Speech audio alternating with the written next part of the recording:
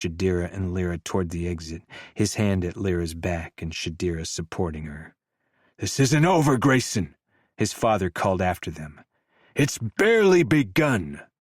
Grayson didn't look back, didn't slow his pace as they left the dining room, the evidence of his father's violence marked in blood on his shirt, and the bruises already forming on Lyra's throat.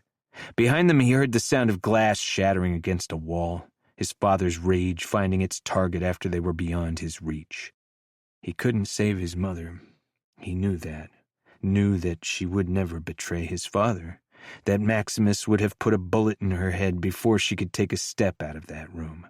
His soul cracked at the thought, at the knowledge that she would be the one to receive his fury with no way out. The truth of Maximus's final words settled in Grayson's gut like lead. This isn't over. Whatever game his father was playing, whatever trap he was setting, this dinner had been just one move on a board much larger than Grayson could see. They were all in danger. He jabbed the button for his floor, leaving a smear of crimson on the polished metal. The elevator doors slid closed, sealing them in silence, broken only by Lyra's short, panicked breaths that Grayson recognized all too well. The aftermath of their father's attention. "Lee," he kept his voice steady, gentle in a way he reserved only for her. "Focus on my voice." Her eyes were wide behind her mask, pupils dilated. Her hand went to her throat where Maximus's fingers had been. "I can't," she gasped, the words fragmenting. Lyra's breathing quickened, each inhale shorter than the last, her body trembling visibly now. Grayson moved toward her, but Shadira was faster, stepping in front of his sister as she tore her own mask from her face. She placed her hands on Lyra's shoulders, her movements careful but decisive. "Look at me," she said, her voice gentler than Grayson had ever heard it. "Through your mask, find my eyes." Lyra's head jerked up, her chest heaving with the effort to draw breath. "Good," Shadira continued, reaching up to adjust Lyra's mask, straightening it softly. "Now breathe with me. In through your nose. She demonstrated, her own chest rising slowly. Out through your mouth." To Grayson's amazement, Lyra tried to follow, her breath still hitching but gradually slowing as she matched Shadira's rhythm. The assassin continued the pattern, her attention fully focused on Lyra, as if they were the only two people in the elevator. "That's it," Shadira encouraged. "Again. In and out." Grayson pulled his tablet from his jacket, wincing as the movement sent fresh pain lancing through his shoulder. He keyed in a secure code, bypassing the usual communication channels to connect directly to Chapman. "Sir." Chapman's voice came through immediately, alert and concerned. "We have a situation," Grayson said, keeping his voice low. "Get to my floor, immediately." He ended the call without waiting for a response, knowing Chapman would be there. The man had never failed him, not once in 10 years of service. Grayson turned back to the women, watching Shadira care for his sister as something shifted in his chest. The scene felt surreal, disconnected from the reality he thought he understood about dagger mouths. They were supposed to be emotionless killers. They were not supposed to care for other people, not supposed to feel empathy, show kindness. Pain pulsed from his shoulder, but he pushed it aside, compartmentalizing it as he'd been taught. Physical pain was the least of what his father had inflicted tonight. The bullet wound would heal. The sight of his father's hand around Lyra's throat, of the gun aimed at his mother's head, those wounds would fester like all the others, buried but never forgotten. The elevator slowed, then stopped as rain began to drum against the glass box. Shadira's gaze moved between them and the city beyond the window, cataloging, assessing, planning. Grayson could almost see the calculations behind her eyes. The doors slid open to reveal Chapman standing at the threshold between doors, back straight, expression neutral despite the blood on Grayson's suit, despite Lyra's obvious distress. Shadira helped Lyra to her feet as Chapman used his own key to unlock the door, stepping inside first to verify it was secure. He nodded once to Grayson before he ushered them inside. "I need you to take Lyra to Callum," Grayson said to Chapman without preamble. Tell him she doesn't leave his side until I contact him. Not for any reason. Not for work, not for father, not for anything. And use the service tunnels, not the main roads." Chapman nodded, already moving to retrieve a coat for her from the closet by the door. Gray. Lyra began, her voice still unsteady. "Please." He heard the desperation in his voice.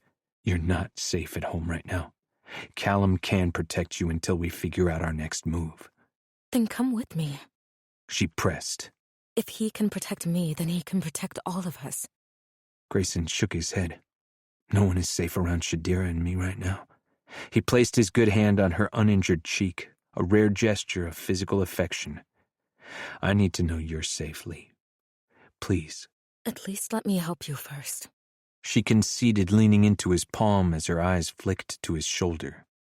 "I'm fine," he lied, ignoring the hot blood spreading down his side beneath his jacket.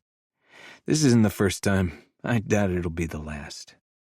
Something about those words seemed to break her completely. She surged forward, wrapping her arms around him in a fierce embrace that sent pain screaming through his shoulder. He didn't flinch, didn't pull away. Instead, he gritted his teeth and wrapped his arms tightly around her, cradling his little sister against his chest as her tears soaked through his shirt. I hate him. She whispered against him. I hate what he's done to us. I want him to die. I know. He pressed his lips to the top of her head. I know, Lee. Go with Chapman. Stay with Callum. I'll fix this. Another lie, perhaps, but one she needed to hear. She pulled back, fingers brushing his injured shoulder with butterfly lightness. Promise me you'll take care of this, she said, gesturing to the wound. I promise. Lyra turned to Shadira then, the movement hesitant, uncertain. Thank you, she said simply. For in the elevator. Shadira inclined her head, her expression giving nothing away. It was nothing. It wasn't nothing. Lyra insisted, then more quietly. Take care of him. At least for tonight. Please keep him safe. Before Shadira could respond, Lyra turned away, moving toward Chapman, who waited in the entryway. His patience infinite, his discretion absolute. Grayson followed her toward the door, opening it and pressing the button to call the elevator, then pulled Chapman back a step. No one touches her, he said, his voice low enough that only he could hear as he withdrew a gun from a drawer in the entryway table and slipped it to Chapman. If anyone tries, even father's men, you have my authorization to use lethal force. Chapman's eyes reflected his understanding. Yes, sir. With my life. The doors to the elevator opened, and in the next breath they were gone, leaving Grayson alone with Shadira in the suddenly too quiet apartment. The absence of others made the space feel larger, emptier, the silence pressing in and suffocating him. Grayson stood motionless, his control maintained by the thinnest of threads. Now that Lyra was gone, now that his focus on her safety no longer anchored him, he could feel something unraveling inside him. A coil of pain and despair that had been wound tight for decades. Control. Everything in his life had been about control, maintaining it, projecting it, never letting it slip, no matter what his father did, no matter what horrors he witnessed on the execution platform, no matter how much of himself he had to carve away to maintain the facade. The sound of his own heartbeat thundered in his ears, the wound in his shoulder a distant concern compared to the rage building inside him.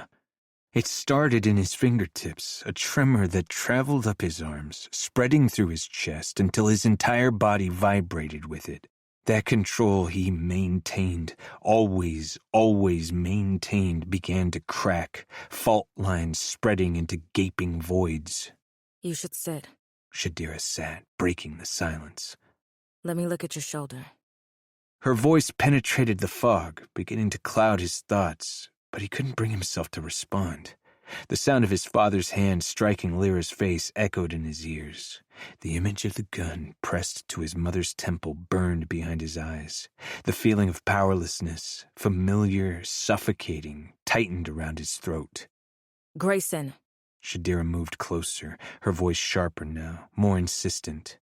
For the first time in his life, Grayson found himself contemplating not just escape from his father's control, but something far more permanent. Something that would end his reign once and for all. Something snapped. His fist connected with the nearest wall before he consciously decided to move, as a sound more animal than human shredded his lungs.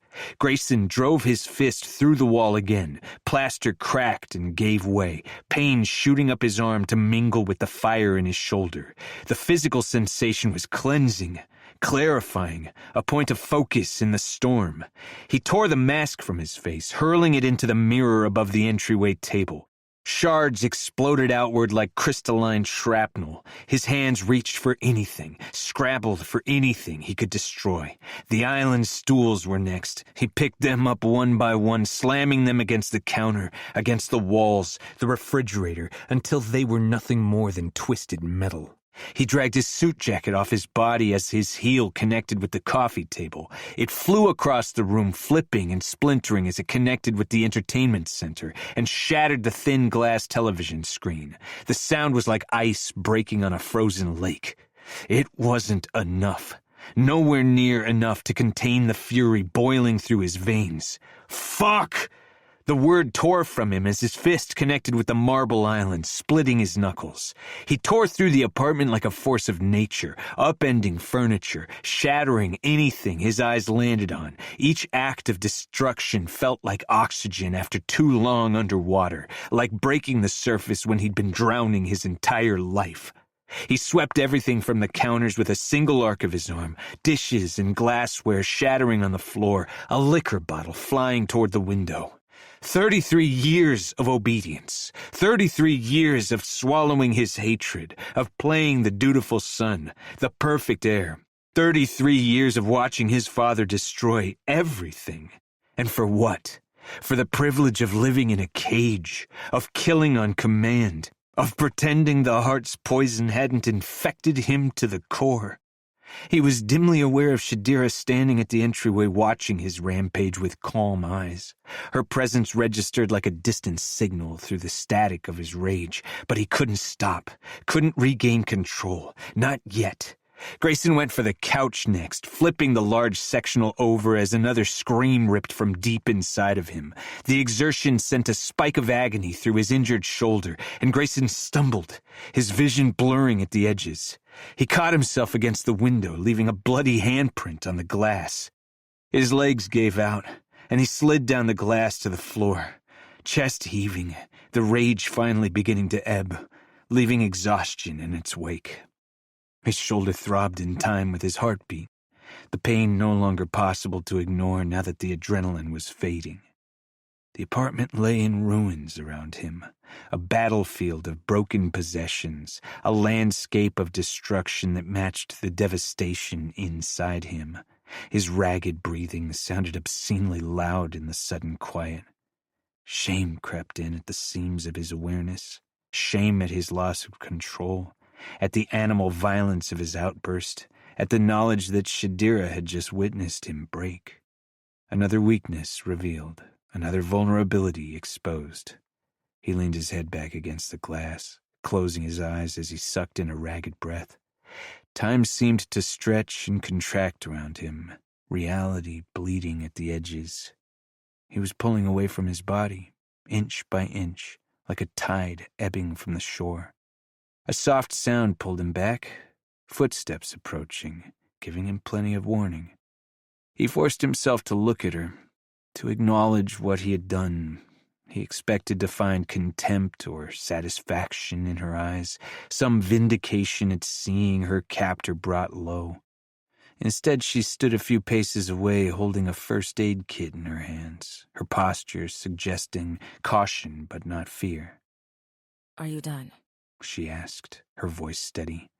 Grayson nodded. She approached slowly as if he was a wounded animal that might still be dangerous. "I won't hurt you," he said, the words emerging rough and raw. "I would never." He stopped, killing the lie before it could form. He didn't have to lie to her, didn't have to pretend this was something it wasn't. They would both hurt each other if they had to, but at least, if nothing else, they were honest about that. A corner of her lips tilted upward, and she knelt in front of him, laying the kid on the floor beside her. I know. She said it so matter-of-fact, as if she understood him on some fundamental level that others missed, as if the line between his controlled public persona and this private destruction made perfect sense to her. I'm going to clean that wound, she said, nodding toward his shoulder. and before you tell me not to bother, remember that if you bleed out, I'm the one who'll be blamed.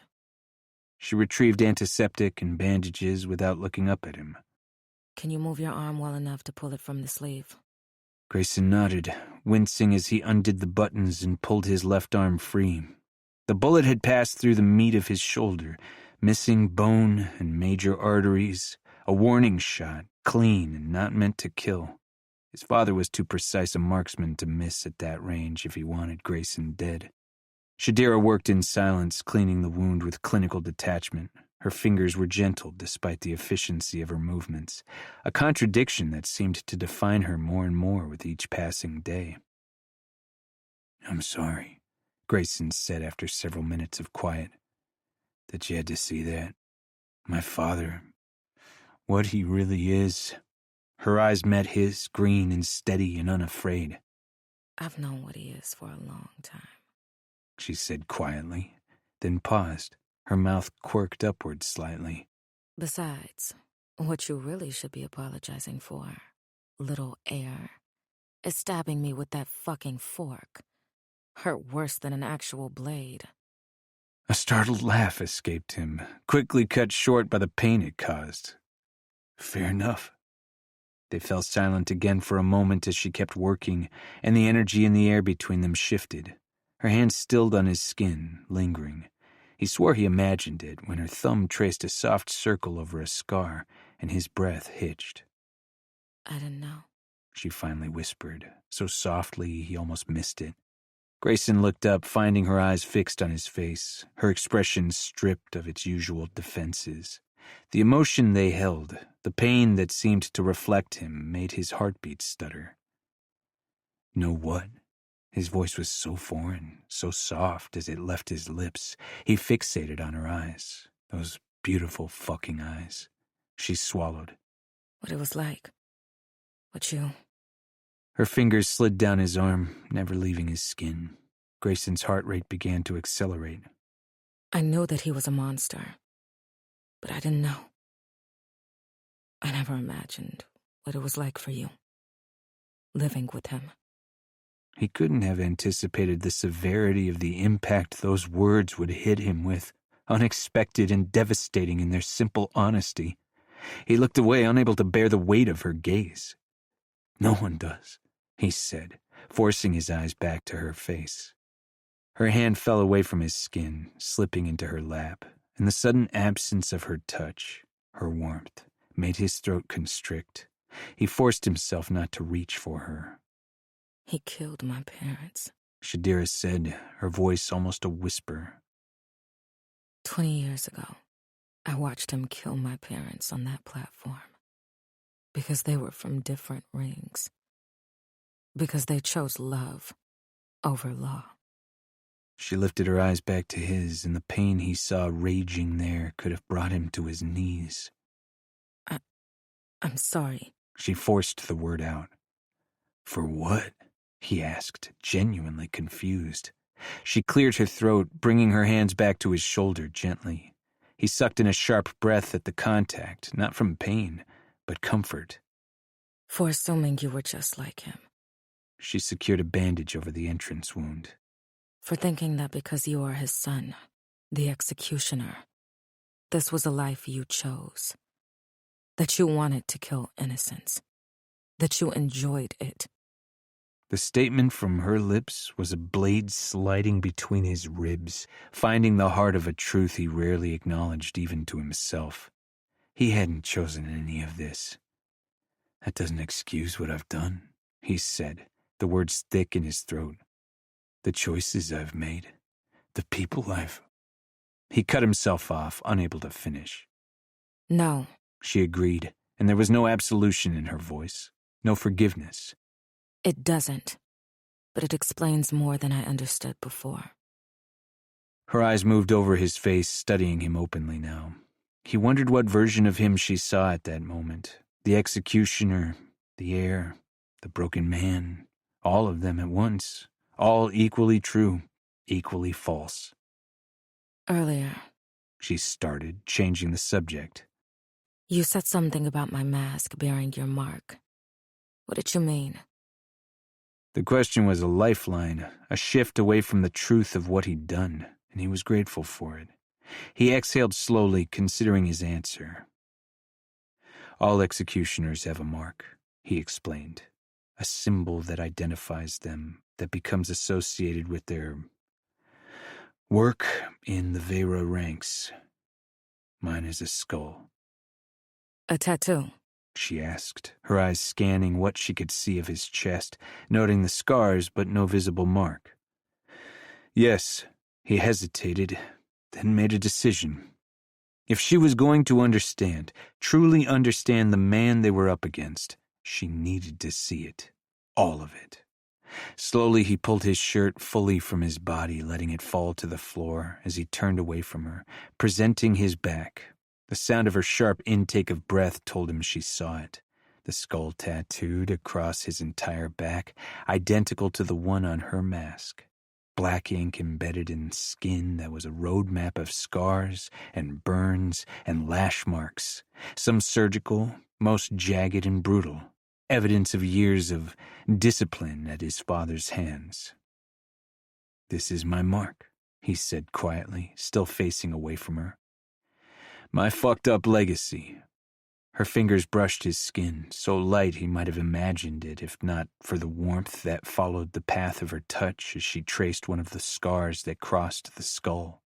And these? She asked, her voice reverent. Are they your legacy too? Grayson closed his eyes, fighting the unexpected surge of emotion her touch evoked. No, they're my education.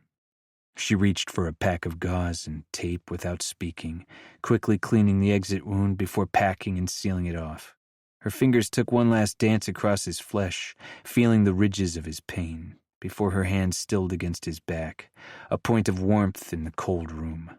Then it withdrew, leaving him feeling strangely bereft. Grayson, she said, and the sound of his name in her voice, without title or mockery or disdain, made something shift inside him. Look at me.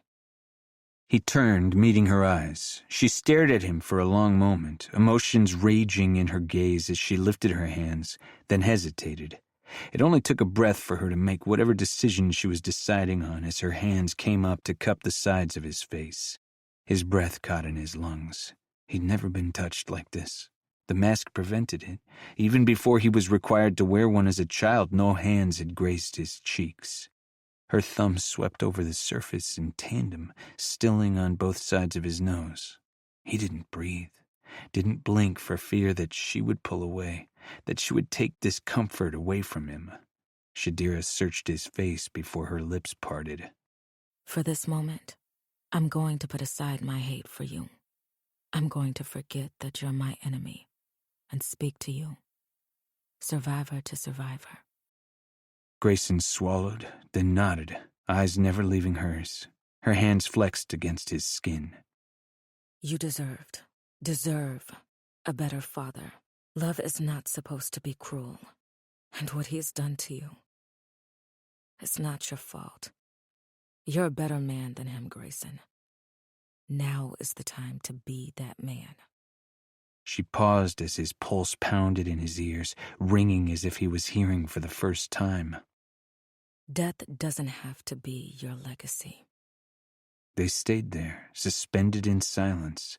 Grayson didn't know how long it had been when she removed her hands, when she stood in front of him and offered her hand.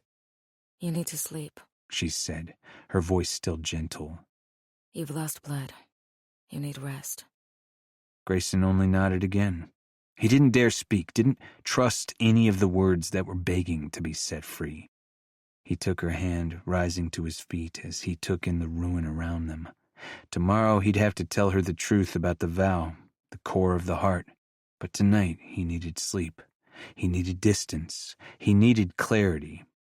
Shadira strode away from him without a word toward her room, and as he watched her go, as those auburn curls swayed with every step she took, he realized the irony of it all. The woman sent to kill him was the only woman who had ever made him feel safe. Chapter 20. I Promise. The door clicked shut behind Chapman as Callum turned to face Lyra. She stood in his entryway with the stillness of prey that had learned any movement might draw the predator's attention, and rage ignited in his chest, white-hot and blinding. His hands moved before his mind caught up, reaching for her face, needing to catalog the damage. She flinched, barely perceptible, but he saw it, felt it like a blade between his ribs. Callum forced his hands to slow, to gentle, telegraphing his movements as his fingers ghosted over the edges of her mask.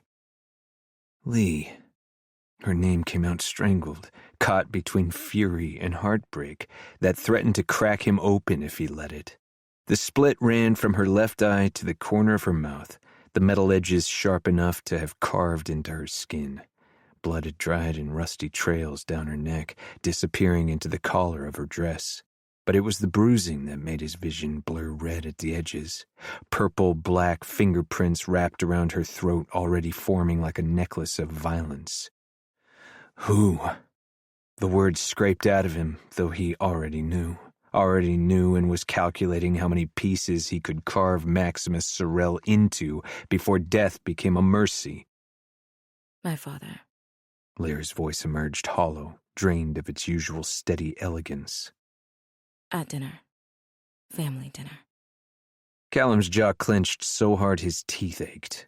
How many times had he watched Maximus destroy his children under the guise of family obligation? How many times had he stood by, powerless, bound by the same system that now had its hands around Lyra's throat? Great tried to stop him.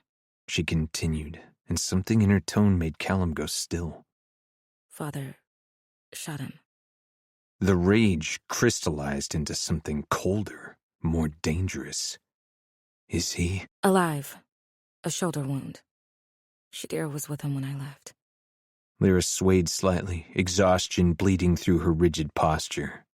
Callum moved, his arms sliding around her waist to steady her. She leaned into him for just a moment, her weight slight against his side, before straightening again, always maintaining that distance, that careful boundary she'd drawn between them. She pushed out of his arms and made her way through the entryway, navigating his apartment like she belonged there. She did, Callum thought, belong there.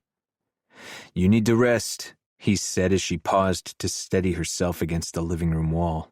She only nodded in agreement as he began guiding her deeper into his living quarters. The space was deliberately sparse, all clean lines and muted colors, nothing that could be used as leverage against him. But he'd kept the guest room furnished, maintained it religiously, though no one ever used it, as if he'd been waiting for this moment, for her to need sanctuary. His hand found the small of her back as they walked, feeling the tension vibrating through her spine. Every instinct screamed at him to take her to his room, to keep her close where he could stand guard, where he could hold her. You can stay in the guest room for as long as you need, he said instead, pushing open the door to reveal the space he'd prepared. Neutral grays and soft blues, her favorite colors. Lyra paused in the doorway, and he watched her shoulders drop fractionally. I'll run you a bath and make you tea. You need something warm, Callum said softly as she moved into the room. Lyra nodded, taking in the space as he forced himself to focus on his tasks, turning on the bath, adjusting the temperature, laying out towels. Each movement kept his hands busy, kept them from reaching for her, from pulling her against him and promising things he had no right to promise. There are clothes in the wardrobe, he said, not looking at her. They should fit. He'd bought them years ago, telling himself it was just prudence, just preparation, not hope for a future with her. The lie tasted bitter now. Callum. Her voice stopped him at the door. He turned back, finding her standing by the window, silhouetted against the city lights below. Even hurt, Even in pain, she was the most beautiful thing he'd ever seen, the most beautiful thing he'd ever lost. Thank you, she whispered. You don't need to thank me, Lee. Not ever. Something unspoken passed between them, that old thread tugging him toward her. He turned away abruptly before he could act on it and fled. There was no other word for the way he left the room, driven out by the weight of everything he couldn't say. The hallway felt longer than usual, the walls closer. His apartment, his sanctuary, his refuge, had become haunted by his mistakes the moment she'd entered it. Callum allowed his posture to finally break out of her sight, his shoulders slumping as he leaned against the wall, the rage ricocheting inside his veins, threatened to erupt, to send him into the night seeking vengeance against a man who thought himself too powerful to touch. He dragged a hand down his mask before pushing from the wall and retrieving his tablet from his pocket. He typed in a code, and the screen flared to life with security protocols. 3 layers of encryption, 2 proxy servers, and a voice scrambler that would make him sound like static to anyone trying to trace the call. The line connected after 2 rings. We need to meet, Callum said without preamble. Tomorrow? The voice on the other end was careful, recognizing the deviation from their usual protocol. Tonight. No, Callum caught himself, glancing back at the guest room door. Tomorrow night. Things have escalated. I want an extraction. Absolutely fucking not. The words came out harder than intended, sharp enough to cut. We stick to the original plan. There is no way to extract safely. Once the vow ceremony is completed, we can talk new arrangements. The plan didn't account for... The plan accounts for variables, Callum interrupted. This is a variable. We adapt. We don't abandon. Thane, listen to me, he hissed, checking the hallway to ensure he remained alone. Maximus has doubled security at every checkpoint. The heart is crawling with his personal guard. Moving now would get them all killed. Quiet stretched across the connection, weighted with silent arguments. Finally, she needs to know we're trying. I don't give a damn about her if it fucks with my plans. Callum sucked in a long breath, his jaw flexing before he continued. Fine. I will make sure she's at the meet tomorrow. But you can send 1 person. 1. They will be able to talk to her, but if they try to get her out, I will kill them. Nothing gets in the way of this plan. A pause. 2. Callum's free hand clenched into a fist. 1. Any more risks exposure if I'm bringing her. Another pause. Okay. Tomorrow night. The usual place?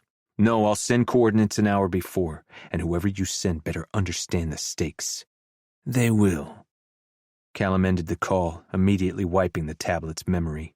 The device would show nothing more than a normal evening's browsing history, carefully cultivated to maintain his cover. He slipped the device back into his pocket and made his way to the kitchen. As his mind began to race with contingencies, with the delicate dance of betrayals and allegiances that had become his life. The kettle met the stove with more force than necessary, the metal connecting with a sharp clang that echoed through the quiet space. His hands wouldn't stop shaking. Not from fear, he'd long ago trained that response out of his body, but from rage, so concentrated it seemed to have its own gravity, pulling at his muscles, his bones, his blood. Maximus was cracking, pressure slowly breaking down the dictator. That meant their window was closing. Whatever he was planning, whatever was causing him to snap was nearing. They had to strike first. While the water heated, he measured loose tea leaves into a porcelain pot.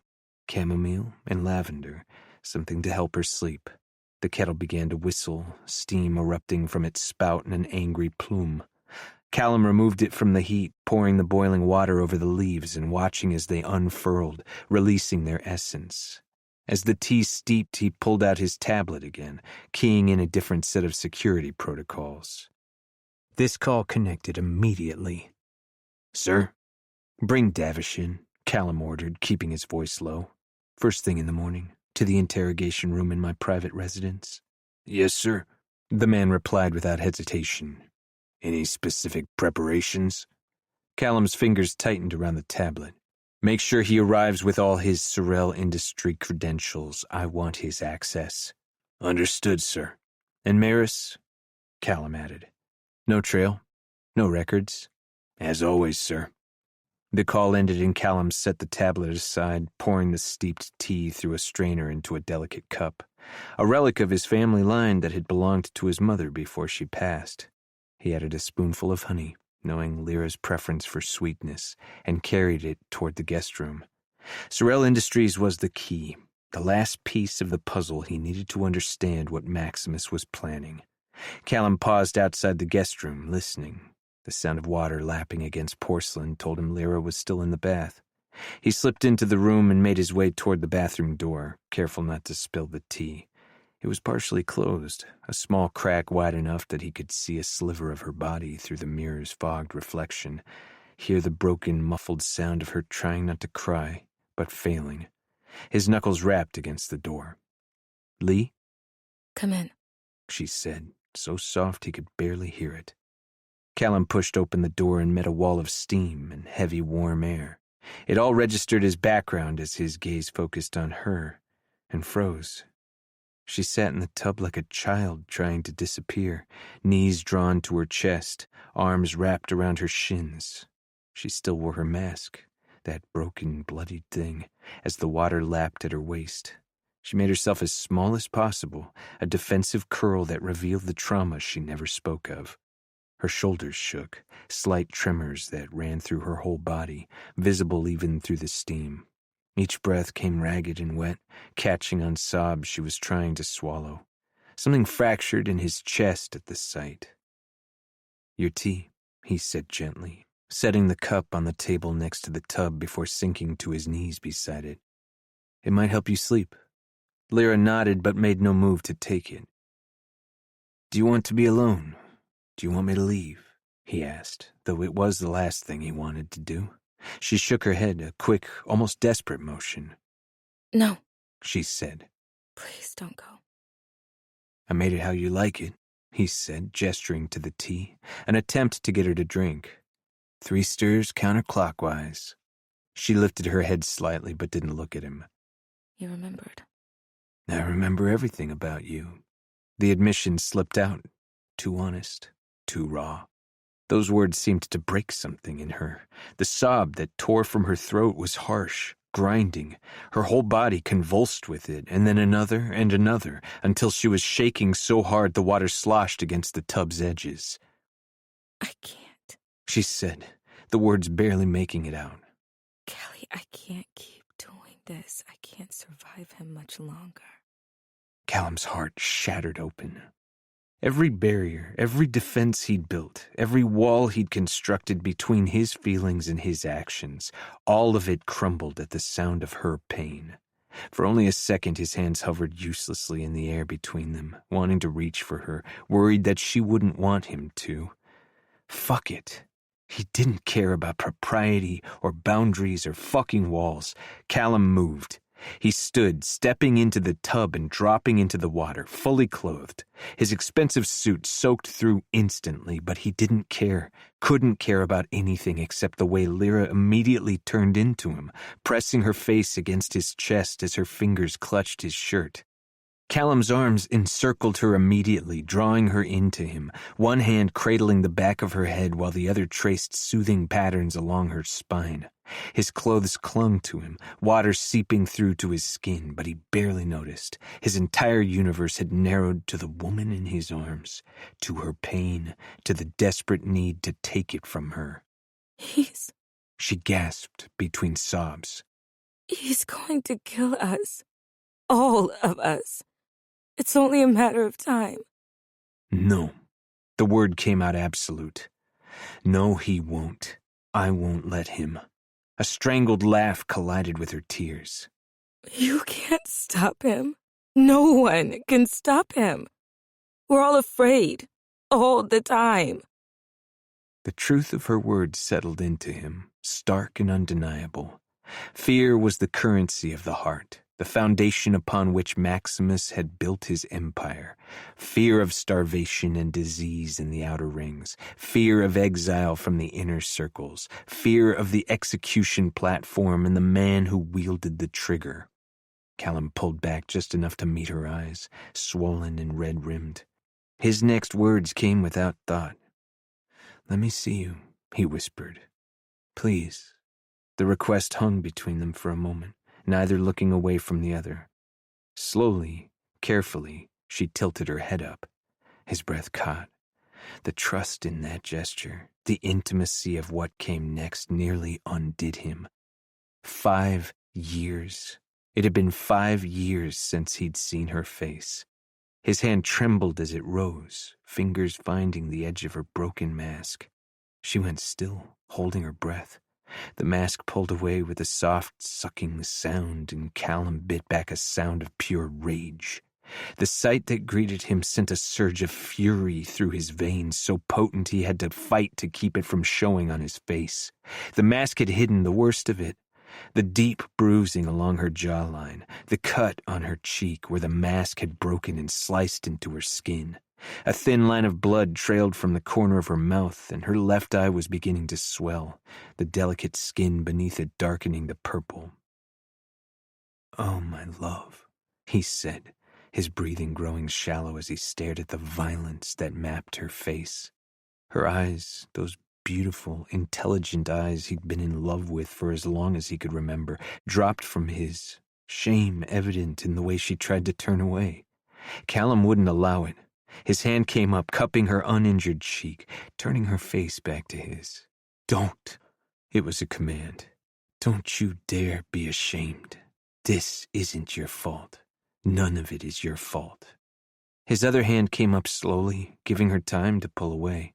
When she didn't, his fingers ghosted over the injuries, cataloging each one, filing it away in the ledger of debts Maximus Sorel would pay. His touch lingered on the cut, feeling the heat of inflammation, the way she winced despite trying not to. He leaned down, pressing his lips to the wound, a whisper of contact and benediction. Not a kiss of passion, but of promise, of reverence, of rage transformed into something almost holy. Lyra's breath caught, her body going still beneath his lips. "I'm going to make him pay for this," he whispered against her skin, and his voice held no trace of kindness. This was the real Callum Thane, the one who lived in the heart's shadows, who collected information like weapons, who had been planning Maximus Sorel's downfall since childhood, since the day he'd first seen the evidence of his cruelty on Grayson's body. For every mark, every bruise, every moment of fear he's ever given you, I'm going to destroy him so completely that history will forget he ever existed. She shuddered against him, her hands fisting in his soaked shirt. "Promise me." "I promise." He pulled back to meet her eyes, no longer hidden, no longer guarded. "With everything I am, everything I have, he'll never touch you again." Lyra was his, had always been his in some ways, even when he'd been forced to let her go. And anyone who hurt what was his would learn why even the dark recoiled from the man who owned the heart's secrets. Chapter 21. I have a plan. Morning bruised across the sky, dark purple bleeding into a sickly yellow, as Lyra woke to find her pain had crystallized into something sharper, pure, distilled, clarifying anger that settled into her bones like mercury, heavy and toxic, but absolutely necessary. Her face throbbed with each heartbeat, the gash on her cheek pulling with every small movement. She touched it gingerly, remembering Callum's lips against the wound, the promise in his voice, when he'd sworn revenge. But revenge wasn't enough anymore. Revenge was reactive, defensive.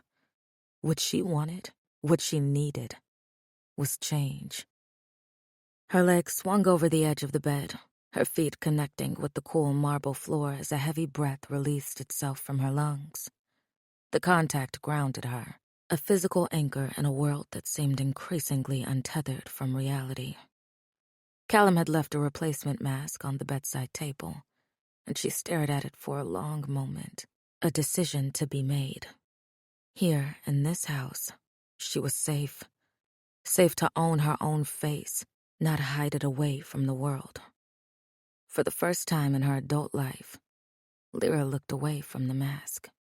She moved through the guest suite and into the main living area of Callum's apartment and paused at the threshold. Two men stood in the kitchen area, their postures alert despite the early hour. Security guards, part of Callum's private detail. Their faces were bare, an act of rebellion on Callum's part. He refused to live by the heart's rules in his own home, refused to make his men abide by them. Their eyes widened slightly at the sight of her unmasked features. In unison, they both reached for the masks they'd discarded on the long kitchen table, and Lyra threw up her hand. "Please," she said softly. "You don't have to hide. Not from me." The men glanced at each other, before their eyes came back to her, and nodded. She could see the battle in them, trying to force themselves not to focus on her ruined face. "Ma'am?" The taller of the two said, inclining his head respectfully. "Mr. Thane asked us to inform you that breakfast is available whenever you're ready." Lyra nodded, her hand unconsciously rising to her throat. "Where is he?" "Downstairs in his office, ma'am." The guard replied. "He's in a meeting, but should be done shortly." "Thank you," she said, moving toward the breakfast tray laid out on the counter. "I'll wait for him here." The guards dipped their chins and retreated to their posts by the door, giving her space, while remaining vigilant. Lyra poured herself tea from the waiting pot, letting the familiar ritual settle her thoughts.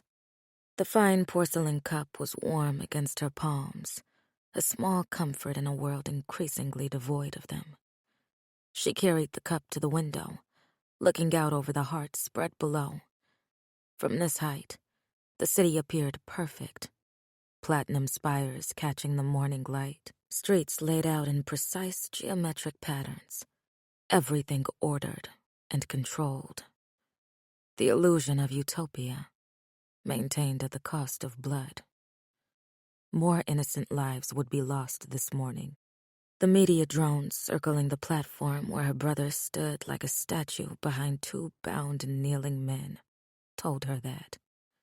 The red cord around their wrists, the red ceremony uniforms of the Vera officers seemed angrier today. The color more accusatory. She had spent her life standing at windows like this one, looking out at her father's domain, crafted press releases that painted the heart's brutality as necessary security measures. Always the dutiful daughter, always the obedient woman, always the voice that smoothed over the regime's crimes for public consumption. She wouldn't do it. Not anymore. Something shifted inside her chest, a tectonic movement of emotion that had been building for years. The fear that had been her constant companion since childhood receded, replaced by something hotter, something with teeth. Rage. Not the momentary flashes of anger she'd felt before, quickly suppressed beneath the layers of training, of fear and self-preservation. This was deeper, more fundamental, a molten core of fury that seemed to burn away the fog she'd lived in for so long. Lyra's hand tightened around the teacup, her knuckles whitening with the pressure. She watched her own reflection in the window, superimposed over the city below, as the execution began. The bruises, the cut, the swelling, visible evidence of what had always been true, but carefully hidden. She was born from violence, and she had helped maintain the system that enabled it.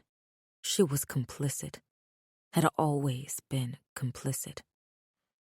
Her skills, her intelligence, her gift for narrative, It had all been used as weapons in her father's arsenal. Her position gave her access to information, to communication channels always used for his manipulation. If she had the power to maintain the system, she had the power to undermine it. Lyra set the teacup down on a nearby table, her hand shaking from the decision she had already made. She'd waited her whole life for power to be given to her, to be worthy of it, for permission to use the influence she already possessed. No more waiting. Lyra reached for her tablet, another concession to her status. Hard elite were allowed personal communication devices, while lower ranks made do with public terminals and limited access. Her fingers moved over the screen, navigating to a contact she'd never used, but never deleted. The call connected after 3 rings. "This is unexpected," A voice answered, cautious, but curious. Lyra glanced to the doorway where Callum's men stood conversing between themselves, then took a step closer to the window and lowered her voice. "I have a plan." The heavy iron door had been installed 30 years ago, back when Maximus still believed in the possibility of redemption through suffering. Now, he knew better. Suffering was not the path to enlightenment. It was simply the most efficient tool for maintaining order. His fingers found the lock's familiar grooves, the mechanism clicking open as it registered his prints. The corridor beyond stretched into shadow, lit only by sparse bulbs that created pools of sickly yellow light. This wing of his residence remained unknown to most. Even his children believed it held nothing more than storage for old Sorel artifacts. The lie had been necessary. Some aspects of governance were too pure, too essential to be diluted by outside observation. Maximus reached the end of the hall and descended the stairs with measured steps. His knuckles ached from the impact of Alara's lesson. She had created weak heirs, useless children. The thought of Lyra, of Grayson's pathetic attempt at rebellion, at his own table, reignited a flare of anger in his chest.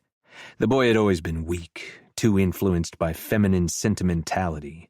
Last night had proven it beyond doubt. Defending that boundary trash, challenging his father's authority in front of the women. The corruption ran deeper than Maximus had suspected. Another lock, another door. This one newer, reinforced with titanium plating. The room beyond had been his father's design, though Maximus had made improvements over the years. Efficiency was a virtue in all things, particularly in the application of corrective measures. The scent hit him first, sweat, urine, fear, and the metallic tang of blood. Familiar, comforting in its consistency. Some things never changed, no matter how much the world pretended to evolve. Alara stood in the center of the room exactly where he'd left her 12 hours ago. The metal mask encased her entire head, a masterwork of psychological and physical torment. The weight of it forced her neck forward, muscles straining against the burden. The chain connecting it to the ceiling allowed her to stand but prevented any relief through sitting or lying down. He observed the spasms running through her calves and thighs as her legs trembled with the effort of remaining upright. Her dress, the elegant cream she'd worn to dinner, hung off her body, ripped and bloody. Green and blue bruises mottled her exposed arms, proof of her betrayal and its consequences. One shoulder had dislocated during her lesson in obedience. He could tell by the unnatural angle, the way she held the arms slightly forward. Maximus circled her slowly, his footsteps heavy on the concrete floor. Each sound made her flinch, minute movements that sent the chain swaying. Good. Anticipation was half the lesson. "My poor wife," he said, letting false sympathy color his tone. The words were a ritual, part of the process that had played out hundreds of times over their marriage. "Look what you've made me do." A sound emerged from within the mask, not quite a sob, not quite a word. The design muffled everything, reducing communication to its most basic elements. Another efficiency. He continued his circuit, noting the drying blood in the bed of her nails at the tips of her fingers where she'd torn at the mask trying to find escape. Such pointless struggle. She knew how this ended. She always knew, yet she persisted in these small rebellions that necessitated correction. 35 years, Maximus mused, stopping directly in front of her. 35 years of marriage, and you still haven't learned your place. Do you know how that reflects on me? The president of Newfound Haven, patriarch of the family, unable to control his own wife. The chain rattled as she swayed again, exhaustion making her movements increasingly erratic. He reached out, steadying her with a hand on her dislocated shoulder. She made a sound that might have been a scream if she hadn't swallowed it. I wish you would stop making me punish you, he continued, maintaining that same conversational tone while applying subtle pressure to the injured joint. It's tedious, frankly. I have more important matters to attend to than repeatedly teaching you the same lessons. Women were creatures of emotion, his father had taught him. They lacked the capacity for true logical thought, for understanding the complexities of governance and order. They required firm guidance, clear boundaries, consequences for transgression. Without these things, they became chaotic, destructive, like Lyra last night, speaking out of turn, questioning his authority. Like Alara teaching their daughter she had permission to be bold, an example of speaking out of turn. The weakness spread through female blood like a disease. He'd seen it in his mother, that soft corruption that had ultimately required her elimination. He saw it in Alara, despite years of careful conditioning, and now in Lyra, who'd somehow absorbed these poisonous ideas about equality, about women deserving voices in matters beyond their comprehension. Alara was supposed to be one of the good ones. Maximus's father had vetted her bloodline before they agreed to their vow. All obedient, all submissive, all women that knew exactly where their place was, kneeling at the feet of men. His wife was the rotten apple. Do you remember your place now? He asked, releasing her shoulder to resume his slow patrol around her trembling form. Or shall we continue this lesson? The response was immediate, a frantic nodding that sent the chain into wild motion. Her legs buckled slightly, knees bending before she forced them straight again. The chain would hang her if she fell too far. Words, Alara, use your words. The sounds that emerged were barely human, distorted by the mask's interior design, but he'd had decades to learn this particular language of suffering. Yes, She was saying. yes, please. Yes, what? He stopped behind her, close enough that she could feel his presence, but not see him, even if the mask allowed vision. Be specific. More sounds, desperate now. Her whole body shook with the effort of remaining upright, of forcing words through the mask's confines. No place. No, my place. And will you speak out at my table again? A violent shake of her head followed by strangled attempts at, No, never. Never again. Maximus considered extending the lesson. There was value in thoroughness, in ensuring the message had truly been absorbed. But he had other matters to attend to. Grayson, the rebellion growing in the rings, the approaching vow ceremony, the reports from the military base that required his attention. Efficiency demanded he conclude this particular session. He produced the key from his inner pocket, taking his time with the motion. Let her hear it, recognize it, feel that mixture of hope and dread that preceded release. The lock was positioned at the back of the mask, and she went rigid as the key made contact, every muscle tensing. The mechanism released with a soft click. The mask came away like the jaw of a wild beast, and Maximus pulled it from her head as he circled back to see her face. She looked at him for one moment, just one, and he saw it there.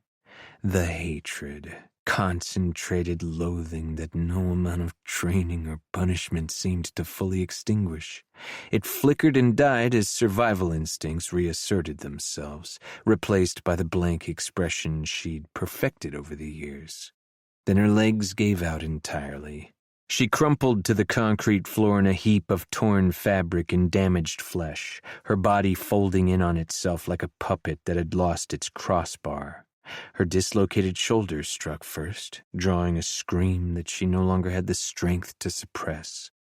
Maximus stepped back, avoiding the sprawl of her limbs. She lay there gasping, chest heaving with desperate gulps of air. Her hands clawed weakly at the floor, trying to find purchase, trying to push herself up as training demanded. But her body had reached its limits. She could only lie there, shuddering with each breath. He watched her struggle for a moment, cataloging the damage with detachment. Nothing permanent, nothing that wouldn't heal, nothing that would show beneath her clothing. He'd been precise, as always. Another reason for the mask. It was for her own protection, really, so her face would remain safe from her lessons. The bruises would fade, the cuts would close, the shoulder could be reset. By the time of the vow ceremony, she'd be presentable again. The perfect wife, the perfect mother to the heart. "Miranda," he called, his voice carrying to the corridor beyond. The maid appeared within seconds. She'd been waiting, knowing the routine. An older woman, cardinal-born, but elevated to his service through years of perfect obedience. "Clean her up," Maximus instructed, turning toward the door. "Reset the shoulder first. She'll need full mobility for her public appearances, and to complete her plans for the vow ceremony. I want her presentable within 24 hours. Yes, President. Miranda murmured, already moving toward her.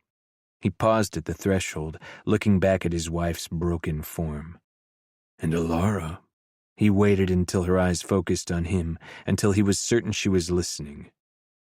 Remember that Lyra is at the age where her vow must be considered. I would hate for her to require similar instruction in wifely duties. The threat landed perfectly. He saw it in the way her body tensed, the way her fingers curled into fists around her dirty clothes. Maternal instinct, another weakness, but a useful one when properly leveraged.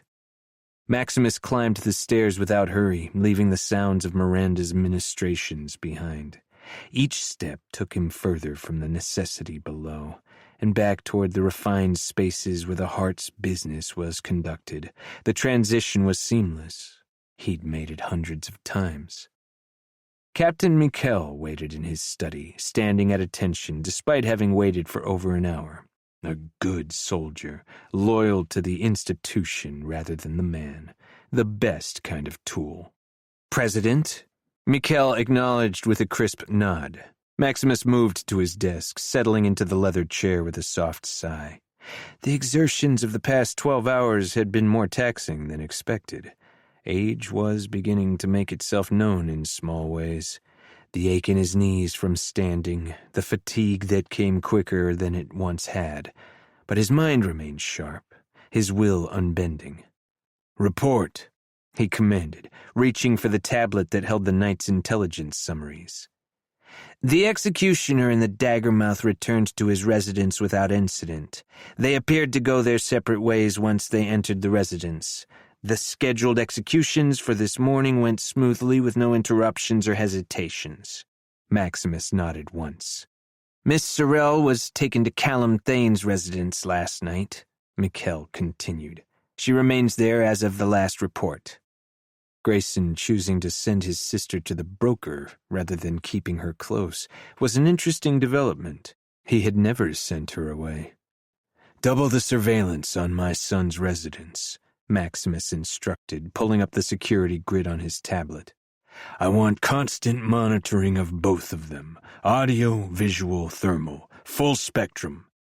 "Sir, the surveillance in that unit has been experiencing technical difficulties." "Then fix it." The words came out sharp, edged with threat. "I don't care if you have to replace every camera and microphone in the building. I want eyes on them at all times." Mikkel inclined his head, making notes on his own device. Should I assign physical surveillance teams as well? Discreet ones. Nothing that would alert them to our interest. Maximus leaned back, fingers steepled as he considered the broader implications. My son is more compromised than I thought. That woman's influence is concerning. That was an understatement. Last night had shown him how far Grayson had fallen, how deeply the corruption had taken root. Standing against his father, stepping in line of punishment, sending away his sister rather than maintaining family unity.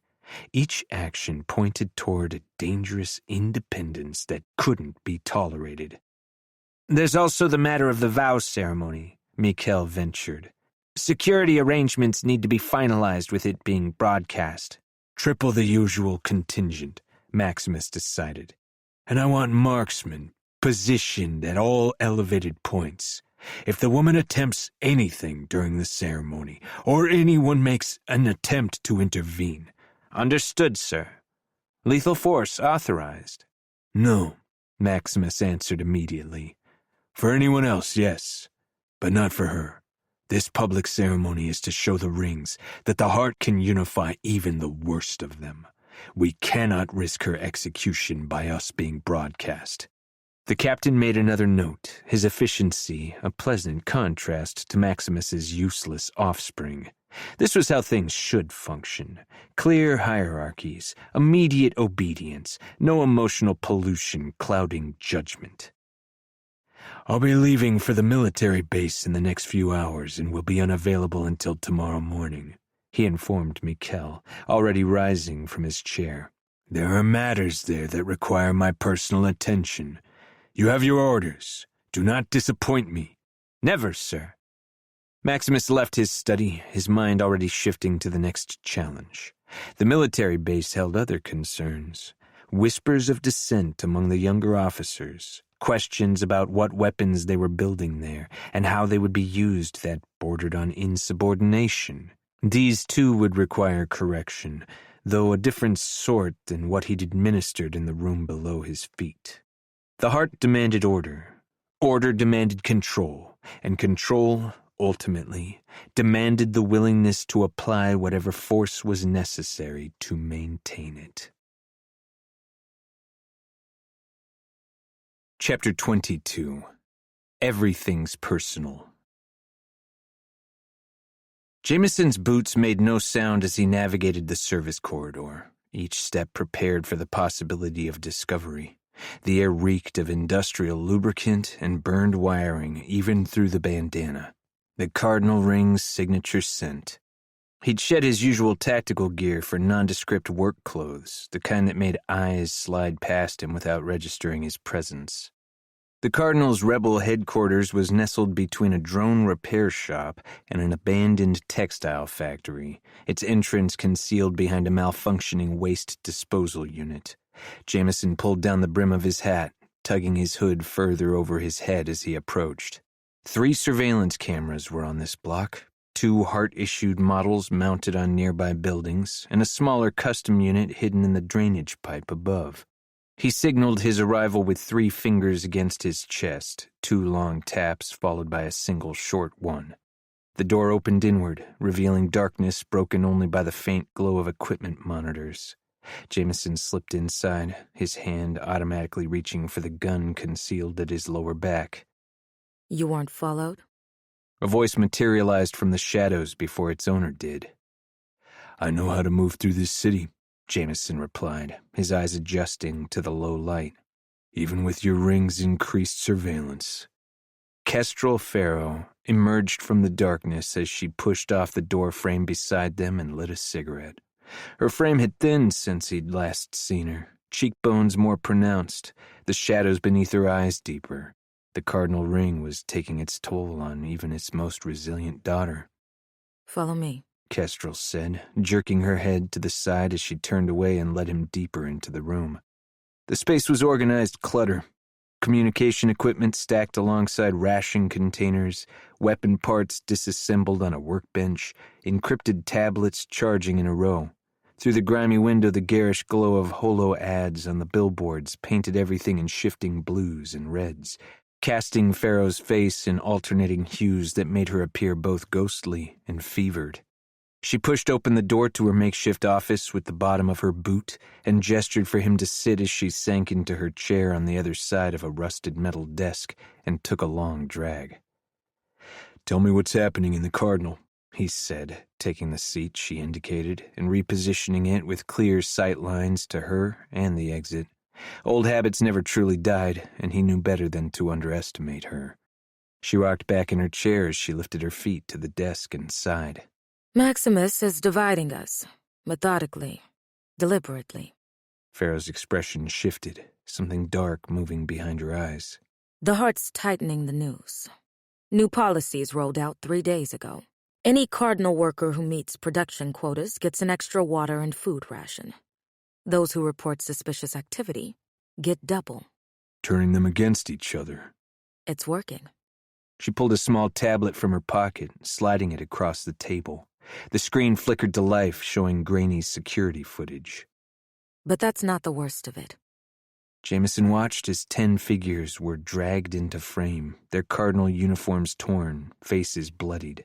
The agricultural dome's viewing area stretched behind them, that pristine window into abundance that mocked everything the outer rings endured. The Vera worked with efficiency, stringing that red rope over the support beams. They were caught trying to smuggle seeds, Pharaoh said, her voice flat. Not even food. Just seeds. The potential for food. Fucking tyrant, he muttered under his breath as the footage continued. Jameson's jaw clenched as the workers were hauled upward, feet kicking, hands clawing at the ropes around their necks. They left them there for 5 days, Pharaoh continued. Made every shift watch them rot while they worked. 10 cardinal citizens, strung up like a warning. My people, Ghost. My people. The anger in her voice was controlled, refined into something sharp enough to cut. Jameson recognized it, the same rage that had been eating him alive since childhood. Our people, he corrected, meeting her gaze head-on. It's not just that. She leaned forward, her feet landing on the ground with a loud thud as she lowered her voice. The Heart isn't just tightening control on rations. They're preparing for something. Something big. Vera presence has doubled at all Cardinal checkpoints. The Cardinal workers assigned to weapons manufacturing posts on the base have not come back for 10 days now. They have never kept them overnight before this. Do you know if they are still alive? Jameson asked. Yes. Her eyes flicked to the window, then back to him. My sources say they are developing something new. Something they do not want anyone to know about. So they are quarantining them until it's done. She swallowed. But I suspect they will never leave that base alive, now that they've seen whatever it is with their own eyes. Jameson stayed quiet for a long moment, watching as she crushed the remainder of her cigarette. The Cardinal needs to join with us, he said finally, turning to fully face her. Your ring has access we don't. Entry points to the Heart, technical expertise, numbers. Combined with boundary muscle and our network of smugglers, he let the sentence hang. You're talking about open rebellion. Pharaoh's voice was neutral, but her brown eyes were sharp, assessing. I'm talking about survival. Jameson held her gaze. How long before whatever they're building at that base is turned on all of us? How many more public executions are we willing to endure? The Boundary's been fighting back for decades, but we've been doing it alone. Imagine what we could accomplish together. A holo ad for Heart-approved entertainment flashed particularly bright, momentarily bathing them both in artificial daylight. In that flash, Jameson caught the full measure of exhaustion in Pharaoh's face. She was beautiful. Golden blonde hair that fell to her shoulders, olive-toned skin with freckles scattered over its surface, scars covering her body like the rest of them had. That beauty was what made her dangerous, among many other things. She knew how to use it to get into the right rooms, to manipulate men in her favor. Right now, beneath that beauty, all Jameson could see was the pain written in the way she held her shoulders, the exhaustion from carrying the weight of her ring's suffering. They had that in common. I have something to add to your intelligence, he said, reaching into his pocket and placing a small object on the table. A drone chip no larger than his thumbnail. Pharaoh picked it up, examining it closely. Heart technology, but I've never seen one this small before. That's because it's from a new kind of drone. They can collapse in on themselves to get through tight spaces. They're mapping the boundary, Jameson explained. They started following me a while ago, and I've seen them every day since. Each one we've shot down has the same type of data. They are cataloging every building, every tunnel, every hidden passage, creating a complete three-dimensional rendering of both rings. For what purpose? That's the question that keeps me awake at night. Jameson ran a hand over his face. You don't map territory this thoroughly unless you're planning to do something with it. My guess is whatever they are creating on that base has something to do with it. She stayed silent. We have to do something. Jameson leaned closer, urgency bleeding into his voice. Together, we'd have a chance. Real coordination, not just parallel resistance. Your workers could sabotage production lines, create shortages the heart can't ignore. The boundary could hit their patrol and supply routes, their security checkpoints, force them to spread their resources thin. Pharaoh tilted her head, that bird-like gesture that meant she was truly listening. And what makes you think the boundary would follow your lead on this? The Daggermouths have their own agenda. Because the heart has one of their own. Ah. Pharaoh's lips curved into something that wasn't quite a smile. The infamous shade. The heart's newest acquisition happens to be your, what should I call her? Lover? Partner? Weakness? Don't. The warning in his voice was clear. She raised her hands in mock surrender. I'm simply pointing out that personal vendettas make poor foundations for revolution. This isn't personal. A half-truth. Everything's personal when you're watching your people die. She leaned back, studying him. But perhaps that's what we need. Someone stupid and brave enough to actually pull the trigger. A pause. Everyone knows what she did. It's not spoken of openly, but everyone is singing. Everyone is whispering. I know, Jameson sighed. What's your plan for her? Pharaoh asked, rolling her neck. A muscle in Jameson's jaw twitched. We're going in tonight. Jaeger, myself, plus a small Daggermouth unit. That's fucking suicide, Jay. She couldn't hide the shock from her face. You'll die before you make it to the first checkpoint out of the Cardinal. I'm done arguing this with everyone, Jameson snapped. It's happening. I waited 3 days. I won't let her rot away in the heart. Touching. Her tone was dry, but something in her expression softened fractionally. I'll consider your alliance proposal. If you survive tonight's stupidity, we'll talk terms. She stood, moving toward the door. I'll try to get additional shipments to the boundary in the meantime. Food, medical supplies, water, but I can't promise anything. Jameson rose, checking his watch. 6 hours until the extraction, until he either had Shadira back or died trying. Kiss. She paused at his voice. Thank you. Don't thank me yet. If you die tonight, I'll have to work with Rook, and neither of us want that. She pulled the door open as Jameson smiled at the comment. The two of them had never seemed to get along, even when they were running the streets together decades ago. Be careful. The heart is changing, becoming more unpredictable. Dying beasts often are, he replied, then slipped past her out of the room. The rooftop gardens of Sorrel Tower existed in defiance of the ugliness they grew above. Grayson sat on a bench between their perfectly maintained rows, watching the surveillance drones above circle in predictable patterns. He counted them out of habit, 17 visible from this vantage point, another 30 hidden between buildings. His eyes fell to his boots where blood was still splattered from the morning's duties. He flexed his hands, feeling the phantom weight of his gun, hearing the echo of his voice pronouncing the sentences. 3 more families shattered. 3 more reasons the rings would celebrate his death. His uniform chafed against his injured shoulder, the fabric stiff and unforgiving. He should have changed. But after the platform, after watching the light leave those men's eyes, He needed air, needed distance from his world. This was the furthest he could get. Grayson closed his eyes, trying to push away the image of the young man barely out of his teens, executed for association with dissident elements. No evidence presented, no defense permitted. Just another body falling to the platform floor as he pulled the trigger. Slowly he pushed his eyes back open, focusing on the gardens instead of his thoughts. Like him, they existed in an artificial environment, sustained by resources stolen from others.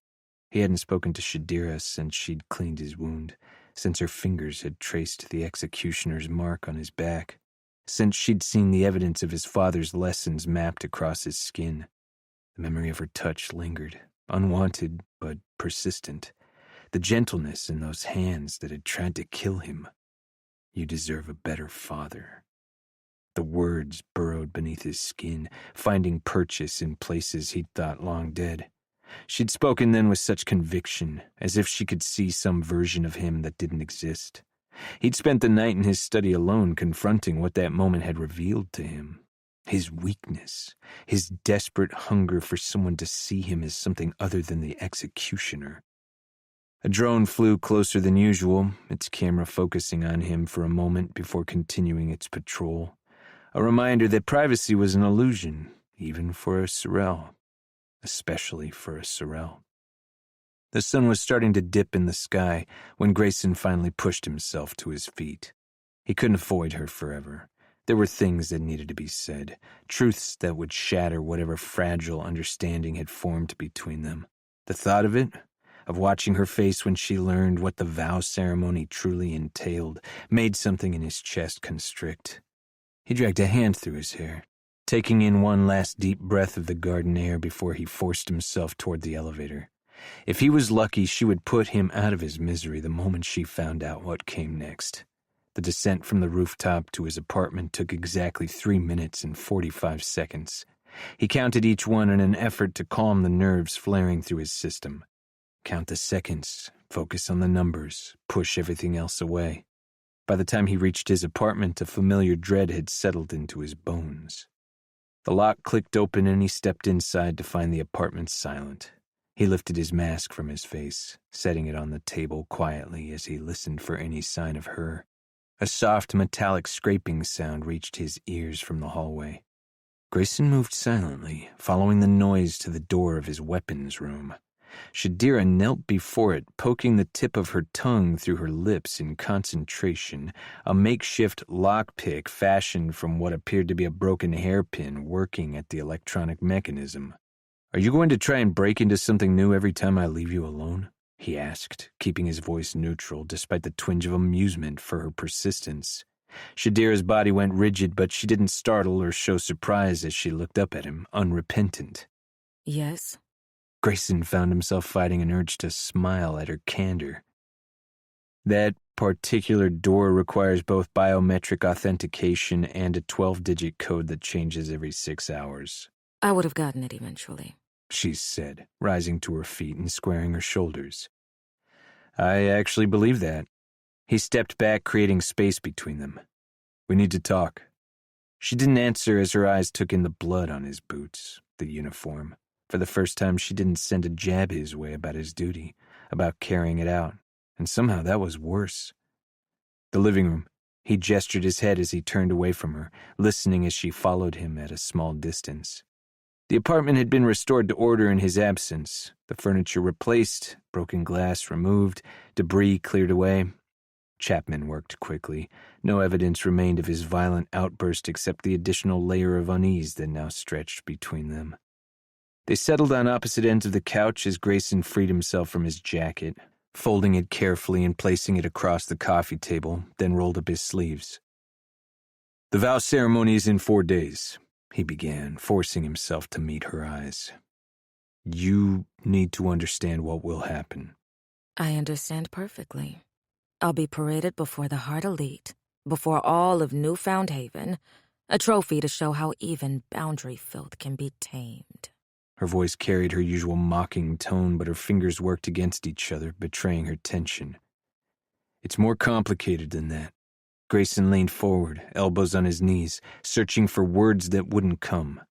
How did one explain a horror built on generations of tradition, a ritual designed to dehumanize and control?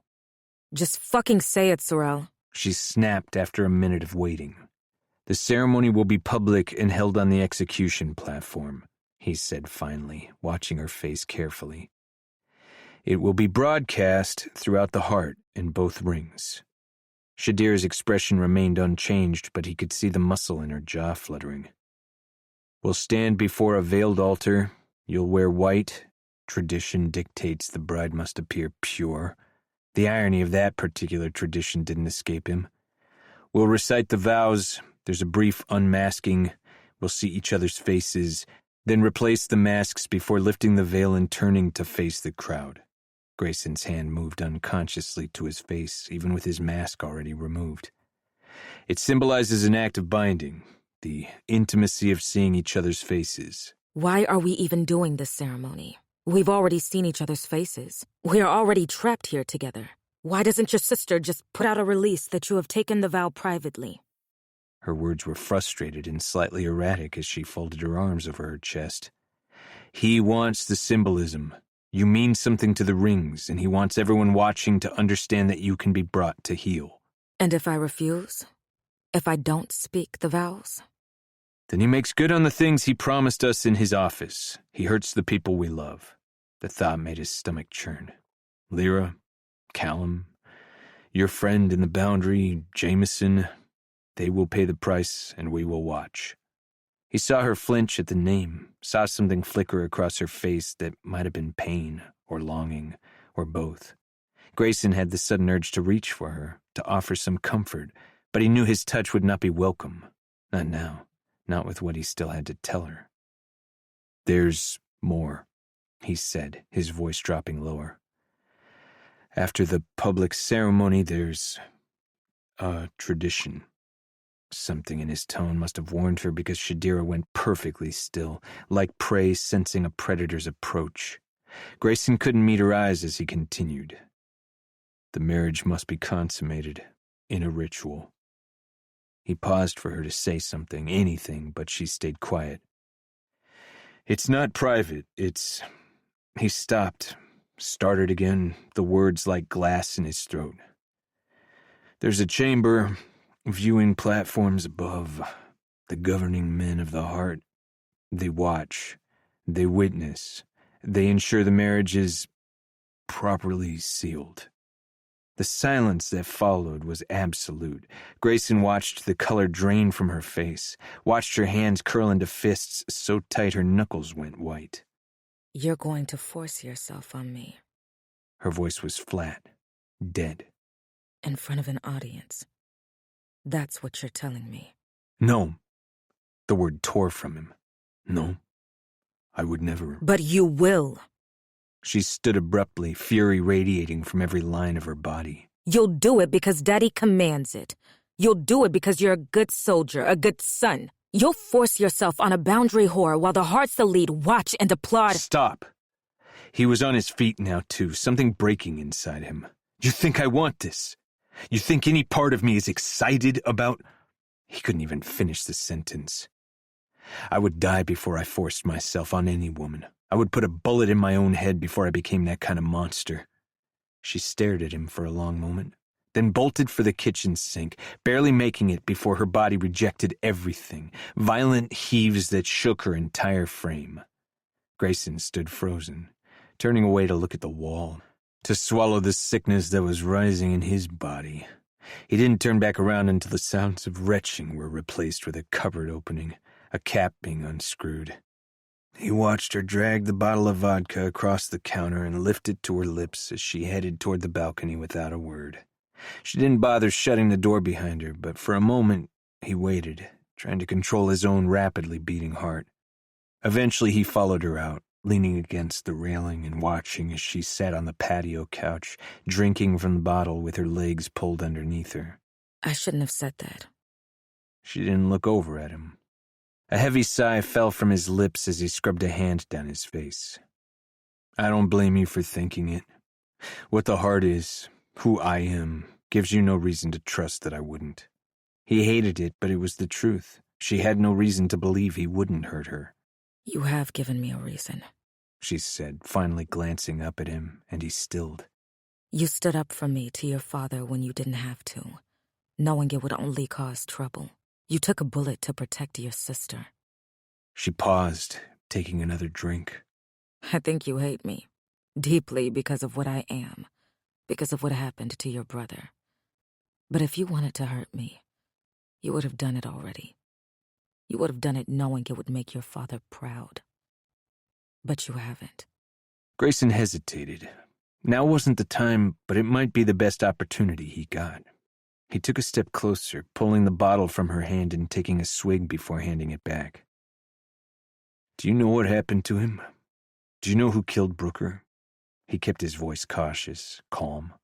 No. She shook her head. The answers sounded honest. I had no idea his death was at the hand of a daggermouth until you said it. She met his eyes from over the bottle. I think you're missing the bigger picture here. His brows furrowed. What do you mean? God, you're dense. She rolled her eyes. No one in the Boundary or the Cardinal has the kind of money needed to purchase a contract. The hit on your brother, on you, came from inside the heart. Shadira lifted a brow and smirked at him. He was dead long before a daggermouth ever got to him. Grayson froze. He hadn't even considered that fact. He'd been so blinded by Yeager's signature on the contract, by his hatred for daggermouths, that it hadn't fully clicked that the only ones who could afford the hit were the ones living in the heart. Looks like your precious heart has a snake in it, Shadira said, snapping him from his spiral. He took another step toward her, snatching the bottle from her hands, and took a long pull as he fell onto the couch beside her. She pulled away from him as their thighs brushed, watching him carefully from the corner of her eye. Neither of them spoke for a long while as they passed the bottle back and forth, drowning their reality as it raced toward implosion. Grayson finally broke the silence. Would you tell me if you did know who killed him? She finally turned to look at him. No. Grayson couldn't hold back the smile this time, the corners of his lips lifting. It wasn't the answer he wanted, but it made him trust her. She was honest, remained loyal even when it could get her killed, and he admired that. A groan escaped his lips as he tilted his chin up toward the sky and rested his head on the back of the couch.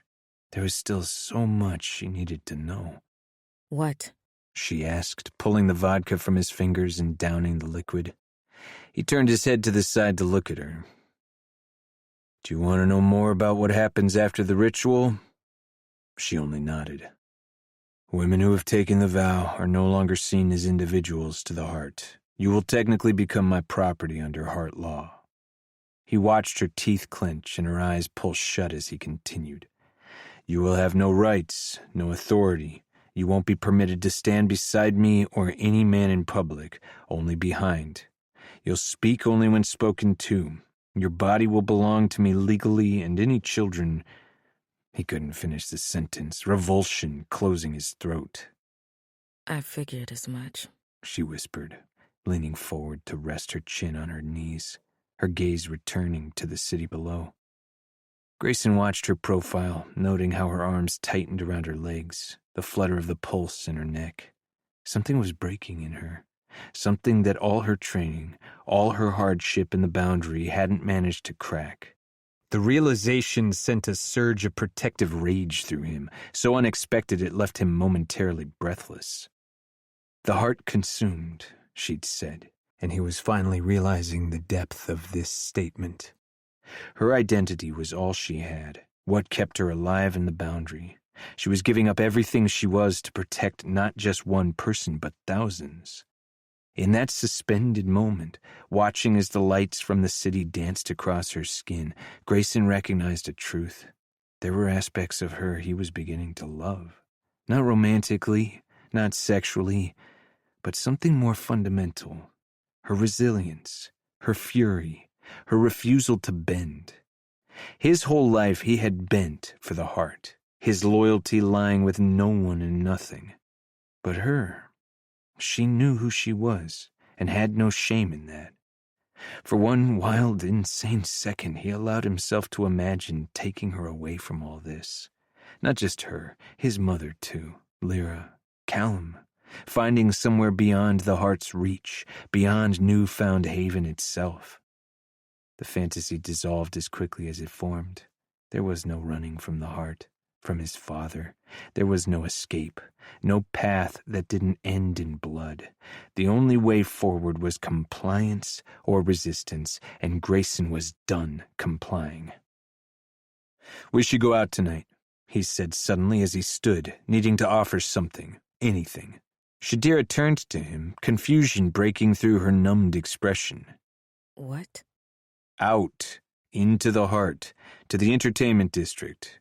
You should see more than this apartment. Have something before..." Before I become your property. She said dryly. "Before we lose all our freedom," he corrected softly. "We can go to Callum's clubs. They're safe from my father's surveillance. You can drink yourself unconscious, and I can check on Lyra." Shadira studied him, suspicion warring with the curiosity in her expression. Why would you offer that? "Because I need to see you alive before they kill your spirit. Because I want to witness you uncaged while it's still possible. Because I hate what I'm part of, what I'm doing to you. Because..." he started instead. "The last time you were drunk here, you nearly burned the place down. I'd like to keep our home intact." Our home. He hadn't meant to say that. It was his home, not theirs. A smile flickered across her lips, there and gone so quickly he couldn't be sure he'd seen it at all. She considered the bottle in her hand, then set it aside. Fine, she said, unfolding her legs from beneath her. But I need to change first. She started to rise, wavering slightly as the alcohol hit her system. Grayson moved without thinking, his hand reaching out to steady her. His fingers closed around hers, the contact sending an unexpected jolt through his nervous system. They froze like that, hand in hand, neither pulling away. Her skin was warm, calloused, marked with the scars of a life lived in violence, so different from the soft, pampered hands of heart women, so real. His thumb moved across her knuckles, tracing the edges of the numbers tattooed there. The contact shouldn't have felt intimate. It was nothing, a moment of balance, of steadying. But his hand refused to release hers, and still, she didn't pull away. Between one heartbeat and the next, his fingers were moving, tracing upward, following the lines of her tattoos, the ridges of her scars. Each mark a story, each scar a survival. His touch was light, giving her opportunity to pull away, to push him away. She didn't. His fingers reached her shoulder, paused on the ridge of an old wound, a bullet, maybe, or a knife, then continued their path upward to the curve of her neck where her pulse hammered beneath his fingertips, fast but strong, like her. Grayson's fingers flexed around her neck and Shadira's eyes fluttered shut. Something dark and hungry unfurled in his chest at the sight, at the realization that she might share his preferences for rougher handling, for the edge of pain with pleasure. His thumb pressed slightly against the hollow beneath her jaw, testing, and her breath caught audibly, not in fear. He knew fear intimately, could taste it on the air when present, but in something else, something that mirrored his own suppressed hunger. He hardened against his will as her pulse responded to his touch, despite everything between them. "We should go." He forced the words out, his voice rough with restraint. For a moment he thought she might lean into his touch, might acknowledge whatever current was flowing between them. Instead, her eyes snapped open as she jerked away. She cleared her throat, eyes not meeting his. I'll change. The words were clipped and cold as she pushed past him, striding back into the apartment and shutting the glass door behind her with more force than necessary. Grayson's feet remained rooted in place, his body humming with unwanted desire, with self-disgust, with confusion. He reached for the abandoned vodka bottle and took a long pull, letting the alcohol burn down his throat, hoping it might cauterize whatever wound had just been opened between them. Chapter 23. 4 hours. Wolf's Head reeked of cheap liquor, the stench clinging to Jameson's clothes the moment he stepped inside. The bar's neon lighting cast dancing colors across the worn tables where dagger mouths drowned their miseries one glass at a time. He scanned the room, eyes adjusting to the cigarette smoke filling the air, until they settled on the table in the far corner where Jaeger sat surrounded by 6 of his best, the only people in Newfound Haven crazy enough to attempt this mission. Jameson's hand drifted to the gun at the small of his back out of habit, the weight grounding him as he crossed the room. Jaeger didn't look up as he approached, his hands flipping that same damn coin through his fingers. The old man was staring at a map laid in front of him, his other hand running over marked checkpoints with meticulous attention. "You're late," Jaeger said, still not looking up. "Cardinal checkpoints are doubled," Jameson replied, sliding into the empty chair. "Had to take the sewers through 3 sectors. Now Jaeger's eyes lifted, gray and sharp. "If you can't navigate a few patrols, maybe you're not the right man for this." "I am the only man for this," Jameson shot back as the bartender appeared at his shoulder, placing a whiskey in front of him. Jaeger nodded, his lips quirking up in a smile as he gestured to a large duffel bag beside him. "Then let's get started." The team around the table watched with the unnerving stillness that marked all dagger mouths. Jaeger had chosen well. Each face bore the hard lines of survival, the blank expressions of those who had killed too often to count. They had names, but Jameson never learned them.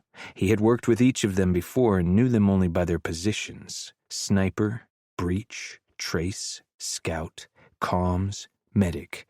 Specializations, not people. It made the inevitable losses easier.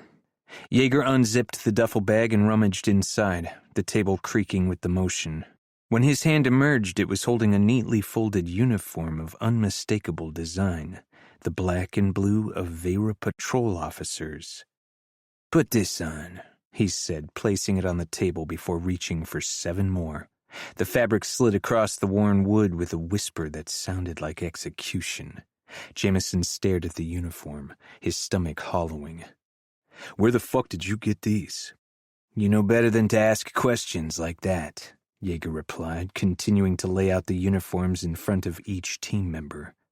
"Let's just say some Vera decided they didn't need them anymore."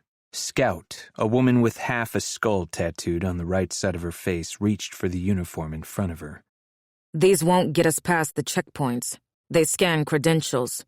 "Which brings us to how we're getting in," Jaeger said, nodding to Comms, who produced a small tablet from inside his jacket.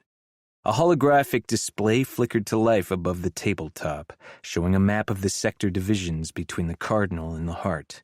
Red dots pulsed at each checkpoint, like wounds in the city's skin. "Checkpoint 37.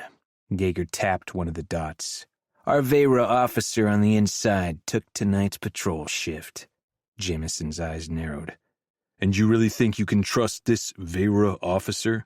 "Everyone has their price." Jaeger shrugged.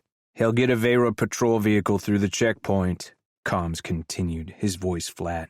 "We'll be inside, dressed as officers returning from a patrol in the Cardinal." "And if they check the patrol schedule?" Breach asked, his massive hands dwarfing the uniform he now held. "It's handled," Jaeger clipped as he reached into the bag one last time. He pulled out a 9th uniform, smaller than the others, and placed it on the table with a gentleness that didn't match his usual movements.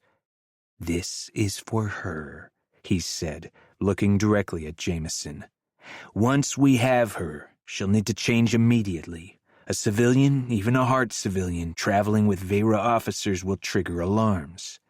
Jameson's fingers brushed over the fabric, the material stiff and heavier than it looked.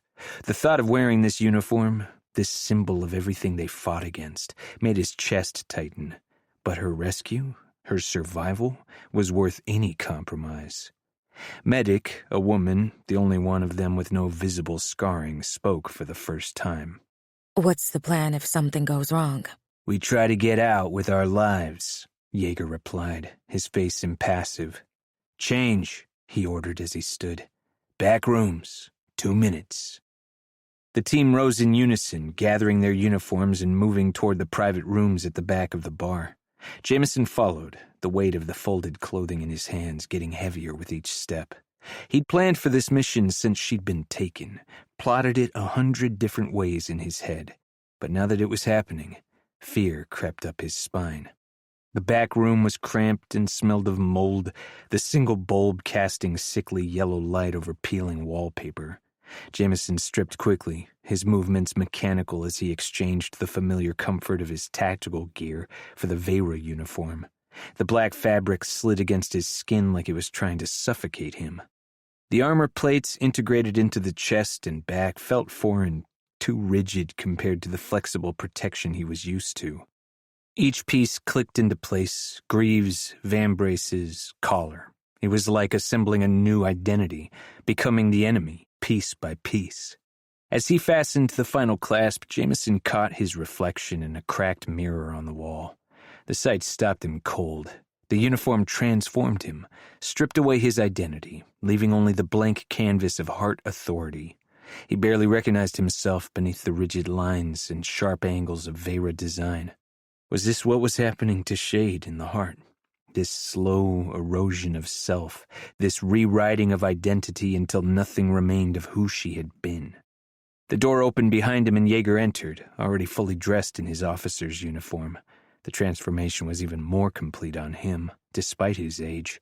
He carried the Vera uniform with a disturbing naturalness, as if he'd been born to it. "Worried?" Jaeger asked, noticing Jameson's fixed stare at his own reflection. "Terrified," Jameson admitted, turning away from the mirror. "Not of dying, of failing her." Jaeger crossed the small room, adjusting Jameson's collar with practiced fingers. "I taught Shade everything she knows. That girl is like a daughter to me." His eyes, usually cold and calculating, held something Jameson had rarely seen, genuine emotion. "But you, Ghost, you're the one she'll fight to come back to. Don't make me regret letting you come." The words carried both threat and blessing, the closest thing to approval Jaeger had ever offered. "I won't leave without her," Jameson promised. "I know," Jaeger replied. "That's what worries me." He handed Jameson the final piece of the disguise, a Vera officer's patrol helmet with its distinctive reflective faceplate. Unlike the decorative masks of the elite, these were functional, designed to conceal identity while providing tactical information through heads-up displays. "Remember," Jaeger said as Jameson took the helmet, "in and out. No heroics, no revenge against the executioner, no matter how much you want it.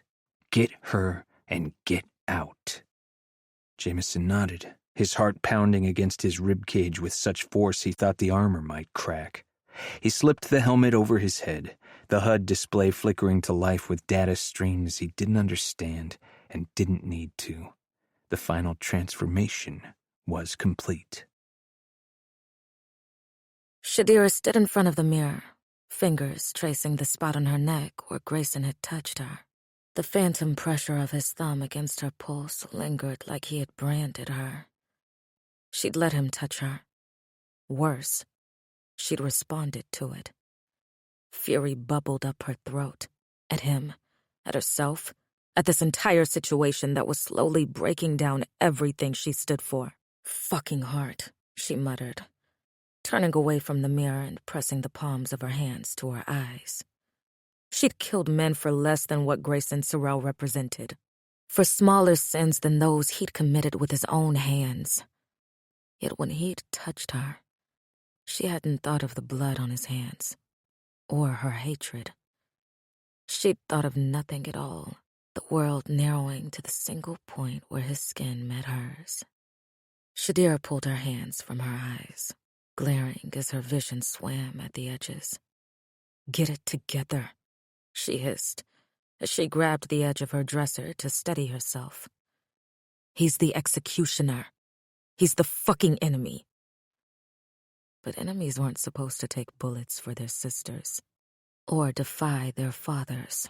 They weren't supposed to reveal vulnerabilities or share their pain. They weren't supposed to have backs mapped with scars from the same system they enforced. This club, this night out, it was a distraction, nothing more. A chance to gather intelligence, to see more of the heart's layout, to plan her escape when the opportunity arrived. When, not if. She had to believe that. Shadira pulled open the drawers until she found something suitable. The selection was limited, mostly clothes Lyra had sent over and Grayson's shirts. Grayson's shirts. Jesus, fuck. Concentrate. She shook her head as she settled on a pair of black pants and a dark green top with an open back. The fabric felt too fine against her fingertips, but at least the colors would help blend her into the shadows if necessary. She stripped quickly, tossing her shirt aside and reaching for the new one. As she tugged it out of the drawer and over her head, something fluttered to the floor, landing face down by her feet. A photograph. The photograph.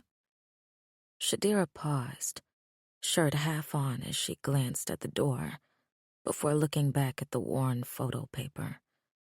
She finished pulling the shirt into place, before bending to retrieve the photo. She had more time to study it now than she'd had when she found it. The two men standing side by side, arms thrown carelessly around each other's shoulders. Grayson, younger, perhaps early 20s, his unmasked face smiling in a way she'd never seen. The expression transformed him, erasing the hardness she'd come to associate with his features, replacing it with something that no longer existed in him. The thought made her chest constrict, that light had been beaten out of him. The second man had to be Brooker. The resemblance was unmistakable, the same sharp jawline, the same dark hair. But where Grayson's posture always held tension, this man seemed relaxed, confident in a way that suggested he had never questioned his place in the world, even with his mask off. They stood in what looked like a garden, the heart's platinum skyline visible behind them. Shadira turned the photo over. No inscription, no date, just an image of their unmasked faces, frozen in time. A single picture that in the wrong hands could get Grayson killed. She turned it back, studying Brooker's face more carefully. A strange sensation crawled up her spine as she looked at him, a sense of déjà vu she couldn't place. Something about the angle of his smile, the way he held himself. She'd never seen an elite in the Boundary. No member of the Sorrel family would ever venture into the outer ring, especially not unmasked. But somehow, she knew this face. A sharp knock at her door yanked her from her spiraling thoughts. She jerked in surprise, nearly dropping the photograph. Shadira? Grayson's voice filtered through the door. Are you ready? I'll be right out, she called back, her voice steadier than she felt. Quickly, she folded the photograph and slipped it into her back pocket, patting it once to ensure it was secure. Her fingers slid over her mask, tracing the design, before pulling it from its stand and placing it over her face. The weight settled against her skin, a barrier between her and a world she didn't belong to. Between her and Grayson. She would need that barrier tonight. The patrol vehicle smelled cleaner than anything in the rings. Jameson climbed in last, settling onto the hard bench across from Yeager, the unfamiliar weight of the uniform constraining his movements. 8 of them packed tight in the transport's rear compartment, breathing the same recycled air, hearts pounding in unison. No one spoke. The stakes were too high for small talk, the risks too great to waste breath on anything but necessity. The engine hummed to life, the subtle vibration traveling up through the metal floor into Jameson's bones. For a moment, claustrophobia threatened to overwhelm him, The enclosed space, the identical faceplates surrounding him, the knowledge that they were heading straight into the heart of enemy territory with only the thinnest of disguises protecting them. The partitions slid open, revealing their driver's unmasked profile. Jameson's gun was raised and pointed toward him in one single breath without hesitation. "You've got to be fucking kidding me," Jameson snarled as Yeager pushed him back. "Put your gun down, Ghost," Yeager commanded, but Jameson didn't listen. His finger tightened on the trigger. "This is your officer on the inside? Him?" Jameson breathed, his voice shallowing to that pitch he used to steady himself before taking a shot. "Put your fucking gun down," Yeager ordered again, this time his hand wrapped around the barrel, yanking it toward the floor. "Control your dog," Captain Mikkel hissed from the front seat. A low growl left Jameson's throat. He was Maximus Sorel's right hand, the man who kept all the Vera in line, the man who stood beside Grayson Sorel on the execution platform. He'd seen his unmasked face in black market photos enough times to recognize him. Jameson's eyes snapped to Yeager, rage erupting in his gut. This was a setup. This had to be a setup. "You are trusting this piece of shit with our lives, with Shade's life. I told you," Yeager barked, the palm of his hand connecting with Jameson's shoulder as he shoved him back into place against the wall. "Everyone has a price." Jameson's chest rose and fell frantically, his eyes darting back and forth between Mikkel and Yeager, weighing his options. The silence pulled for a long minute before Mikkel spoke again. "Credentials," he said, his eyes still studying Jameson's form as he passed Yeager a small stack of metallic cards. "They're genuine but time-sensitive. They will only be good for 4 hours. After that, any checkpoint they are scanned at will alert a security lockdown." Yeager took the stack and distributed them to the team. Jameson accepted his, running a thumb over the cool surface. The card pulsed once with blue light, recognizing his gloved touch, then displayed his temporary identity. Officer Tanis Vrel, Patrol Unit 8, Cardinal Sector, Authorization Level 3. "How'd you manage genuine credentials?" Scout asked, examining her own card with skepticism. "Courtesy of the uniforms you are wearing now," Mikkel answered. "Officers die on patrol. Sometimes their deaths aren't reported immediately." Jameson bit back a scoff. "No loyalty to your own men? I wonder what that means for us." Mikkel turned to fully look at him then, his full unmasked face on display. "My loyalties are no concern of yours. I have skin in this rebellion and I plan to save it." "Where's the target?" Yeager intervened before Jameson could snap back. Mikkel turned forward, his eyes flicking to the rearview mirror, meeting Yeager's reflective faceplate before pulling his helmet back over his head.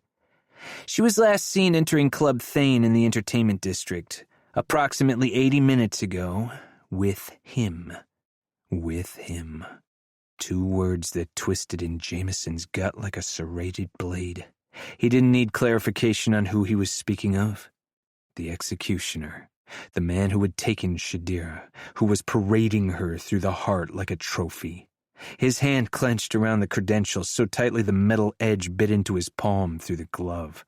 The pain was grounding, a sharp counterpoint to the rage threatening to cloud his judgment. This wasn't about Sorel, it was about Shadira. Getting her out, getting her home. "Club security?" Yeager prompted. "Standard for hard elite establishments on the outside," Mikkel replied as he guided the vehicle through the dimly lit maintenance roads that wound through the Cardinal's industrial sector. 6 guards at the main entrance, 2 at each emergency exit. Inside, though, I can't help you. Thane uses his own private security and surveillance inside all his clubs, and it changes by the hour." "Convenient," Breach muttered.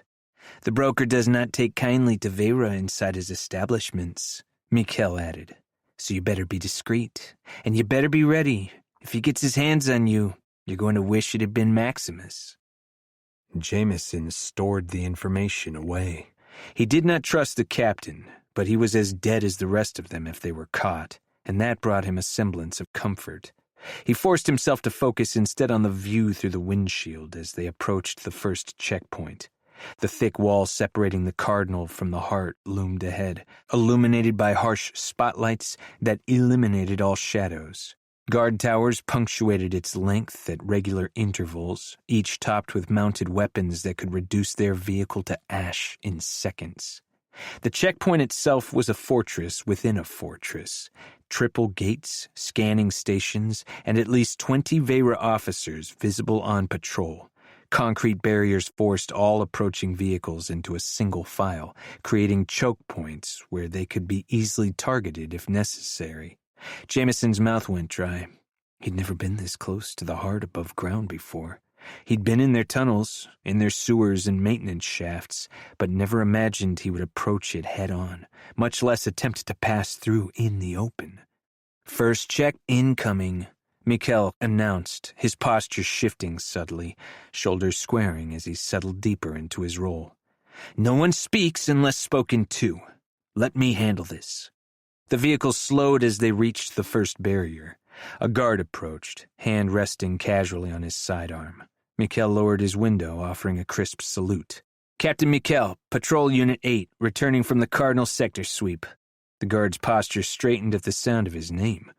"Sir." He inclined his head, mirroring Mikkel's salute. "Credentials, please, sir," he said, gesturing toward the scanning pad mounted on the pole beside the vehicle. Mikkel pressed his card against the pad. It glowed green, accepting his identity without hesitation. The guard glanced at the scan results on the tablet in his hand, then peered into the back of the vehicle, eyes taking in the rest of them. "Full complement tonight?" he asked, a note of curiosity in his voice. "President's orders," Mikkel replied smoothly. "Increased presence in the Cardinal following the agricultural incident." The guard shook his head, his voice hardening. "About time. Stringing up a few more of those thieves might help the rest remember their place." Jameson's jaw clenched behind his faceplate, but he kept still, kept silent. The guard waved them through the first barrier, and Mikkel eased the vehicle forward toward the main scanning station.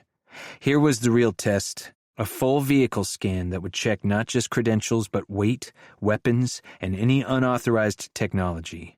"Remain still," Mikkel murmured as they pulled into position. "The scan is calibrated for Vera equipment. Anything else will trigger alarms." The scanning arch activated as they passed beneath it, bathing the vehicle in pale blue light. Jameson held his breath, hyper-aware of every unauthorized item on his person, the concealed knife in his boot, the gun in the small of his back, not standard issue, the communication device embedded in his ear, modified by boundary techs. Seconds stretched into eternities as the scan completed its cycle. Then, mercifully, the light changed from blue to green, and the barrier ahead lifted. "Proceed to final checkpoint," came a mechanized voice from a speaker mounted on the arch. Mikkel drove forward, his movements unhurried despite the tension radiating from him. The final checkpoint was staffed by higher-ranking officers, those with the authority to override automated systems if they suspected something amiss. As they approached, a commander stepped forward, hand raised for them to stop. Mikkel complied immediately, lowering his window again as the commander approached. "Credentials," he said, voice clipped and cold. Once again, Captain Mikkel presented his card. This time the commander took it, examining it personally before scanning it with a handheld device. He circled to the back of the vehicle. "All officers present credentials," he ordered. Jameson's heart hammered against his rib cage as he reached forward with the others, offering his card through the small window that opened in the rear door. The commander collected them all, scanning each one slowly. His helmet tilted slightly as he reached Jameson's, a gesture that felt like confusion or suspicion. Jameson's hand dropped to his sidearm, fingers curling around the grip beneath his seat. If they were discovered now, they'd have seconds to react before reinforcements swarmed them. The commander spoke into his comms, voice too low to hear. Yeager's posture stiffened, the only sign of his readiness to act if necessary. The rest of the team remained perfectly still, waiting for the signal to strike. Finally, the commander returned to Mikhail's window, handing back the stack of credentials. Apologies for the delay, Captain. Security protocols have been enhanced due to increased unrest in the rings. Understood, Mikhail replied. Anything specific I should be made aware of? The commander glanced around before leaning closer. Rumors of an extraction attempt. Jameson's blood turned to ice in his veins. For that boundary whore the president has locked up? Mikhail asked, his tone staying neutral as he pressed for information.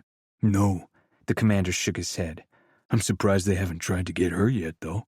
Unlikely. They'd even make it this far, of course. The animals have never managed to breach even the outer perimeter. His voice lowered.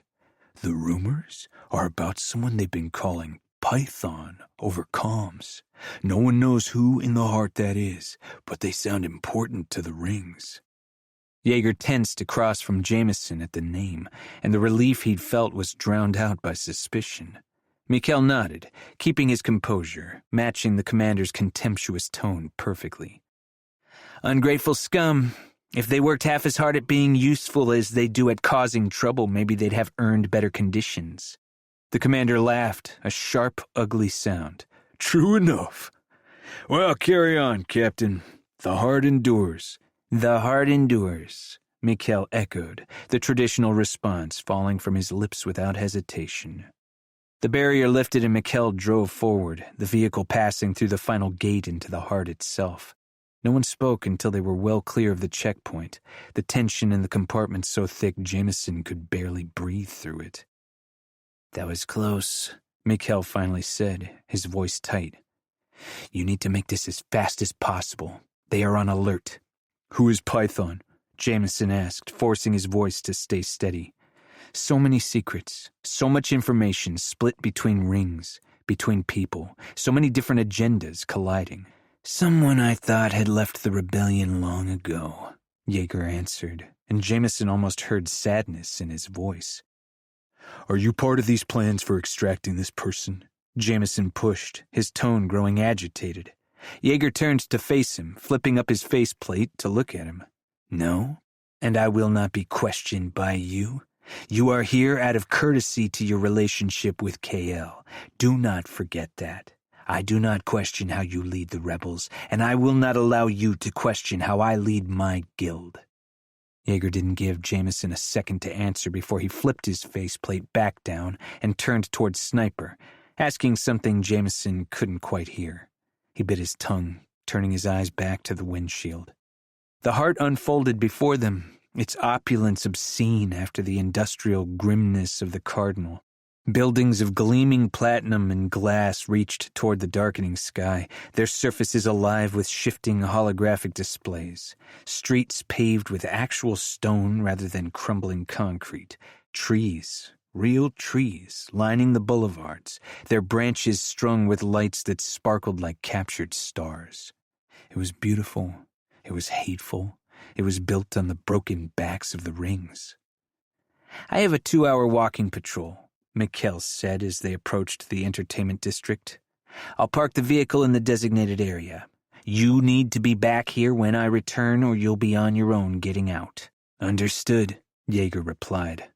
The vehicle slowed as they entered a quieter side street, coming to a stop in a small lot reserved for patrol vehicles. The engine died, leaving them in silence, broken only by the distant throb of music from the club several blocks away. Club Thane is 3 blocks east, Mikhail said, turning in his seat to face them. The main entrance will be heavily guarded, but there's a service entrance on the west side used by staff. They will let a uniformed Vera in, but they'll alert Thane immediately, so you need to do this quickly. Jameson nodded, committing the instructions to memory. When you have her, Mikhail continued, his eyes finding Jameson despite the reflective faceplate hiding his features. Bring her straight back here, the same way you came. They'll be watching for her, and all Vera will be alerted immediately when they realize she's gone. Getting her into the uniform will buy us time, but only a small amount. Time to move, Yeager said on the tail of his words. He turned to the team, issuing quick, precise orders. Breach, Sniper, secure the perimeter. Comms, monitor Vera channels for any mention of our presence. Scout, medic, trace, establish exit routes in case the primary is compromised. He turned to Jameson last. Ghost, you retrieve shade. In and out. No engagement with anyone else. And if I can't avoid him? Jameson asked, unable to keep the edge from his voice. Then you do what's necessary, Yeager replied. But remember, this is an extraction, not an assassination. Your priority is shade. Nothing else matters. They exited the vehicle in pairs, movements synchronized to appear as normal patrol activity to any watching eyes. Jameson followed Yeager into the shadows between buildings, the bright lights of the entertainment district beckoning ahead. Stay on comms, Yeager instructed as they prepared to separate. Report in every 10 minutes. If something goes wrong... Nothing will go wrong, Jameson cut him off. Yeager's helmet tilted, the expressionless faceplate somehow conveying disapproval.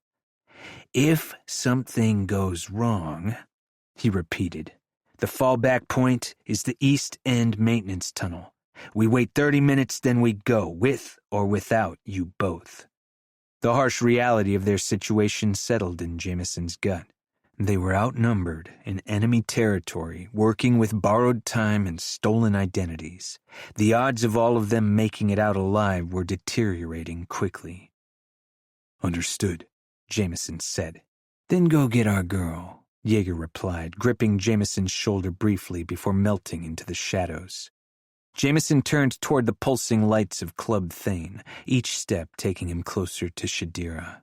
The Vera uniform felt heavier with each stride, the weight of his disguise, his mission, his fear thrumming through his blood. He would find her, he would bring her home, and nothing in the heart would stop him. The club was alive. Each beat of music traveled through Shadira's body as if searching for something to awaken. She sat at the bar, nursing her 5th drink, the alcohol dulling the flame in her veins. The awareness she had of his eyes on her, even from where he stood a few paces away. Behind her mask, she watched the elite dance and laugh and drink, their expensive clothes and ornate masks, creating a sea of wealth that could drown her. No one approached her. No one dared. The executioner's future bride was not to be touched, even here, in this supposed sanctuary of pleasure. The liquor was pure here, even better than what she indulged in at Grayson's apartment. Even their vices were superior, carefully crafted and regulated, while the rings made do with whatever poisonous concoctions they could distill from industrial waste.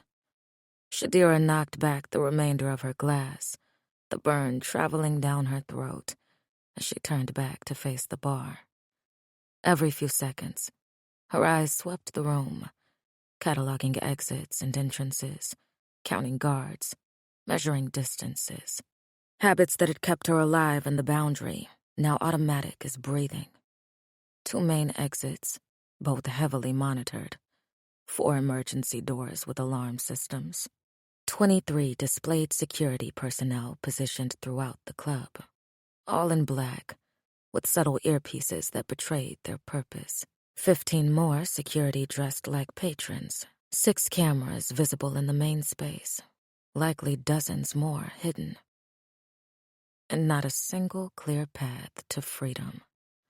The bartender, a willowy woman, kept her distance, approaching only when Shadira's glass emptied.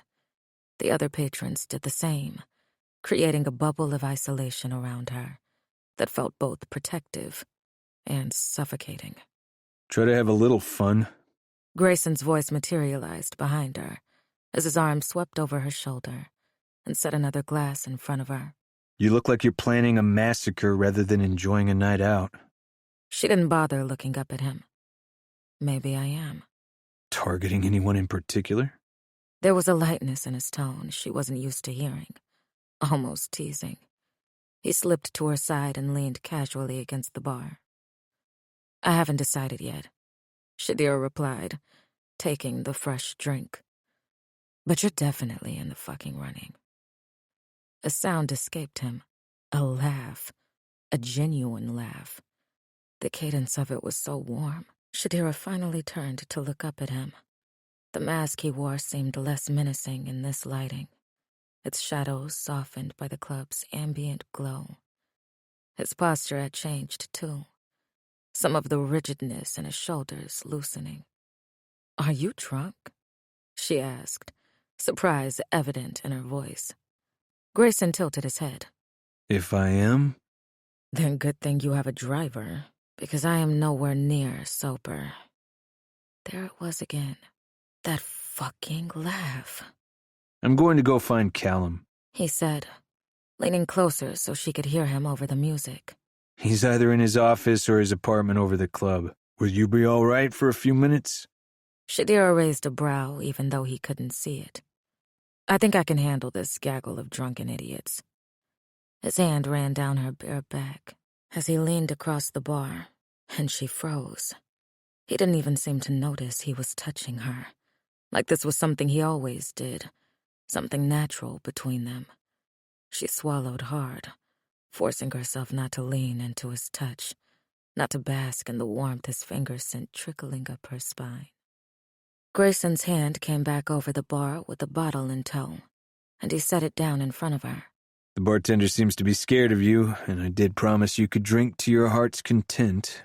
His hand disappeared, and she thanked God he moved away from her before she could protest the loss.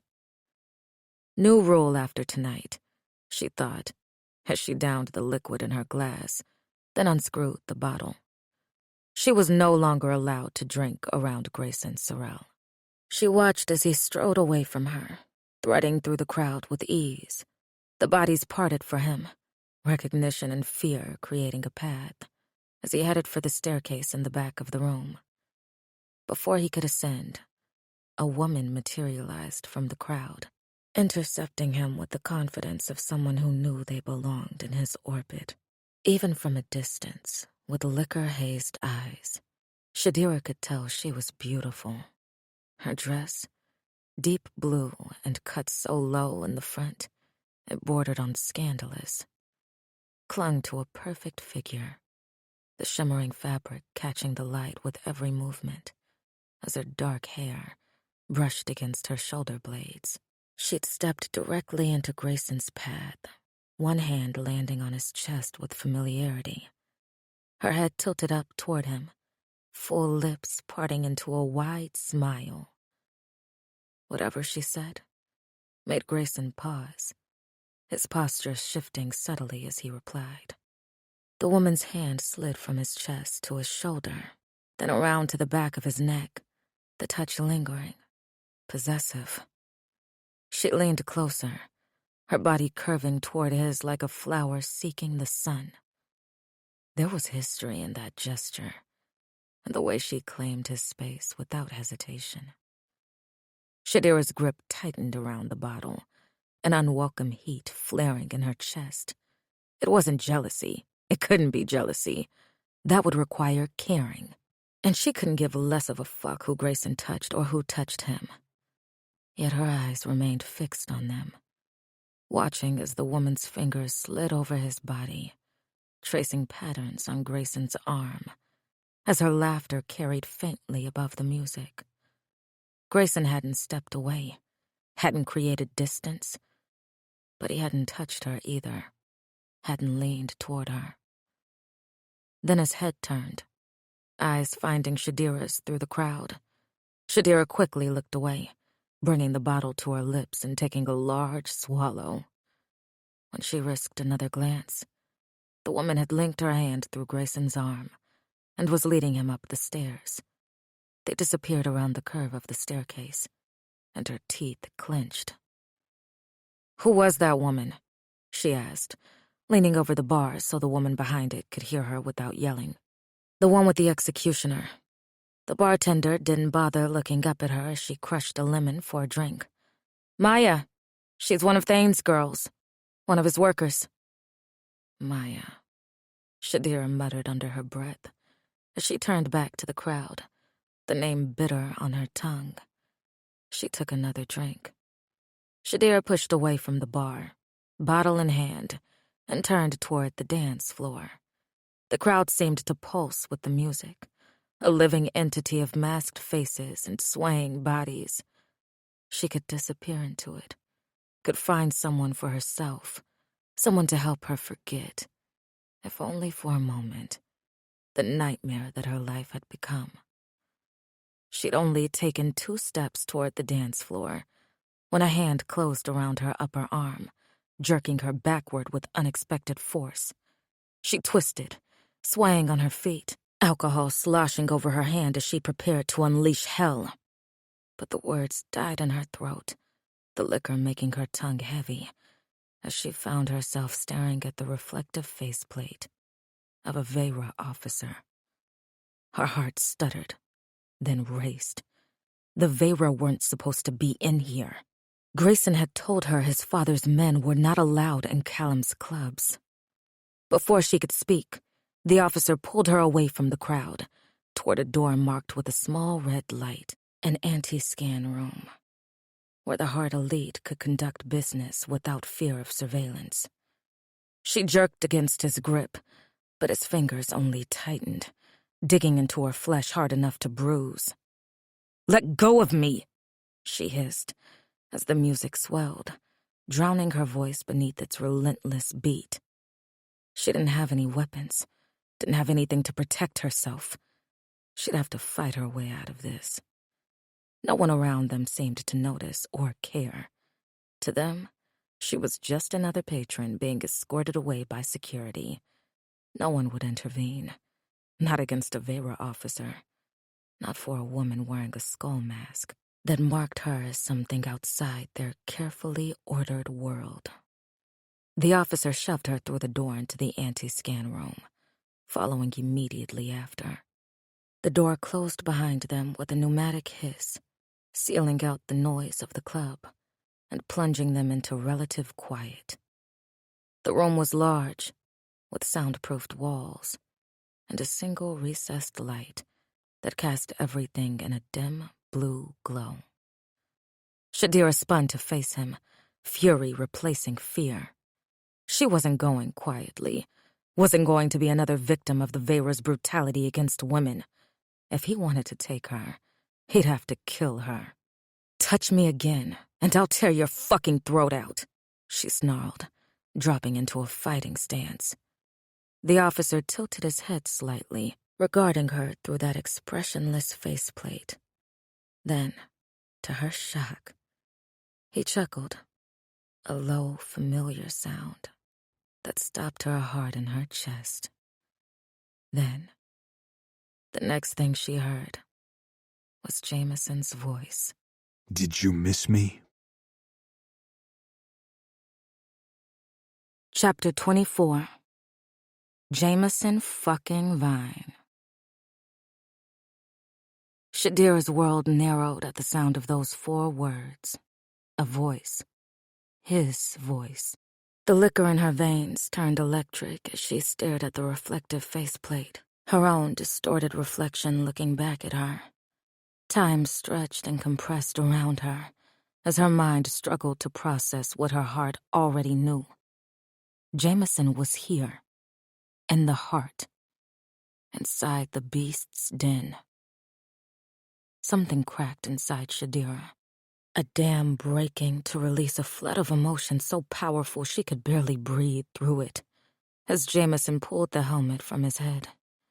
She launched herself at him without conscious thought, arms wrapping around his neck as her body collided with his. He caught her, arms encircling her waist and lifting her off her feet in a crushing embrace against the unfamiliar hardness of the Vera armor. She didn't care. It was him underneath. It was Jameson. "You're here," she gasped against his neck, inhaling his scent. "You fucking idiot, you're actually here." His arms tightened around her, one hand sliding up to cradle the back of her head, as a laugh slipped from his lungs. "Did you think I wouldn't come for you?" Shadira pulled back just enough to see his face, her hands framing his jaw, as if to confirm he was real, solid, present, that this wasn't some alcohol-induced hallucination. His eyes searched hers through her mask, drinking her in with equal relief. How? She asked, still not quite believing. How are you here in this uniform?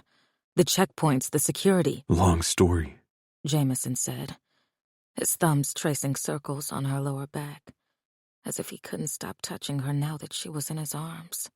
I'll tell you once we're out of here. We don't have much time. Reality crashed back with his words. They were still in the heart, still surrounded by enemies, still in imminent danger. The joy of seeing him was immediately tempered by fear for his safety. Are you hurt? He asked, his voice tightening. Did he? I'm fine. She cut him off, though the word tasted like a lie. You need to leave, she said, letting her feet fall to the floor and pulling back further.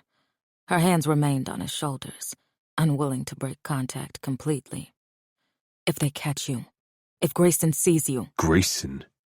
Jameson's hands stilled on her waist, his fingers tightening imperceptibly. You're on a first-name basis with the executioner now. There was something in his tone she couldn't quite place. Jealousy, maybe? Or betrayal? She didn't have time to analyze it. She ignored the question, stepping back from his touch. The loss of contact felt like stepping from the warmth of home into a winter morning. You need to get out. They'll catch you if... They won't. His voice held absolute certainty. We have a way out, a good one, but we need to move now. Shadira's mind raced, cataloging possibilities, risks, variables. There are at least 30 security personnel in the club, more outside. There were patrols in the streets, checkpoints at every sector. We have a plan. Jameson insisted, reaching into a compartment in his bag to withdraw a small bundle of black fabric and helmet. But you need to change, now. He unfolded it, revealing another Vera uniform, sized for her. Shadira stared at it, understanding dawning with cold clarity. They were going to walk out as Vera officers, hiding in plain sight, using the heart's own authority against it. It was fucking brilliant. Jaeger's here? She asked, already knowing the answer. Only Jaeger would attempt something this audacious. Jameson nodded.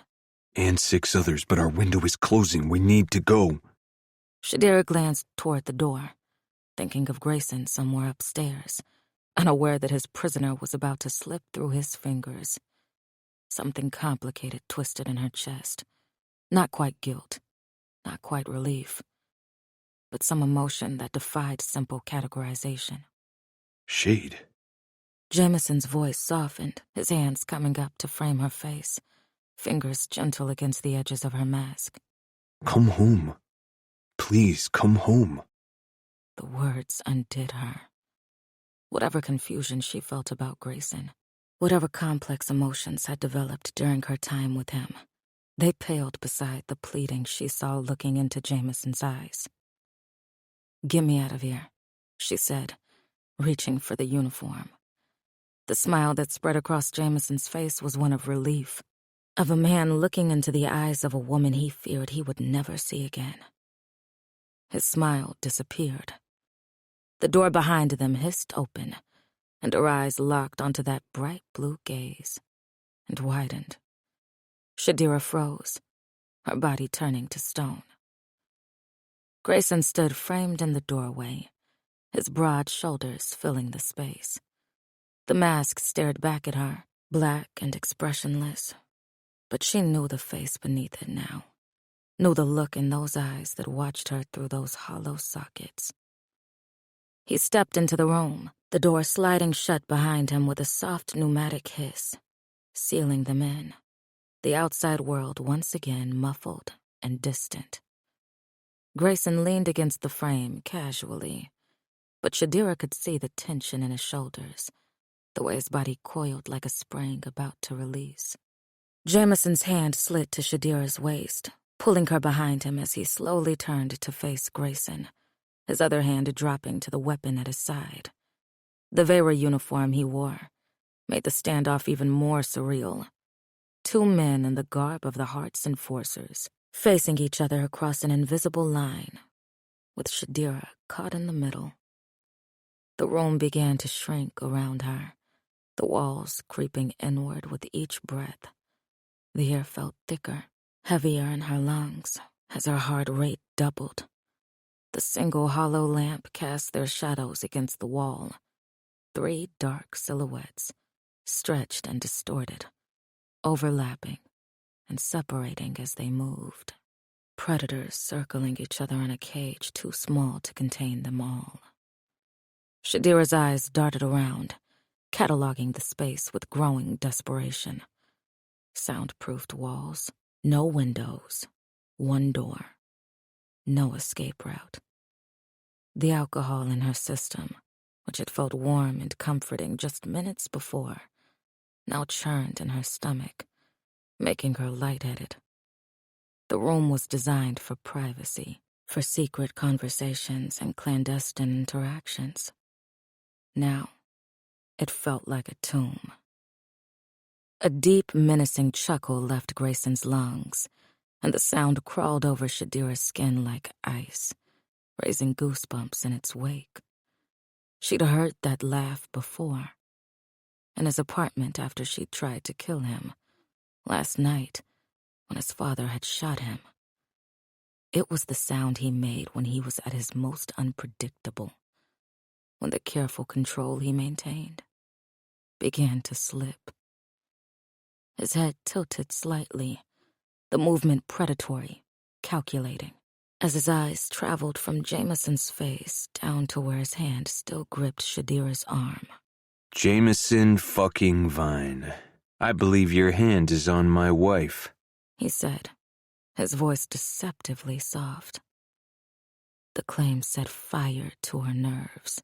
She watched Grayson's jaw tighten at the edge of his mask, saw his hands flex at his sides, fingers curling into half fists, before stretching out again, just inches above his weapon.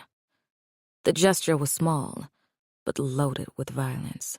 She knew him well enough now to recognize the restraint it cost him, the control he was exerting not to draw. Grayson, she started, trying to keep him calm. Don't. The single word cut through the air like a blade. Don't say another word. The command ignited her hate. I'm not your fucking wife, she snapped back, stepping out from behind Jameson's protective stance. I will never be your property. The words came out harder than she'd intended, razor-edged and absolute. She saw Grayson's head tilt further, a small, familiar movement that told her she'd struck a nerve. Good. Let him feel something of what she felt, this suffocating trap closing around her. Jameson's body tensed against hers. He turned slightly, confusion evident in the rigid line of his shoulders, and the way his gaze darted between her and Grayson. What's he talking about? The question was directed at her, but his eyes remained fixed on Grayson, tracking every minute shift in posture, every potential signal of attack. Before she could answer, Grayson pushed away from the doorframe, taking a single step into the room.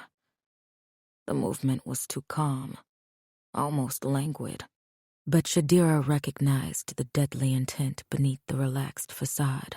Do you really not recognize me? Grayson asked, something odd entering his tone, a note that could have been amusement, or contempt, or both. Jameson's response came immediately. Obviously I fucking do. The executioner. His voice hardened on the last word, loaded with all the hatred, all the suffering that title had inflicted on the rings. Interesting. Grayson's head nodded subtly. I thought my voice, or at least my presence, would be more memorable. Shadira stepped forward suddenly, her voice shifting from anger to something closer to pleading. Please, she said, looking directly at Grayson. Let us go. I know you don't want to keep me prisoner. I know you're not like your father. The words felt too intimate, too revealing of the complicated understanding that had developed between them. But she kept speaking. You don't have to do this. Grayson remained perfectly still, his eyes fixed on hers. Something shifted in their depths, a flicker of emotion quickly suppressed. You made your choice, Shadira. He finally said. When you took my contract, when you agreed to my father's terms, you set events in motion that cannot be undone. What terms? Jameson demanded, his voice tight with growing anger. What the fuck is he talking about, Shade? 4 days, Grayson answered. In 4 days, we stand on the execution platform and take the vow before all of Newfound Haven. His gaze moved to Jameson. Every screen in every ring will broadcast it. The Daggermouth and the Executioner united in holy matrimony. Jameson's laugh was harsh, disbelieving. That will never happen. The rings know what she did. The rebels are fighting with her, for what happened in the prison. Shadira turned to him, confusion rippling through her. What are you talking about? I didn't do anything in that prison except get people killed. Jameson turned toward her, his brows furrowing. You really don't know? He shook his head. Your assassination attempt has spread through the rings like wildfire. Her throat constricted. Figures the heart wouldn't let you see what's happening in the rings. Jameson spat toward Grayson. The rebels are singing the anthem. Everyone in the rings. His voice softened with something like pride. It's become the song of the rebellion. They're looking to you as a symbol, Shade. The Daggermouth that took a stand against the heart. I don't want that, she said immediately, the words tearing from her throat. I don't want to be a symbol. I just want to go home.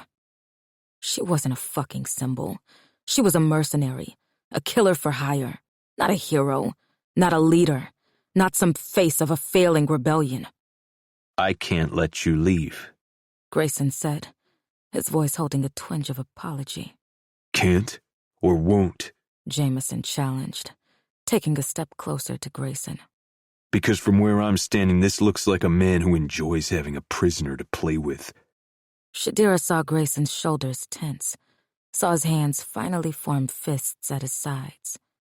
When he spoke again, his voice had lost all warmth.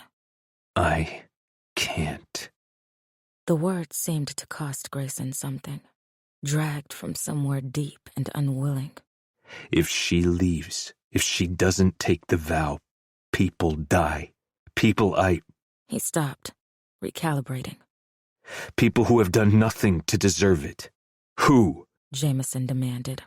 Callum, my sister. Grayson's eyes found Shadira's again. You know they're innocent in this. No one in the heart is innocent, Shadira hissed, despite the images rising in the back of her mind, the knowledge of the president's brutality. So you'll keep her prisoner to protect them? Jameson's voice dripped with contempt. Yes. Grayson didn't flinch from the accusation. I will keep her to protect them. I will do whatever is necessary to keep them alive. A pause, waited with something unspoken. Why don't you tell him what will happen to him and the rings if you leave? The question landed like a grenade between them. Jameson went still, his eyes finding Shadira's with a question in them. He knows, she said quietly. Maximus has been watching you. He knows your location, the rebel headquarters, the clinics. The words tasted like poison on her tongue. He's had drones following you since the moment I left. He has bombs, Jay. If I don't comply, he'll drop them, starting with you.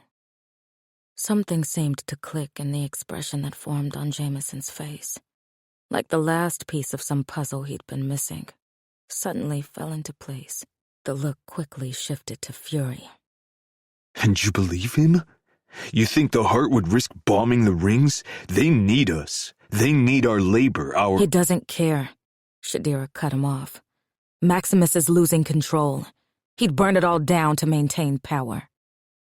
The radio on Jameson's belt crackled to life, Yeager's voice cutting through the tension. Ghost, report. What's your status? We're running out of time. Grayson's body went alert, his attention sharpening on the radio. Is Jaeger Nolan in the heart? The question was a demand, edged with pure hatred. Where is he? Jameson's hand moved to the radio, silencing it. That's none of your fucking business. Where is he? Grayson repeated, taking another step forward, until the two men were separated by inches. What's the matter, Executioner? Jameson taunted. Afraid the wolf might send another daggermouth for you? Shadira sucked in a sharp breath of the charged air. The hollow lamp flickered once, casting Grayson's mask in sharp relief, and for a moment, his mask seemed to grin in the blue-tinged light. She'd never feared Grayson.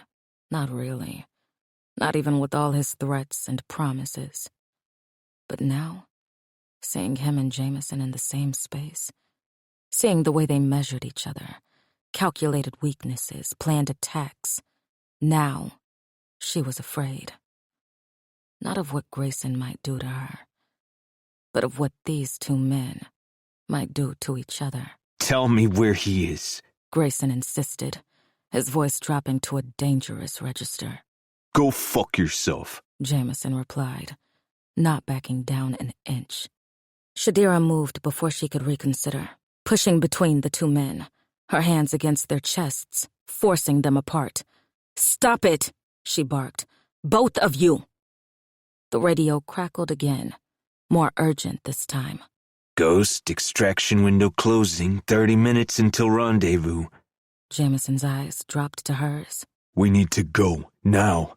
Grayson's hand shot out, gripping her wrist with careful but immovable pressure. She's not going anywhere. The hell she isn't. Jameson growled, reaching for her other arm. Shadira found herself literally caught between them, each holding one of her arms, neither willing to release her. The situation would have been fucking absurd if it weren't so dangerous. "I'm not either of your fucking property," she snapped at both of them, yanking her arms free. "I just need to fucking think." There's nothing to think about. We're leaving, Jameson argued. She's right. I don't own her. Grayson started quietly. But I do control what happens to you and your little rebellion. Shadira's eyes shot to Grayson, then flickered to Jameson. "What the fuck are you talking about?" Understanding dawned slowly in Jameson's eyes, realization spreading across his features like a stain. Grayson pressed his advantage, ignoring her question. Who do you think was smuggling contraband into the rings with a Sorrel serial number? He asked, his voice laced with dark amusement. The medicine for your clinics, the vaccines for the children, the antibiotics that keep your people alive. Where did you think they came from? Shadira's eyes widened at the revelation, her body tensing, oxygen catching in her lungs. His words echoed in her head, and suddenly became clear. There are things I can do from this position that I couldn't do from a grave. All this time, he had been working both sides of the conflict, had been helping the rings. Her mind began to spiral as she frantically put together the pieces, replayed everything he had ever said to her, everything she'd ever seen him do. You're lying, Jameson said. But there was uncertainty in his voice now. Am I? Grayson countered. The serial numbers all begin with SIG02. Sorrel Industries, my initial second son, my personal division. Shadira watched Jameson's posture shift as the truth sank in. She could almost see his mind racing as fast as hers, recalculating risks, reassessing the man before him. If you want that medicine to continue flowing into the rings, Grayson continued, you will leave now, without Shadira. According to Jaeger's timeline, you have 20 minutes to get out of the heart alive. I suggest you get moving. The silence that followed was deafening. Shadira looked between the two men, her mind reeling. If what Grayson said was true, If he had been sending medicine to the rings all this time, then he wasn't entirely the monster Jameson believed him to be, that she had believed him to be. But he was still the executioner, still Maximus's son. "I'm staying," she said finally, making the decision for Jameson, so he wouldn't feel the guilt of choosing the rings over her. He would choose them. She knew that at the end of the day, no matter how much he cared for her, he would not risk thousands of innocents just to keep her alive, now that he knew the consequences. "We can't risk the rings getting bombed. They need the medicine. I'll find another way out." With him? Jameson asked incredulously. With the fucking executioner? Shadir glanced at Grayson, studying the rigid line of his shoulders, the way he stood perfectly still, waiting for her response. She turned back to Jameson. "Yes," she confirmed, her voice steadier than she felt. "You might not understand this, or believe me, because you haven't seen the things I've seen. But we're both trapped in this. Grayson and I have to find a way out of this together, if we want to save the most lives." Jameson was silent for a long moment, his face twisting with emotion, the clenched jaw, the furrow between his brows, the mix of anger and fear in his eyes. She knew his face better than she knew her own. "Get out," Jameson said finally, turning to Grayson. "I need a minute with her, alone." Grayson's posture stiffened. "Fuck no, I will." "Please," Shadira interrupted, looking directly at him. "I won't leave, but I need to say goodbye." She watched the internal struggle play out in Grayson's body language, the tension in his shoulders, the slight tilt of his head as he considered. Finally, he nodded once, sharply. 3 minutes. He conceded, moving toward the door. Then I'm coming back in, whether you're done or not. Jameson watched Grayson exit before turning back to Shadira. For a moment, they stood frozen, and the blue-tinged light, the weight of everything unsaid pressing between them like a physical force. Shadira could see the raw emotion he let bleed free now. Anger, fear, pain. In one movement, he closed the distance between them, reaching for her mask. His fingers found the edges of the skull, gently lifting it from her face. The air felt cold against her skin, vulnerable and exposed after hours beneath the mask.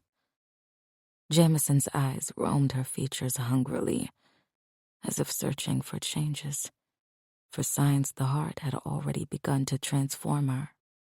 He moved to kiss her, his body leaning forward with the momentum of need, of desperation, of all the nights they'd spent apart. But Shadira backed away, her hand coming up between them, palm flat against his chest, a barrier, a denial. The hurt that flashed across his face was immediate and visceral, a wound opening before her eyes. His arms, which had begun to reach for her, stilled in the air. What's wrong? He asked, his voice barely above a whisper. Shadira swallowed, her throat suddenly dry. How could she explain what she didn't understand herself? The knot of confusion and fear and something else that had been growing inside her since she'd entered the heart, since she'd seen beneath Grayson's mask, touched his scars, witnessed his struggle against his father's legacy and brutality. "Nothing's wrong," she said, the lie sour on her tongue. "But you need to go. We don't have time for this. You need to get out of the heart before they realize you're here." His eyes narrowed, his gaze becoming more searching, more penetrating. She'd never been able to hide from him. Not really. He knew her too well, could read the truth in the tension of her body, the way she couldn't quite meet his eyes. Time for what? His hands dropped to his sides. Time for goodbye? Time for us? Jay, still she couldn't look at him, couldn't witness the pain she was causing. You need to get to safety. You need to warn the rings. He studied her face, reading the truth she couldn't bring herself to voice. Understanding dawned in his eyes, followed by a flash of something darker. You're really going to do this? He said, the words falling like stones between them. You're going to take the vow? With him? The weight of his gaze felt unbearable. I don't have a choice. There's always a choice, Shade. His voice hardened. Even when all the options are shit, there's still a choice. You were the one that told me that. She ran a hand through her hair, frustration building beneath her skin. What would you have me do? Let your clinic be bombed? The headquarters? Let children and families die because I was selfish? Because I wanted to go home? You're falling for him, aren't you? The question was quiet, almost gentle, which somehow made it worse. No, she said immediately, the denial sharp and genuine. It's more complicated than that. I'm trying to keep everyone safe. It's not just about safety. Jameson pressed, taking a step closer. I know you, Shade. I can see it. She forced herself to meet his gaze, to hold it steady. What you see is exhaustion, fear, survival. What you see is someone with a new perspective who doesn't hate him in the same way I once did. I am playing my part. I have to, need to keep you alive. Jameson stared at her, assessing, trying to hold back the emotion that threatened to break through, as if searching for something he'd lost. His face was a battlefield of expressions, grief warring with anger, understanding with betrayal. In the harsh blue light of the anti-scan room, the shadows beneath his eyes looked like bruises, proof of sleepless nights and endless worry. You don't need to protect me, He said finally, his voice rougher than before. That's not your job. Isn't it? She asked quietly. Isn't that what we've always done for each other? The weight of their situation settled into Shadira's bones. This might be the last time they ever saw each other. The thought sent a spike of pain through her chest so sharp, she almost gasped. After everything they'd been through together, after all the missions, the close calls, the nights of drinking and laughing and holding each other when the nightmares came. It couldn't end with him dying because of her selfish need for revenge. You need to go, she said again, her voice softer now. Go back to the boundary. Prepare them for what might come. He looked away, his profile sharp in the dim light. She could see the calculations running behind his eyes, the strategist in him weighing options, looking for solutions where there might be none. I'm sorry, she said suddenly, the words spilling out before she could stop them. I'm sorry for not listening when you told me not to take the contract. I'm sorry for bringing this down on everyone. I'm sorry for... Jameson's head snapped back toward her, his eyes suddenly fierce. He moved before she could finish, his hands coming up to cradle her face, fingers splaying across her cheeks with a gentleness that belied the intensity in his gaze. Shadira KL, he said, his voice low and intense. Don't you ever apologize for your anger. Her breath caught at the unexpected absolution. You walked into the heart knowing you might never come back, not just because of what his family did to yours, but because you believed it would make a difference. That's who you are. That's who you've always been. His thumbs brushed her cheekbones, the touch reverent. The woman who fights even when victory seems impossible. The woman who puts others before herself even when she doesn't realize she is doing it. The tears she'd been holding back threatened to spill over. She blinked rapidly, refusing to let them fall, refusing to make this goodbye harder than it already was. Jameson released her face, one hand moving to his belt, where he retrieved a small, flat object. Here. He said, pressing it into her palm. Keep this on you if you can. It's an encrypted tablet. We can coordinate what comes next. Shadira looked down at the device, no bigger than her hand, sleek and black. A lifeline to the world outside, to Jameson, to freedom. She slipped it into her pocket next to the picture, praying Grayson wouldn't search her when they returned to his apartment. The signal is weak, Jameson explained, his voice dropping lower, more urgent. but it will connect to our network once a day at 3 a.m. Keep it hidden. Use it to let us know what's happening, where the bombs might be dropped if something goes wrong. She nodded, her throat too tight for words. The clock was ticking down, their minutes nearly up. Grayson's return imminent. This goodbye had to last them, might need to sustain them through whatever came next. The radio at his belt crackled again, Yeager's voice cutting through with unmistakable urgency. Ghost, exit window closing. Move now. Shadira stepped forward, wrapping her arms around him, burying her face in his neck as his arms clutched her against his body. We'll get through this, He murmured into her hair, his lips brushing against her temple. We always do. Jameson finally pulled away, his hands lingering on her shoulders, as if reluctant to break contact completely.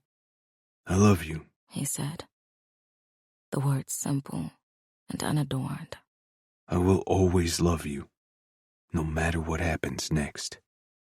The declaration hung between them, simple and honest. She'd always known, had seen it in his eyes 1,000 times, and the way he watched her when he thought she wasn't looking.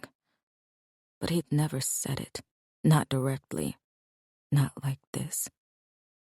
The words were a gift and a burden, beautiful and terrible in their timing. Jameson reached for his helmet, placing it back over his head. The reflective faceplate slid down, hiding his expression, transforming him back into a Vera officer, anonymous, untouchable. He retrieved her mask from where he'd set it aside, handing it to her with a gentleness that made guilt flare in her chest. A sad smile graced her lips as she looked from the mask to him. As he moved toward the door, she said his words back to him, the same ones she had heard before she left the boundary. Don't die on me, ghost. Jameson let out a small chuckle as he looked back at her. I'll try, but no promises. Then he was gone, stepping out into the crowd beyond the threshold, the thumping music filtering through the door as it slid closed behind him. Chapter 25. Do your fucking worst. The bottle felt heavy in Grayson's hand, the expensive liquor burning a path down his throat that did nothing to dull the rage pulsing beneath his skin. The town car's interior pressed in on him, too small to control both his fury and the woman sitting beside him. She hadn't spoken since Jameson left the club. Neither had he. Words seemed futile in the wake of what had just happened, what she'd almost done. Shadira sat with her body angled away from him, one leg drawn up beneath her, creating as much distance as the back seat would allow. The whiskey bottle in her hand tilted toward her lips, her throat working as she swallowed. Her mask caught the shifting lights from outside, shadows dancing across the skull's hollow eyes as they passed through the heart's gleaming streets. He took another drink, letting the burn distract him from the images that kept flashing through his mind.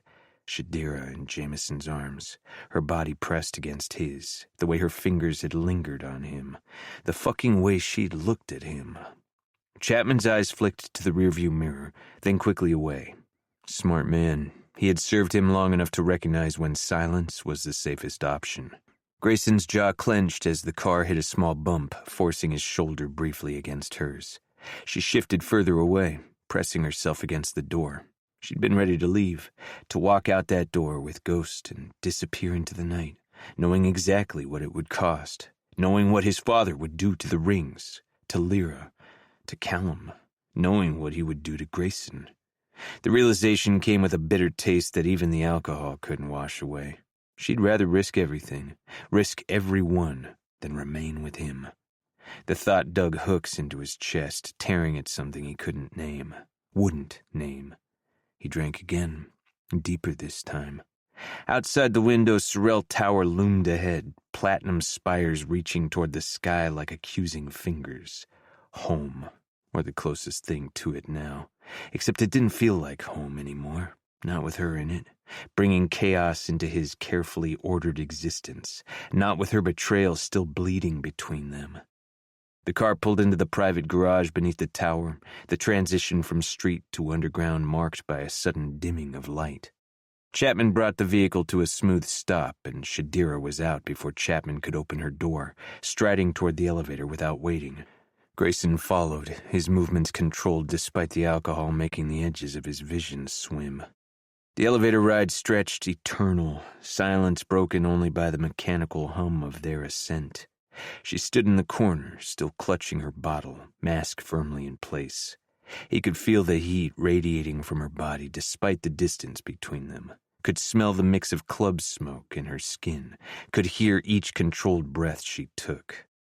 The elevator doors slid open, and he could feel her eyes on his back as he unlocked the door to the apartment and stepped inside. She pushed in beside him, moving with purpose toward the hallway, toward her room, away from him, away from the conversation they needed to have. "Don't," he said, his voice low as he followed her into the apartment, not bothering to turn on any lights. She paused mid-step but didn't turn. "Don't walk away from me." Grayson set his bottle down on the entry table with enough force that liquid sloshed over the rim. Shadira's shoulders rose and fell with a deep breath before she turned to face him. Her mask stared back at him, impassive and cold. "Take it off," he commanded, reaching up to remove his own. The mask came away with a soft sound, the apartment's air cool against his exposed skin. For a moment he thought she might refuse, then her fingers found the edges of her mask, lifting it from her face carefully. Her eyes met his, green and defiant and beautiful in their hatred. "What do you want me to say?" she asked, her voice flat. Something inside Grayson snapped. The control he'd maintained since the club, the restraint he'd forced upon himself during the drive, it all collapsed beneath the weight of her indifference. "It's really that easy for you." The words tore from him, alcohol making his voice rough. "To just betray whoever you need to on a whim?" Her eyes narrowed. "Betray you? I can't betray someone I'm not loyal to in the first place." "We had an agreement." "We had a threat," she corrected, stepping closer, her finger jabbing toward his chest. "Your father's threat. Don't confuse that with loyalty or choice." Grayson matched her step, closing the distance between them. "You were really going to fucking leave, knowing what would happen? To the rings? To Lyra? To Callum?" "Don't you dare." Her voice dropped, dangerous now. "Don't you dare try to make me responsible for your father's actions." "But you are responsible for yours," he snapped. "And if I hadn't shown up, you would have chosen to leave us all here, knowing we would die because of your choice." "I want out!" The bottle in her hand swung wide with her gesture, liquid splashing onto the floor. "I want freedom from this fucking prison you call home. I want to stop playing house with the heart's executioner." Grayson refused to flinch at her words. "Is that what we are doing? Playing house?" "What else would you call it?" She laughed, the sound harsh and grating. "You can call me your fiancé all you want, but I am your prisoner. That's all I'll ever be." Grayson stepped closer still, his height forcing her to tilt her head back to maintain eye contact. "Is that what he was to you too? Why you left him in the boundaries so easily? Just another jailer keeping the infamous shade tied down? Or did you actually give a fuck about him when you betrayed him too?" Something flickered across her face. Surprised, perhaps, at the naked jealousy in his voice. I have never betrayed him. Shadira hissed up at him. You don't know anything about him, about us. I know enough. His voice hardened. I know he was ready to get you killed, to risk everything on a fucking suicide mission that would have ended with both of you dead. At least he was willing to try.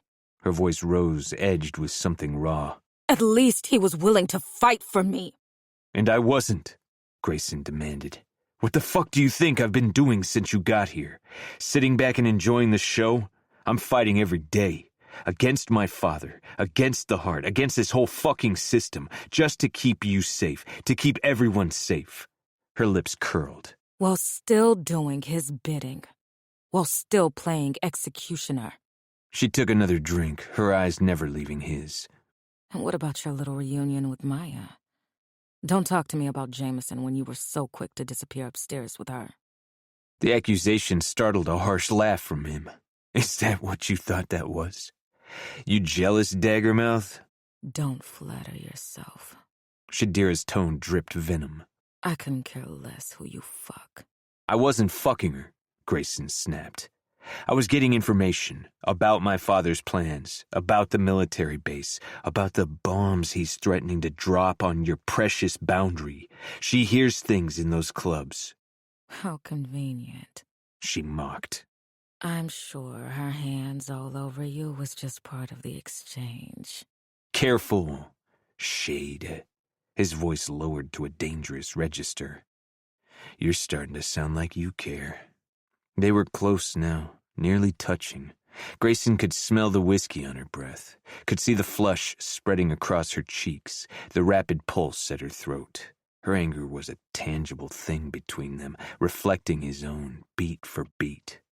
I care about surviving, she said, her voice dropping to match his. I care about getting out of this alive. Is that why you kept that tablet? He asked. The one tucked into your back pocket? Or is it merely for staying in touch with your lover? Her eyes widened fractionally, but she recovered quickly. I'll use whatever tools I can get. And what about me? Grayson's hand came up, not quite touching her hair, hovering in the charged space between them. Am I just another tool for you to use? Her breath caught, her eyes dropping briefly to his lips before snapping back up. The moment stretched between them, taut and electric. Then a red dot appeared on the wall beside them. Grayson reacted on instinct, grabbing Shadira and pulling her to the floor, just as the glass of the nearby window spiderwebbed with an impact. "Stay down," he hissed, his body covering hers as his hand reached for the gun holstered at his shoulder. She stiffened beneath him, then went completely still as the sound of movement registered from within the apartment. Soft footfalls, the rustle of fabric, the nearly imperceptible click of a safety being disengaged. We're not alone, she whispered, her breath warm against his ear. Grayson's mind raced, adrenaline cutting through the alcohol fog. The apartment should have been secure, the security system engaged. Someone had overridden his protocols. Which meant only one thing. Vera. He moved off Shadira, pressing her against the wall as he unholstered his gun. Shadira's eyes were wide but focused, her breathing controlled. Not fear, calculation. Give me a weapon, she demanded, her voice steady. No. Grayson checked the magazine, then chambered around. Are you fucking insane? We're under attack and you won't— Figure it out. He met her eyes, saw the fury there, the disbelief, and smirked at her. You're resourceful. Before she could respond, he was moving, cracking the balcony door and firing 2 shots at the sniper position. Return fire erupted immediately. The apartment broke into chaos. Vera officers materialized from concealment points throughout his apartment, behind furniture, from closets, from his fucking bedroom. They'd been here, waiting. Their weapons were already drawn, faces concealed behind reflective visors. "Don't shoot! By order of President Sorrell," the lead officer began. "We are instructed to—" Grayson didn't wait for him to finish. He fired twice, hitting the man's center mass. The officer staggered back, his sentence ending in a wet gurgle as blood bubbled from beneath his visor. The remaining 4 opened fire simultaneously, filling the air with the deafening crack of gunshots. Grayson rolled behind the coffee table and overturned it, splinters flying as bullets tore into the wood. From the corner of his eye, he saw Shadira moving, a blur of deadly grace as she used the chaos to her advantage. She slid across the floor, grabbing a decorative metal sculpture from a side table and hurling it with precision at the nearest officer. It connected with his visor, cracking it and momentarily blinding him. In that split second of distraction, she was on him, her legs wrapping around his torso as she used her momentum to bring him crashing to the ground. She grabbed his gun as they fell, twisting it from his grip and firing a single shot through his throat before rolling away from the spray of arterial blood. Grayson took down a second officer with a clean headshot through the helmet, the round exploding out the back of his head. Blood sprayed across the white wall behind him, a violent Rorschach test on the pristine surface. The third managed to get off a shot that whistled past Grayson's ear before taking 2 rounds to the chest as he turned his attention to Shadira. The fourth was more cautious, retreating to the kitchen where he had better cover. "Executioner!" the man called, his voice distorted by his helmet. "Stand down! These are the president's orders!" "Fuck the president," Grayson replied, signaling to Shadira with his free hand. She nodded once, understanding, passing between them. Grayson fired 3 more shots to keep the officer pinned down while Shadira circled around, coming at him from the opposite side. The officer, focused on Grayson, didn't see her until it was too late. She fired twice, the bullets finding gaps in his armor at the neck and armpit. He crumpled, weapon clattering to the floor.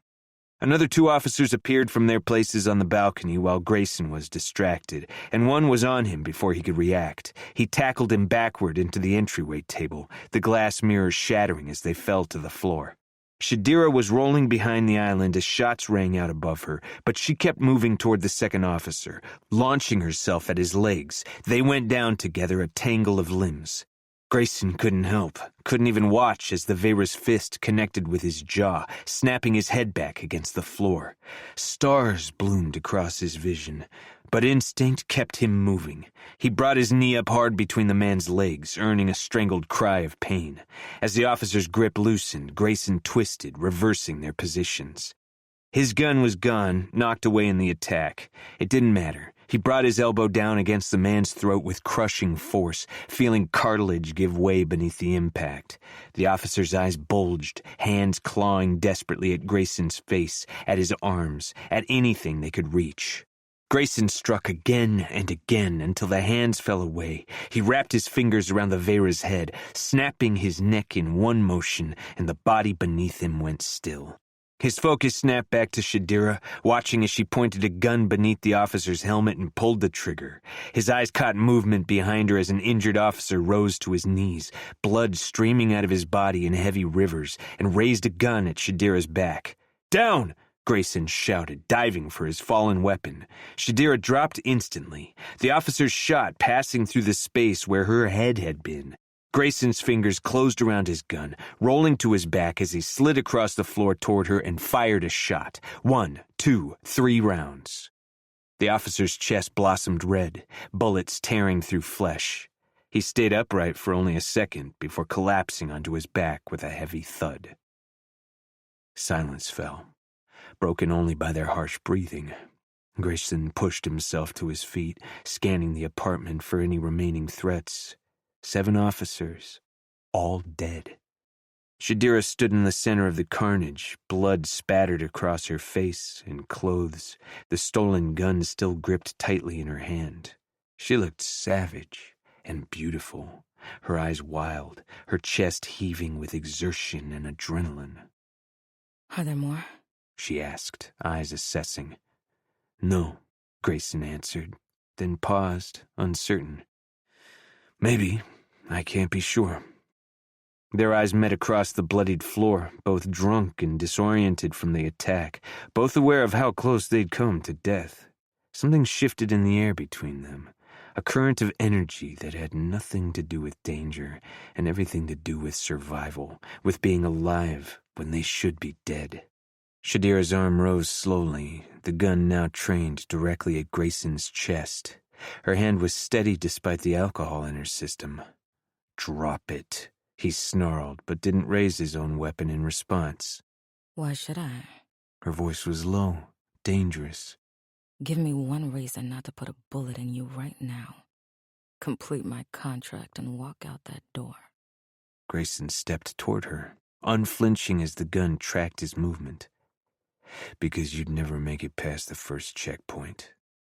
Try again. Another step. "Because if you kill me, my father will burn the boundary to ash." Not good enough. The gun didn't waver. He took a final step, close enough now that the barrel of the gun pressed against his sternum. He could feel her breath on his face, see the pulse jumping in her throat, and his hands twitched at his sides. Need filled his veins at the masterpiece she was, covered in their shared violence. "If you shoot me," he said, his voice dropping to a husky whisper, "it will only make me want to fuck you." Her lips parted slightly, pupils dilating. She licked her lips, and the sight made his cock harden as she held the gun steady against his chest. Then, deliberately, she flicked off the safety. If you even think about it, I will kill you. Grayson grinned, the expression feral and hungry. "Then I'm already a dead man." Her breath hitched at his words, and for a heartbeat neither moved. Then Shadira pulled the trigger. The gun discharged with a silenced crack just as Grayson spun away, the bullet grazing his side, tearing through fabric and skin. Pain bloomed hot and sharp, but instead of falling back, he surged forward, firing his own gun instinctively. His bullet grazed her thigh, drawing a line of red across the black fabric of her pants. You shot me! She gasped, looking down at her leg in disbelief before raising her eyes to his face. "You shot me first," he countered, his free hand pressing against the wound in his side, coming away red.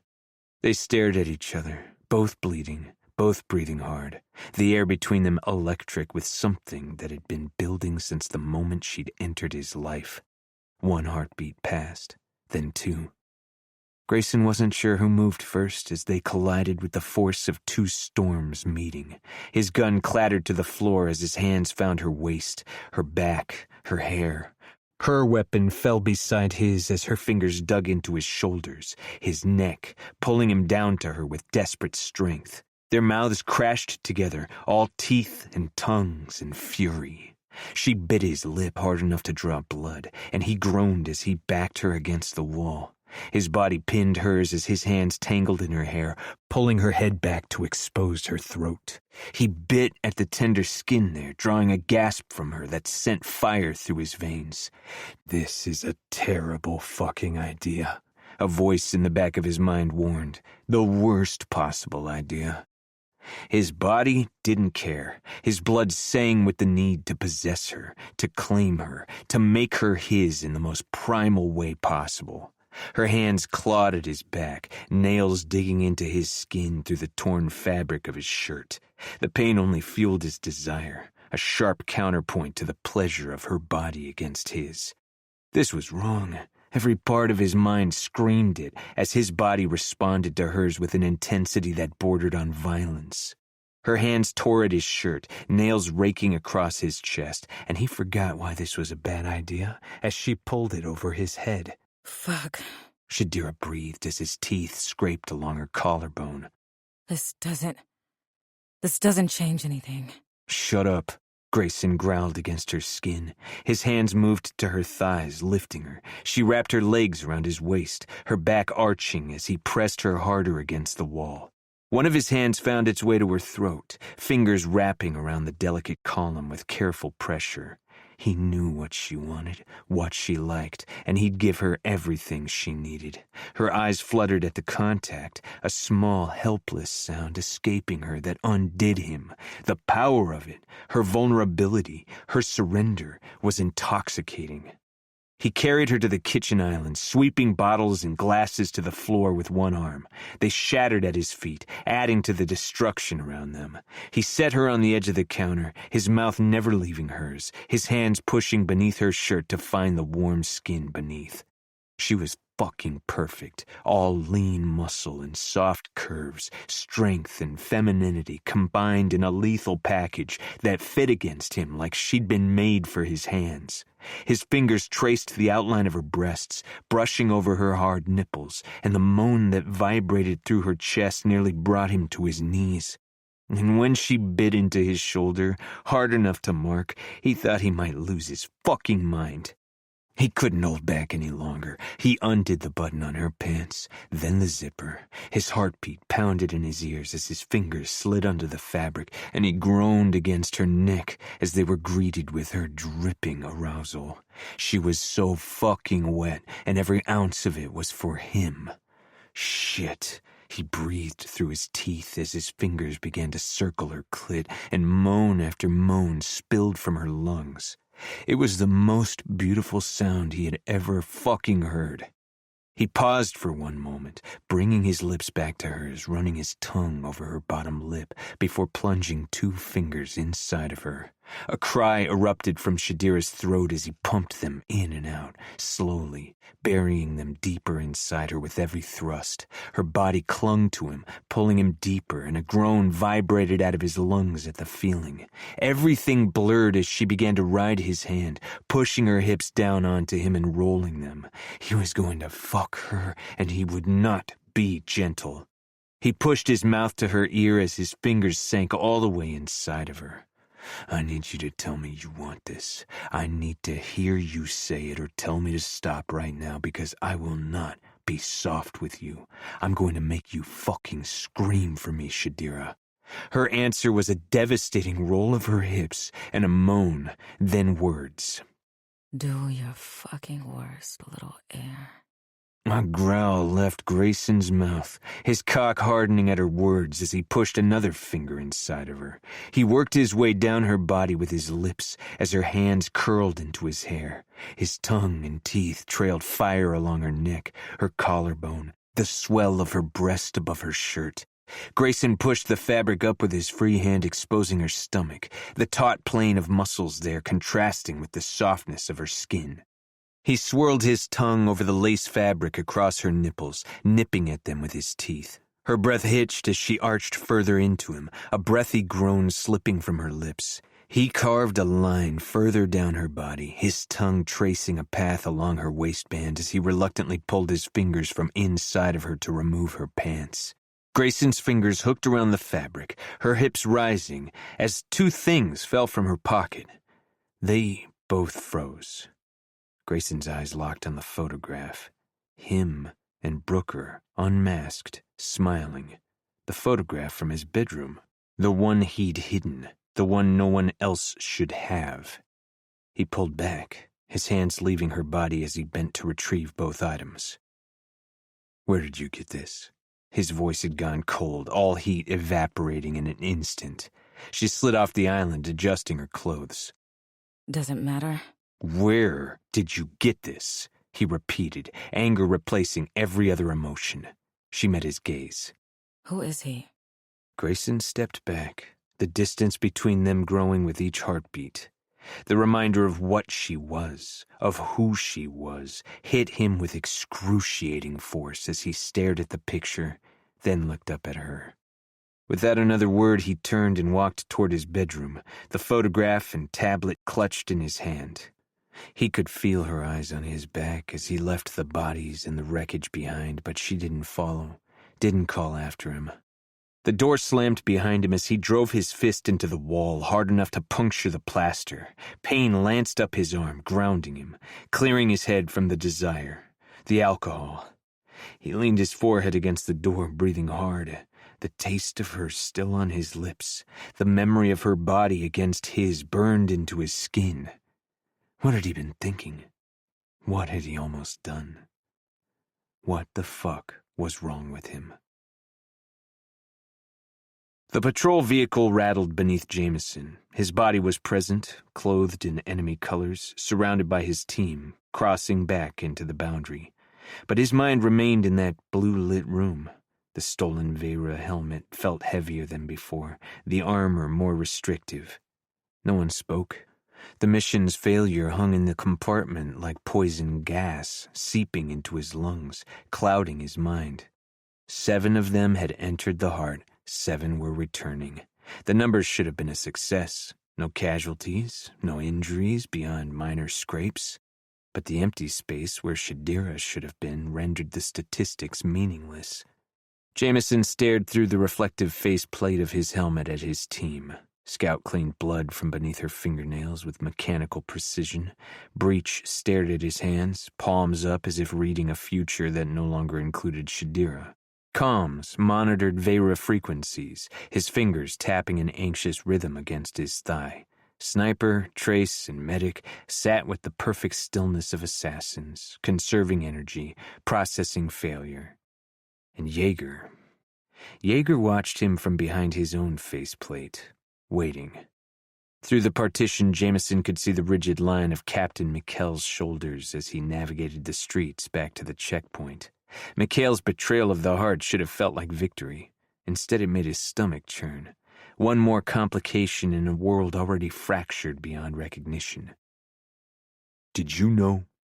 The words broke through the silence like a gunshot, his voice amplified inside the helmet. No one moved, but he felt the collective tension rise. Jaeger's helmet tilted toward him. "Did you know?"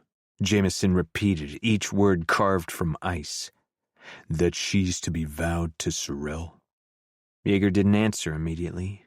Instead, his head turned toward the partition, toward Mikhail, who remained focused on the road ahead. A silent calculation passed between them, visible only in the subtle shift of posture. "Yes." The single word fell between them, heavy and final. The rage that surged through Jameson's veins was so potent he had to clench his fists to keep from reaching for his weapon. The metal wall beside him suddenly seemed the perfect target for his fury, but he kept himself still, contained, dangerous. "You knew." His voice had dropped to a whisper. "You knew, and you sent me in there anyway. You let me walk into the heart believing I could bring her home." "I thought—" "You thought what?" Jameson snapped, cutting him off. "That she'd see me and magically decide to come with us? That she'd break the arrangement they forced on her because I showed up?" He reached up, yanking off his helmet in a single violent motion. The recycled air hit his face, cooling the sweat that had gathered along his hairline. He wanted Jaeger to see his face, to see every ounce of the betrayal carved into it. "Put that back on," Mikhail hissed from the front seat, his eyes finding Jameson's in the rearview mirror. "We're still in heart territory." "Fuck your territory," Jameson snarled, but he kept his voice low enough not to carry outside the vehicle. Jaeger removed his own helmet, his gray eyes meeting Jameson's without flinching.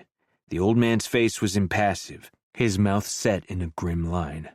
"I believed that seeing you might remind her of where she belongs," Jaeger said, his voice steady. "I believed that given the choice between the boundary and the heart, between you and the executioner, she would choose correctly." "There was no choice." Jameson's words were raw, stripped of pretense. "Do you understand that? She can't leave because Maximus has threatened to bomb the boundary if she doesn't go through with it." The silence that followed was absolute. Even the vehicle's hum seemed to fade away as the words sank in. Jameson watched the information ripple through the team, Scout's fingers stilling on her blade, Breach's head snapping up, Combs' hands freezing over his equipment. Jaeger's expression didn't change, but something shifted behind his eyes. "Explain." "The drones that were following me." Jameson leaned forward, his voice dropping lower. "He's learned everything with them. The president knows where our clinics are, the camps, headquarters. He knows where all of it is.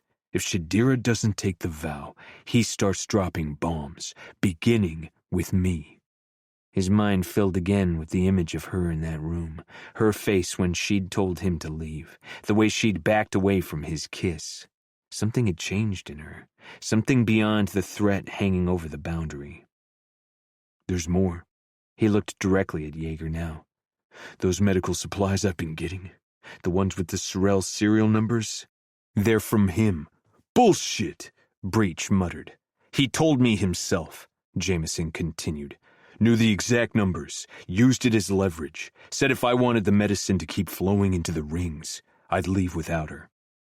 Yeager's face remained frustratingly neutral. And you believed him? Yes. Even if he isn't smuggling it himself, he knows about it, and is letting it happen, Jameson replied. When she confirmed what the president is planning, when she said she was staying, I saw her face. She was scared. She wasn't lying. He thought of that moment again, of Shadira standing between him and Grayson, her green eyes haunted as she made her choice to sacrifice her freedom for the boundary, for him. She's not in love with him, Jameson said, the words coming out before he could stop them. The fear that had been gnawing at his heart since he'd seen them together demanded voice. If that's what you're thinking. Yeager raised an eyebrow. I wasn't. She doesn't even like him, Jameson pushed on. She's doing this to protect us, to protect the rings. Are you trying to convince me or yourself? Yeager asked, his voice cutting through Jameson's defense. The question sliced into Jameson like a blade between ribs, because the truth was, he had seen something in that room, something in the way Shadira spoke to Grayson, the way she'd refused Jameson's kiss, that suggested a complication he wasn't ready to face. Jameson deflected. The only thing that matters is that we're fucked, all of us. The rebellion, the boundary, every plan we've made, it's all compromised if Maximus knows where we are, what we're doing. As they entered the deeper sections of the Cardinal, away from heart surveillance, Jameson's thoughts shifted into something harder. Shadira was trapped, yes, but she'd given him information he could use. She was still fighting in her way, still part of the resistance, and she wasn't alone anymore. She had him, had them, even from inside the heart. This ends now, Jameson said as they approached the boundary. His voice carried new resolve, steel beneath the exhaustion. No more secrets between us. No more compartmentalized intelligence. No more separate agendas. Yeager's gaze turned toward him. Careful, Ghost. You're sounding dangerously close to giving me orders. Not orders. Jameson met his gaze. An ultimatum. The Daggermouths and the rebels work together from now on. Complete transparency, combined resources, combined intelligence, combined planning. Or what? Yeager's voice held no fear, only curiosity. Or we lose everything. Jameson's answer was simple. If Maximus knows as much as he claims, if he's really prepared to bomb the boundary, we're already at war. And I refuse to lose the woman I love and this fight in the same week. The vehicle came to a stop at the final barrier between the Cardinal and the boundary. The team shifted, preparing to disembark, to disappear back into the shadows of their respective territories. But Jameson's eyes remained fixed on Yeager, waiting. Finally, Yeager nodded, a single sharp movement. Tomorrow, he agreed. Bring Pharaoh to Wolf's Head, and we will meet. It wasn't a full capitulation, but it was enough for now. Jameson would take it, take any victory, no matter how small, in a day defined by loss. Yeager's hand landed on his shoulder, giving him a small squeeze as he exited the vehicle and disappeared into the night with his unit. Jameson took one last deep breath before he stepped out of the vehicle, into the familiar grime of the boundary, already planning his next move. Shadira might be lost to him for now, trapped in that tower with the executioner, but the war for newfound haven, for freedom, for the future, was just beginning. And he would make sure she had a home to return to when it was over. Chapter 26. 11.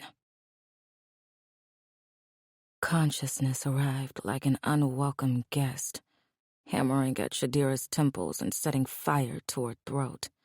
She groaned, pressing her face deeper into the pillow, as memories from the night before flooded back in jagged, whiskey-soaked fragments. The club, Jameson in Veyra uniform coming to free her. Blood, broken glass, bodies. Grayson's mouth on hers, his hands in her hair, on her throat, between her legs. The weight of him against her body on the kitchen counter.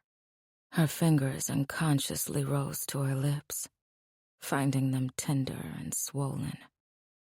"Fuck," she whispered, the words scraping against her dry throat.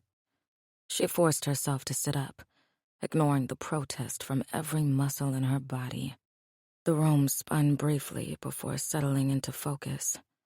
Morning light sliced through the gaps in the curtains, cutting across the bed in harsh lines and making the pounding between her ears pulse harder. She dragged herself from the bed, noting the bandage she had wrapped around her thigh while drunk and angry in the middle of the night. The wound wasn't deep, just a graze. It had stopped bleeding now, but the area around it was bruised and tender. Another scar to add to her collection. Another mark left on her body by Grayson Sorrell. It stung with every step she took, as his t-shirt brushed the edges of it. She really needed to get her own fucking clothes. Grayson's voice filtered down the hallway as she opened the door, and she hesitated for one moment, taking a step back into the room. She didn't want to face him. Not after. No. She shook her head. She needed coffee, and would not let him take that away from her, too.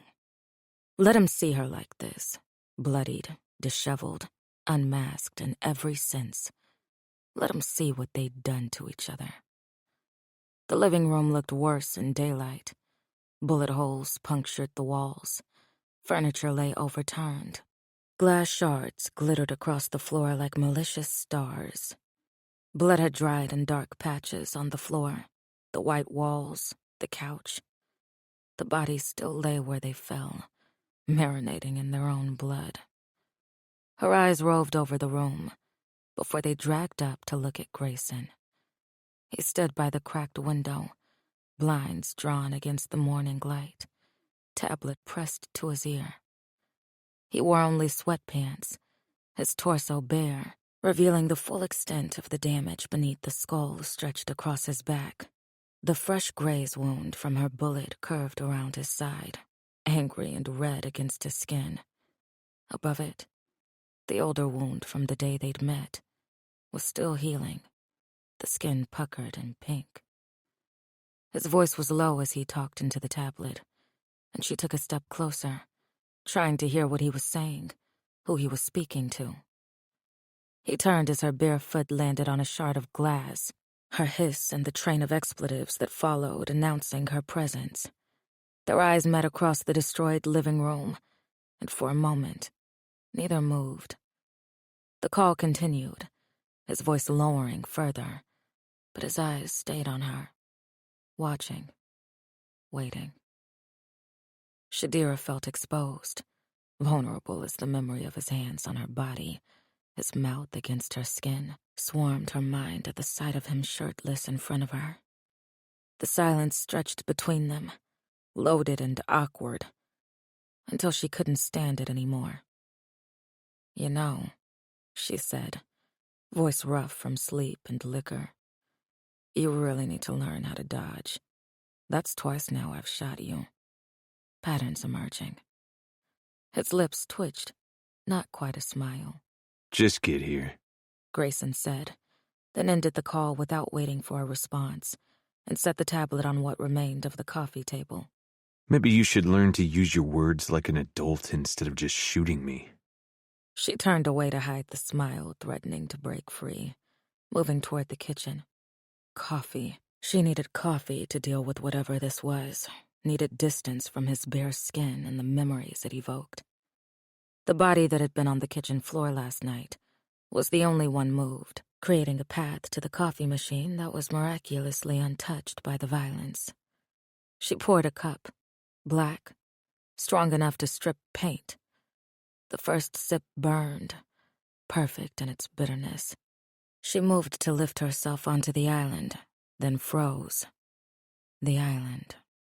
Images flashed, his hands on her throat, her legs around his waist, the desperate hunger of their kiss. heat crawled up her neck, and she quickly moved away, leaning against the counter instead, shaking the thoughts from her mind. About the bodies, she said, needing to fill the silence with something, anything else. Grayson sighed, running a hand through his hair. The gesture was unguarded, tired. Callum's coming with his men. They'll handle it. Handle it how? The way he handles everything. Efficiently, quietly. He moved closer, stopping at the opposite end of the counter, maintaining distance, but closing it enough that she could see the exhaustion in his eyes. We should talk about last night. No. Shadira... I was drunk. The words came out too fast, too sharp. Whatever happened, I've already forgotten it. Blackout, complete memory loss, medical marvel, really. He watched her, that intense gaze that seemed to see through every lie she'd ever told. Is that right? That's right. She met his stare. And if you ever try to touch me again, I'll kill you. Properly this time. No more grazes. The threat hung between them, hollow even to her own ears. She'd already shot him twice, and it had only seemed to turn him on. She wasn't sure what that said about either of them. Something shifted in his expression, and Grayson's lips curled into a knowing smirk. Wasn't what I meant, but I'm glad to see it's so heavy on your mind. She opened her mouth to respond, to deny, to threaten, to do something, when a knock echoed through the apartment. 3 sharp raps, measured, deliberate. Grayson's entire demeanor changed instantly. The smile vanished, replaced by alertness. His hand went to the back of his waistband, drawing the gun he tucked there. He moved toward the door with careful steps, keeping to the side, out of direct line of fire. Who is it? He called, his voice neutral. It's Callum. He snapped. Open the fucking door before someone sees me standing here like an idiot. Grayson's shoulders relaxed. He peered through the peephole, then unlocked the door, keeping the gun partially hidden behind his leg as he pulled it open. Callum stood in the doorway with a briefcase in hand, wearing an impeccable suit despite the early hour. Not a hair out of place, looking like he'd stepped from a magazine rather than arrived to clean up a massacre. He walked into the apartment, removing his mask before looking up to see Shadira's eyes pinned on him in surprise. Right, she didn't know him well enough yet to understand that he did not give a single fuck about masking policies. Good morning, sunshine, he said to Grayson, eyes still focused on Shadira as he took in her appearance. Rough night?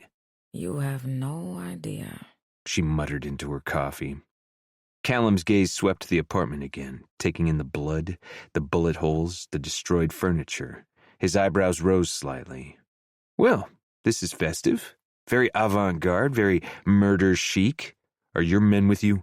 Grayson asked, ignoring his commentary. Headed up.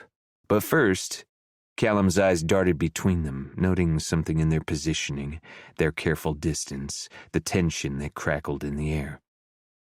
You two have that guilty look. Cal, Grayson started. I know, there are much more important things to worry about than whatever sick fuck you two had in a room full of dead bodies. He winked at Grayson.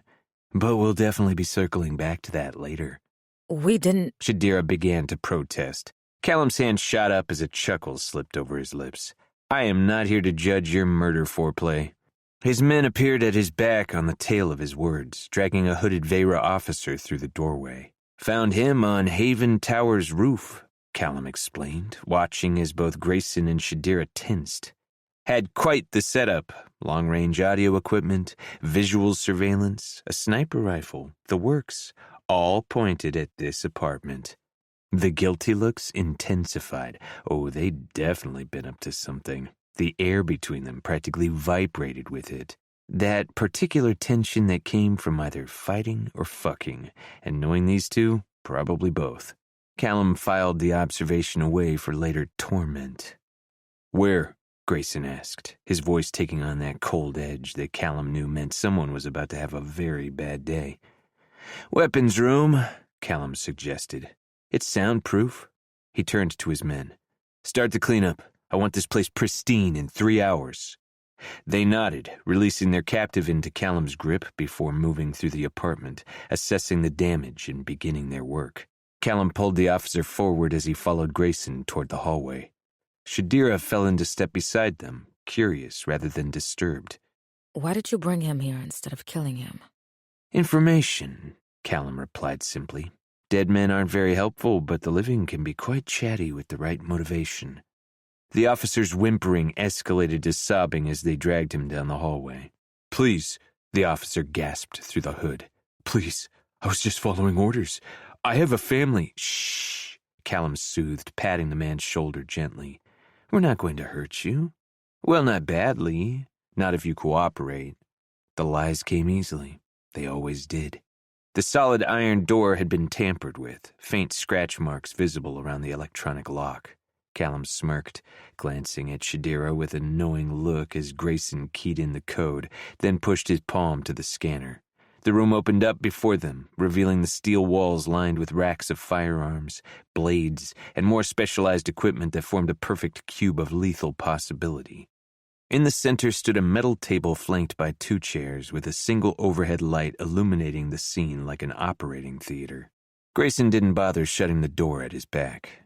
If I didn't know better, Callum started, shoving the officer into a chair. I'd think you were a serial killer, says the man with a torture briefcase, Grayson replied dryly, nodding to the case in Callum's hand. He smiled, setting the briefcase on the table with care. It's not torture, it's enhanced interrogation, and it's an art form. Grayson zip-tied the officer's wrists and ankles to the chair quickly. No wasted movements, no hesitation. Sometimes Callum forgot that beneath the brooding and moral conflicts, his friend was still a Sorrel, still trained from birth in the application of violence. Callum took his time preparing. Half of interrogation was theater, after all. He rolled up his sleeves slowly, each fold exact. His rings came off, one by one, placing them in a perfect line on the metal table, their surfaces catching the overhead light. The briefcase opened with a soft click. Inside, his tools lay in custom foam cutouts, hammers of various sizes, pliers, scalpels, and other implements he'd collected over the years, some innovations of his own. He noticed as Shadira perched on the table's edge, legs swinging slightly. Grayson leaned against it beside her, close enough that their elbows touched. Neither pulled away. In fact, they seemed unconscious of the contact, like their bodies had developed their own gravity, independent of their minds' protests. Fascinating. Callum wondered, as he turned to face the officer, if Grayson had ever noticed these same small tells between him and Lyra, if he had also filed away questions that he never asked. He pushed the thought from his mind and refocused, reaching for the hood and pulling it from the officer's head to reveal an older man, mid-50s. The man's eyes went wide as his vision was restored, frantically fluttering around the room at the 3 unmasked faces staring back at him. Now, Callum started, selecting a small hammer from his collection, testing its weight in his palm. Let's establish some ground rules. I ask questions. You answer truthfully. Each lie, each refusal costs you something. He tapped the hammer against his palm for emphasis. Each truth buys you time. Callum watched as Grayson crossed his arms, his gaze fixed on the officer like he was studying the fear building in his eyes. This was Callum as few ever saw him, the mask set aside to reveal the calculating creature beneath. The broker, the collector of secrets, the man who knew how to extract information from even the most resistant source. Let's start simple, Callum said, pulling up a chair to sit directly in front of the man. Name and unit? Marcus Webb, sir. Special Security Division. Good. Callum's voice was warm with approval. Very good. And who ordered you to surveil the executioner, Marcus? The officer swallowed hard, his Adam's apple bobbing. Captain Mikkel. Direct orders from the President. No surprise there. Maximus was getting paranoid, as dying kings often did. And what exactly were you looking for? he continued, leaning back in his chair casually. Marcus hesitated, his eyes darting to Grayson, then back to him. Evidence of disloyalty. Disloyalty, Callum repeated, tasting the word. Fair enough. What kind of disloyalty was Maximus concerned about? Another hesitation, longer this time. Callum sighed, his expression one of exaggerated disappointment. He moved without warning, the hammer connecting with Marcus's knuckle on his right ring finger. Bone shattered with a wet crunch, and he screamed, the sound bouncing off the metal walls. I told you the rules, he reminded Marcus gently, returning to his relaxed position. Now, I'll ask again, what specific disloyalty was Maximus looking for? Divided loyalties, Marcus gasped through clenched teeth. He said the executioner's sympathies might be compromised by the dagger-mouth whore. From the corner of his eye, he saw Shadira tense, saw the way Grayson shifted forward, almost in protection of her. That was all Callum needed to see. The hammer came down again on his right pointer finger, bones splintering as another scream broke from Marcus's throat. Callum stayed leaning forward this time, elbows resting on his knees. I don't know if you know this about me, but I loathe misogyny. His voice was colder now. That dagger-mouth whore, as you called her, has a name, and if the tension in this room tells me anything, it's that she is certainly no harlot. Callum looked to Shadira, watching the satisfied smirk spread across her lips as she gave him a subtle nod of approval before he turned back to Marcus. The team last night, he started again. What were their orders? Install updated surveillance, Marcus replied quickly, clearly eager to avoid further pain. Replace the faulty audio and visual throughout the apartment. Report directly on their interactions. Were they authorized to use lethal force? Grayson interjected. The officer swallowed again, his gaze flickering between Callum's hammer and Grayson's face. No. Then what prompted them to do so? Callum asked. They got spooked. The executioner wasn't supposed to be back so soon. Sweat was pouring off Marcus now, beads rolling over both temples. Callum turned to Grayson. Well, last night seems to be nothing more than an unfortunate misunderstanding. Should be easy enough to get around since they were in your home, where you currently house the Boundary's most prized possession. This is nothing more than self-defense. So that means you'll let me go? That means I can go home now? Marcus's voice was bleeding, the sound so pathetic it made Callum's stomach churn. The Veyra were nothing more than little boys who liked the power of a gun in their hand, but when it finally came time to be men, they failed on every front. No, Callum's voice had lost all warmth. I have some questions of my own. Grayson straightened and Shadira's legs stopped swinging. There were things his best friend didn't know about him, things he had kept hidden, so if caught, Grayson and Lyra would not be collateral damage. Callum glanced at Grayson, his palms suddenly sweaty. He wanted to believe he knew Grayson well enough to know that what he heard next would not put Callum on the platform. Now, Marcus, these next questions will be harder. You're not going to want to answer them, but you will. You're going to tell me about the military base, about what they're doing there, about why Cardinal workers are being held. The hammer spun lazily in his fingers. Or I'm going to move on to other bones in your body that will cause much more pain. Your choice. Marcus's mouth opened, closed, opened again. No sound emerged. The hammer fell with surgical precision. Marcus's scream filled the weapons room, ricocheting off the walls as his kneecap cracked in half. Bone protruded through skin, through fabric as blood began to pool and spread across the polished concrete floor in a pattern Callum had seen countless times before. Let's try again, Callum said, his voice returning to that light and conversational tone despite the violence of his actions. The base.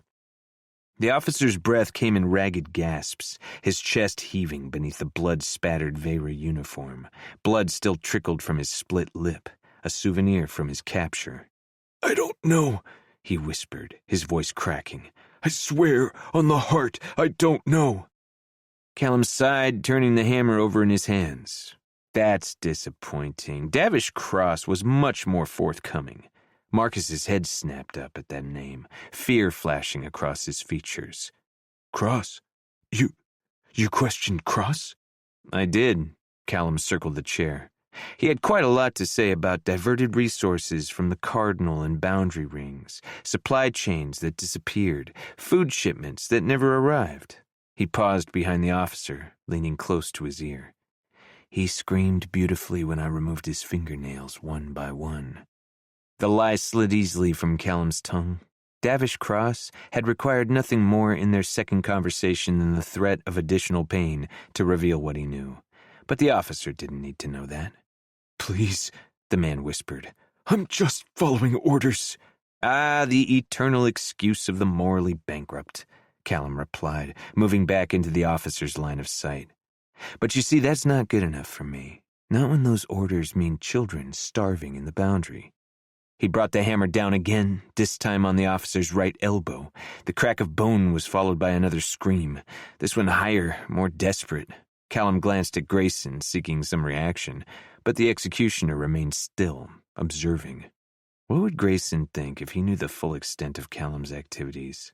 For years he'd been walking the edge, using his position to gather intelligence, to filter supplies and information to the rebellion.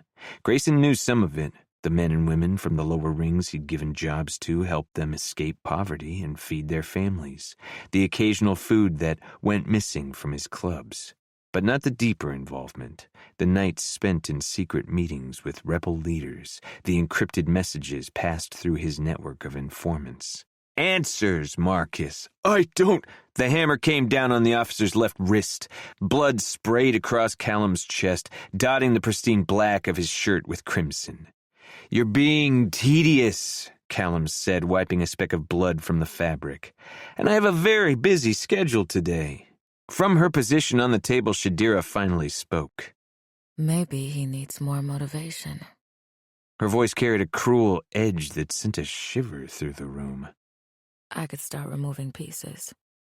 Ears first, perhaps. Callum smiled. He liked her more than he'd expected. There was something refreshing about her directness, her lack of pretense. An excellent suggestion, he agreed, watching Marcus's face drain of color. Though I was thinking of moving to larger targets. He placed the hammer against his jaw, applying just enough pressure to promise pain. Wait! Marcus's voice cracked. Wait, please! I don't know specifics. It's classified within lower Veyra ranks. But you do know general plans, Callum pressed. Yes. Marcus's head dropped, defeat evident in the slump of his shoulders. Population adjustment. I don't know anything else.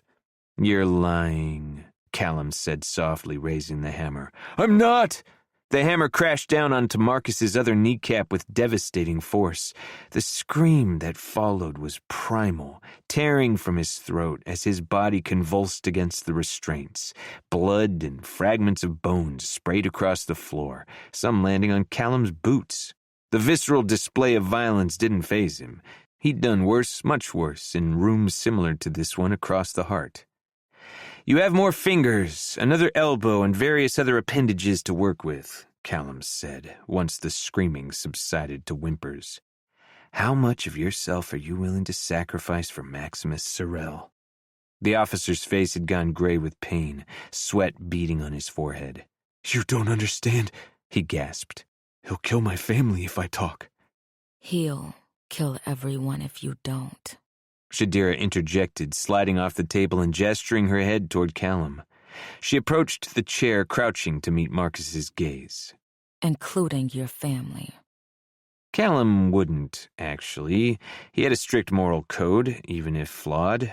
No children, no women. But if it helped to get information, he'd let Shadira use the threat. We know about the bombs. Give us details. Shadira replied, pressing on his shattered knee. Marcus hissed in pain as Callum's eyes shot to her. She already knew about the bombs. He had only learned about them yesterday in his interrogation with Davish. What else did she know? The bombs. Marcus's breath came in shallow pants. They aren't normal. They're designed specifically for the rings. Callum felt his stomach twist. What kind are they? Gas. They're gas bombs. His words tumbled out now, pain and fear loosening his tongue. The president says the rings have become too populated, too unmanageable. He's been testing them on the Cardinal workers.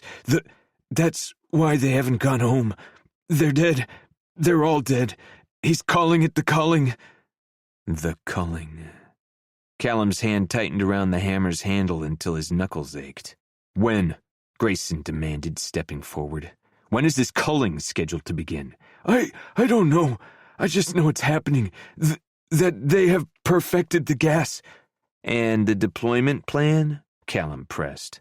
Which sectors are targeted first? The officer hesitated, his gaze darting between the three of them. All of it. The gas was created with mapping molecules. It's designed to stop at the heart's border. Callum's eyes met Grayson's, fear passing between them. This was worse than anything he had expected, anything he could have imagined. This was hundreds of thousands of people, men, women, and children. Why? Shadira asked, her voice strained. Why would he do this? Marcus's jaw clenched. He is making room for something. Grayson went perfectly still, a dangerous energy radiating from him. Callum opened his mouth to press for more details, hammer raised and ready to strike, when a voice came from the doorway. What the fuck are you guys doing? Her voice was barely above a whisper, horror evident in every syllable. She stood frozen, taking in the blood-spattered floor, the bound and broken officer, the hammer in Callum's hand. The three of them stared at her, caught in a tableau of violence. Callum lowered the hammer slowly, shame burning through him at being discovered like this. Not the torture itself, he'd long ago reconciled himself to the necessity of such actions, but that Lyra, of all people, should see this side of him, the side he'd worked so hard to keep away from her. Lyra, Grayson recovered first, stepping forward. How did you get in here? She held up a cluster of keys, her hand trembling slightly. I used my key. No one answered when I called or knocked, but I knew you were home. Her eyes moved from Grayson to Shadira, then finally settled on Callum, lingering on the blood that covered his clothes, his hands, his face. What is this? Callum couldn't bear the way she looked at him, as if seeing a stranger wearing the face of someone she trusted. He set the hammer down on the table, wishing he could wipe away the evidence of what he'd been doing, what he was capable of. We needed information, he said, his voice steadier than he felt. Information that could save thousands of lives. Lyra's eyes moved to Marcus, whose consciousness seemed to be fading, his head lolling forward as blood continued to pool beneath his shattered knees. By torturing a Vera officer in my brother's apartment? She asked, her voice rising slightly. Lee, Grayson began, but she cut him off with a sharp gesture. Don't leave me, She snapped. How long has this been going on? How long have you been... She gestured at the scene before her, apparently unable to find words adequate to describe what she was seeing. Callum felt something crack inside him. The careful wall he'd built between his life as Callum Thane, charming owner of Heart Entertainment venues, and his other life, the one filled with blood and information and desperate measures, was crumbling before his eyes, and with it, any hope that Lyra could see him as anything but the monster he truly was. The weight of her gaze burned through him as he wiped his hands on a cloth, the blood smearing rather than cleaning, a fitting metaphor for the moment. The silence stretched between them, broken only by the wet, labored breathing of the Vera officer strapped to the chair. We should move to the living room, Callum suggested, his voice unnaturally calm. He glanced at Grayson, seeking some confirmation, some direction. Grayson only nodded. What about him? Shadira asked, gesturing toward the bloodied officer with a tilt of her head. He's not going anywhere, Grayson replied, his tone flat. Lyra flinched at the words, her shoulders drawing tight beneath her elegant dress. She stepped back from the doorway, allowing them to file past her. Callum moved last, pausing beside her with words of explanation or comfort ready on his tongue. But when he met her eyes through the openings in her mask, the words died. There was no explanation he could offer that would erase what she'd seen, no comfort that wouldn't sound like a lie. The living room still bore the marks of violence, though the bodies were now gone. the furniture placed upright and glass swept up. His cleaning crews still worked methodically, removing bloodstains from every surface. One worker was carefully removing a shattered mirror, while another scrubbed at dark patches on the kitchen floor. They studiously avoided looking at the four of them as they entered the room, their training ensuring that nothing they witnessed would ever be repeated outside these walls. Callum sank into an armchair, suddenly aware of the dried blood flaking from his clothes, his hands, beneath his fingernails. Lyra chose the farthest seat from him, perching on the edge of a sofa as if ready to flee at any moment. Grayson remained standing, his posture rigid, while Shadira claimed a spot on the arm of a chair next to Grayson, her body language suggesting casual indifference despite the tension filling the room. There were Vera officers in the apartment last night, Grayson began without preamble, his voice controlled. We dealt with them. Callum watched as Lyra's posture shifted in understanding. And the torture? Lyra asked, turning back to her brother. Was that your idea? Mine. Callum spoke before Grayson could answer. We needed information about your father's plans. Grayson's head turned toward Callum, the motion sharp and sudden. Speaking of plans, he said, his voice taking on a dangerous edge. When were you going to tell me you've been helping the rebellion? The question hung in the air between them. Years of friendship suddenly caught in their secrets. Callum didn't immediately answer, weighing his response carefully. The truth was, he'd never planned to tell Grayson, not because he didn't trust him, but because knowledge was dangerous in the heart. What Grayson didn't know, he couldn't betray, willingly or otherwise.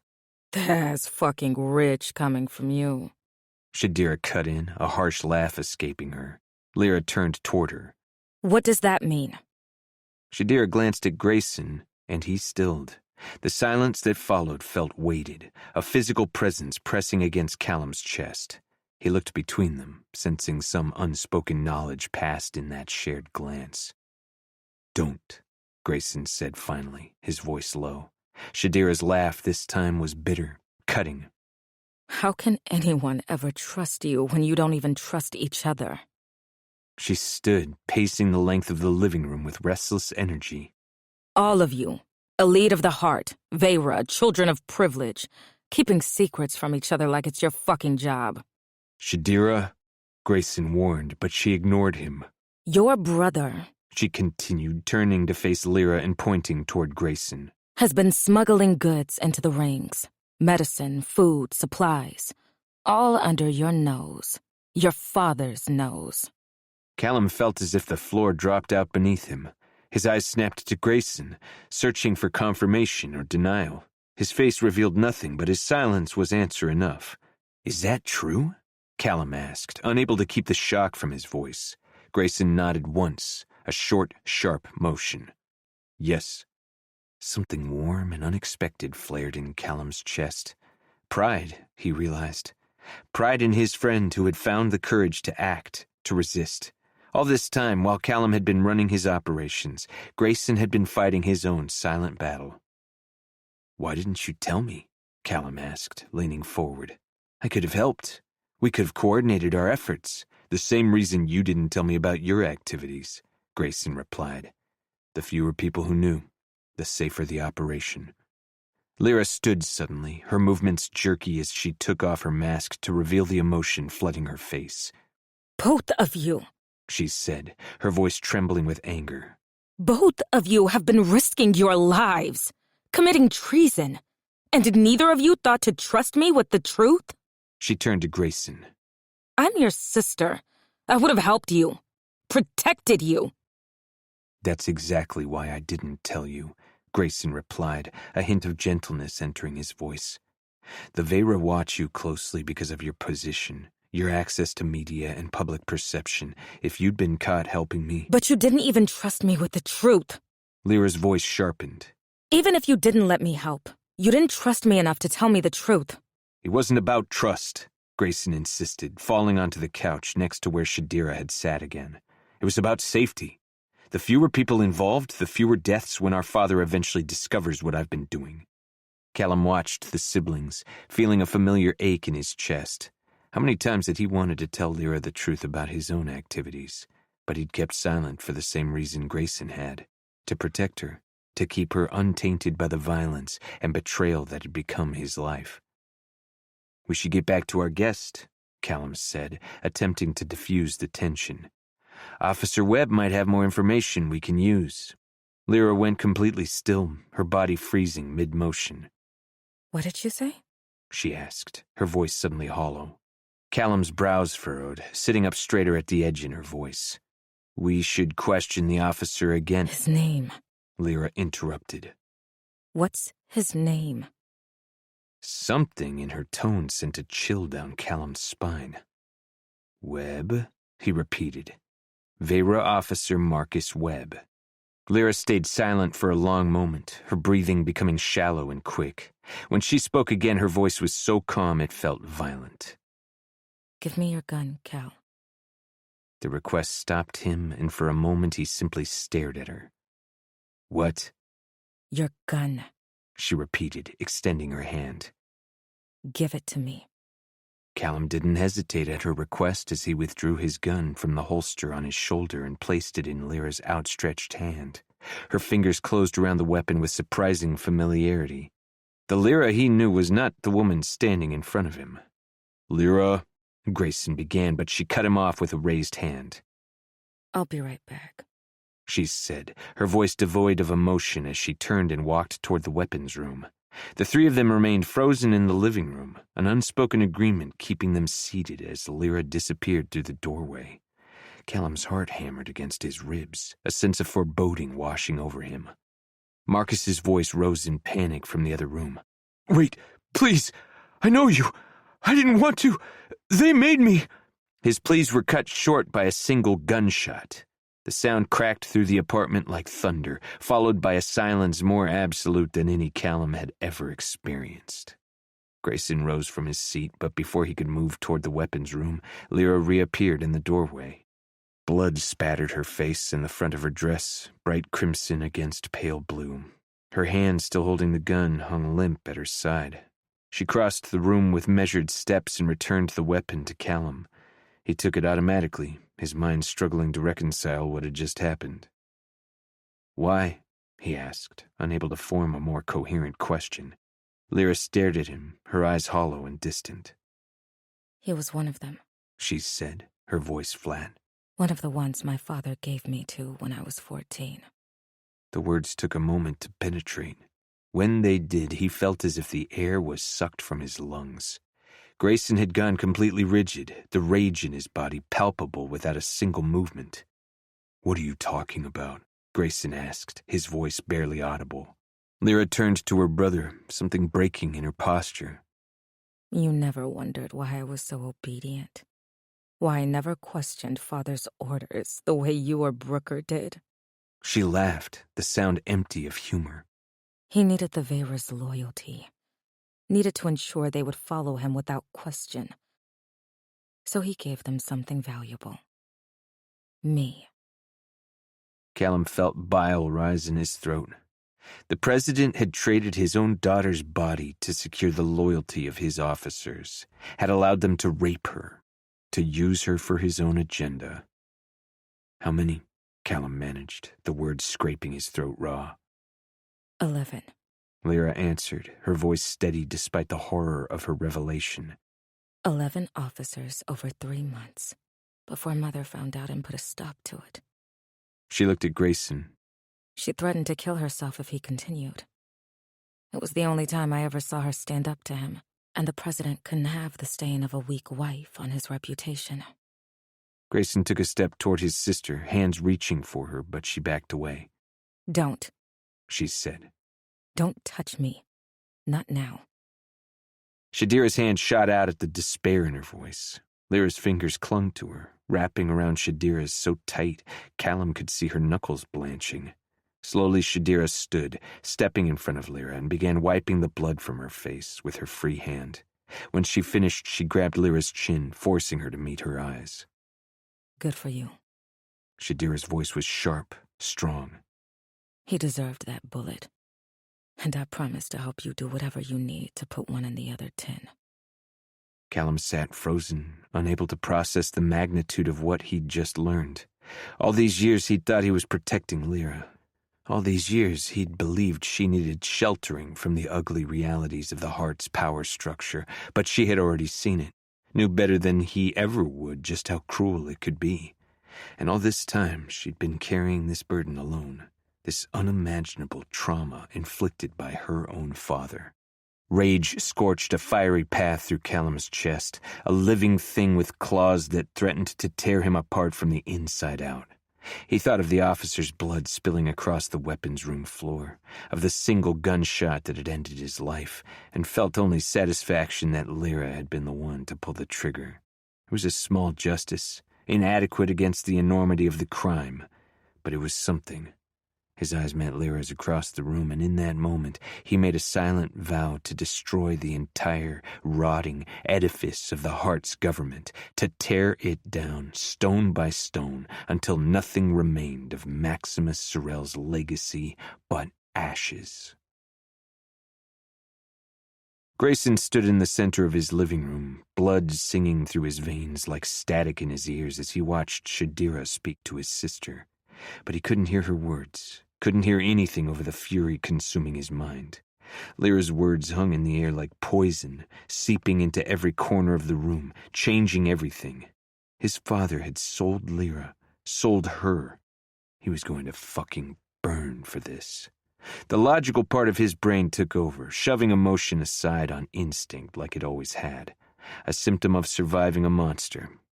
"We need to lay everything on the table," he said, his voice rough and distant to his own ears. "No more secrets between us. No more protecting each other through silence." He looked at each of them in turn. Callum, still seated with the gun in his hand. Shadira, watching him with those piercing green eyes. Lyra, blood-spattered and hollow-eyed, but standing tall. "If we have any chance against my father, we need complete honesty, complete trust." The words felt strange on his tongue. Trust was a luxury in Newfound Haven, a commodity rarer and more precious than anything in the Heart. For years he had operated on the assumption that isolation was safety, that sharing his plans would only create vulnerabilities. Now, with the knowledge of what his father was planning, with the sound of his sister's voice describing the horrors she'd lived with in secret, he realized that isolation had only ever served Maximus's interests. "That's a nice idea," Shadira started, breaking the silence that followed his declaration.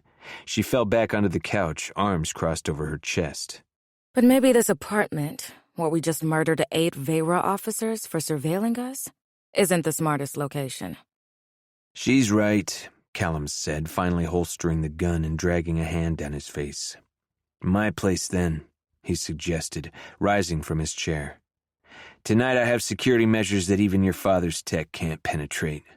Grayson nodded, his expression softening as he turned to Lyra.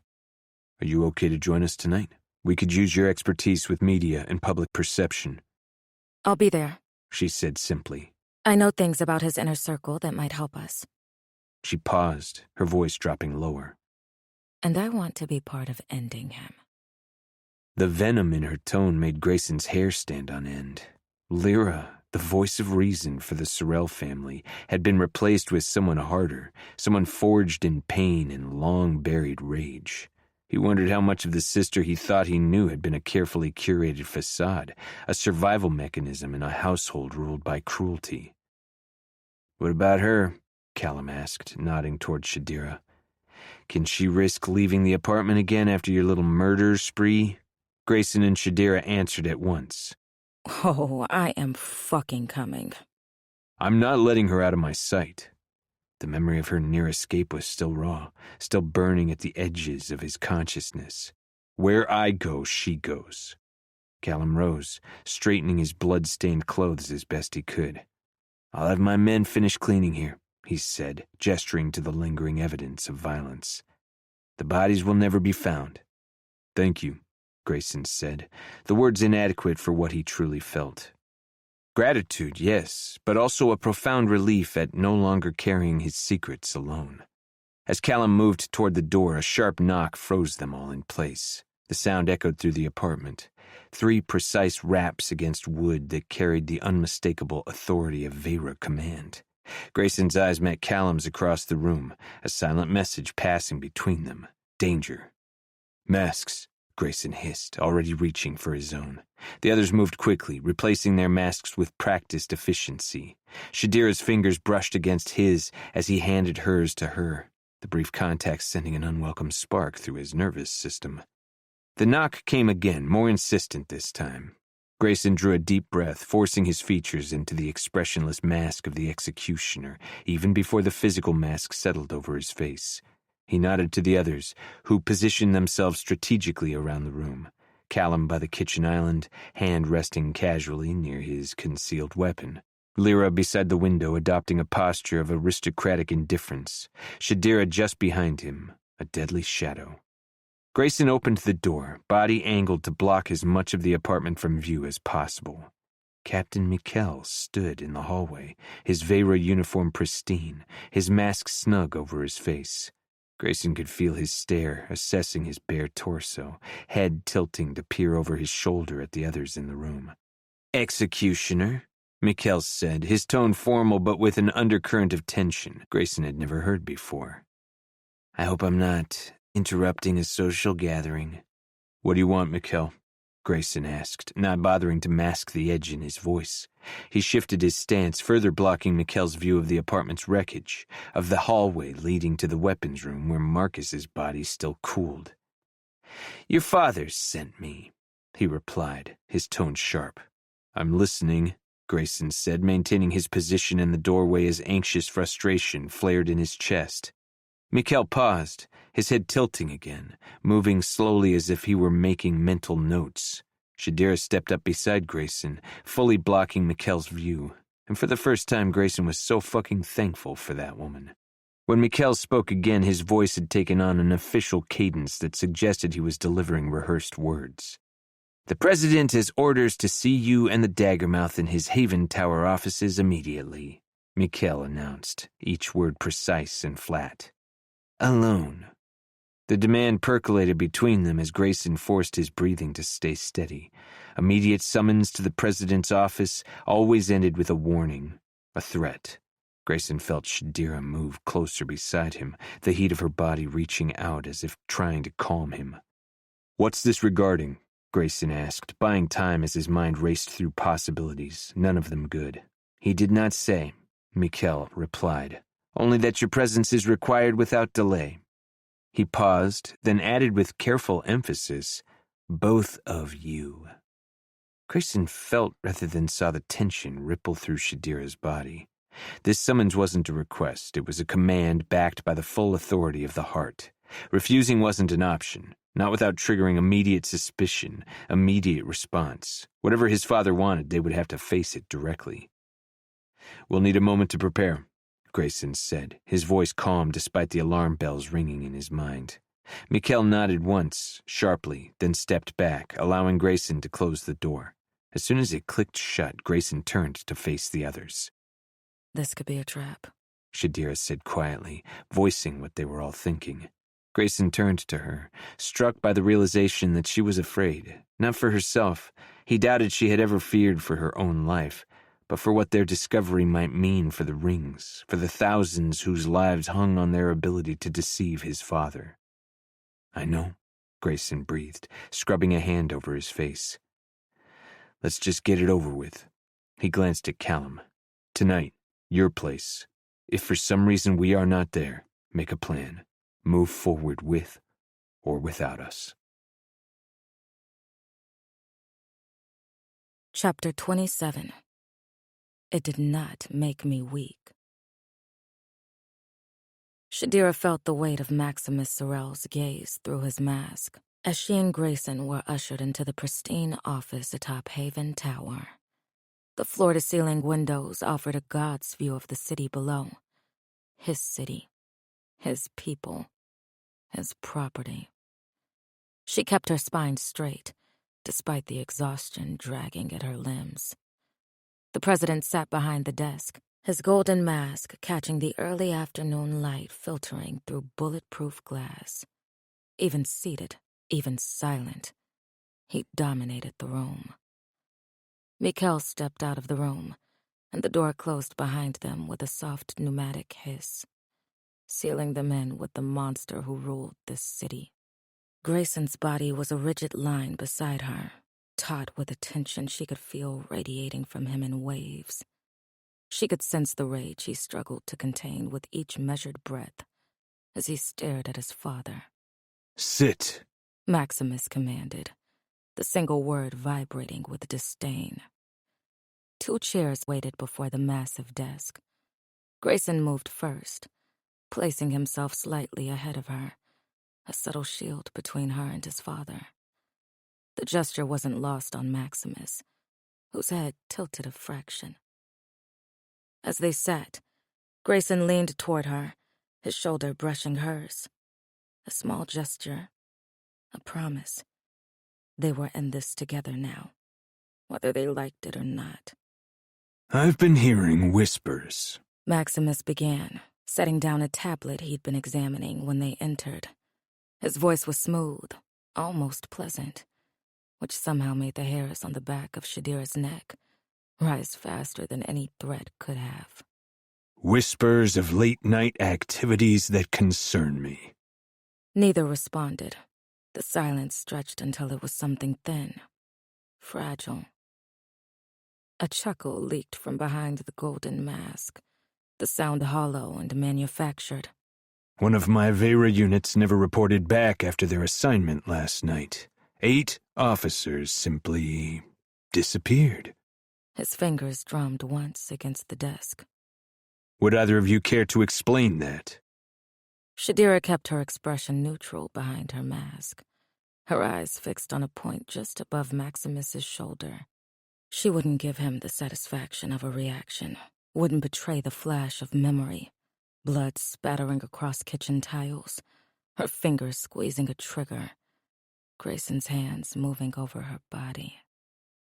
Beside her, Grayson shifted forward, and she felt her breath catch. He was going to lie. He had to lie. Please fucking lie. We killed them. The words dropped into the room like rebel bodies on the platform. Shadira's head snapped toward him, disbelief freezing her in place. What the fuck is he doing? Maximus went very still. You killed them. He repeated slowly. All 8. Yes?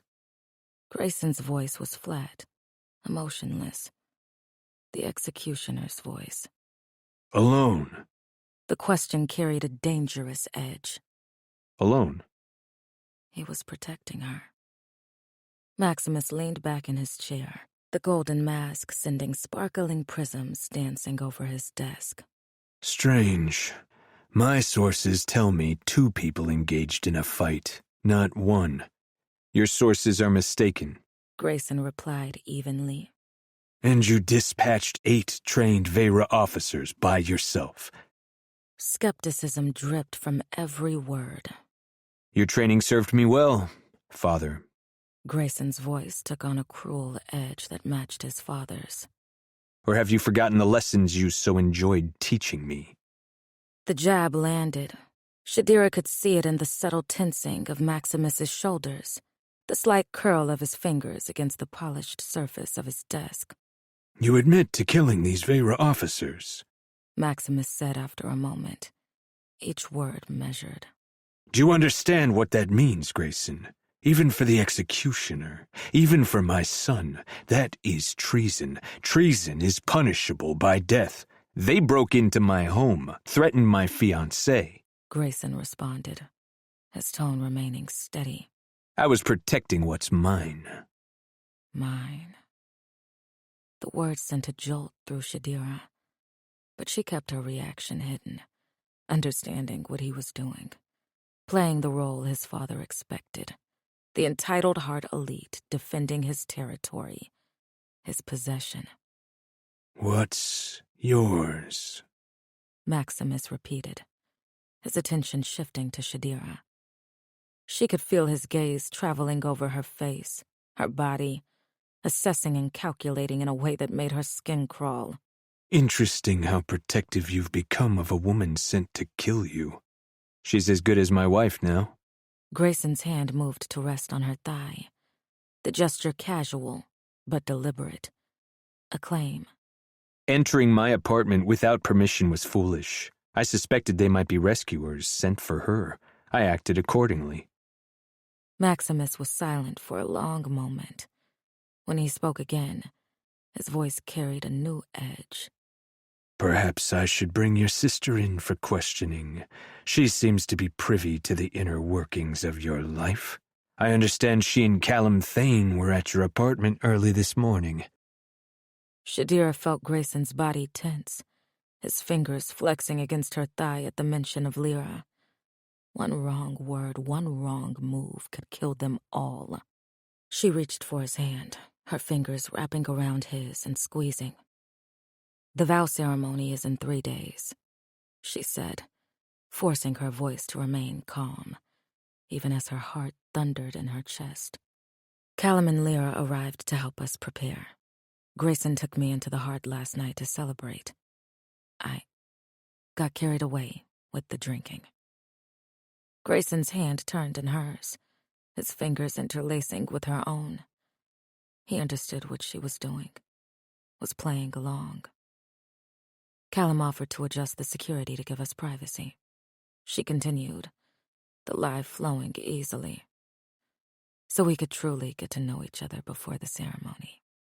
Maximus's gaze dropped to their intertwined hands, and a low laugh bubbled from behind his mask. How touching. The words dripped condescension. The mercenary and the executioner finding common ground. His attention shifted back to Grayson. You've always been reckless, my son. Impulsive, quick to anger. Last night was yet another example of that. He leaned forward, elbows resting on the desk. It's why I've never fully trusted you with the heart's future. I've never wanted your trust, Grayson said, his voice still measured despite the facade of calm slipping. or your future. And yet, here you are. Maximus countered, gesturing to the room around them, to the city beyond the windows. Playing your part, taking the vow, fulfilling your duty to the heart, to our family. Grayson's grip tightened around Shadira's hand, his anger trapped between their palms. Given the circumstances, Maximus continued, his tone shifting to something that mimicked regret. I'm afraid I must insist on certain precautions until the ceremony. What precautions? Grayson asked, wariness evident in the sharpening of his voice. Since you are so desperate to get to know one another, you will be quarantined together until the vow. No outside communication, no visitors. Maximus's fingers steepled in front of his golden face. For your protection, of course. I will not let you cage me. Grayson's voice had dropped to a growl as he said the words. Then maybe the Daggermouth's second assassination attempt was more successful than the first. The threat hung in the air between them. Perhaps she turned you against your family, against the heart. Perhaps you are both threats that must be eliminated. This is fucking ridiculous. Grayson snarled, rising to his feet. You can't. I can. Maximus cut him off, his voice hardening. I can, and I will. You killed 8 of my men, Grayson. Be grateful I'm allowing you to live, to continue with the ceremony. Be grateful I'm not having your bitch dragged to the platform this very moment, putting a bullet in the back of her head like I did her parents. Maximus slowly leaned across the desk, toward his son. Do not forget your sister has a perfectly good womb. Heirs are replaceable, even if sons are not. Something snapped inside Shadira at his words, at the casual cruelty with which he threatened her life, their lives. She stood beside Grayson, hand clasping his again, her eyes burning into Maximus Sorel's golden mask. One day, she said, her voice low, deadly, you will pay for every crime you've committed. Against my parents, against the rings, against your son. She paused, letting the words sink in. against your daughter. Maximus went rigid. The temperature in the room seemed to drop 10 degrees in an instant. Is that a threat, Miss K.L.? He asked, his voice silk over poison. It's a promise, she replied. The heart will fall. You will fall. And I will be there to watch it happen. Maximus rose slowly from his chair, his height and breadth emphasizing the power he wielded. No one will stand against me. Not the rings, not my enemies, not my own blood. He moved around the desk with measured steps, stopping directly before her. And certainly not dagger-mouthed scum like you, Shadira K.L. His voice dropped to a whisper. You think you know what power is, what cruelty is. You haven't seen anything yet. When this is over, when you've served your purpose, you will die like all the rest, as an example to all who would challenge me. The doors burst open behind them. Mikhail entered, flanked by 6 more Vera officers, their weapons drawn. Father, Grayson started, fury igniting in his voice. Take them. Maximus ordered, stepping back. Separate cells, no contact until the ceremony. The Vera descended upon them like wolves. Shadira felt hands grabbing her arms, wrenching her away from Grayson. She clung to his hand, fighting instinctively. She landed an elbow to one officer's throat, heard him choke and stumble back. Her legs swept out, catching another behind the knees. Shadira. Grayson's voice cut through her thunderous heartbeats, desperation in his voice. Don't fight them. They'll hurt you. A blow landed between her shoulder blades, driving her to her knees. Hands tangled in her hair, yanking her head back as Grayson's fingers were ripped from hers.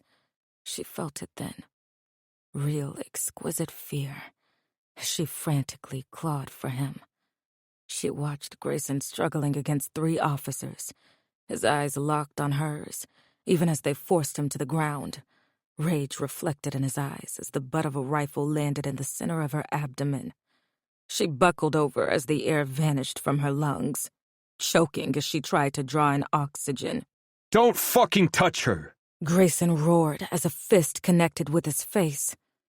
The sound of his nose snapping filled the air as a black bag descended over her head, plunging her into darkness. She screamed, a wordless sound of pure hate, thrashing against the hands that held her. Then she screamed for him, his name slipping over her lips, frantic and terrified, as she felt herself being lifted from the ground and carried away. Her name echoed back to her, his voice penetrating through the fabric as she reached out blindly in the dark, fingers grasping for something, for someone, for him. Lyra watched the evening light filter through the high windows of Callum's apartment, painting long golden fingers across the polished floor. The shadows had grown longer since she'd arrived, stretching toward her like an ominous clock. No word from Grayson or Shadira. No message. Nothing but the hollow reassurances Callum offered with decreasing conviction as time passed. She traced the rim of her untouched whiskey glass, focusing on the cool touch of crystal against her fingertip, rather than the knot of dread tightening in her stomach. They're fine, Callum said from across the room, not looking up from the security feeds he monitored on his tablet. Your father likes to make people wait. It's a power play. You don't know that, Lyra replied, her voice flat, as she glanced down at her mask resting on the side table. Something about this feels wrong. Callum set down his tablet with a sigh, running a hand through his thick brown hair. He'd been pacing, checking his networks, calling in favors to gather scraps of information, all without result.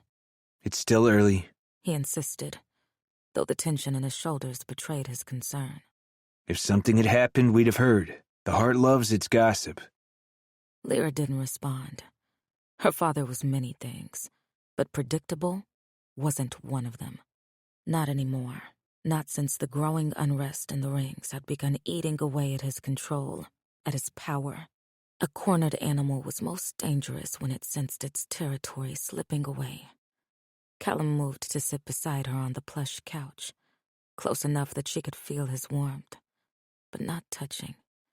He'd been careful with her since morning, since she'd put a bullet in Marcus Webb's head, since the truth about her past had spilled from her lips like poison finally purged. The careful distance between them now was new, unfamiliar, as if he feared she might shatter at his touch. Why didn't you tell me? He asked suddenly, his voice low. The question that had been hanging between them all day, unspoken until now. Her fingers tightened around the glass. What would you have done if I had? Callum was silent for a long moment. I would have killed them. Exactly. She turned to face him, meeting his eyes. You would have gotten yourself put on that platform, and I couldn't risk losing you, too. You were a child, he said, the words catching in his throat. A child, Lyra. And I was supposed to protect you. We all were supposed to protect you. Protect me? A harsh laugh escaped her. That was never your job, Callum. That was my father's duty, my mother's duty, and they failed. His face twisted with something like guilt, and she realized he was blaming himself for not seeing, for not knowing, for not saving her from a horror that had occurred before they'd even become close. Don't, she said, her voice sharpening. I don't have the energy to console your male shame. She paused, then sighed, her tone softening slightly. Don't take on guilt that isn't yours to carry. You have your own nightmares from surviving in this place. I'm sorry. He breathed. All these years I thought I was protecting you from the ugly realities of the heart, from the violence and corruption. I thought you needed sheltering from the things I did, the choices I made. His hands clenched into fists on his thighs. And all along, you were the one protecting me. Lyra set her glass down. Is that why you kept me at a distance all these years? Why you never told me about your work for the rebellion? Because you thought I needed protection from the truth? Yes. He admitted after a pause. That and I didn't want you to have to choose between me and your family, between me and your duty to the heart. She stared at him, anger flaring sudden and hot in her chest. I thought I'd found a man I could trust, she said, each word precise and cutting. Someone who saw me as an equal, not just a Sorrel daughter to be used or protected. And now I learn that you've been hiding half your life from me, making decisions about what I could handle, what I should know. She shook her head. I'm angry, Callum. I'm fucking furious. At me? He asked, his eyes never leaving hers. At everyone, she replied. At the fucking world we live in? Her voice hardened. And yes, at you. For thinking I was too fragile to handle your truth. I never thought you... He started to protest, but she cut him off. Didn't you? She stood, moving away from him, needing space as the words poured out. You've treated me like glass from the moment we met. Always so careful, so controlled around me, never letting me see the man who was capable of torturing Marcus Webb this morning, who disposes of bodies without thinking twice. She turned back to face him. Did you think I'd run screaming? Did you think I was so naive to what you do in your clubs? Callum rose to his feet, his own anger beginning to show. Do you think I wanted to hide my true self from you? That I enjoyed a second of it? He stepped closer. I was trying to give you one fucking corner of this city that wasn't soaked in blood and betrayal, Lyra. One relationship that wasn't built on violence and fear. So instead you built it on lies. The words burst from her, louder than she'd intended. I never wanted to be the precious, perfect thing you kept on a shelf, untouched by the dirt of your real life. And I never wanted to be the man who added to your nightmares. He shouted back, his control finally slipping. Do you have any idea what it does to me knowing what happened to you? Knowing I've spent years in this apartment with you, talking to you, wanting you, and never suspecting the pain you were carrying? The raw honesty in his voice stopped her. She stared at him, seeing the anguish in his eyes, the self-loathing. They stood facing each other across the room. Two people who had spent years circling a truth neither had been brave enough to name. "I don't care," she said finally, her voice dropping to a fierce whisper. "I don't give a damn about the violence in your life, Callum. I don't care what you've done, who you've hurt, how many men you've tortured or killed." She moved toward him, each step deliberate. "I don't care if Grayson would be angry, if my father would forbid it. I don't care about any of it." Her eyes never left his. "Because I love you. I have loved you for years, through every moment you thought you were protecting me, through every secret you kept, through every touch you held back, because you thought it was for the better."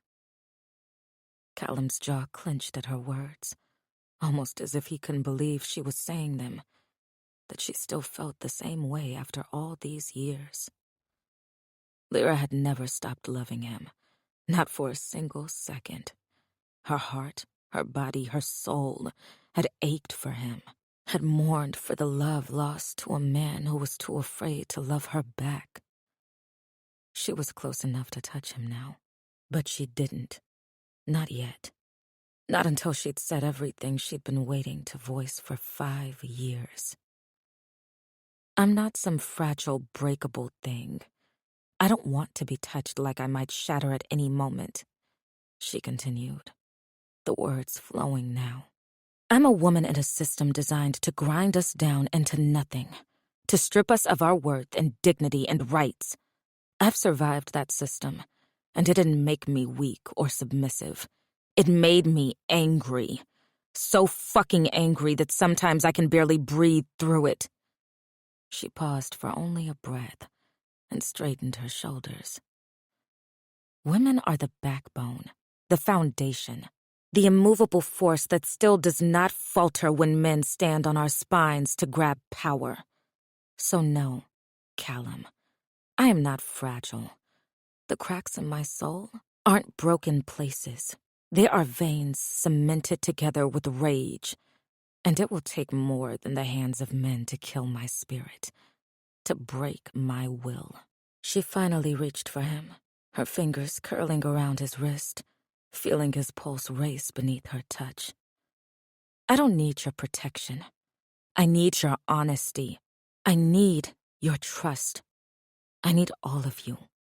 The ruthless club owner, the kind man I know you to be, the rebel informant. All of it." The silence that followed felt electric, charged with the potential that had been building between them for years. Callum's eyes traveled over her face, as if seeing her for the first time, really seeing her. Not the mask she wore for the heart, not the girl that he needed to protect, but the woman who had survived and grown stronger in her scars. Callum's hand came up slowly, hesitantly, to cup her cheek. The touch was different now. Not careful, not controlled, but honest in its vulnerability. You're the only thing I've ever wanted, He finally said, his voice hoarse, the words unpolished. The only honest part of me is what I feel for you. For a moment, the words hovered between them, trembling and alive. His voice, always a careful instrument, was stripped raw now. There was no calculation, no performance, no attempt to charm or deflect. He sounded almost boyish, almost frightened, as though in articulating the depth of his feelings, he might be consumed by them. Lyra, He took a steadying breath. I don't deserve you. After everything I've put you through, I don't deserve you, and I know that. But I need you to know that you are the reason I keep fighting, the reason I believe there might still be something in this world worth saving. Because if someone like you can exist, if someone as kind and fierce and fucking beautiful as you can still stand tall after everything you've endured, then maybe there's still hope for the rest of us. Lyra's body felt like it was floating somewhere above her as she listened to his words. His thumb brushed over her cheekbone, wiping away a tear she hadn't realized had fallen. I am in awe of you, in awe of your resilience, your intelligence, your capacity for love in a world that has shown you so little of it. You are a goddamn force of nature, and I am just a man lucky enough to stand in your presence. Lyra felt her eyes burn, her throat tightening with emotion. I don't want to hide from you anymore. He breathed, his eyes never wavering from her gaze. I don't want to pretend I'm anything less than completely, desperately in love with you. I want you to know me, all of me, even the parts I'm ashamed of, even the parts I thought would make you turn away. Because you're right, you're not fragile. You're the strongest fucking person I have ever known, and I trust you with my truth, with my heart, with everything I am. He leaned forward, resting his forehead against hers. Their breath mingled, their lips a hair's breadth apart. I love you, He whispered again. The words a vow, a prayer. I will always love you, in this life and whatever comes after. You are my beginning and my end, Lyra Sorrel. And I am sorry. He took a shuddering breath. I am so sorry for not telling you that 5 years ago, for wasting so much of your time. In that moment, with those words and the last light of day fading around them, Lyra felt something she'd stopped believing in long ago. Hope. I love you, Callie.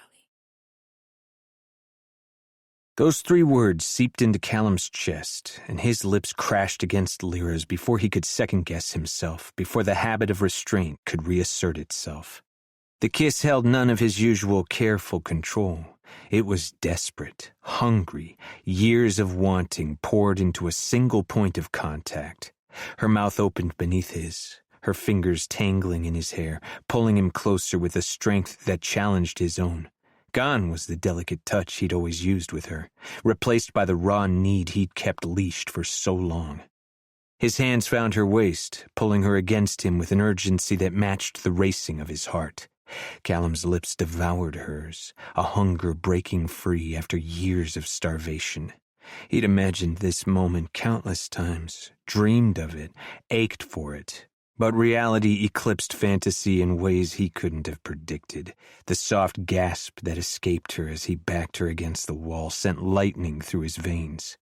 5 years. 5 fucking years wasted on noble intentions and misplaced protection. He lifted her hands, sliding beneath her thighs as her legs wrapped around his waist. The weight of her, the heat of her body against his, felt like coming home after a lifetime of exile. Lyra, he breathed against her lips, reluctantly breaking the kiss to look at her. He needed to see her face, needed to know that this was real. She was real, and not another torturous dream he'd wake from alone and aching. Are you sure? Her eyes met his, pupils dilated with desire, her lips swollen. The sight of her like this, disheveled, wanting, looking at him with such raw need made his knees weak. I've never been more sure of anything, she whispered, her fingers working frantically at the buttons of his shirt, impatient, demanding. He captured her mouth again, unable to resist the pull of her any longer. His shirt fell open under her touch, her fingers trailing fire across his chest, exploring each ridge and plane of muscle as if committing him to memory. Callum carried her toward the bedroom, unwilling to separate from her even for that short distance. The apartment blurred around them, the luxurious furnishings, the security screens, the evidence of his double life. none of it mattering now. Only this moment. Only Lyra mattered. The bedroom door hit the wall with a bang as he kicked it open, not caring about the mark it would leave. The last rays of sunset filtered through the windows, bathing the room in golden light that caught in her hair, illuminating it like a crown of fire. He laid her gently on the bed, his eyes never leaving hers as he shrugged off his shirt and tossed it aside. "You're beautiful," he murmured, drinking in the sight of her sprawled across his sheets, her hair fanning out around her like a dark flame against the fabric. "So fucking beautiful it hurts to look at you sometimes." Callum's hands stilled on her hips. The trust in her gaze made something twist inside him. After everything, the secrets, the distance, the years of half-truths, she still looked at him like he was worthy of her, like he was something more than the blood on his hands and the lies on his tongue. What is it? She asked, pushing herself up on her elbows. Concern had begun to replace desire in her expression, and he couldn't bear it. "I'm afraid," he admitted, the words scraping his throat raw. "Afraid that once I have you again, I'll never be able to let you go." Then don't. She answered simply, and the last of his restraint shattered. Callum surged forward, her mouth clashing with his as he pressed her back into the mattress. His hips ground into hers instinctively as he groaned against her mouth. The dress she wore became an enemy, a barrier between him and what he craved. His fingers found the zipper at her back, dragging it down with a sound that seemed impossibly loud in the quiet room. The fabric parted beneath his touch, revealing inches of soft skin that he immediately claimed with his mouth. He pressed his lips to each new expanse exposed, the soft curve of her stomach, the delicate arch of her ribs, the swell of her breasts. When he finally pulled the garment over her head, his breath caught in his throat. The fading light cast shadows across her body, highlighting every curve, every dip and hollow. His fingertips traced the edge of her bra, feeling her shiver beneath his touch. "I've dreamed of this so many times," he confessed, his voice rough with desire as he unhooked her bra with ease, sliding it down her arms. "But nothing I imagine comes close to how perfect you are." Her breasts spilled free, and Callum couldn't resist lowering his head to taste her, his tongue circling one nipple while his fingers teased the other. The sound she made, half gasp, half moan, sent a jolt of pleasure straight to his cock, already hard and straining against his pants. Callum, she breathed, her back arching, pressing herself more firmly against his mouth. Her fingers tangled in his hair, holding him to her, as if afraid he might stop. God, that feels so good. He switched his attention to her other breast, lavishing it with the same care, drawing another breathless moan from her lips. His free hand slid down her stomach to the waistband of her underwear, slowly dragging them down. "I want to worship every inch of you," he murmured against her skin, pressing kisses along the valley between her breasts, down her sternum, across her stomach. "I want to learn every sound you make when I touch you here." His fingers dipped between her thighs, finding her already wet. "And here," Lyra gasped as his fingers slid through her folds, circling her clit with teasing pressure. Please. She whispered, her hips lifting to meet his touch. I need you. He slid her underwear the rest of the way down her legs, his eyes never leaving hers as he tossed it aside. She was completely bare before him, a feast for his senses that he intended to savor. "You're so wet for me," he said, his voice bordering on a moan as his fingers explored her, finding the places that made her breath catch, that made her tremble. "Tell me, my love, how many times do you want to come?" Lyra gasped at the question but didn't answer. He pressed harder on her clit and a deep moan rolled from her lungs. "I want you to tell me," he breathed, bringing his lips to her ear and nipping at her lobe. 3. She forced out, her voice thin and breathy. Callum chuckled, then pushed a finger inside her. "Only 3? We can do better than that." Oh, God. Her moan was ragged as it fell from her lips. 5. She gasped, greedily pushing her hips toward his hand. Callum grinned against her neck at the sound of her pleasure, dragging his lips to hers and kissing her deep and hungry before pulling away. He lowered himself between her thighs, pressing kisses to the soft skin of her inner legs, slowly working his way higher. When his mouth finally found her center, the taste of her exploded across his tongue, and he groaned against her, the vibration making her gasp and buck against his mouth. Callum took his time, licking and sucking, his tongue tracing patterns that had her writhing beneath him as her hands fisted in the sheets. He slid another finger inside her, curling them to hit the spot that made her cry out his name. "And that's it," he encouraged, watching her face as pleasure transformed her features. "I'm going to worship you like you deserve." Her eyes locked with his, dark with desire, her lips parted as her breathing grew more ragged. He could feel her tightening around his fingers, so close to the edge. He increased the pressure of his tongue against her clit, his fingers moving in rhythm inside her. Callum. His name was a cry torn from her throat as she shattered, her body arching off the bed, her walls clenching around his fingers. He didn't stop, working her through the waves of her orgasm until she collapsed back onto the mattress, trembling and breathless. His lips did not leave her. He stayed, tasting every bit of her essence, refusing to drag himself away. He was going to make this last, to make up for every year he had gone without the taste of her on his tongue. Her heels dug into his back as her thighs trembled around his head. Each gasp and moan she made drove him wild, feeding a primal need to pleasure her until she couldn't remember her own name. Callum. She gasped, her fingers tangling in his hair, pulling almost painfully as her second orgasm approached.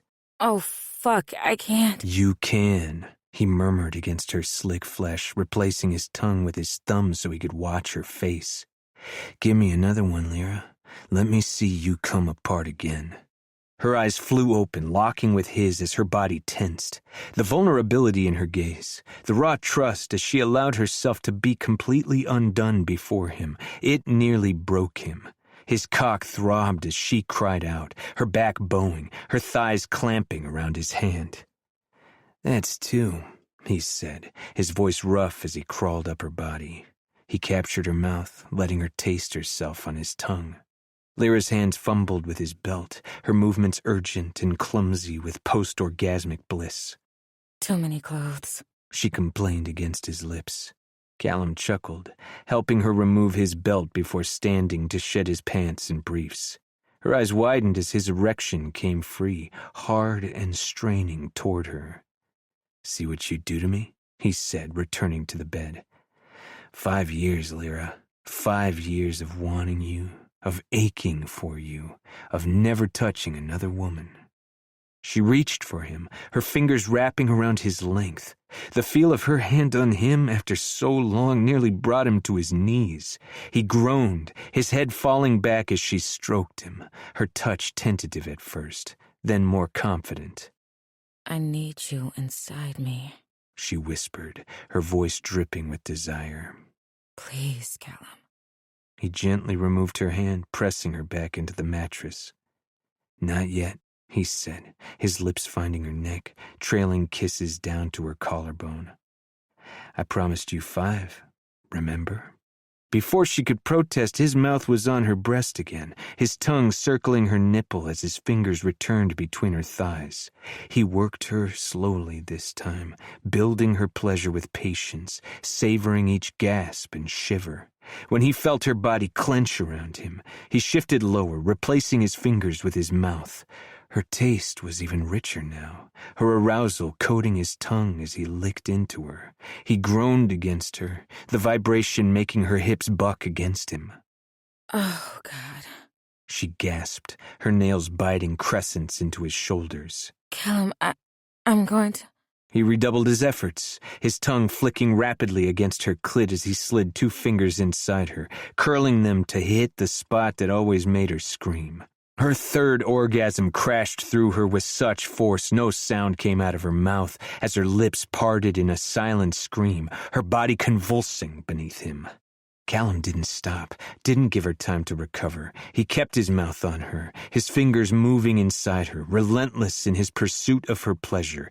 Her fourth orgasm followed quickly on the heels of her third, a breathless, keening sound escaping her as her body tensed and released. Come here, she said, breathlessly reaching for him, and he couldn't have resisted her call if he'd tried. He rose above her, his cock pulsing with need as he positioned himself at her entrance. He stared down at her, one hand stroking himself as the other dragged up her stomach, feeling every inch of her skin. I could look at you forever like this. If you don't fuck me right now, Callum Thane. She interrupted, her voice a delicious mix of command and plea. I swear I'll never forgive you. He grinned at her, and Lyra's answering smile was so pure, so breathtaking, it healed every piece of his heart he had broken when he'd walked away from her. I love you, he whispered, the words still new, still precious on his tongue as he pushed into her slowly.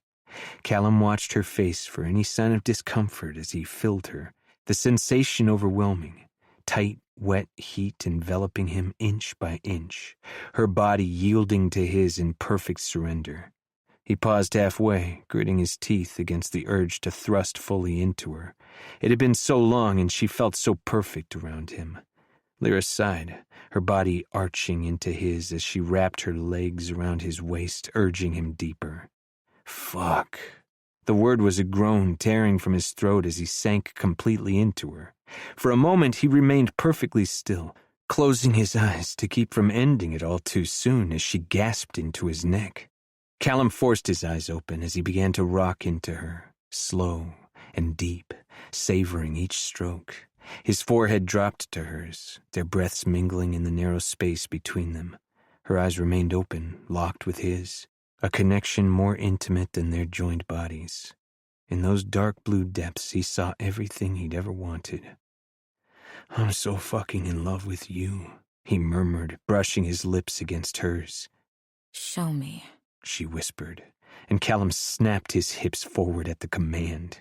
Her fingers dug into his shoulders, nails raking over his skin as he set a rhythm that had her panting beneath him. Each thrust built the pressure in his spine, the coiling heat low in his belly. But he held back, determined to bring her pleasure first, to watch her come apart in his arms. He shifted his weight, changing the angle of his thrusts, and was rewarded with Lyra's sharp gasp. Her eyes widened, pupils blown with pleasure as he hit that perfect spot inside her. There. She breathed, her voice catching. Right there, don't stop. Callum increased his pace, driving into her with controlled power, his muscles burning with the effort of holding back his own release. He slipped a hand between their bodies, finding her clit with adept fingers, circling in time with his thrusts. More. She gasped, her thighs tightening against him. Please. Come for me again, he urged, his voice a low growl against her ear. One more time, love. Let me feel you. He rolled them, settling her on top of him without breaking their connection. The new position let him see all of her, the curve of her waist, the swell of her breasts, the way her hair fell around her shoulders like dark waters.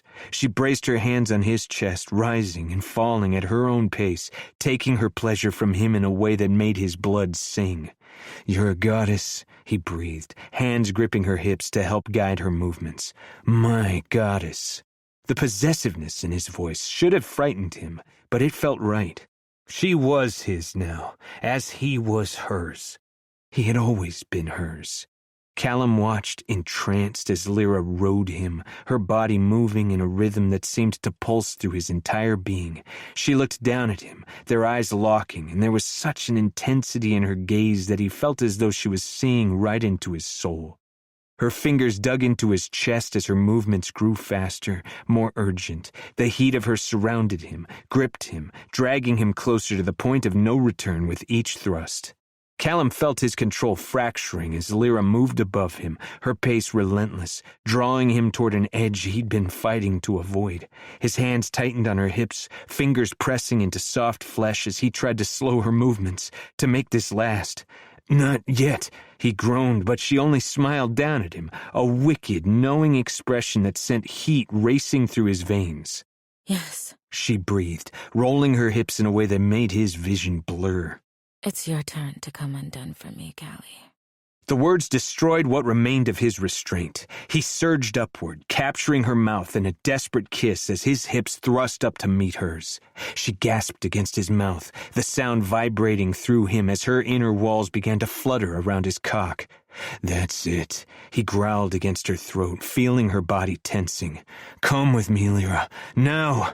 Her fifth orgasm hit with devastating force. She cried out his name, her body clenching around him in waves that pulled his own release from him with violent intensity. The feeling of her breaking around him prolonged his pleasure until he thought he might black out from the sheer intensity of it.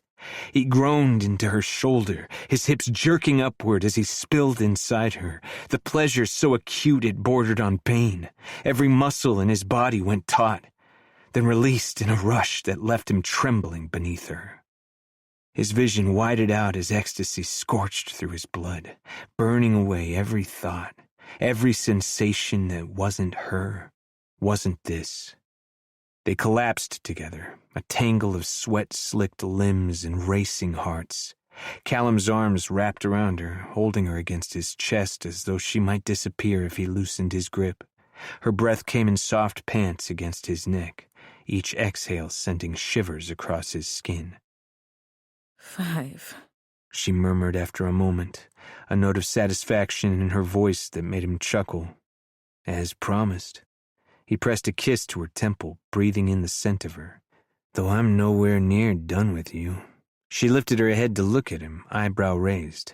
Is that so? His hands traced lazy patterns on her back, mapping the curve of her spine. We have years to make up for. The reminder of lost time sobered them both slightly. Lyra's expression grew serious as she studied his face, her fingers tracing the line of his jaw. No more secrets. She said softly. No more protecting each other from the truth. No more secrets, he agreed, catching her hand and pressing his lips to her palm. The tablet on his nightstand buzzed, shattering the moment. Callum's body tensed. That particular alert meant urgent news from his network. He reached for it reluctantly, aware of Lyra watching him with curious eyes. The message made his blood run cold. What is it? Lyra asked, pushing herself up on one elbow. He turned the screen toward her, watching her face pale as she read the encrypted message. Executioner and Daggermouth taken into custody. President's orders. Location unknown. Vow ceremony preparations continue as scheduled. No. The word escaped Lyra in a whisper. We have to find them. Callum was already moving, pulling on his pants and dragging a shirt over his head. His mind raced through possibilities, contingencies, the network of informants he could activate. But finding prisoners the president wanted hidden would be nearly impossible, even with his resources. He reached for the gun he kept in the bedside drawer, checking the magazine, then tucking it into his waistband. Stay here, he said, his voice shifting into the cold command of someone preparing for war. Like hell. She replied, sliding from the bed and reaching for her clothes. I'm not hiding out in your bedroom. He wanted to argue, to insist she stay safely away from whatever violence came from this news. But the determined set of her jaw told him it would be useless. This was the new reality between them. No more protection, no more sheltering. Callum strapped a second gun to his ankle and handed Lyra a smaller pistol he kept for emergencies. Marcus's face flashed behind his eyes as she took it from him and checked the safety and grip. You sure you know how to use that? He asked. She'd lifted a brow in his direction. Did I not prove that this morning? Just give me a thigh holster. I need somewhere to hide this under my dress. He didn't try to hide the smile that lifted the corners of his lips. Maybe she was more suited for his world after all. He pulled a holster out of the bottom drawer of the nightstand and handed it to her before turning to the door and heading for his surveillance equipment. He paused at the threshold, looking back at her. His heart, his soul, everything that mattered. Callum knew the moment he took a step out of that room, everything would change. The living room was now bathed in shadows, the security screens casting a blue glow over the furniture. Callum moved silently across the polished floor, every sense heightened. The chimes sounded again from the tablet in his hand. Meeting tonight, Wolf's Head, 10 p.m. He tilted his head at the message, at the timing of it. A rebel meeting the same night Grayson and Shadira got detained. Someone else was feeding the Boundary information. He shoved the device back into his pocket, setting his gun on his desk as he scoured the security footage of Haven Tower on double speed, looking for anything, any sign he had missed, any clue that could tell him where Maximus had taken them. What do we do now? Lyra asked from the hallway's opening, and Callum's eyes shot up to see her not in her dress, but in the clothes he had kept for her here in silent prayer that she would someday wear them. His heart convulsed at the sight, at the dream that had miraculously come true at the worst possible time. He stared at her for a long second, the way the black pants hugged her curves, how her brown hair flowed over her shoulders, spilling down the front of the gray knit sweater, the gun strapped snugly to the side of her thigh. Callum cleared his throat, standing from his desk. "We're going to Wolf's Head." Lyra froze, looking at him with surprise. The Daggermouth headquarters? They'll kill me on sight. "Not if you're with me."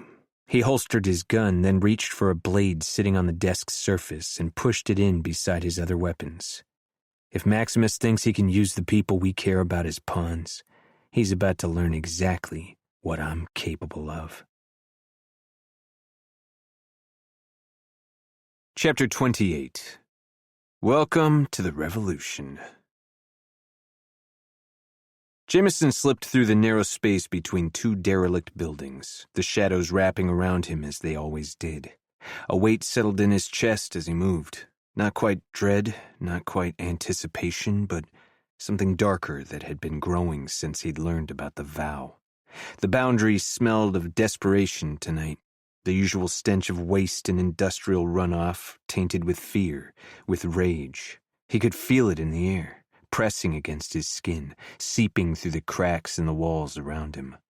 His fingers tightened around the gun holstered beneath his jacket, itching for release. 24 hours. 24 hours since he'd stood in that blue-lit room, watching Shadira choose sacrifice over escape. He had been angry at her for that, but now, after pacing and planning and destroying things in the privacy of his hideout, that anger had shifted into respect. Something moved in the corner of his vision, a flash of reflected light from the end of the alley. Jameson froze, pressing himself against the wall as the mechanical hum of a vehicle grew louder. Vera Patrol. This far in the Boundary. This late. This wasn't scheduled. He ducked behind a rusted dumpster, the sharp edge of corroded metal biting into his palm as he crouched low. The vehicle turned the corner, headlights cutting through the perpetual smog. Its silver hull gleamed obscenely against the backdrop of crumbling infrastructure and makeshift dwellings. 3 more vehicles followed, forming a small convoy that crawled through the narrow street. Jameson's pulse quickened. 4 vehicles meant at least 32 officers, possibly more. This wasn't a routine patrol. This was a statement. The lead vehicle's loudspeaker crackled to life, its artificial voice echoing between the buildings. "Residents of the Boundary, by order of President Sorrell, a curfew is now in effect. Return to your dwellings immediately. Lethal force will be administered if you do not comply." The statement played again as the vehicles crawled forward, the sound blaring into the night. Jameson watched as doors cracked open along the street. Not people fleeing inside as ordered, but emerging. First 1, then 3, then a dozen Boundary residents slipping out of buildings, faces hard with something beyond anger. They carried makeshift weapons, metal pipes ripped from walls, broken bottles, chunks of concrete. One man clutched a rusted machete that caught the patrol's searchlight, sending a brief flash across the gathering crowd. The vehicles slowed.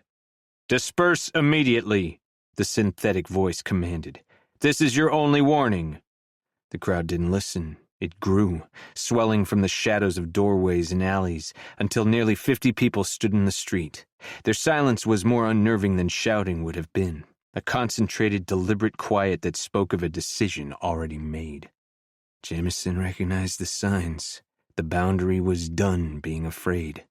The first bottle arced through the air, smashing against the lead vehicle's windshield. The sound was like a starting gun. The crowd surged forward as one body, colliding with the Vera convoy in a wave of fury. Metal pipes rang against armored hulls, fists pounded on windows, bodies pressed against doors, preventing them from opening. The loudspeakers squawked again.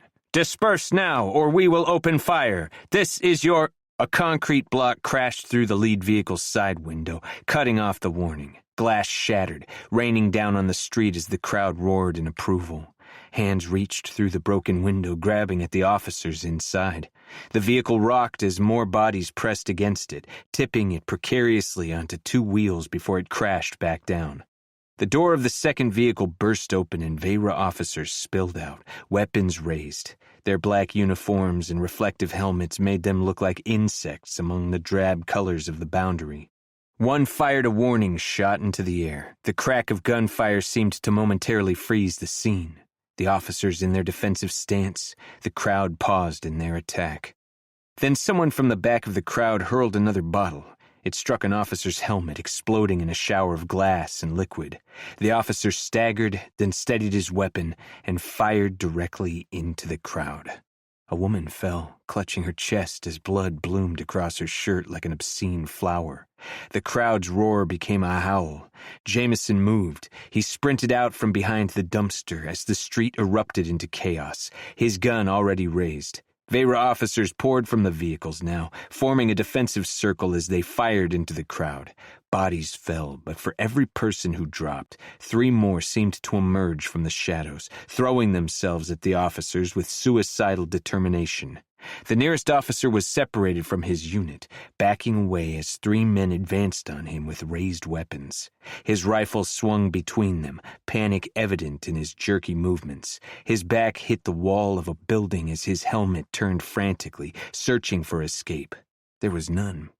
He raised his rifle and fired at the closest rebel. Jameson was on him before the man's body hit the ground. He moved like water through the chaos, slipping into the space between the officer and his remaining attackers. The officer's head swiveled toward him, the reflective visor hiding the moment of recognition. The instant of fear as Jameson's gun pressed against the gap between helmet and body armor. Jameson pulled the trigger. The sound was swallowed by the riot. Blood and brain matter spattered against the wall behind them as the officer crumpled.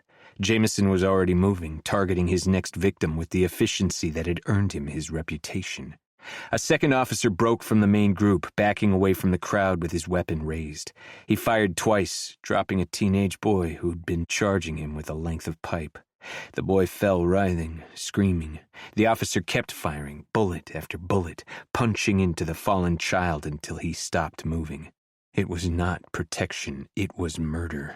He would fucking die for that. Rage rose in Jameson's chest, a tide of burning acid that threatened to detonate. He circled behind the officer, closing the distance in 3 long strides. His arms snaked around the Vera's neck, twisting sharply, putting his full weight into the motion. The pop of vertebrae separating was the only thing Jameson heard as the cracking of bone vibrated through his forearm. He let the body fall, already scanning for his next target. The street had dissolved into pure violence now. Boundary residents overwhelming the officers through sheer numbers, despite the automatic weapons cutting through their ranks. Blood darkened the cracked concrete, turning puddles of chemical runoff into crimson pools that reflected the flashing lights of the patrol vehicles. A third officer stumbled into Jameson's path, helmet gone, face exposed and terrified. Their eyes met for a fraction of a second, just long enough for the officer to register Jameson's cold intent, just long enough for Jameson to see the plea forming on his lips. He didn't hesitate. The knife slid from his sleeve into his palm, an extension of his arm as he lashed out in a single fluid motion. The blade opened the officer's throat from ear to ear, a perfect crimson smile blossoming beneath his chin. Blood sprayed across Jameson's face, hot and metallic. The Vera dropped to his knees, hands clutching futilely at his ruined throat, eyes still locked on Jameson's as the light behind them dimmed and extinguished. When Jameson finally looked up, When he tore his eyes away, he saw the carnage, saw the Vera bodies scattered among rebels, saw as the patrol vehicles were set ablaze with Molotov cocktails. Jameson stood in the center of it, chest heaving, blood dripping from his face, his hands soaking into his clothes. The knife in his grip gleamed red and wet in the firelight. Around him the boundary went silent as a mother pushed through the crowd. The bodies parted for her as she made her way toward Jameson, toward the body on the ground beside him, toward her son. The mother's screams was the most horrific thing he had ever heard. Her anguish echoed into the burning night as she dropped to her knees in the blood-soaked mud and pulled her dead child into her arms. Jameson's heart twisted in his chest, a physical pain that radiated outward until his entire body ached with it. The sound cracked a deep vein into the foundation of his being, rage filling the void as he looked toward the heart. This was Maximus Sorel's doing. The president who sat in his tower, who ordered these patrols, who treated the boundary like an infestation to be controlled rather than people to be governed. The mother's keening cut through the night air raw and primal. It was a cry Jameson had heard too many times in his life. The sound of loss that couldn't be measured, couldn't be avenged, couldn't be healed. Her tears mingled with her son's blood as she rocked him back and forth, her fingers tracing his face as if trying to memorize it before death stole even that away. The crowd stood silent, heads bowed, a momentary reverence for grief in the midst of violence. Some removed their hats, pressing them toward their chests as they knelt with the mother. One by one, the boundary knelt, rage simmering just below the surface, waiting for the next spark to ignite it. Then, from somewhere in the back of the crowd, a voice rose, low but strong. The old anthem. The song that had started all of this. The song that so many had already died for the right to sing. It was no longer the old forbidden anthem. It was the song of the new rebellion. A second voice joined, then a third. Soon dozens of voices swelled together, filling the street with a sound more dangerous than gunfire. His vision blurred as more voices joined, the music rolling through the street like thunder. The mother looked up from her son's body, tears streaking through the blood on her face, and added her broken voice to the chorus. Jameson felt something break open inside him, a dam he'd built years ago to hold back the pain, the fear, the desperate hope that things could change.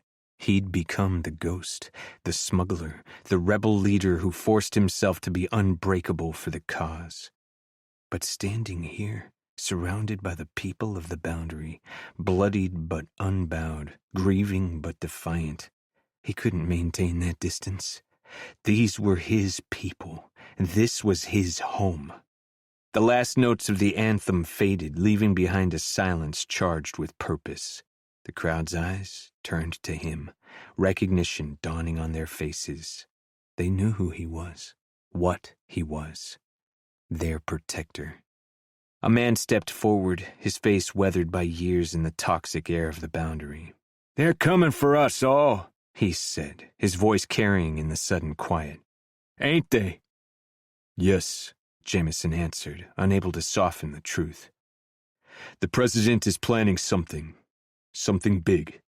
He glanced at the burning patrol vehicles, the bodies scattered across the street. "And this is just the beginning." The man's jaw tightened. "Then we fight!" Murmurs of agreement rippled through the crowd. Jameson saw the determination in their faces, the readiness to throw themselves against the heart's oppression regardless of the cost. It would be a slaughter. They had pipes and bottles. The heart had bombs. "Not like this," Jameson said, his voice sharper than he intended. "Not without a plan. Not without unity." He looked at each face in turn, committing them to memory. The elderly woman with her makeshift spear, the young couple clutching each other's hands, the children watching from windows above. These were the people Shadira had sacrificed herself to protect. These were the lives hanging in the balance. "Go home," he told them, softening his tone. "Tend to your wounded. Mourn your dead. But be ready. When the time comes, and it will come soon, I'll need all of you. They hesitated, the fire of rebellion still burning in their eyes. "Trust me," Jameson added, his voice dropping to a near whisper. "I won't let you fight alone." Slowly, reluctantly, the crowd began to disperse. Some carried away the injured, others gathered the dead with gentle hands. The mother remained kneeling beside her son, her tears now silent, her grief beyond words. Jameson knelt beside her, ignoring the blood soaking into his pants. He placed a hand on her cheek, feeling her body shake with silent sobs. "I'm sorry," he said, the words woefully inadequate. She looked up at him, her eyes red-rimmed and shimmering with tears. Something in her gaze had hardened, crystallized into resolve. "Make them pay," she whispered. Jameson nodded once, a solemn vow. Then he rose, gesturing to two men standing nearby. They came quickly. "Help her take her son home," he started, placing a hand on each of their shoulders. "And make sure she does not bury her child alone." Their answer was a nod. "Thank you," Jameson whispered, then turned away just in time to hide the tears that began to cut through the blood on his face. He would keep that promise to her. He would make them pay. Every single leader of the heart. Shadir awoke to a fist against her jaw, red cord tying her to a chair bolted to the ground. Another fist connected with the other side of her face before she could blink vision back into her eyes. Somewhere behind her, she could hear Grayson screaming. She thought she heard him screaming for her. But before his words registered, a baton found her temple, and consciousness was knocked out of her body again. Jameson's path to Wolf's Head was clear now, the boundary streets emptying as news of the clash spread and people retreated to safety. He didn't bother cleaning his hands or face of the blood as he approached the Daggermouth headquarters. Instead, he would let it speak for him. He could hear the familiar sounds of the bar from outside the establishment, glasses clinking, low conversations, the occasional burst of laughter. All of it normal, despite the world burning outside. He shouldered through the door and conversations died mid-sentence. Heads turned, eyes widening at the sight of him. The silence spread like ripples until the entire room had fallen quiet. Jameson took another step forward, his boots leaving bloody prints on the cracked floor. Dozens of eyes locked on him, assassins, informants, rebels, all momentarily united in their assessment of the man before them. Slowly bodies began to rise from their chairs, their glasses raised in silent tribute, acknowledging what he had done tonight. Then, one by one, fists began to beat on tables, a steady drumming that saturated the air. War had been declared tonight, not with speeches or proclamations, but with blood on concrete and fire in the streets. Jaeger stood to greet him, rising from his usual table in the corner like a specter from the shadows. His weathered face betrayed nothing but his eyes, those cold gray eyes that had seen more violence than Jameson would ever know, gleamed with pride. "Welcome to the revolution, brother," Jaeger said, hand stretching toward Jameson. He took it, wrapping his bloody fingers around Jaeger's. Jameson said nothing as he shook it. Words felt inadequate, trivial against the weight of what he'd just done, what he was prepared to do. The bartender set a full bottle of whiskey before him instead of the usual glass. Jameson uncorked it, took a long pull directly from the neck, and let the burn cleanse the taste of blood from his mouth. When he finally spoke, his voice was raw, stripped of everything but his anger. "They sent a convoy into the boundary." Jaeger nodded once, sharply. "I know. My men saw you handle it." "When do we move?" "Soon." Jaeger gestured to the table where several of his men stood, looking over the maps and diagrams spread out on its surface. "Sit." Jameson ignored the command, instead took another long pull as the door opened at his back. He turned, watching weapons appear across the room as if by magic, guns, knives, garrots, all trained on the newcomer. Captain Mikkel stepped into the bar, his face grim but unsurprised by the reception. His Vera uniform was spotless, a stark contrast to the blood covering Jameson. "Stand down," Jaeger ordered, his voice cutting through the tension. "He's with us." Weapons lowered reluctantly but remained visible, a reminder that trust was a luxury extended to Mikkel that could be snatched back at any moment. Mikkel moved to join their table, keeping a careful distance from Jameson as he sat. Kestrel Farrow entered the bar from the back door, emerging from the shadows as she quietly cut off a call and slid her tablet into a pocket, then smiled at them. "Hello, boys," she drawled, nodding toward the bartender for a drink. "You ready to fuck up the heart?" Jameson's brow furrowed, looking between her and Mikkel. "You already knew he was part of this." "There are a lot of things I know that you don't, Vine," she said, casually sitting and pushing her chair back onto its hind legs. "The Cardinal Rebellion plays a different role than yours, being so close to the heart." He ignored the slight jab. "Well then, let's get started. Tell me everything I don't fucking know." Farrow shook her head, a lock of hair falling across her sharp features. "We need to wait for the others. We only discussed this once." "What others?" Jameson demanded, frustration now bleeding into his voice. "Him," Jaeger said, a twisted smile playing at the corners of his mouth as he gestured toward the door. Jameson turned slowly, the hairs on the back of his neck standing as his eyes connected with Callum Thane, the broker. His gun was drawn in an instant, barrel pointed at the center of his head. Farrow's sharp gasp echoed in the space behind him as Lyra Sorrell stepped into view, maskless. Lyra froze in the doorway of Wolf's Head, her hand hovering over the gun strapped to her thigh. She knew exactly who each of the eyes focused on her belonged to, from the surveillance she had done over the years for the media. But her sight narrowed to a single point.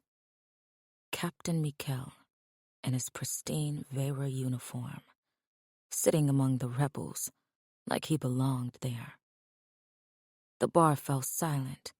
Even the dim neon lights seemed to hold their breath, casting colors across features hardened by years of boundary survival. Blood decorated Jameson's face like war paint, his clothing soaked in darker stains. She recognized the look in his eyes, the same wild fury she'd seen in her own reflection, after she'd put a bullet in Marcus Webb's head only hours ago.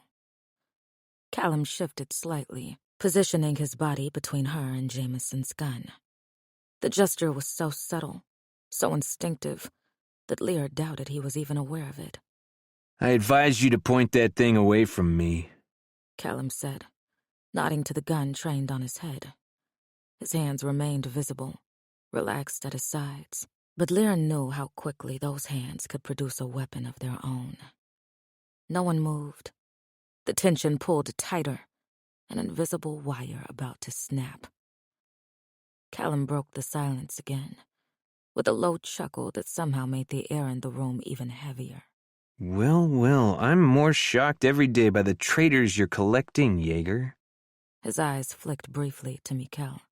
"Tell me, does the Vera captain still have the president's tracking device under his skin, or did you cut that out before letting him in on all your secrets?"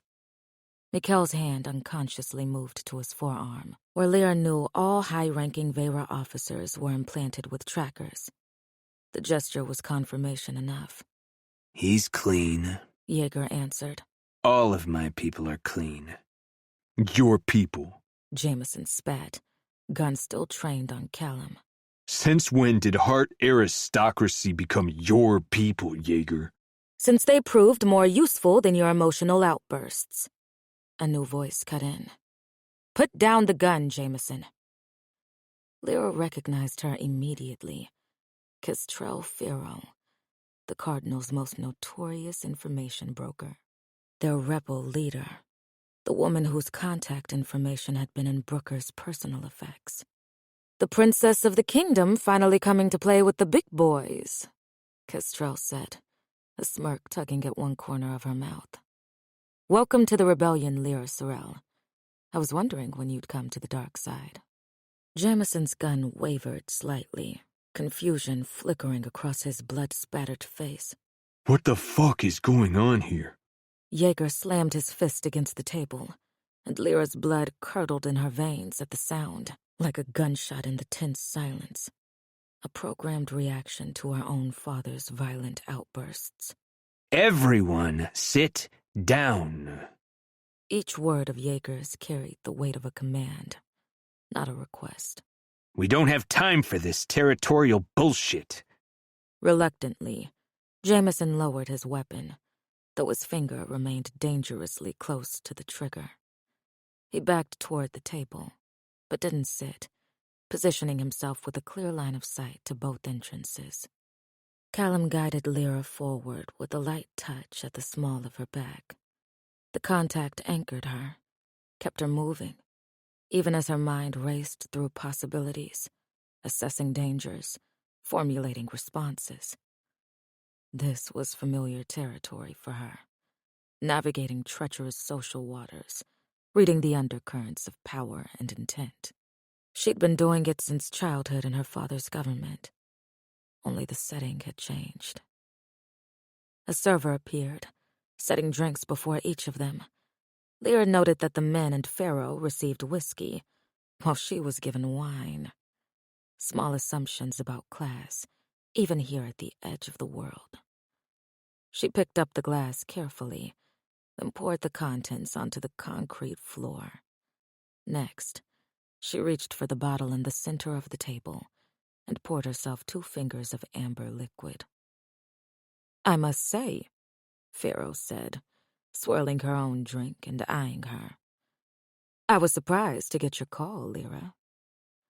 Callum's head snapped toward her, genuine shock breaking through his expression. Your call? The question hung in the center of the table, laden with implications. Lyra shot Pharaoh a warning glance, which she acknowledged with the slightest incline of her head. Some things were still not for public disclosure. "I found Pharaoh's contact information on my brother's tablet after his death," Lyra said, choosing her words carefully. "I called it to see if I could gather any clues as to why he died." Pharaoh shared a quick glance with Yeager at her words, both eyes falling back on her, as if assessing. It wasn't a complete lie. She had found Pharaoh's contact details among Brooker's things. What she omitted was the truth of why she had called, the plan that had formed, but that she would never speak of until it was carried out. Lyra took a deliberate sip of her whiskey, then set the glass down. "But that's not why we're here tonight." She turned her gaze to Mikkel, letting the full weight of her anger show on her face. "Why the fuck are you here? Didn't you just help my father imprison Shadira and my brother hours ago?" His jaw clenched, a muscle jumping beneath the skin. In the harsh bar light, he looked older than what she saw through surveillance. Deep lines etched around his mouth and eyes. When he spoke, his voice was rough with an emotion Lyra couldn't immediately identify. I did my job, He said finally. Your father has become unpredictable. There are things happening in this city that you know nothing about, and my task with the rebellion was to get close to him. I've done what is necessary to make that happen. Before she could respond, Jameson cut in, his voice sharp with suspicion, as he turned to Callum and finally dropped into a chair beside Yeager. What about him? Why is Hart Mafia at this table? Why is the executioner's sister here at all? Callum sucked in an exaggerated gasp. Mafia, you honor me. Jameson's hand twitched toward his weapon again. Don't play games with me, Thane. I've lost too much to this fight to be jerked around by Hart elite playing at rebellion. Jameson, Yeager warned. No! Jameson snapped. No more secrets. No more need-to-know bullshit. We've lost too much time because we didn't share information. Because we all thought we were so fucking clever, keeping our own little sections of the rebellion separate. He turned his fury on Pharaoh. Did you know Maximus has bombs he's planning to drop on the boundary? The drones I told you about. That's why he's mapping the rings, so he knows where to drop bombs. Pharaoh's expression faltered for the first time. What? It's worse than just bombs, Callum interjected, and every gaze turned to him. Lyra felt the room tilt slightly, the enormity of the situation finally dawning. She had known about the bombs. The back of her throat started to burn, acid building from the twisting of her stomach. This wasn't just about saving her brother and Shadira anymore. This was about saving thousands and thousands of lives. They are gas bombs that will disintegrate human life on contact. Callum paused as if he were preparing himself for what he would say next. The president is calling it the culling. A heavy silence descended over the table, each person absorbing the horrifying truth of Callum's words. Mikhail broke the silence first. Grayson and Shadira are being held in your father's penthouse. He glanced at Lyra. He has a level beneath his floors that he uses as a private prison for important people. Lyra's stomach dropped. He will keep it under 24-hour surveillance, using Vera, whose loyalty is resolute. We will not be able to get to them until after the vow ceremony, until after he releases them. Mikhail's face softened. I respect your brother. I've known for a long while what he has been doing for the rings, and I have tried to protect him, to ease his burdens on the platform when I could. And I will do everything I can to get him out of this alive. Why? Lyra snapped, her voice rising as her fingers curled into fists on the table. Why do you have such an interest in him? Why do you care what happens to him when you have been following my father's orders at every turn to hurt him? Mikhail looked at Pharaoh only once, and she nodded. Then he took a deep breath and answered. He's my son. That wasn't possible. How could that? It couldn't be possible. Lyra shook her head, refusing to believe the lie as her breathing began to come in rapid pants. No, that's not... He's coming. Pharaoh's voice stopped Lyra's words, and her eyes snapped to her. Static began to rupture in her ears, a tingling spreading over her limbs. Too much was fucking happening. Who? She could barely hear her own voice. Who else could be a part of this? She felt Callum's hand suddenly slip into hers on the table, squeezing as if he was afraid, as if she might be ripped away from him. No one answered her. No one said anything as the door to the entrance of the bar pushed open at her back. The hinges whined as every eye dragged over her shoulder to a place beyond. Then, out of the quiet, a voice she could have picked out of a screaming crowd sounded from behind her. Hi, sis. Chapter 29. At what cost? The first thing Grayson became aware of was the pain. It radiated through his skull, pulsing in rhythm with his heartbeat, dragging him up from the black depths of his unconsciousness. He tried to lift his head, but the small movement sent agony lancing down his neck and spine, wrenching a groan from his throat. His tongue felt thick and dry in his mouth, tasting of copper, of blood. He forced his eyes open, blinking against the harsh light that stabbed at his retinas. The room swam into focus slowly, details emerging from the painful brightness. A glass box, a single light recessed in the ceiling, too high to reach even if he could stand. And he couldn't stand, he realized, because he was tied to a chair. No, not tied. The word was too tame, too civilized. He was bound. The same thick red cord used to tie rebels bit into his wrists and ankles, immobilizing his limbs. Sick symbolism courtesy of his father. More cord wrapped around his chest, his waist, his thighs, welding him to the chair as if it were trying to consume him. He could feel the bruises forming beneath the bonds, his skin screaming at the pressure. He tested his restraints, straining against the cords until his muscles burned and skin bled. The chair didn't so much as budge. He scanned the floor, eyes catching on the bolts, the thick rivets securing it to the concrete. An interrogation chair, a chair for traitors and rebels, designed to hold its occupant in place, no matter how they struggled, no matter how they fought. The irony wasn't lost on Grayson. How many times had he stood in similar rooms, interrogating rebels strapped into a chair just like this one? He'd always thought there would be a certain dignity in it, a stoic resolve in the face of death. He'd been wrong. There was no dignity here, only fear and fury and the dawning realization of his own helplessness. His head ached, the pain sharpening as his senses returned. He could feel dried blood on his face, cracking as his jaw clenched. The memories were hazy, fragmented. The Vera descending on them in his father's office. Shadira's fingers being ripped from his as they were dragged away from each other.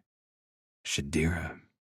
Her name was a jolt to his system, a spike of adrenaline that cleared the fog from his mind. Where was she? Had they hurt her?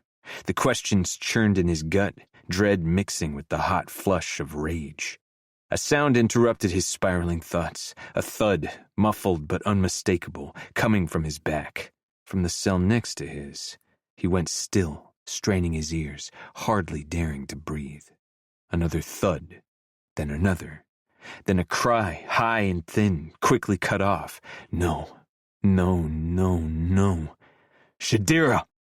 Her name tore from his throat, raw and ragged. Shadira!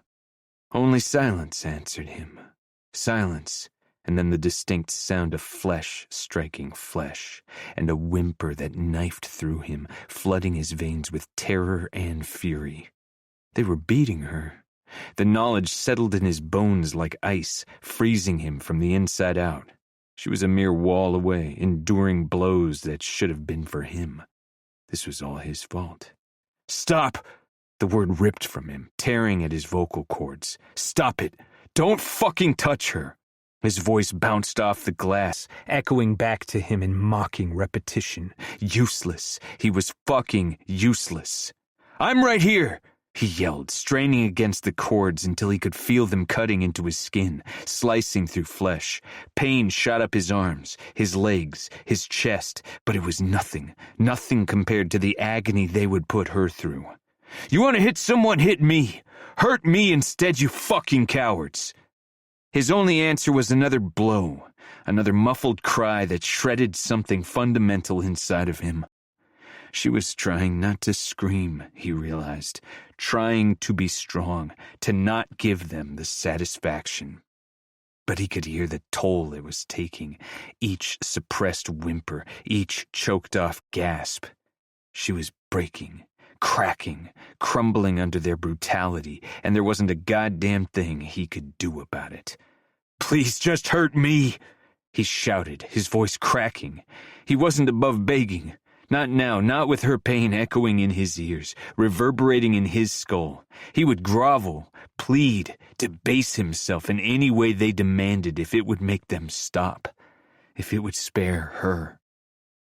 A new sound snapped through the air, the impact of something harder than a fist. This time, Shadira's pained gasp was followed by the unmistakable sound of bone cracking. I'll fucking kill you! Grayson screamed, fury unleashing through his body. Every last one of you! I'll hunt you down and cut your throats myself!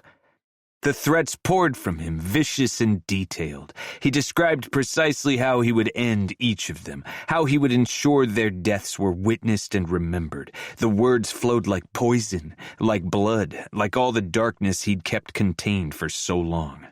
But his words fell on deaf ears. Or perhaps they simply fell on cruel ones, ears that reveled in his desperation, in his anguish. The blows continued, relentless, merciless, each one a fresh hell, a new lesson in the depths of his father's brutality.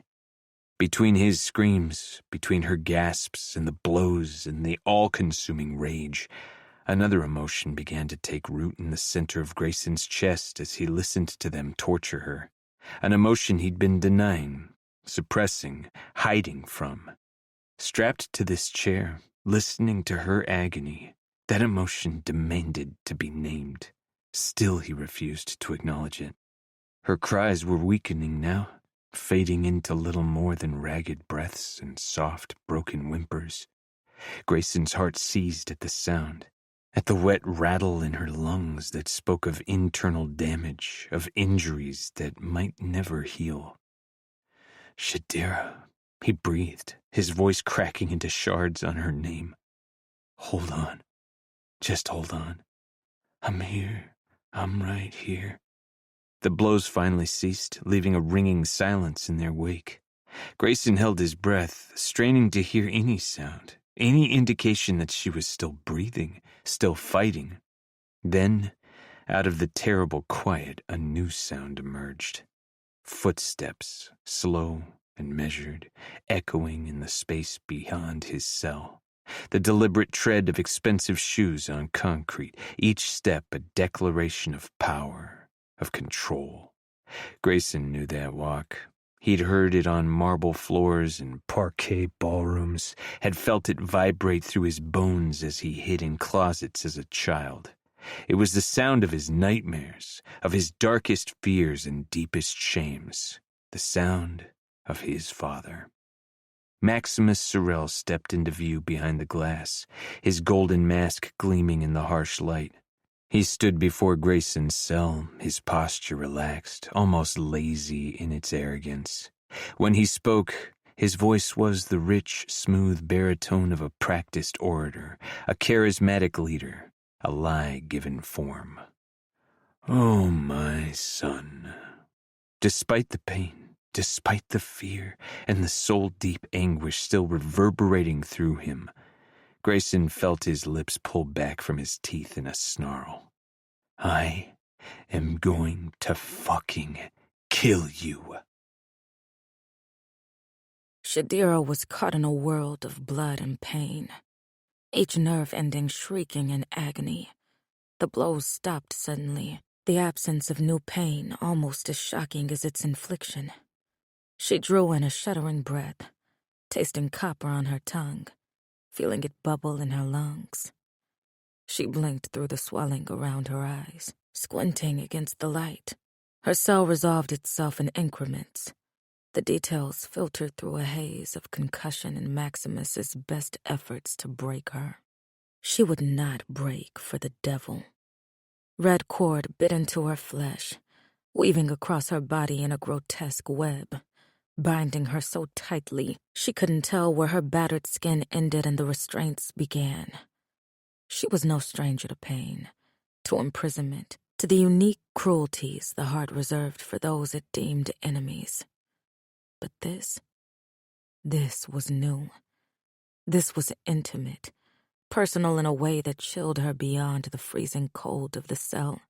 This wasn't an interrogation. It was a message, a promise of the suffering to come, meted out not for information, but for the sheer vicious thrill of it. Her vision focused as she spit blood onto the floor, raising her head as far as she could to see Maximus standing on the other side of the glass, staring into the two cells, surveying her battered form like a craftsman admiring his handiwork. And to her horror, some part of her felt relief at the sight of him. Relief that his presence meant a respite, however brief, from the brutality. Relief that maybe, just maybe, he would end this. If only so he could be the one to begin it again. Self-loathing rose like bile in her throat. Is this what it took to break her? To make her grateful for the crumbs of mercy from a monster's table? Is this how Grayson had felt? All those years under his father's thumb, enduring who knew what degradations and disfigurements. She thought of Lyra, of the confessions torn from her throat in that shattered apartment, the abuses she'd suffered, the wounds she'd hidden, all in the name of survival in this gilded cage of a city. And for the first time, Shadira truly recognized it, recognized the impossible choices they'd faced, the parts of themselves they'd had to carve away to endure the unendurable. Maximus hadn't just broken their bodies. He'd broken their spirits, their wills, their very sense of self. No one survived the heart unscathed. Not the princess in her tower, not the executioner on his platform, and not the assassin in her cage. They were all casualties of this man's cruelty, this man's megalomania. But as Maximus's gaze dragged from Grayson's cell and met hers through the glass, cold and pitiless as the eyes of a shark, Shadira felt something kindling in her chest. Not hope, not defiance, but understanding. The kind of understanding that could bleed into empathy, into solidarity against a common enemy. They'd all done what was necessary to survive Maximus's rule. Now maybe they could do what was necessary to end it. If they lived long enough. If she lived long enough. Maximus stepped closer to the glass, his masked face cocked in a parody of concern. She stared back at him, pouring every ounce of hate, of defiance she could muster into her swollen eyes. Fuck you. The sound of Shadira's words sent relief washing through Grayson's body. His father laughed at the hate in her tone, at the defiance she still held even after taking his beatings. Maximus nodded to one of the Vera, and they appeared in front of the glass with a chair for him. He sat, leaning back as his gaze roamed over the two of them. Grayson stared at him, hate burning in his eyes. Blood dripped steadily from his wrists now, the restraints cutting through skin and muscle beneath. He barely felt it. "How dramatic you've become," Maximus started. "Threats against my men? Declarations of vengeance?" He clicked his tongue in disapproval. "I thought I raised you better than that." "You raised me to be exactly what I am," Grayson replied, his voice dangerously quiet. "Remember that when I put a bullet in your head." Maximus ignored the threat. "Did you truly believe your rebel activities would go unnoticed?" he asked, his tone conversational as if discussing the weather over breakfast. "The medical supplies, the credits passed to the rings." He tilted his head, the golden mask catching the light. "Did you think me blind, or merely stupid?" Grayson's jaw clenched, his throat tightening at the revelation. He remained silent, refusing to rise to the bait, to give his father the satisfaction of a reaction. "Your silence is pointless," Maximus continued, removing his mask and placing it gently on his lap. "I've known for months, tracked every shipment." He sighed, the sound hollow. "Just as I knew about Brooker." The name sent a shock through Grayson's system. He had nothing to do with this, with Grayson's choice to help the rebellion. "What?" The word was a growl leaving his lips. Maximus folded his hands in his lap. "Your brother was also a traitor. Did you know that?" He shook his head, a soft chuckle leaving his lips. "Of course you didn't. He was more careful than you." Something like pride crept into his voice. "More clever, more patient, until he made his fatal mistake." "You're lying," Grayson said, but doubt had already taken root. Brooker had always been secretive, always kept parts of himself hidden, even from him. There'd always been something about his brother, some core of defiance that even Maximus's cruelest lessons couldn't quite extinguish. "Am I?" Maximus asked softly. "Why would I lie when the truth is so much more instructive?" He stood, moving closer to Grayson's cell. "Brooker lived a double life in the Cardinal for years, unmasked. Used an alias, called himself Levi Pierce, smuggled prisoners out of heart detention, diverted resources to the rings." A pause heavy with meaning. "And he fell in love with a Cardinal whore." Grayson's breath caught in his throat. This couldn't be true. Brooker, the perfect son, the dutiful executioner. A rebel? A traitor to the heart? And yet, it made a terrible kind of sense. Explained his brother's growing distance in those final months, the strange comments that Grayson had dismissed, the unexplained absences, the odd hours he'd keep, the way he'd sometimes look at Grayson, an apology in his gaze, a sorrow he'd never quite understood. You're saying he was like me? Grayson finally asked. Worse, Maximus replied. You merely smuggle supplies. Your brother actually achieved something. He was orchestrating a full-scale uprising, gathering information for a coup. He shook his head. I couldn't allow that, of course. But neither could I risk the public shame of unmasking, of execution on the platform, of my eldest son's betrayal. Realization washed over Grayson. You had him killed? I arranged his removal, Maximus corrected.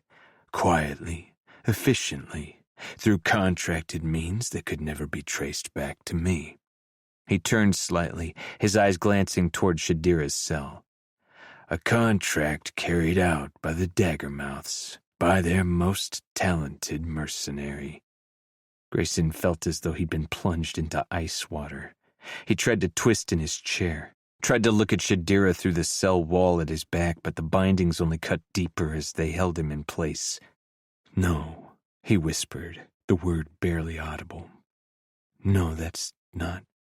She said she didn't, and you were dumb enough to believe her. Maximus snapped, making his way back to his chair and sitting. I framed him as a heart informant, he continued. Made him appear to be betraying the very rebels he was working with. Made his death seem like rebel justice rather than a father's punishment. A soft laugh. The contract specified to leave his body in the center of the heart, to make it messy. A fabricated warning to Heart citizens who might consider crossing into the rings. Your Daggermouth performed admirably. Grayson couldn't breathe, couldn't think. Shadira killed Brooker. Shadira had executed his brother, had carried out his father's twisted punishment. She'd lied to him. You're lying, he said again, but the words were hollow now. A desperate attempt to convince himself that this was not the truth. It couldn't be the truth. Ask her, Maximus suggested, gesturing toward Shadira's cell. Ask her if she remembers the feel of her blade across his throat, of his blood warming her hands. He didn't bother trying to look at her this time, couldn't bring himself to try. Is it true? Did you do it? There was silence for a long moment. Then she answered. I didn't know, Grayson. The words cracked on his name. Her voice, usually so strong, so defiant, had been reduced to a thready whisper. I didn't know he was your brother. Something shattered inside Grayson.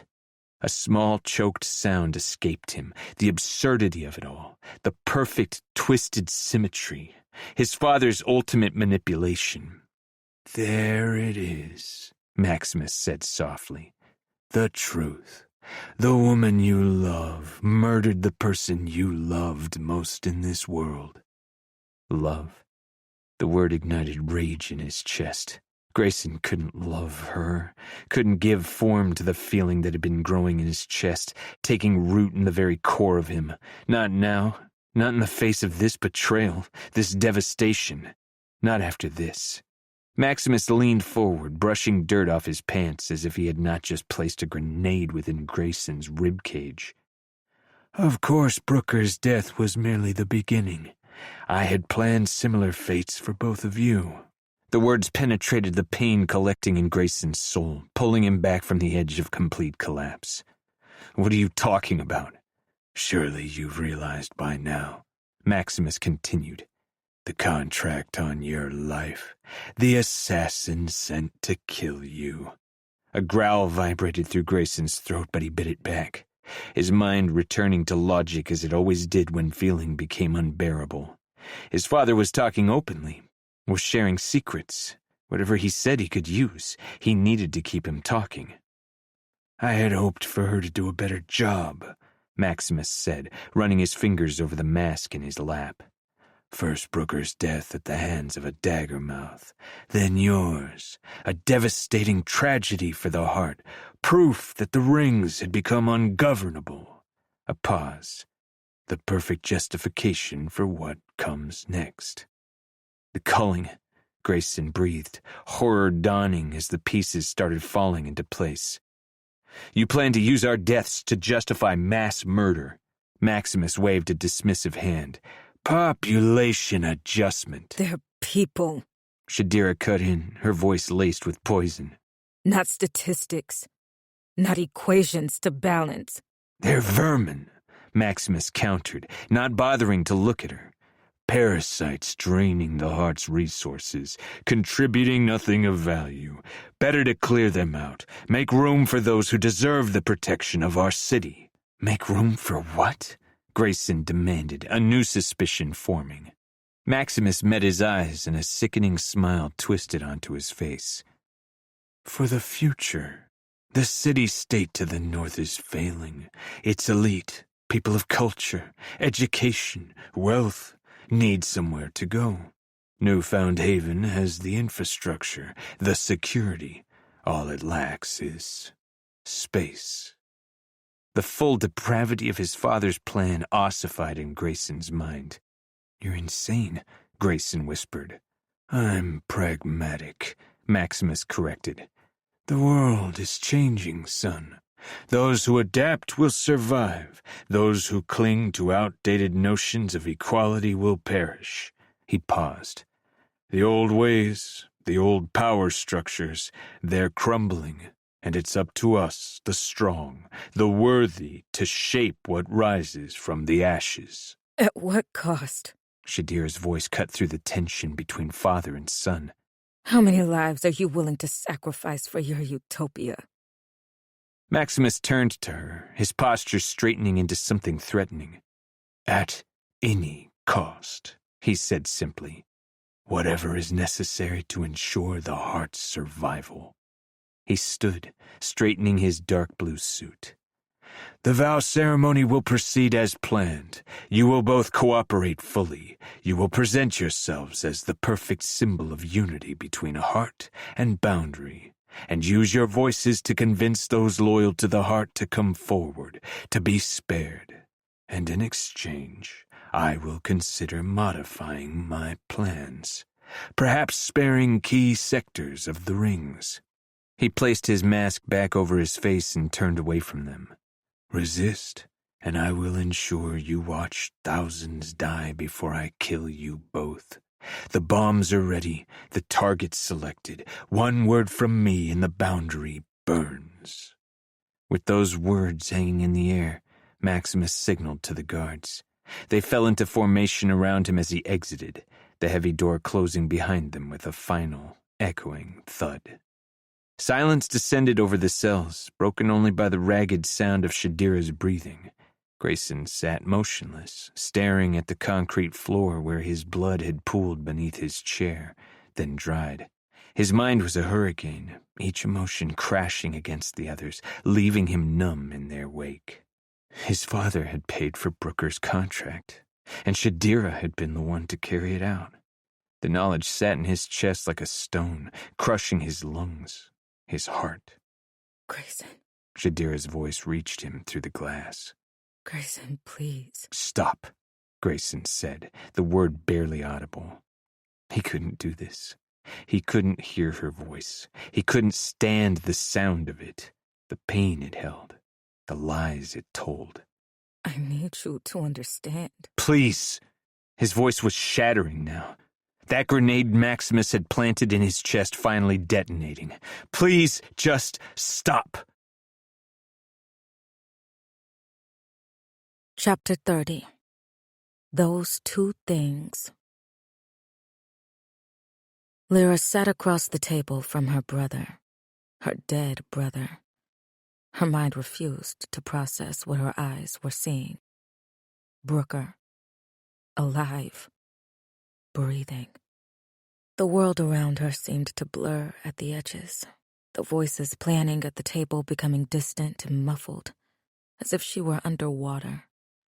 Her brother, whom she'd mourned, whose absence had torn a hole in her family, sat there with a slight smile pulling at the corner of his mouth.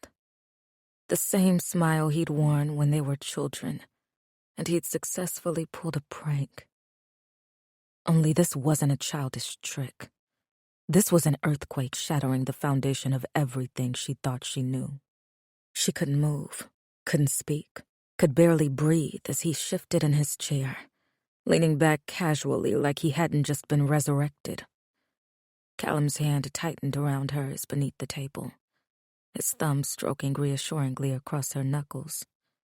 But even that familiar touch couldn't anchor her to reality. Brooker's hair was longer now, dark strands falling to his shoulders, the length something their father would never have permitted. A thin scar bisected his right eye and brow, puckering the skin in a way that made his face seem sharper, more severe. But it was his eyes that had changed the most. Those blue sorrel eyes that now held shadows she couldn't begin to fathom. Lyra watched Brooker reach beside him, his fingers intertwining with Pharaoh's in an easy, intimate gesture that spoke of history, of trust. Pharaoh's expression remained neutral, but her grip on Brooker's hand tightened fractionally, a silent communication passing between them. The clearing of Yeager's throat drew her attention back to the matter at hand. We need to be ready to strike in just over 2 days, He continued, as if the return of a dead man was minor. Tuesday night, after the vows ceremony, provides our best opportunity. Security will be focused on keeping Shade and Grayson secure. They will be expecting a disturbance during the ceremony, so we wait until after. Yeager spread the maps across the table, his finger tracing routes through the heart. Mikhail has Vera officers on the inside. His teams will secure the plaza, monitoring and relaying any information back to the rebels that will be waiting with Ghost to flood the heart when Pharaoh and my team fry the circuits powering the checkpoints. Lyra will make sure the media drones are creating blind spots for us to navigate.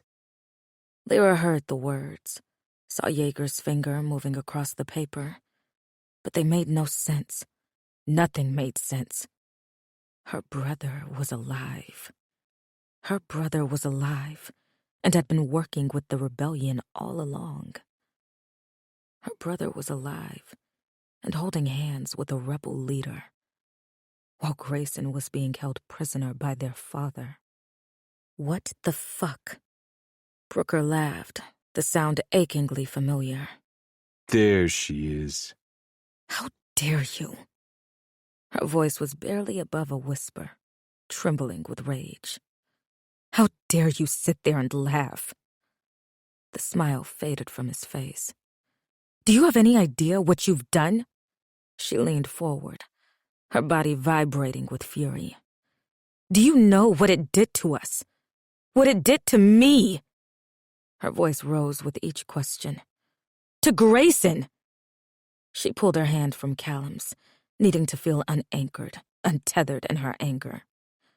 What have you been doing all this time, Brooker? While we were trapped with him, while we were living with the monster, day after day, knowing exactly what he's capable of. She swallowed back the tears threatening to spill. Did you even think about us while you lived free? Brooker's expression sobered, the playfulness evaporating from his eyes as he leaned forward. I know. He shook his head, swallowing hard. I've thought about you every day, Lee. Believe me, there has not been a second where I haven't wished this could have been different. The gentleness in his voice only fueled her rage. No, you don't know. You weren't there. You didn't have to see Father getting worse, becoming more paranoid, more cruel. You didn't have to watch Grayson take your place on that platform, become the thing he never wanted to be.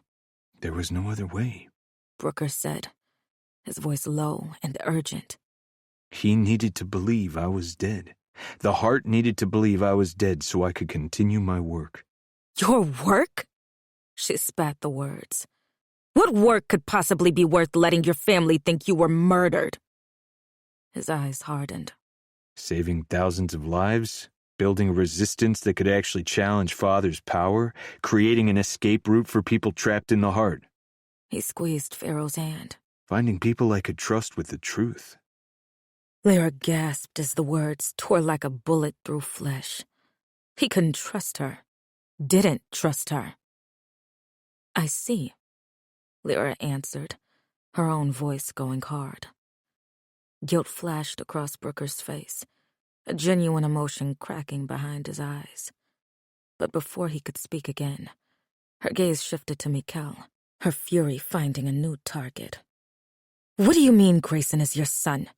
How is that possible? The Veyra captain's face remained impassive, his military bearing not faltering under her scrutiny. She had known this man her entire life, had seen him standing at her father's right hand at every official function, had watched him carry out her father's orders without question. Your mother and I have known each other all our lives. He paused, a shadow of sadness passing over his features. We had planned to take the vow together, but then she was betrothed to your father. He leaned forward, tipping back the rest of the liquid in his cup and clearing his throat. Alara is the only woman I have ever loved, and I had to watch while she was forced to marry the devil. He took a long breath, struggling to keep his voice steady. There is no love to be found in your father's bed, only pain. It did not matter to us that we could be killed for it. We were not afraid of death, knowing we would die together. He refilled his glass as Lyra opened her mouth to snap back, but Jaeger's fist found the table first, cutting her off. Enough! He growled, his gaze pinning her. Your family drama can wait. We have— Lyra moved, her hand snatching the gun from her thigh. They saw her as a simple girl, a princess, a woman not capable of violence. They were so wrong. That was their mistake.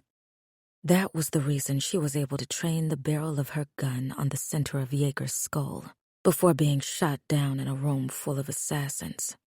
In the next breath, every dagger mouth in the room had their weapons trained on her back, readying to fire.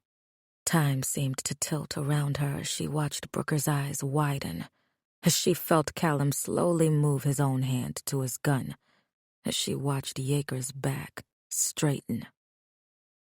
"Tell your men to stand down," Lyra snarled, flicking off the safety and warning.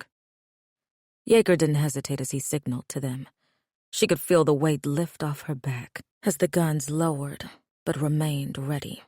Now, Miss Sorrel. Jaeger started slowly. I believe it is your turn to stand down. Lyra only raised her gun. How dare you mock me when you facilitated this? You accepted contracts on both of my brothers. What's to stop you from accepting one on me next? Brooker stood slowly. Lyra, please put down the gun. No. Her eyes never left Jaeger. I want the truth. All of it. And I want it from him. Jaeger's eyes met Lyra's over the barrel of her gun, his expression unreadable. You want the truth? He asked, his voice low and even. The truth is rarely a comfort. I don't want comfort, Lyra replied, her fingers steady on the trigger. I want answers. Fine. Jaeger leaned back in his chair, seemingly unconcerned by the weapon pointed at his head. My partnership with Pharaoh didn't start until after I accepted the contract on a man named Levi Pierce. Lyra's brow furrowed at the unfamiliar name, but she remained silent, letting Jaeger continue. I didn't know back then that Brooker was working under that alias in the rings. The evidence supplied in the purchased contract was sufficient to show that Pierce was selling cardinal secrets to the heart. Jaeger's gaze flicked briefly to Brooker before returning to Lyra. I didn't know what Brooker had really been doing for the rebellion, that he was working with Pharaoh. Lyra's mind raced, trying to piece together this new information with what she already knew. Her brother, living a double life under a false name, caught between two worlds. Shadira's part of the contract was to kill him. Jaeger went on, his tone matter-of-fact. I would handle the rest with my contacts to complete the contract, which was to display his body in the center of the heart as a warning to others who might consider informing on the rings. Lyra's stomach turned at the thought, bile rising in her throat, The cold brutality of it, the callousness with which her brother's life had been bargained away. Pharaoh watched Shadira's attack on Brooker from their meeting place. Yeager said. She found him barely alive and was able to stop the bleeding, get a medic to him in time to save his life. He paused, his eyes meeting Pharaoh's across the table. That's when she called me and told me the truth about what was really happening in the Cardinal Rings. That's when we decided we needed to start working together, to share information so things like this wouldn't happen again. Lyra's arm began to tremble, the weight of the gun pulling at her muscles. We were able to save his life, Yeager continued. And he told us the contract most likely came from your father, but we needed to complete the rest of it to make sure he believed he was dead. Every word he spoke was a hammer against Lyra's already fracturing reality. We found a body, he said, his voice flat. From the Cardinal Clinic, similar to the build of your brother. We took it, tattooed Brooker's mark on his chest, then we beat it, badly, until it was unrecognizable. Lyra's stomach lurched. She didn't want to hear this, didn't want to know what came next. But Yeager kept talking. We burned off the fingerprints, pulled the teeth, scalped it, drained the blood, replaced it with Brooker's. As close a match as they could make it to him. Each detail was a fresh horror, a new violation. Lyra's vision swam, nausea rising in her throat. I left the body in the heart. Yeager finished. The contract on top of it, and it was enough. Enough to convince your father it had been completed. Lyra turned to Brooker, searching his face for a denial, for any sign that this was a lie. But his eyes met hers, solemn as he nodded once. Confirmation, acknowledgement. Finally, she lowered the gun as she turned back to Yeager. And Grayson? She asked, her voice sounding distant to her own ears. What's your excuse for accepting his contract? She needed to know. Needed to understand how the man who claimed to protect the rings, to fight for the people, could so easily trade her brother's life for what? Money? Power? Yeager leaned forward, his elbows resting on the table, his scarred hands clasped before him. He met her gaze steadily, unflinching in the face of her anger, her devastation. A year after Brooker was presumed dead, he brought Mikkel to me. Said he'd been acting as eyes and ears inside your father's circles, feeding information to the rebellion, that he was willing to help us however he could. Yeager paused, taking a coin out of his pocket and flipping it through his fingers as he sipped from his drink. 6 months ago, Mikkel presented us with an ultimatum. Said he'd only keep helping if we got Grayson out. Told us of his connection to Grayson, about the smuggling, that Maximus was beginning to get suspicious. Lyra's eyes flicked to Mikkel as Yeager continued. We agreed to extract him, but we needed time to plan, to find a way that wouldn't jeopardize the rebellion we were planning in the rings. We were still figuring out the logistics to get him out when the contract came. This time, there were no aliases, no smoke and mirrors. He was bought specifically for Grayson Sorrell by an unknown heart elite claiming they wanted change. Her stomach churned. Lyra knew, with sickening certainty, where that contract had truly come from. But you knew it was from my father, she said, her voice hollow. Yeager nodded grimly. I took it to Brooker and Pharaoh immediately. We saw it for what it was. An opportunity, a way to get Grayson out without arousing suspicion. Her mind began to spiral as she tried to absorb it all. The secrets, the lies. The plan was to send Shadira in. Yeager continued, the coin dancing between his fingers. I assigned it to her because she was the only one I trusted, the only one smart enough to have a chance at making it out of the heart alive. Completing this contract would have to happen from inside. Yeager glanced at Jameson, his expression hardening. I had a choice to make. Risk her life to get Grayson out, or lose our most important informant in the heart. I chose the option that would save the most lives. She could feel the anger radiating from Jameson in waves, watching as the muscle twitched in his jaw. He seemed to be the only other person that was kept in the dark, the only other person that was not trusted with the truth. Shade was never supposed to actually harm Grayson, Yeager said, his voice growing softer as he flipped the coin over his knuckles one last time before catching it in his palm. I went to her warehouse while she was out on contract, replaced all her bullets with rubber ones soaked in a poison that would lower his heart rate, make his limbs seize so it would look like he was dead. The room spun around her, all these revelations piling atop one another, until she could barely breathe under their weight. The Vera officers that came to the scene of the assassination were Mikkel and his men. They were supposed to pronounce him dead and take care of the body like they always did. That's when they would smuggle him out of the heart. But something went wrong, Lyra said, the pieces clicking into place. Yeager nodded. I didn't know about the Vera pistol she kept hidden. I didn't replace those bullets. A chill crawled down Lyra's spine as she sank back into her chair. All those careful plans, all those manipulations, undone by a single hidden weapon. And then Yeager sighed. Grayson removed his mask. Those two things, the live round and the unmasking, detonated our entire plan. Jameson surged to his feet, his chair clattering to the floor behind him. You've been lying to me this whole time? His eyes trained on Pharaoh. I expect this from Yeager, but you? Lyra watched the blood drain from Pharaoh's face as she rose to meet him.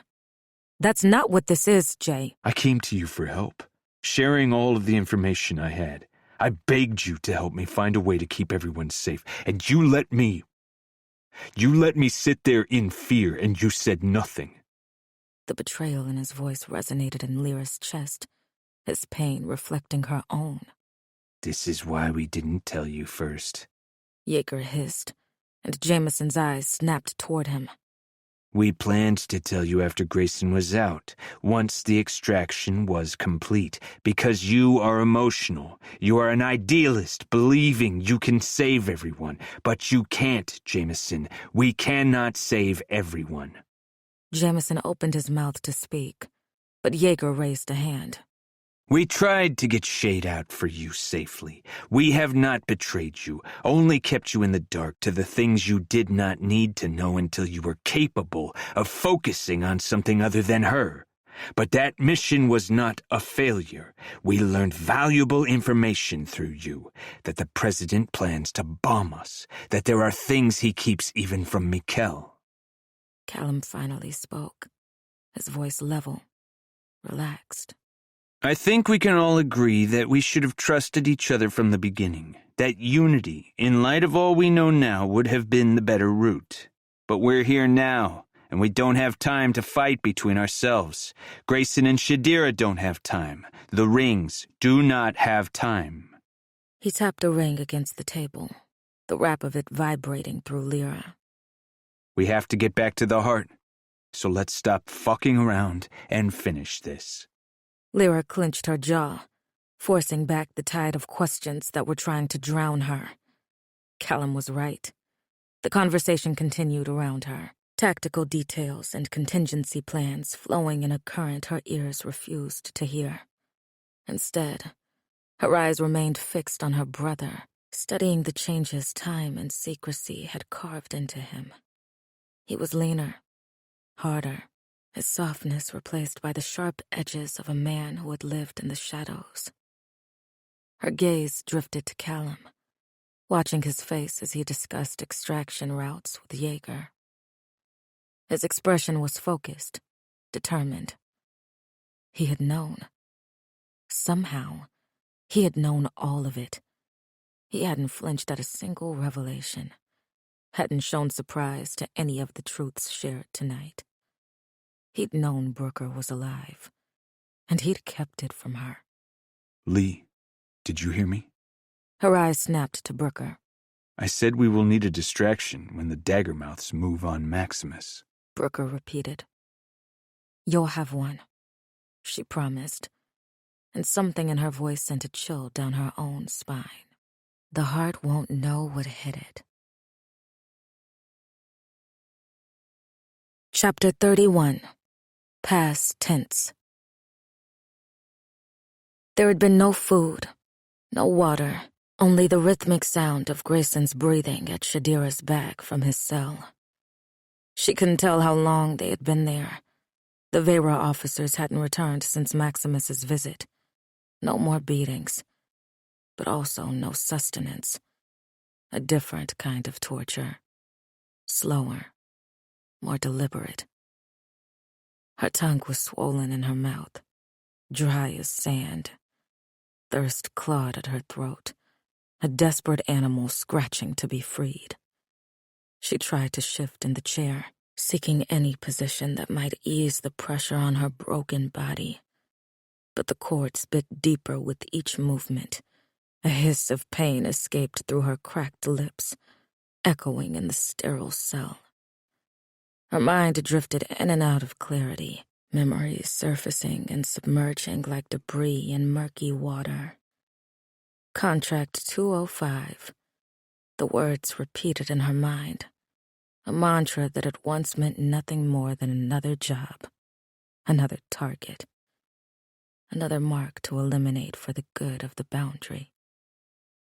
Levi Pierce, heart informant. The details of the contract swam before her eyes. High priority, a traitor selling cardinal secrets. The photograph flashed in her mind. It all made sense now, the nagging recognition that she couldn't place. The man that her mind knew, but the context was wrong. Grayson and Levi Pierce. Grayson and Brooker. Her mind had refused to connect the dots. The very idea was impossible. Heart Elite didn't remove their masks.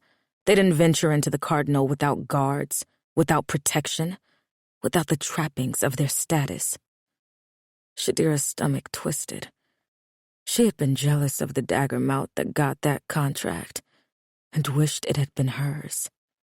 All this time it had been, and she'd had no idea. She had been used, manipulated, and she had killed someone who was rising up against the heart, against Maximus. She had killed Grayson's brother. For the first time in her life, she found herself questioning everything she'd done as a Daggermouth, everything she'd stood for, every contract she'd fulfilled, every life she'd ended in the name of justice, of vengeance, of the greater good. How many had been based on lies? How many had been innocent people, sacrificed to maintain political fiction? How many times had she been a pawn in a game she didn't even know she was playing? She'd become a Daggermouth as a child with nothing left but rage and a promise to make the heart pay for what it had taken from her.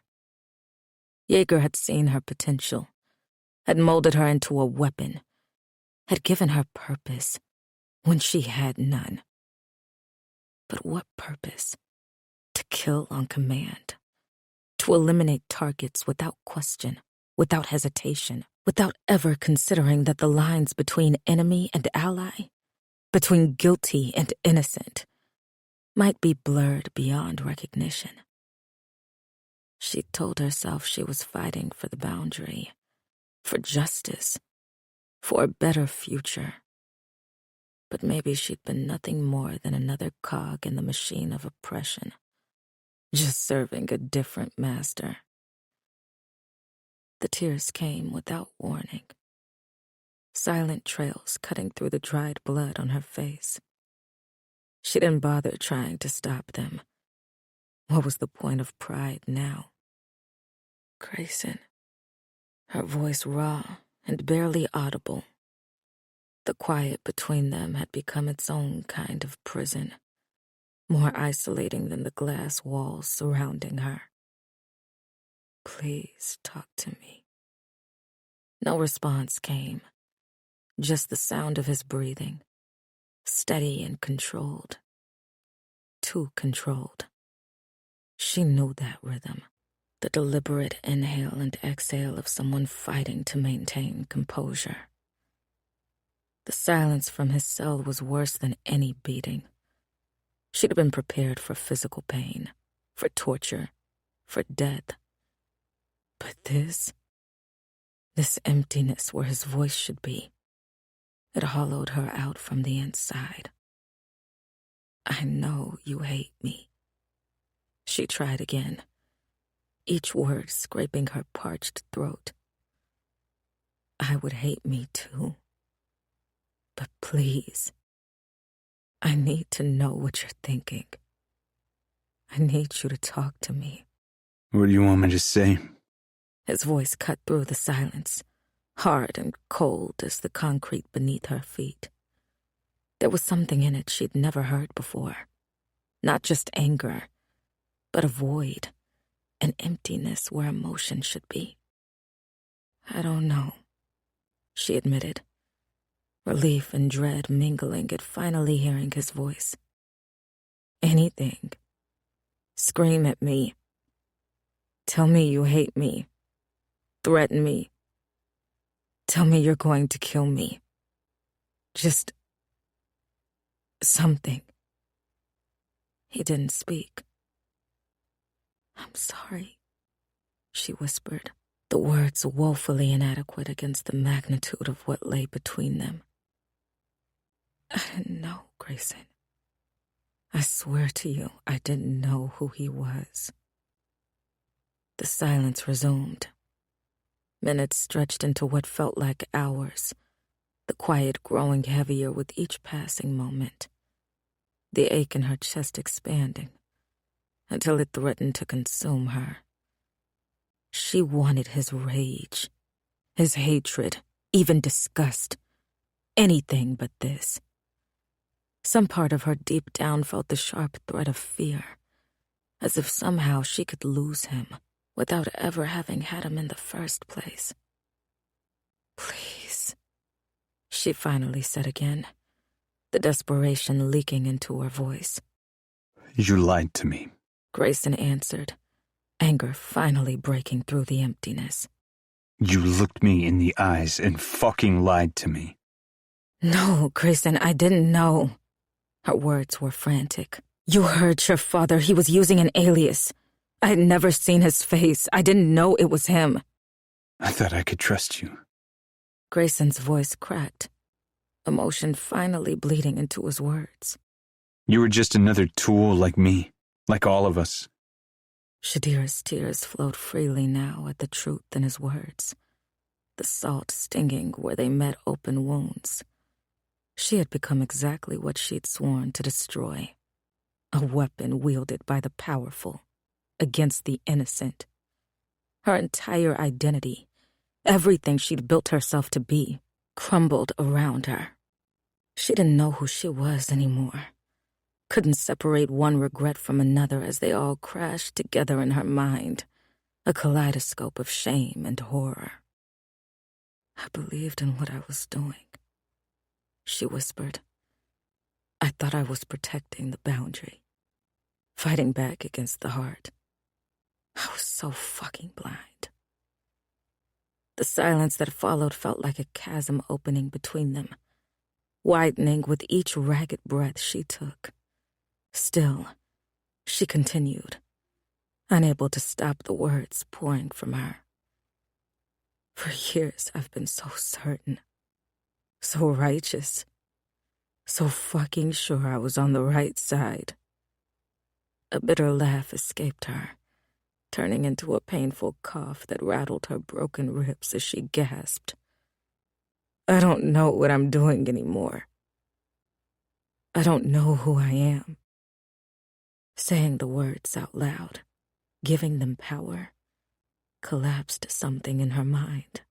The restraints bit deeper as her body shook with silent sobs. Blood seeped from where the cords had rubbed her skin raw.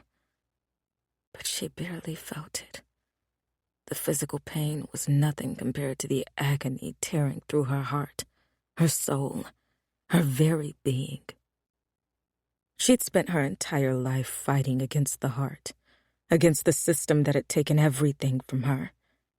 And in doing so, she had become the very thing she hated. Cruel, merciless, blind to the humanity of those she deemed enemies. "Please," she gasped, not even sure what she was begging for. Forgiveness? Understanding? Death? She'd never felt so weak before, never allowed herself to question, to doubt, to break. But here, bound and bleeding, with everything stripped away, there was nowhere left to hide, no mask to wear, no role to play. I think I was falling in. He cut himself off, and for one breath he was silent before he finished. I think I was starting to care about you. Grayson's words cut through her, precise and devastating. Past tense. Not anymore. Not after this. Shadira's breath caught in her throat, a small, wounded sound escaping before she could stop it. It was an admission delivered as a death sentence. I don't know if I will ever look at you again and not see my brother's blood on your hands. Each word drove deeper than any torture Maximus could devise. She would have preferred more beatings, more broken bones, more physical agony to this decimation of something that hadn't even begun between them. She hadn't allowed herself to think about it, to acknowledge or name the emotion that swelled in her chest when she thought of him, when she looked at him, when she imagined him caring for anybody else. She didn't know what love felt like, didn't know how to separate it from lust. But this feeling, this bone-deep fear of losing him, made her question it. Something inside Shadira broke. It wasn't forceful. It wasn't explosive.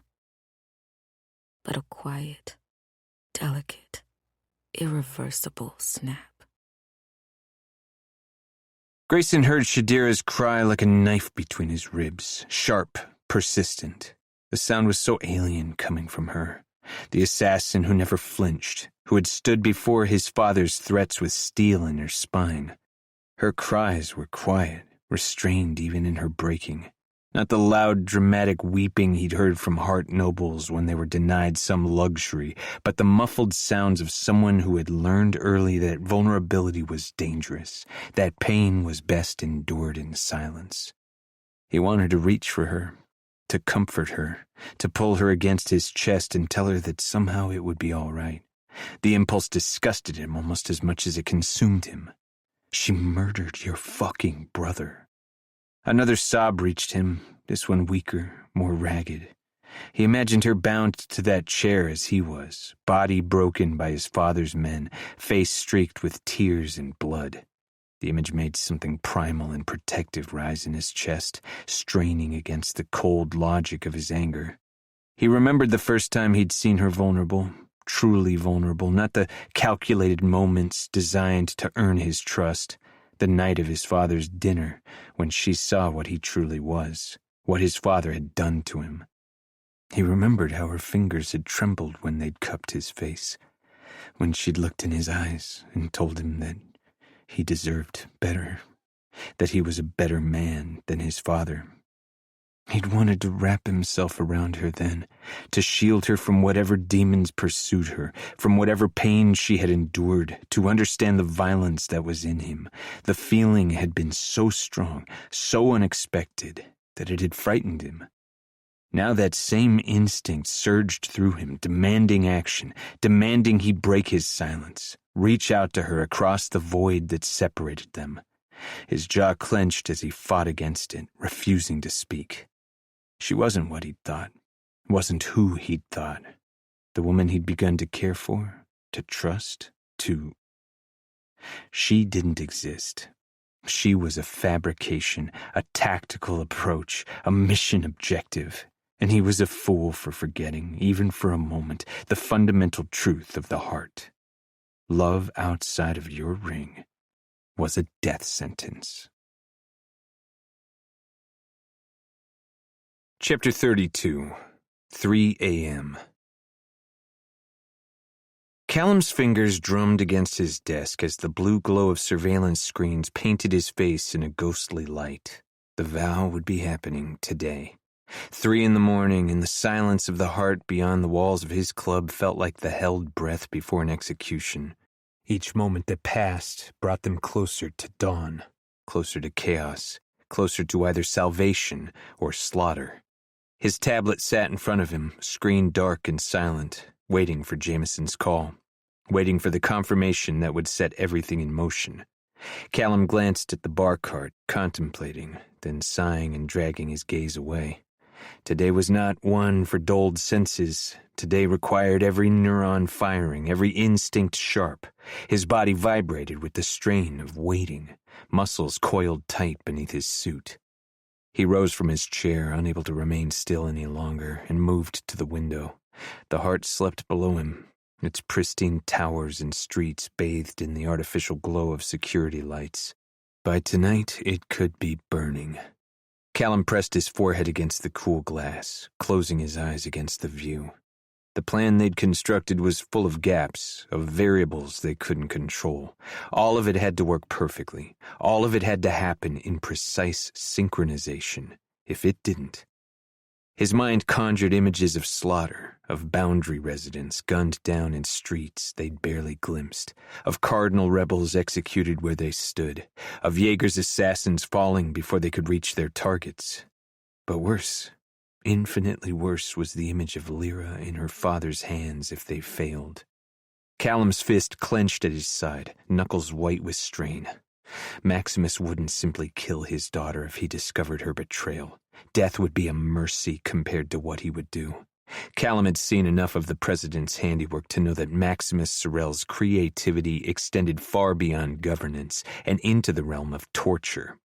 He returned to his desk, dropping heavily into his chair. The screens before him showed various feeds from around the heart. The plaza where the vow ceremony would take place, the checkpoints between rings, the approach to Maximus's tower, all quiet now, all normal. It wouldn't last. His thoughts drifted back to Lyra, to the weight of her in his arms just days ago, to the taste of her skin, the sound of her breath against his ear, the way her body had yielded to his after 5 long years of restraint, 5 years of longing. He hadn't seen her since the conclusion of their meeting in the Boundary 48 hours ago. Something in the way she had looked at him when he took her back to her apartment, when she told him she needed space to think, scared him. He could feel it. He'd just gotten her back, and he was already losing her. He'd known it was a possibility when she found out that he'd known about Brooker. He'd thought about leaving her in the heart for that very reason, but they said no more lies, and he wasn't willing to break his promise to her. If they failed today, Maximus would make her suffer in ways that would break even Lyra's iron will. He would take his time, would extract every detail of the conspiracy before he finally allowed her to die. And he would make sure she watched everyone she loved die first. Callum's breathing became shallow, his chest tightening with every breath. He forced himself to inhale deeply, to regain control. Panic would not help any of them. He needed to focus, needed to be the calculating, ruthless man who'd built an empire in the heart, who'd infiltrated its highest circles, who'd learned to smile while plotting the downfall of those who trusted him. His tablet vibrated against the desk, screen illuminating with Jameson's encrypted contact ID. Callum's hand shot out, snatching it up on the first ring. He answered, "Ghost?" "It's done." Jameson's voice was calm, controlled, but Callum could hear the undercurrent of tension. Relief washed through him. "All of them?" "Every last one. We cleared the final sector 20 minutes ago. The shelters are sealed." Callum closed his eyes briefly. At least the Boundary would be protected from whatever came next. If Maximus deployed his bombs today, they would fall on empty streets, not innocent people. "Any resistance?" he asked, knowing that convincing some boundary residents to trust authority figures enough to enter underground shelters would have been nearly impossible. A pause. Minimal? Daggermouth's handled it. Good. I'll turn on the surveillance loop for the boundary now. You are clear to head into the Cardinal. I'll call you back when we are headed for the Heart. The line went dead. Callum set the tablet down, the weight of what they were about to do settling over him and pressing down on his lungs. 9 hours. 9 hours until the vow ceremony began. 15 hours until they either liberated Newfound Haven or condemned it to unparalleled bloodshed. He turned to his computer, fingers flying over the keyboard as he hacked into the Heart's security mainframe. The security protocols unfolded before him. A complex web of surveillance feeds, access points, and alarm systems. Callum had spent years learning every vulnerability, every backdoor. Now he began the delicate process of creating blind spots without triggering alerts, adding looping synthetic live feeds, reducing guard rotations in key areas, scheduling system maintenance at critical junctures, inserting subtle delays in the feeds from checkpoints. Nothing obvious, nothing that would immediately raise suspicion, but together these small alterations would create windows of opportunity when the time came. The screens before him flickered as the changes took effect, the Heart's defenses subtly weakening under his touch. Outside his window, the first pale hint of dawn touched the eastern sky. The day of reckoning had begun. Chapter 33, 5 a.m. Lyra stood at the window of her apartment, tea cooling between her palms, as she watched Newfound Haven sleep its final hours of ignorance. The darkness that clung to the city, that had always defined it, would be washed away soon. Not by the coming dawn, but by fire and blood and revolution. Her reflection stared back at her from the glass, eyes hollowed by a sleepless night, dark circles like bruises beneath them. She looked like a ghost already, and perhaps that was fitting for what was to come. Platinum towers pierced the dawn sky, their surfaces catching the first hint of light. Streets empty and clean, patrolled by the occasional Vera vehicle, its lights cutting through the lingering dark. She sipped her tea, grimacing at its bitterness. She had forgotten to add honey, too consumed by the weight of the coming day. Her hands had been steady as she brewed it. They were steady now, but her mind raced with 1,000 calculations, 1,000 ways this could go wrong. 7 hours until the vow ceremony. 7 hours until Grayson and Shadira would be forced to stand before the city as symbols of a unity that had never existed. They would go to the consummation chambers after that, while their friends worked above to make sure no other woman had to endure such horrors. Next, they would attend lunch, a formal meal with all the city leaders to welcome them into society, as if they had not just been violated. To end the day, at 6 o'clock, they would be back on the platform, making a united speech about the Heart, asking the rings to conform to its laws, so they too could one day enjoy its luxury. What they did not know was that that speech would be heard by no one outside of the Heart. Every person in the rings who was not rising to fight today would be underground, sealed away in bomb shelters. And beneath all that spectacle, the clockwork of rebellion would be turning, gears sliding into place, blades sharpening as Brooker.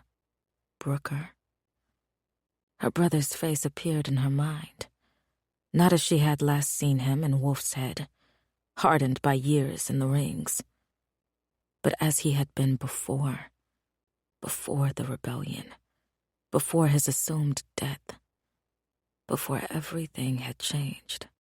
The memory twisted in her chest, grief and relief intertwining until she couldn't separate them. Alive. He had been alive. All this time. The tea trembled in her cup, betraying the emotion she refused to show on her face. Lyra took another sip, forcing the hot liquid down her throat, as if it could wash away the sting of betrayal. Callum had known. All these years he had known Brooker lived while she mourned, while she wept in his arms, while their father became more monstrous. They thought they were protecting you. Callum had explained as they'd driven back from Wolf's Head. His voice had been gentle, as if kindness could soften the impact of his words. If you'd known, your father would have seen it in your eyes. He would have known something was wrong. And you? She had asked, unable to look at him. What was your excuse for lying to me? His silence had been answer enough. The memory of Callum's face, of the guilt in his eyes when she'd left him at her door with nothing more than a cold goodnight, made her chest ache. She should hate him for his deception, should rage against his betrayal of her trust, just when they had promised no more secrets. But she understood now, understood the sacrifices made in war, the necessity of compartmentalization, the price of keeping those you love alive. She drained her tea and set the cup on the small table beside her. On its surface lay the items she would need today. Her comms device, programmed with the rebels' secure channel, a small pistol, loaded and safety on, a datapad containing the final details of their plan. And her mask. Lyra picked it up, the rose gold gleaming even in the dim light of her apartment. She twirled it between her fingers, feeling its familiar weight, the smooth metal warm from her touch. How many years had she hidden behind it? How many lies had it enabled? How many truths had it concealed? Her finger traced the decorative swirls that marked her as a sorrel, as daughter to the president, as royalty in a kingdom built on subjugation. The mask that had been secured to her face on her 6th birthday, rendering her faceless, nameless, except for her family's legacy. The mask that had been both shield and prison. After today, she would never wear it again. She would be Lyra, just Lyra, not a sorrel, not a diplomat, not a puppet dancing on her father's strings. She would be free, or she would be dead. It was so simple in the end, so clear. The path forward, narrow but defined. She set the mask down and moved to her desk, pulling open the hidden drawer with the press of her fingertip against the biometric lock. Inside lay the evidence she had spent years collecting, hundreds and hundreds of copies, documents detailing her father's corruption, recordings of his threats, financial records showing the diversion of resources meant for the Cardinal and the Boundary, autopsy reports for those who had mysteriously died after opposing him. And at the bottom, sealed in a protective case, the final piece, her secret, her plan. Lyra traced the edge of the case, her mouth set in a grim line. No one knew about this. Not Callum, not Brooker, not Farrow or Yeager or Jameson. This was her personal revenge for everything Maximus had taken from her. From all of them. She closed the drawer, the lock engaging with a soft click. She would ensure the truth was known, one way or another. Her father would fall. The system would crumble. And if her own destruction was the price, so be it. The tablet on the table vibrated, a single pulse that sent her heart racing. She checked the time. 5:40 a.m. The city would be waking soon. Vera changing shifts. Workers preparing for the day. The wheels of the heart, beginning their relentless turning. Lyra crossed to the table and lifted the device, pressing it to her ear. Yes, they're ready. Pharaoh's voice was soft. Are you sure about this? Lyra closed her eyes, drawing a deep breath that filled her lungs with resolve. Yes. She ended the call without another word. There was nothing more to say. No dramatic declarations, no rousing speeches. Just the quiet certainty of what was to come. Chapter 34, 7 a.m. Jameson watched the heavy metal door of the shelter seal shut with a dull thud that echoed through the underground chamber.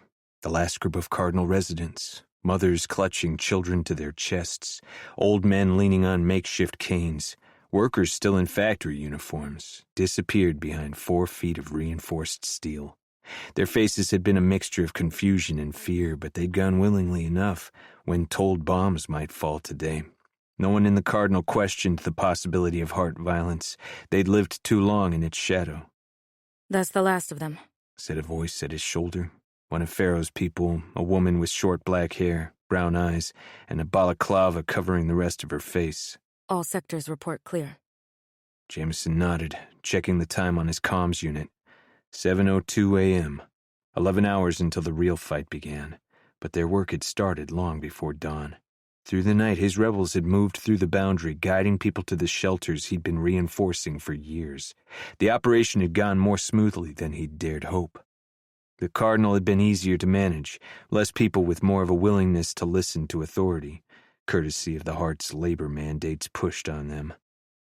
Any trouble at the Eastern Quadrant? He asked, remembering the factory overseer who'd threatened to report them to the Vera. The man hadn't lived long enough to make good on his threat, but Jameson needed to be sure no alarm had been raised. None, she replied. We're clear across the board. His mind flashed to the mother in the boundary, cradling her dead son as she begged Jameson to make them pay. Her face contorted with grief had haunted his dreams for the past 3 nights. Today he would keep his promise to her. Today, Maximus Sorel and his golden mask would fall. He straightened his spine, turning to the woman. What's your name? Chandler, sir. But my friends call me Hawk. A corner of his lip twitched up at the name. Well, Hawk, if I don't get time to tell you this later, thank you. We would not have been able to secure the Cardinal on time without you. Yes, of course, sir. My honor.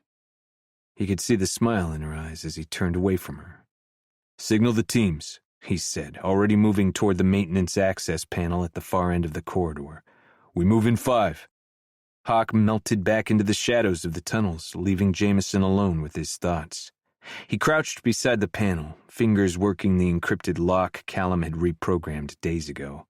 The metal cover slid away with barely a whisper, revealing the dark tunnel beyond. Shadira's face slipped into his head, and the thought of what would happen to her today sent a surge of rage through his body, so intense that his vision blurred at the edges. He'd heard enough about the vow ceremony at their last meeting, and he could barely stomach it. He forced the image away. Rage made men careless. Rage got men killed, and he couldn't afford to die. Not today. Not when she needed him. His comms unit vibrated against his wrist. Ghost! Callum's voice came through, low and distorted. Surveillance loop is active. Heart security is blind to the Cardinal sectors. You're clear to proceed. Copy that, Jameson replied, adjusting the earpiece that would keep him connected to the rebel network throughout the day. Moving to position Alpha. What's your status? In place at the club. You have 2 hours to make it to the Heart before patrols start. Understood, Jameson answered as the line fell silent. He straightened, rolling his shoulders to release the tension that had settled there. Behind him, shadows had coalesced into people, his team assembling silently, their faces grim. 100 men and women drawn from the most skilled soldiers, from the Boundary and the Cardinal, each armed with Vera weapons provided by Mikel, smuggled piece by piece through Callum's networks. Each ready to die for the cause if necessary. He could see the determination in their eyes, the readiness. Some bore fresh wounds from the Vera clash days ago. Others carried older scars, the visible marks of heart oppression etched into flesh and bone. All of them had lost something to Maximus's regime. All of them had reason to fight. Hawk snaked through the crowd until she was standing in front of Jameson, her mask pulled down now. A large scar cut from ear to ear on the bottom half of her face, a permanent smile he knew could have only been gifted to her by the Vera. It was their signature for women who refused to kneel to them, who refused to smile for them. If they would not do it on their own, the Vera would do it for them. Pharaoh's unit is in position, she said, slipping to his right side. Says they've secured the access points to the power grid. They'll cut it when the signal comes. Jameson nodded. And Jaeger's teams? Already inside the heart. Moved in during the night shift change. A small victory, but significant. If the Daggermouths were already in place, their chances improved considerably. The assassins would target key security points with snipers, eliminating resistance before it could organize against the main rebel force. Let's move, Jameson said, gesturing toward the tunnel. Single file until we hit the first checkpoint. He climbed down the ladder first, cracking a glow light and hooking it to his belt. The rebels behind him mirrored his actions, and they began their final trek toward the heart. His thoughts turned to Shadira again, as they always did in quiet moments. He missed her in a way that made it hard to breathe. Of course he missed the intimacy of her in his arms, of the feel of her skin against his, but that was the least of it. He missed his best friend. She was his person before he'd ever truly fallen for her. The simplicity of it made it even more honest. She was just his person, and he missed her. For now, he would keep his unit safe, stay focused on making sure they all made it into the heart alive. But tonight, his only goal was to make sure Shadira made it out with her life. Chapter 35, 9 a.m. Grayson's head tilted up as the sound of boots filtered through the air. Slowly, one by one, Vera came into view and lined the wall on the other side of the glass as Mikkel followed them into the room. Grayson knew it was him just by the way he stood. He hesitated at the entrance for only a second before falling in line with his men. His father stepped through the doorway next, and Grayson stared at him, refusing to lower his gaze. A fresh wave of hate threatened to choke him. "Good morning." Maximus's voice was pleasant, almost cheerful. "I trust you've had time to reflect on our conversation." Grayson said nothing. His silence was all he had left, the only defiance he could muster while bound to the chair. Maximus punched a code into the cell door. It slid open with a hiss, and Maximus recoiled slightly as the stench of the cell hit him. Goosebumps spread over Grayson's skin as the sudden stream of cool air and relief crashed over his body. The door was open, one step closer to getting out of this fucking cell. "Today is a joyous day." Maximus clasped his hands behind his back. "Your ceremony begins in 3 hours. Captain Mikkel will be escorting you and your intended back to your quarters to prepare for this magnificent union." Grayson's jaw clenched so hard his teeth ached. "Remember our agreement," Maximus continued, stepping closer to Grayson's chair. Close enough that he could smell the expensive cologne that clung to his suit, a scent that had haunted his nightmares since childhood. "You will participate fully. You will speak the words as written. You will smile." He leaned down, his golden mask inches from Grayson's face. "And you will consummate the vow as tradition demands." Bile rose in Grayson's throat. The consummation, the final degrading requirement of the vow ceremony. Still Grayson stayed silent. "I only came to wish my son luck on the most important day of his life," Maximus said, turning back toward the door. "Remember, your cooperation today decides the fates of many." He didn't say another word as he strode from the cell, passing Mikkel. Mikkel's faceplate followed the president until he disappeared through the outer door. Then his head turned back to Grayson. "Remove his restraints," Mikkel ordered the officers. "Then bring out the Daggermouth." One officer stepped forward, a knife appearing in his hand. He began to slice through the cords binding Grayson to the chair, starting with those around his chest. Each severed rope eased the pressure, but as blood rushed back into his compressed muscles, pain flared like fire beneath his skin. Grayson bit back a groan as the last cord fell away. His limbs felt foreign, leaden, refusing to respond properly as he tried to stand. The officer gripped his arm, not roughly but firmly, supporting him as his legs threatened to buckle. "Slowly," Mikkel advised, watching him with an intensity that made Grayson uncomfortable. "You've been bound for more than 48 hours. The information registered dimly through the haze of pain. 2 days. 2 days of thirst and hunger and filth, and Shadira's muffled cries from the next cell. Shadira. His head turned toward the frosted glass wall that separated their cells, straining to hear any sound from her. Nothing. The silence from her side was more terrifying than any cry could have been. "Get her out," he croaked, taking a stumbling step toward the door. The officer's hand tightened on his arm, holding him back. "Now!" Mikkel nodded to the remaining officers, who disappeared from view, heading toward Shadira's cell. Grayson heard the beep of the access code, the hiss of the door, then silence again. When they reappeared, 2 officers supporting a figure between them, Grayson's world contracted to a single point of horror. Shadira hung between the officers, barely conscious, her feet dragging on the concrete floor. Her face, her beautiful, defiant face, was swollen beyond recognition, one eye completely closed, the other a slit in the purple-black mess of bruising. Blood had dried in her hair, matting it to her scalp in dark clumps. Her lip was split in multiple places, chin crusted with blood, both fresh and old. But it was her body that made Grayson's knees nearly give out.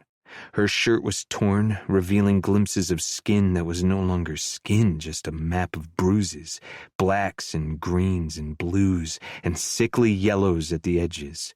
She held herself as if her ribs were broken, each breath a shallow, pained affair.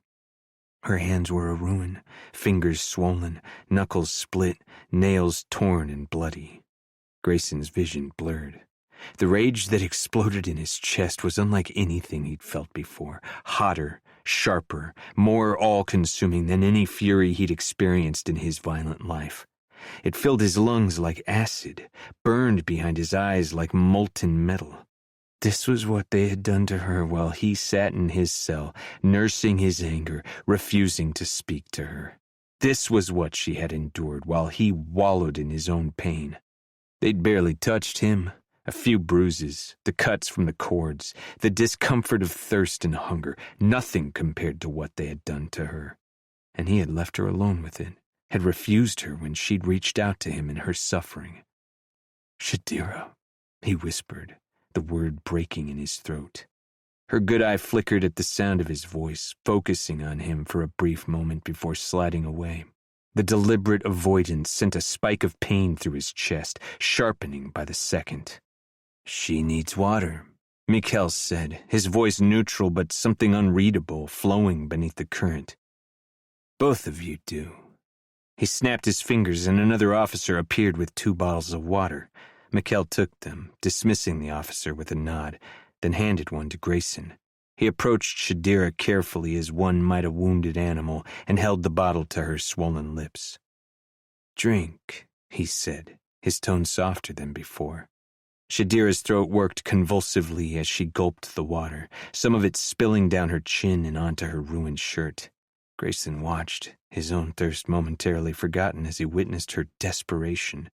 When Mikkel finally pulled the bottle away, nearly empty, Shadira sagged further between the officers supporting her. Grayson raised his own bottle to his lips, the cool water a shock to his system after so long without. He drank greedily, some distant part of his mind warning him to slow down, that too much too quickly would make him sick, but his body's demands overrode caution, and he drained the bottle in seconds. "We need to go," Mikkel said, checking his watch. "The vow begins soon." Grayson's rage surged again at the mention of the ceremony. He wanted to lash out, to smash his fist into Mikkel's face, into the faces of every Veyra officer who'd watched Shadira being brutalized. But he couldn't. Not when she was in this state, not when the threat of the ring's destruction hung over them. "Can you walk?" Mikkel asked him. Grayson nodded once, sharply. His legs were unsteady but functioning. More than could be said for Shadira, who remained suspended between her guards, head hanging forward. "Then let's go." Grayson fixed his gaze on Shadira's back as they left the private prison, watching for any sign that she might collapse entirely.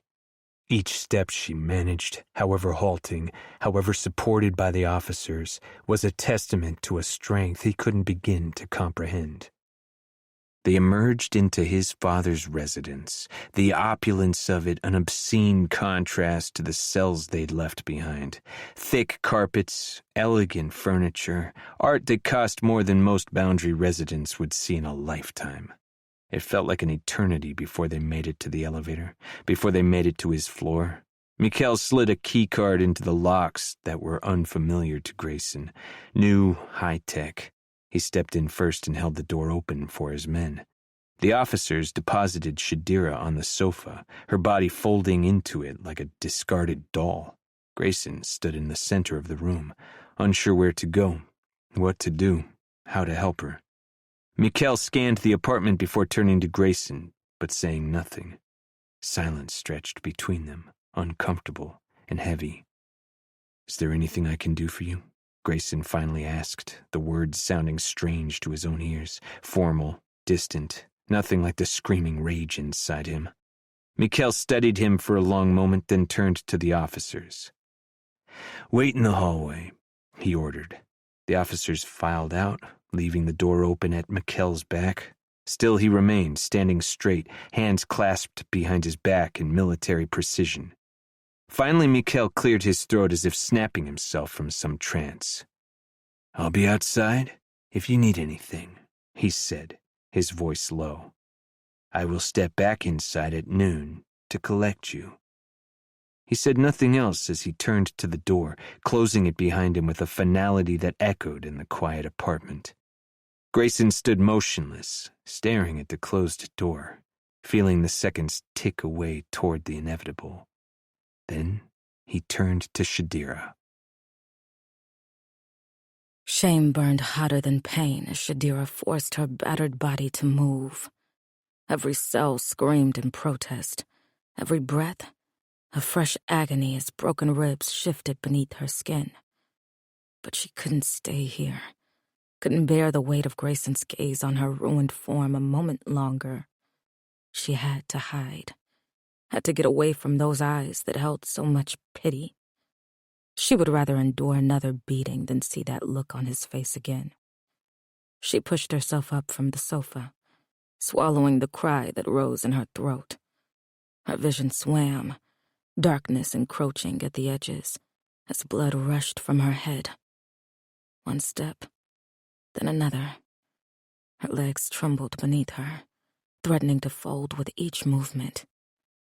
The bedroom door seemed miles away, an impossible distance across the luxury apartment that mocked her broken state with its pristine surfaces and soft furnishings. Don't look at him. Don't let him see what they've made of you. Grayson took a step toward her, his arms reaching for her, preparing to help. She took a step away from him, and his body froze mid-motion, his fingers curling into fists as he brought his arms back to his body. She dragged herself forward, one arm wrapped protectively around her shattered ribs. She could feel Grayson's eyes on her back, burning into her. But she didn't turn, couldn't face the judgment, the disgust, the hatred that would be written there. The bedroom door gave way under her touch, swinging open to reveal the only place she suddenly felt safe. Her gaze fixed on the bathroom door across the room. Just a little further, just a few more steps, and she could collapse in private, could let the tears come without an audience to witness her final humiliation. Her foot caught on the bed's edge, sending her stumbling. Pain exploded through her chest as her broken ribs protested the sudden movement. Still, she bit back the scream, refused to give voice to her weakness. She made it to the bathroom, her hand closing around the doorknob as if it were a lifeline reaching out to her. She put her weight onto it as she dragged herself the last few steps into the room. The door swung closed as she let go of the handle and grabbed the towel rack. Only then did she allow herself to sag against the cool wall, legs finally surrendering to gravity.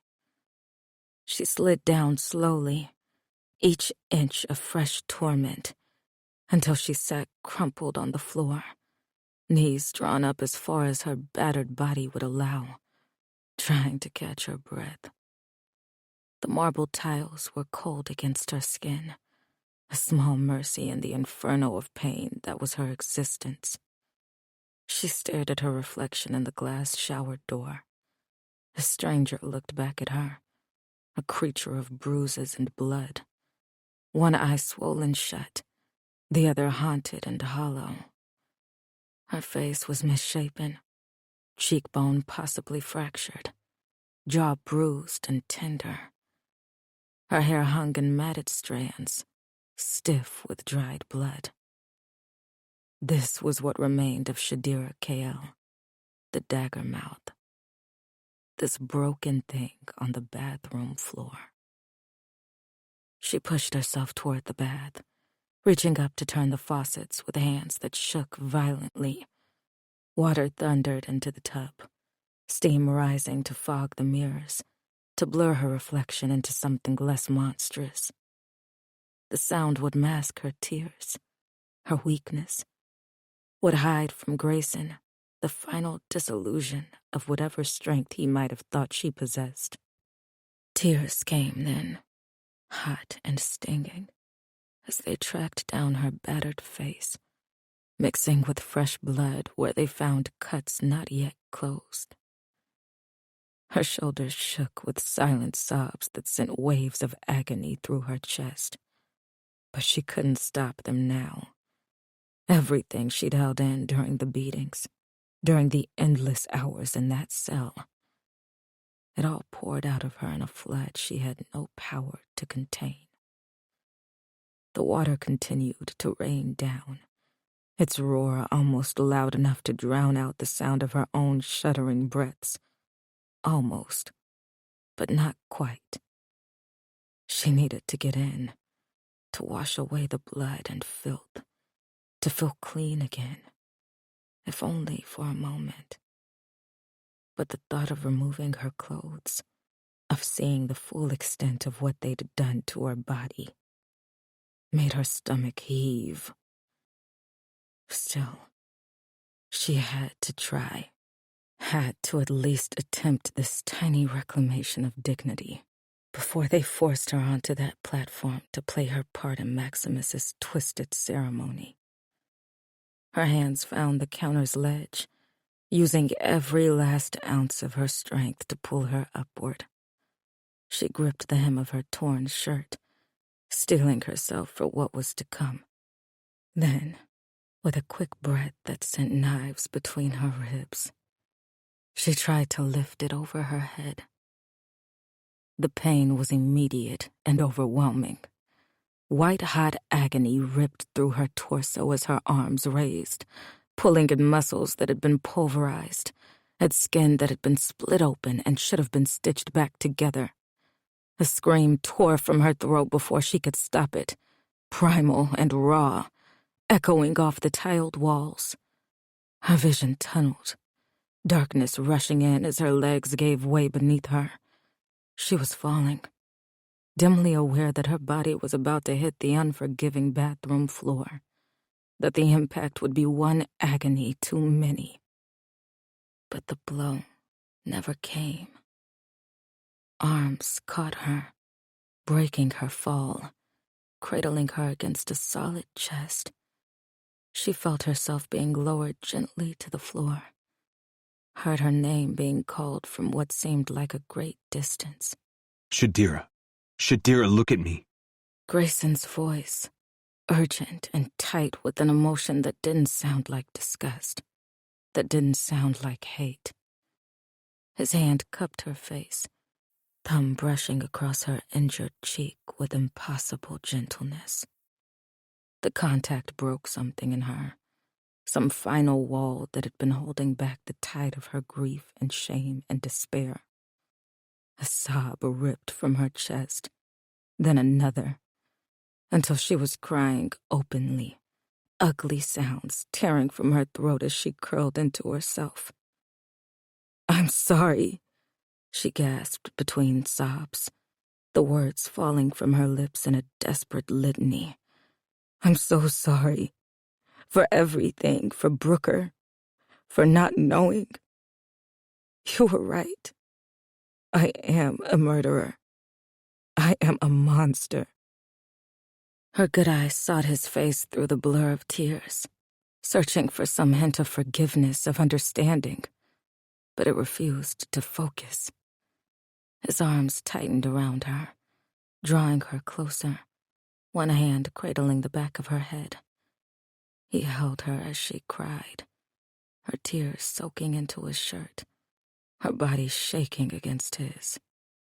He made no attempt to shush her or stem the flow of her grief. He simply held her, solid and present, an anchor in the storm of her despair. She didn't know how long they stayed that way, her broken and weeping, him silent and steadfast. Time seemed to lose meaning, stretching and contracting with each shuddering breath. The bathwater continued to run, filling the tub to its brim before the automatic overflow kicked in, maintaining the water level with a gentle gurgling sound. Eventually, her sobs quieted, exhaustion claiming what remained of her strength. She sagged against him, drained and empty. Still, Grayson said nothing. The silence between them had changed, though, no longer charged with anger and betrayal, but something almost like acceptance. Finally, he shifted, his arms adjusting their hold on her but not letting go. "I'm going to help you," he said, his voice low and rough, as if the words were being dragged from somewhere deep inside him. "Let me help you into the bath. Let me help you get out of these clothes." It wasn't forgiveness. Not yet. It was a man showing that he still had a heart, that despite his own pain, the good man she had come to know still remained. Grayson's hands trembled as he reached for the scissors in the bathroom cabinet. Not from weakness, though his body still ached from captivity, but from the storm of emotions that raged beneath his skin. Anger at his father, at the men who had done this to her. Guilt that twisted like a knife in his gut for how he'd treated her, for the words he'd spoken in cold fury. And something else, something that terrified him more than either of these, a desperate tenderness that threatened to shatter what remained of his carefully constructed walls. She sat with her back facing him, small and broken, a shadow of the woman he'd first encountered, and every instinct in his body screamed to protect her, to heal her, to never let her be hurt again. He sank back to his knees, scissors in hand, her ruined clothes stuck to her body with dried blood and sweat. Her breathing was shallow, carefully controlled to minimize the pain. "I'm going to cut these off," he said, his voice gentler than he'd intended. "It'll hurt less than trying to lift them over your head." She nodded once, a small, tight movement that revealed how much pain even that simple action caused her. Grayson swallowed hard, pushing down the rage that threatened to consume him at the sight of her suffering. Rage wouldn't help her now. She needed steady hands, calm words, careful touch. He began with her shirt, slipping the blade of the scissors under the hem and cutting upward in a slow, deliberate motion. The fabric parted easily, revealing inches of skin mottled with bruises, some fresh, some already beginning to heal. Blood pooled underneath her skin that threatened internal bleeding coming from somewhere in her abdomen, but it was what he saw beneath the injuries that forced the oxygen from his lungs. Scars, dozens of them, old and silvered with time, crisscrossing her body in a chaotic pattern that spoke of years of violence. A knife wound just below her ribs, puckered and raised. A burn that covered her left side, the skin mottled and uneven. Bullet wounds, so many bullet wounds. Her body was a battlefield, a record of survival written in scar tissue and damaged flesh. Grayson's fingers stilled on the scissors, his throat tightening. These were the evidence of a life lived in brutality, of pain endured and overcome time and again. How had he never noticed? How had he been so blind to the story her body told? He'd seen some of the scars before in that black, backless dress, but somehow it hadn't fully registered. Somehow this close, with nothing to cover her, he was forced to truly understand the violence that her body had seen. He wanted to run his fingers across their ridges, let his lips trace the outlines of the tattoos inked between them. It's nothing you haven't seen before, she murmured, her voice barely audible over the running water. She was wrong. She was so fucking wrong. He had never seen anything so heartbreaking, so beautiful and horrifying at once. He continued cutting, removing her shirt piece by careful piece to avoid disturbing her injuries. The fabric had adhered to some of her wounds, and he had to wet it with a washcloth to prevent reopening them as he worked. She remained still throughout, only the occasional sharp intake of breath betraying the agony each movement caused her. When her torso was completely bare, Grayson had to clench his jaw to keep from cursing aloud. The unnatural depression on her left side confirmed what he'd suspected. At least 2 breaks, possibly more. Precise injury designed to cause maximum pain without endangering vital organs.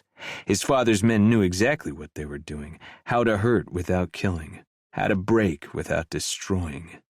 He moved to her pants next, cutting from ankle to waist in 2 long lines that allowed the fabric to fall away without her having to stand. More bruises revealed themselves, more tattoos, more scars. A particularly vicious one that ran the length of her thigh, another that curved around her knee. The story of her life continuing down her legs, a narrative of pain and survival that made his own scars feel insignificant in comparison. When he'd finished, she sat before him naked and shivering. Despite her injuries, despite the vulnerability of her position, she met his eyes and held his gaze with a dignity that made his chest ache. This was Shadira, the real Shadira, stripped of masks and defenses, of bravado and pride. This was the woman who'd survived horrors he could only imagine, who'd been shaped by pain as he'd been, forged in the same cruel fire that had tempered his own soul. They were mirror images, he realized, both weapons crafted by others' hands, both scarred by the roles they'd been forced to play, both longing for something they could barely name. Freedom, perhaps, redemption, a chance to be more than what violence had made them. "The water's getting cold," he said, the words inadequate against the magnitude of what he felt. Shadira nodded, still watching him with that single wary eye. She tried to stand, her legs trembling with the effort, and Grayson moved without hesitating, sliding one arm beneath her knees, the other supporting her back, lifting her with a care he hadn't known he possessed. Her body felt fragile against his chest despite the strength he knew it contained. He could feel her heartbeat, rapid and shallow, her skin cool beneath his touch. He lowered her gently into the water, supporting her head as she hissed at the initial contact with her injuries. Steam rose around them, fogging the mirrors, creating a world that existed only in this moment, separate from the horrors that awaited beyond the bathroom door. For a few precious minutes, there was no vow ceremony, no heart, no boundary, just 2 broken people finding a moment of peace in the midst of chaos. "Is it too hot?" he asked, hands still wrapped around her as if he was scared to let her go. She shook her head slightly, eyes closing as the warmth began to ease some of the tension from her battered body. It's perfect. she whispered. Grayson remained kneeling beside the tub, watching as the water turned pink with diluted blood, as her face softened slightly with the first real relief she'd experienced in days. Something twisted in his chest at the sight, something that felt dangerously close to forgiveness. His brother's ghost seemed to hover in the steam-filled room, a presence impossible to ignore. Shadira had killed him. Unknowingly, yes, but the fact remained. His blood was on her hands. Grayson should hate her for that, should want nothing to do with her, should walk away and leave her to face whatever fate awaited them both. But he couldn't. The hate that had burned so fiercely in his cell had cooled, transformed into something more complex, more painful. He looked at her now and saw not his brother's killer, but a woman who had been used just as he had been, a pawn in his father's game, manipulated into becoming the instrument of Brooker's death without ever knowing the truth. Could he forgive that? He didn't know. The wound was still too raw, the loss too profound, but he knew he couldn't continue to blame her for it. "I should go," he said finally, reluctantly withdrawing his hand from where it clung to her body. "Give you some privacy." Her eyes opened, finding his face with an intensity that made his breath catch. For a moment he thought she might ask him to stay. Part of him hoped she would, but she simply nodded, another of those small, careful movements designed to minimize pain. Emotional now, not physical. Thank you She said, her voice steadier than before. for helping me. Grayson stood, his muscles protesting after so long in one position. He moved toward the door, each step taking him further from her. At the threshold he paused, his hand on the doorknob, his back to her. He couldn't bring himself to turn around, to look at her again. If he did, he might not find the strength to leave. "They are going to die today, the Vera that touched you," he breathed. "And then I am going to kill my father." Chapter 36. 11 a.m. Callum's office had transformed into a war room. Maps covered the polished surface of his desk, marked with entry points, security rotations, and escape routes. Weapons were arranged neatly on a side table, sleek, expensive models that would never be tracked back to him if things went wrong. 3 different devices sat before him, each connecting to a different line of communication. One for the Vera comms, one for his men, one for the rebellion. He took a deep breath, steadying himself. His heart thundered against his ribs, but his hands remained perfectly still. Years of practice, of negotiating with the most dangerous people in Newfound Haven, had taught him to conceal his fear beneath a veneer of calm. His eyes flicked to the screen, showing the plaza where the vow ceremony would take place. Vera officers patrolled in regular intervals, their masks gleaming in the morning sun. Somewhere among them, blending perfectly, were Jaeger's mercenaries, dagger-mouths disguised as security, as staff, as innocent bystanders, the perfect predators hidden in plain sight. They were so close to ending this, so close he could taste it. He lifted his tablet to his ear and listened for one ring until Jaeger's voice cut through. "Status report," Jaeger said without any pleasantries. "Surveillance is clear," Callum confirmed, typing a command into his keyboard that would begin the loop he'd programmed into the Heart's security system. "The cameras are blind to the plaza now. Get your snipers in position." "Understood," Jaeger replied, not waiting for a response as the line went quiet. Callum swallowed, imagining the scene playing out in the plaza. Jaeger's people would be drawing their weapons now, securing positions, preparing for the moment when Grayson and Shadira would be brought out for the ceremony. No one watching would notice anything amiss, not until it was too late. He set his tablet down, reaching for the Vera transmitter. He took a deep breath, clearing his throat before pressing down on the button. "Central Command to Plaza Unit, confirm status of the executioner." Callum modulated his voice, adopting the flat, emotionless tone of a Vera officer. There was a pause, longer than there should have been. Callum's fingers tightened around the transmitter. Had he made a mistake? Used the wrong code phrase? Then Mikkel's voice came through, perfectly composed. Executioner secure. Moving to plaza in 45 minutes with subject. Subject. Shadira, a woman reduced to an object. Guilt twisted his gut. He had manipulated Grayson with the unshared knowledge of Brooker's survival, had pulled his best friend's strings to convince him to get close to her. He had known at some point they would need her on their side, and used Grayson as a pawn. Some days he truly felt as if he was no better than the rest of the garbage in this city. Confirmed, Callum replied. Maintain escort protocol. He ended the transmission, exhaling slowly. Mikkel was the linchpin, the inside man with direct access to both prisoners. If he turned on them, if he had been compromised. No, he couldn't think that way. Trust was a commodity in short supply, but they had no choice but to extend it now. Mikkel had proven himself loyal to the cause, had risked everything to protect his son. His son. The truth still stunned Callum, though he'd had days to process it. He knew most secrets kept in this city, but this one he had not been prepared for.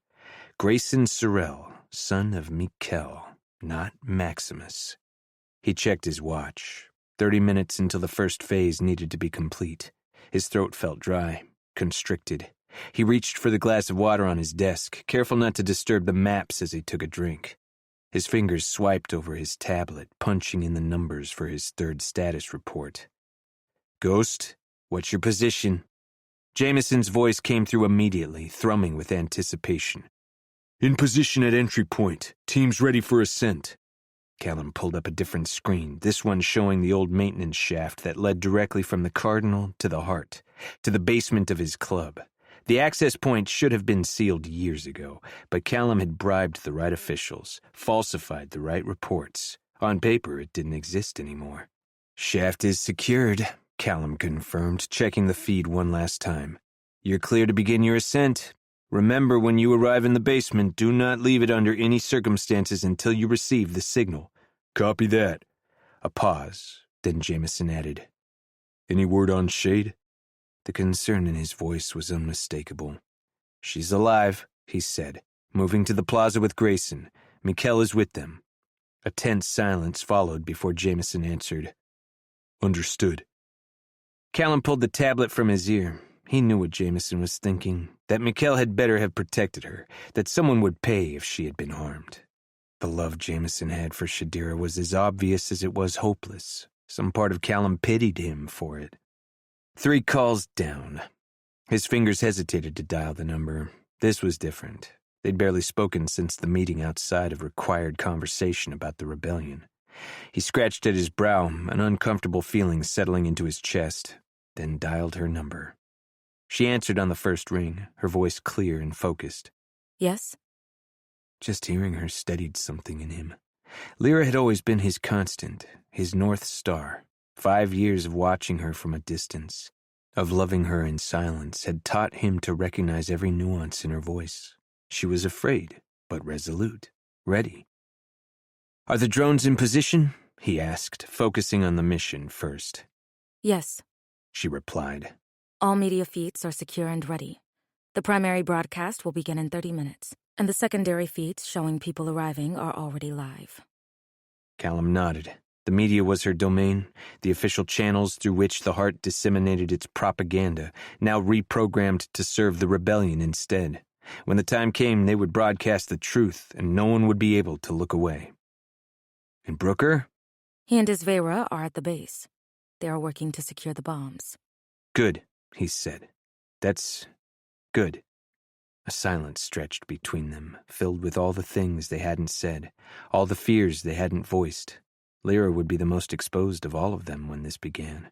She would be standing beside her father on that platform, playing her role as the dutiful daughter, one last time while the rebellion erupted around her. Callum? Her voice was softer now, private. I'm still here. He closed his eyes, picturing her face. Lyra, the words caught in his throat. 5 years of hiding how he felt, and now, when it mattered most, he found himself hesitating again. No, not this time. I love you. he said, the words rushing out like water breaking through a dam. Please be safe today. Please come back to me. She hesitated for a breath. I love you too, Kelly. A pause, then stronger.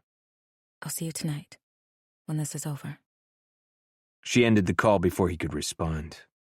Callum stared at the tablet in his hand, a strange mix of elation and dread coiling in his stomach. He hadn't lost her. They might die today. Both truths existed simultaneously. He set the tablet down and leaned back in his chair, surveying the screens again. Everything was proceeding exactly as planned.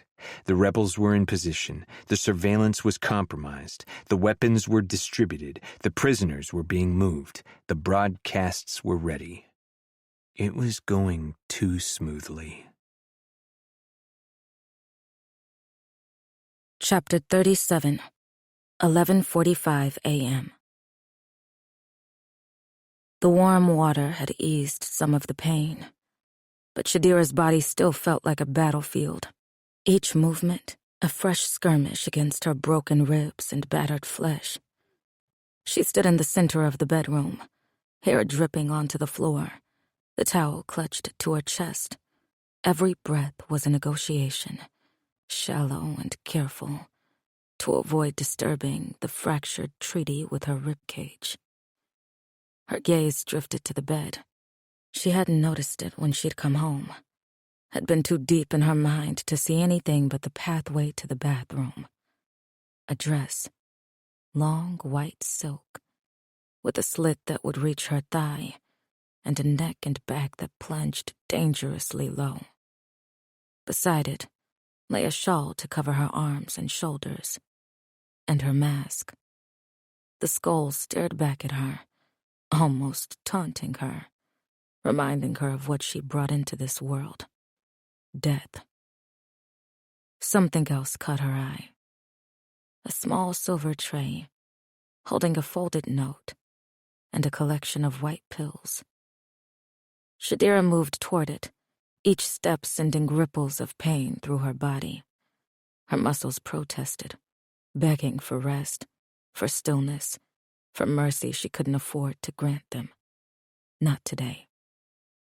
She reached the bed and picked up the note with fingers that felt clumsy and swollen. The handwriting was elegant, flowing. Nothing like her own jagged scrawl. Your dress for today. Do not hide the damage he has done to you. Let the world see the monster he really is when the time is right. The pills are for the pain. You will need them. Her eyes moved to the next line as she stilled. For what it's worth, I always wanted a sister. XO, Lee. P.S. You can trust the captain. Shadira read the note again, then a third time, the words sinking into her consciousness and churning out guilt. Lyra didn't know what she had done to her brother. She read the words again. I always wanted a sister. Sister. Family. Belonging. Things Shadira had buried so deep within herself that she'd nearly forgotten the ache of their absence. Things she'd convinced herself she didn't need, didn't want, couldn't have. She pushed the thoughts away, picking up the tray and dumping the pills into her mouth. She swallowed them dry, feeling their bitter taste scrape down her throat. Whatever they were, painkillers, stimulants, poison, she'd know soon enough. At this point, relief in any form was welcome. She let the towel drop, the air cool against her naked skin, and avoided her reflection in the mirror as she moved toward the window.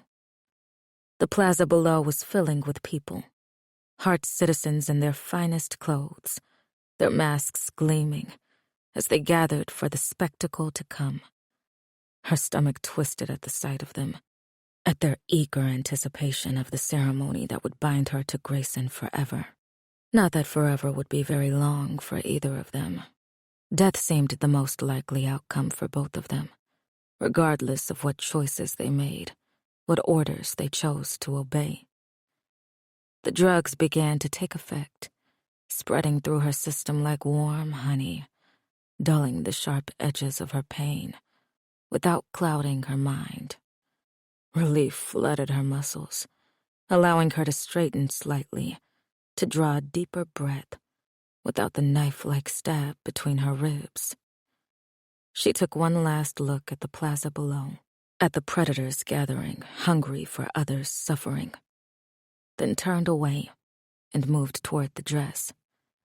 The fabric slipped through her fingers like water, cool and sleek against her skin. Lyra had chosen well. The high slit would allow her to move, to fight if necessary, but she doubted that was her reason for choosing it. Do not hide the damage he has done to you. Let the world see the monster he really is when the time is right. Understanding dawned slowly. This wasn't just a dress. It was a statement, a weapon, evidence. Shadira slipped it over her head, wincing as she raised her arms to guide it down her body. The silk clung to her curves, the white fabric stark against her dark skin. The neckline dipped between her breasts, exposing more bruising along her collarbones, while the back plunged low enough to reveal the constellation of scars and bruising glittered there. She gathered the scarf in her arms as she slipped into the black heels at the foot of the bed, then reached for the mask last, the familiar weight settling in her hands. The skull grinned back at her, as if it was the promise of death, a reminder of what she was, what she had always been. She forced herself to take a deep breath, testing the medicine's limits, then exhaled as she turned toward the door. It was time. Grayson stood in the center of the living room, staring at the note in his hand as if it might transform into something else if he glared at it long enough. Lyra's script swam before his eyes, each word a weight settling into his bones. Trust the captain. He's with us. When the time comes, follow his lead. The rest of the note contained instructions for the ceremony, details he'd already committed to memory, but it was those 3 words that kept repeating in his head. Trust the captain. A soft sound pulled his attention away from the paper, the soft click of heels against marble. He dragged his eyes upward and audibly gasped. She was light, given form, standing at the edge of the room. The dress exposed the brutality of what she had survived these last few days, the bruises blooming across her skin like violent flowers. And yet, despite it all, despite the damage mapped across her skin, she was breathtaking. Something caught in Grayson's chest as the realization finally, truly settled into him. This woman was about to become his wife.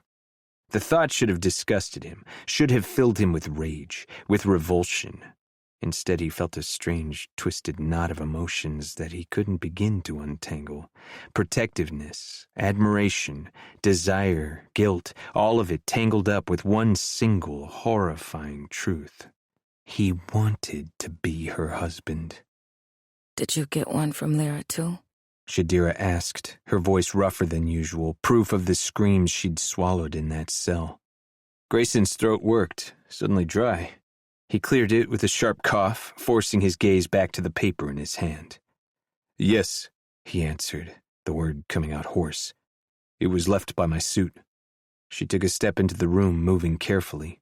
She must have received medicine as well, he realized, noting how she held herself straighter than should have been possible with her injuries. Still, he could see the cost of each movement in the tightness around her mouth, the careful way she distributed her weight. The air was tight between them now, charged and uneasy in a way it hadn't been before. The casualness in how they'd existed around one another, even while planning each other's deaths, was gone, replaced by caution. Mine said we can trust the captain, she said, her good eye fixed on his face, searching for his reaction. Grayson nodded once, sharp and quick. Mine says the same. His gaze flicked toward the door separating them from the Vera, then back to her. If that's the case, we should prepare ourselves. Confusion flickered across her features. What do you mean? He gestured his head toward his bedroom at her back as he strode toward it. As Grayson passed her, for one single second his eyes fluttered shut, his breath catching in his lungs as her scent engulfed him. A low groan slipped over his lips as he forced himself to keep moving. She followed him down the hallway and into his room, then paused at the threshold of his closet as he entered. He moved to the back corner and knelt. His fingers found the edge of a floorboard, lifting it to reveal a hidden compartment beneath. Inside lay a small arsenal, 4 handguns, a collection of knives, spare ammunition, all with serial numbers that would never be traced back to him, unlike the ones in his weapons room. He glanced up at Shadira as she leaned against the doorframe to steady herself. Grayson selected one of the guns and checked its chamber, then rose, extending the weapon toward her, grip first. "Are you going to shoot me with this one?" he asked, trying to push them back to comfortable territory. She stared at the gun, then at him, her brow furrowing as the corner of her mouth twitched upward. Yes. Something loosened in Grayson's chest, a knot of tension unwinding at this small sign that not everything between them was broken beyond repair. He found himself almost smiling back, a grim twist of his lips that felt foreign on his face after days of pain and rage. "Well, can you at least wait until after I've shot my father?" She pulled the gun from his hand. I can definitely try, but I'll probably get to him before you. "You want to bet?" he asked, selecting another gun for himself. 20 credit says I shoot him first. Shadira laughed now, and the sound almost brought him to his knees. 1,000 credits says you won't even have the safety off before I put a bullet in his skull and yours. Grayson shook his head, a grin now spreading over his face. "Deal." Grayson met her gaze, and even with the humor, he saw the same murderous intent reflected there that burned in his own chest. In that moment, they understood each other perfectly, 2 weapons pointed now at the same man. He turned back to the cache as Shadira took another step into the room, selecting a smaller gun that could be concealed in a thigh holster. "Take as many as you can hide," he advised, reaching for a knife next. "We don't know how this will play out, but if I were you, I'd carry as many as possible." The voice from the doorway sent Grayson spinning, gun raised and aimed before he fully registered the movement. He stepped in front of Shadira in the same motion, his body instinctively placing itself between her and the threat. Mikhail stood in the entrance to his room, his Vera mask betraying nothing of his expression beneath. He made no move to draw his own weapon, showed no reaction to the gun pointed at his chest. He simply stood there, hands clasped behind his back in that perfect military posture Grayson had seen his entire life. "It's 11:45. We need to go. The ceremony begins in 15 minutes, Mikhail said, gesturing toward the window before turning away from them. "I'll be by the door." Grayson slowly lowered his gun, turning back to face Shadira, whose eyes were just as wild as she clung to his arm. Trust the captain. Chapter 38. The Vow. Lyra moved through the crowd, her path to the platform opening before her, as if by right. Bodies parted without hesitation, their masked faces tilting in respect as she passed. The air in the plaza was thick, suffocating with anticipation. Thousands gathered for the vows that would bind Shadira and Grayson. Lyra's stomach clenched, bile rising in her throat as her fingers closed around the tablet in her pocket. She had minutes now, just minutes to set everything in motion. She glanced up to the platform where her father already stood at its apex, his golden mask gleaming brighter than any, the full weight of his presence pressing down upon the crowd. Her mother stood a few steps behind him, head dipped in submission. Her lungs felt too small suddenly, unable to draw enough air. Her pulse thundered in her ears, drowning out the murmurs of the crowd. This was it. There would be no going back. Lyra slipped the tablet from her pocket and pressed it to her ear, turning slightly away from the platform. Her fingers trembled as she dialed, the encrypted line connecting almost instantly. I can see you on the feeds. Callum's voice was warm, amused, trying to calm her. You look terrified. Remember to breathe. His casualness, his easy confidence, cut through her. He had no idea what she was about to do, what she had already set in motion. "I'm sorry," she said, the words barely audible over the pounding of her heart. A beat of silence. What's wrong? The warmth drained from his voice, replaced by concern. Lyra swallowed hard, watching as the final preparations were made on the platform. The cylindrical veil hung suspended above the altar, ready to descend at the crucial moment. Soon, Grayson and Shadira would stand beneath it. "I can't let it happen," she said finally. "I can't let them take Shadira to that room.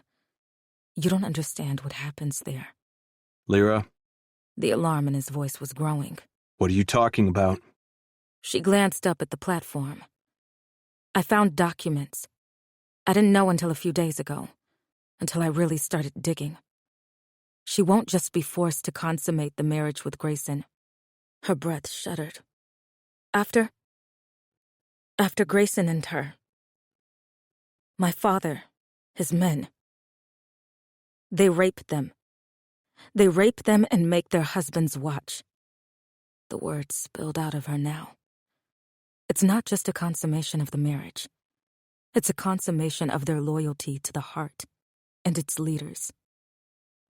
She could hear Callum gasp. She pictured him in his office, surrounded by screens, watching her through a dozen different camera angles, trying to piece together what she was saying. "I have a plan," she said, her voice steadier now, as her resolve hardened. "I should have told you, but I knew you'd try to stop me. All of you would have. But this was the only way." The only way for what?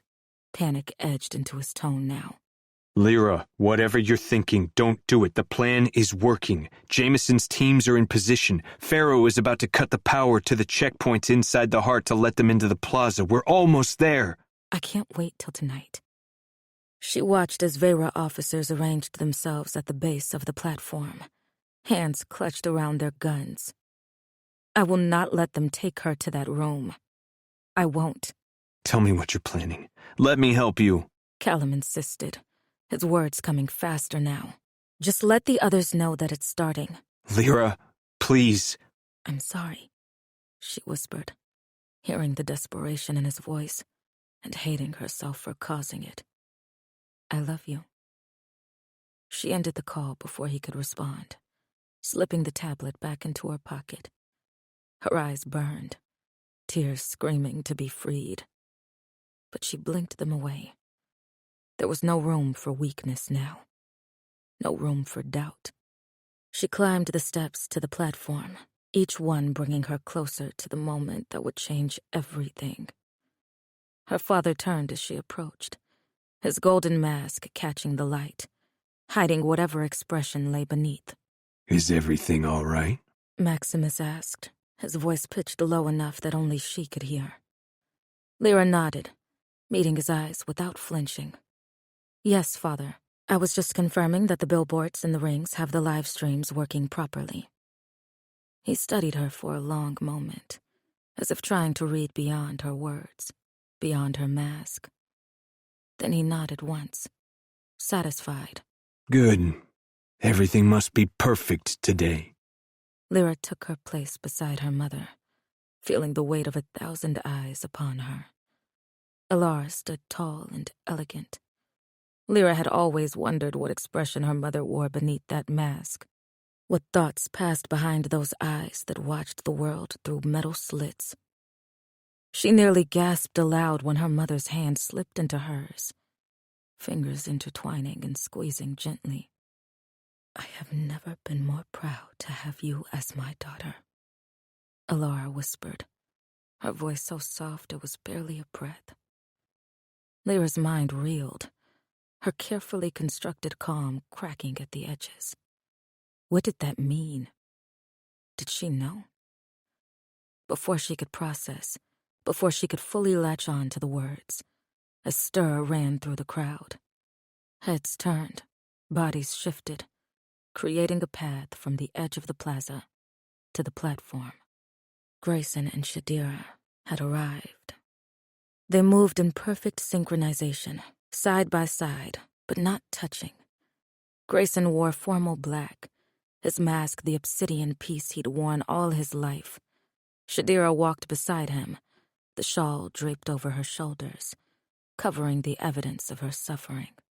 But Lyra could still see the bruises marring her neck, disappearing beneath the fabric, only to reappear on her exposed leg through the high slit. Bile rose in her throat as they ascended the platform steps. This was it.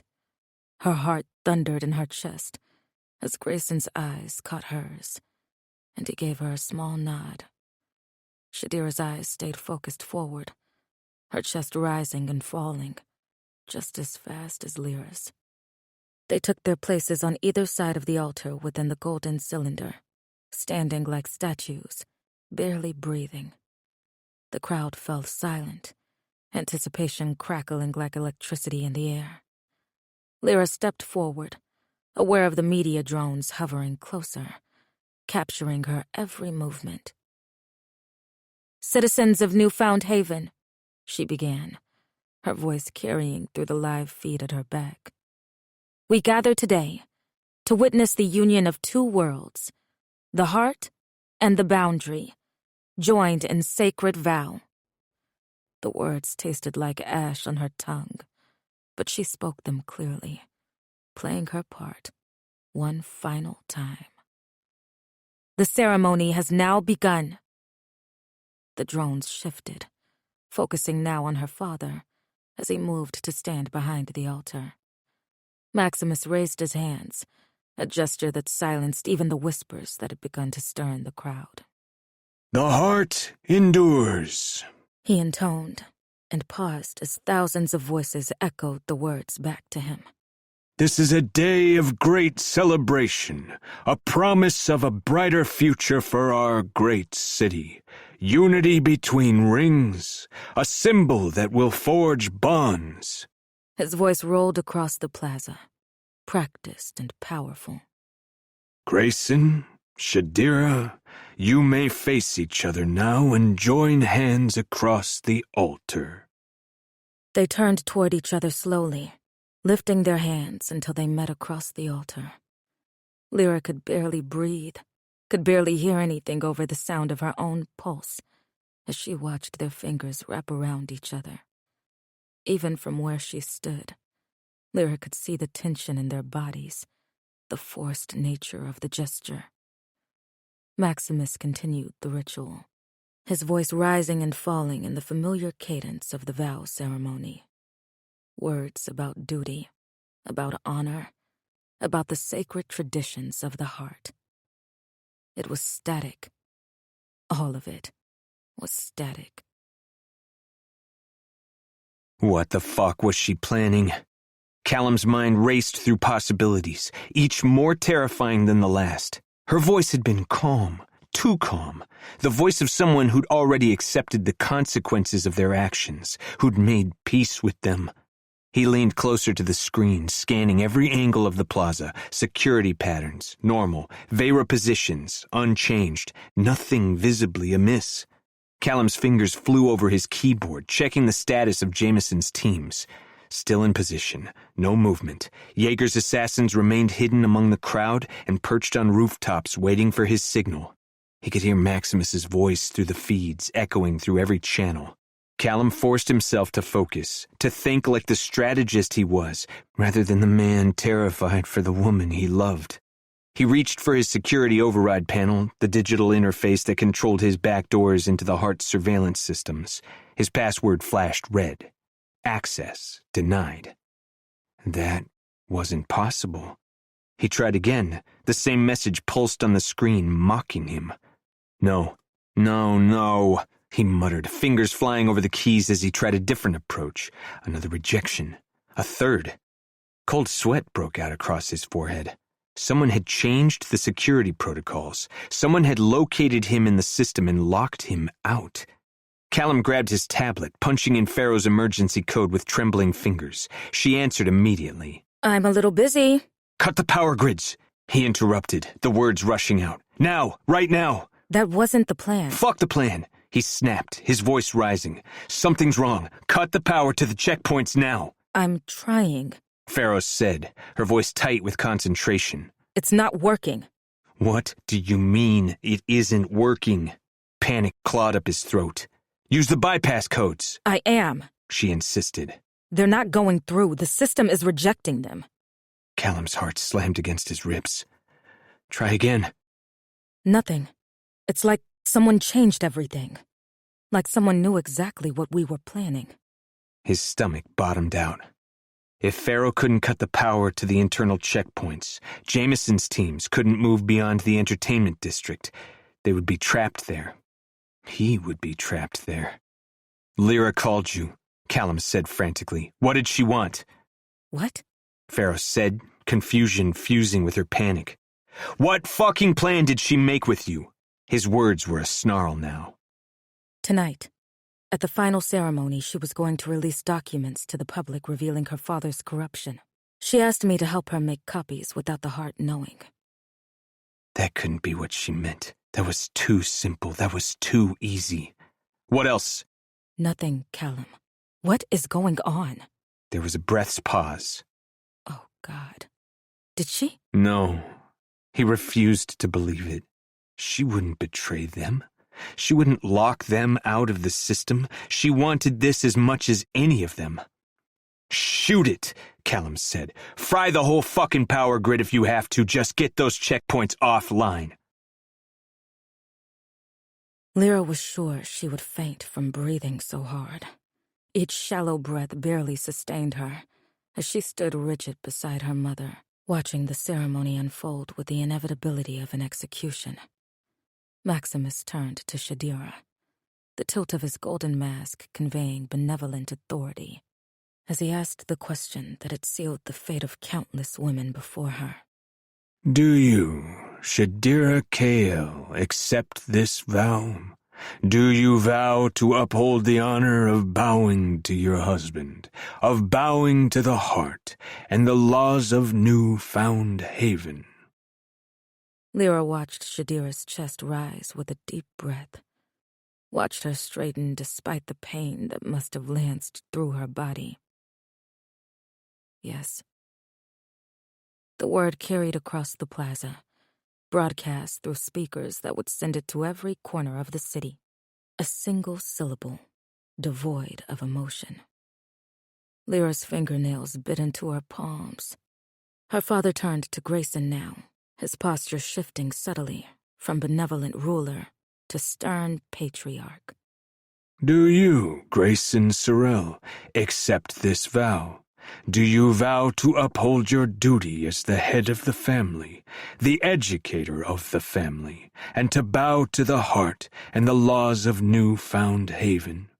Grayson's yes was firmer than Shadira's, almost challenging in its clarity.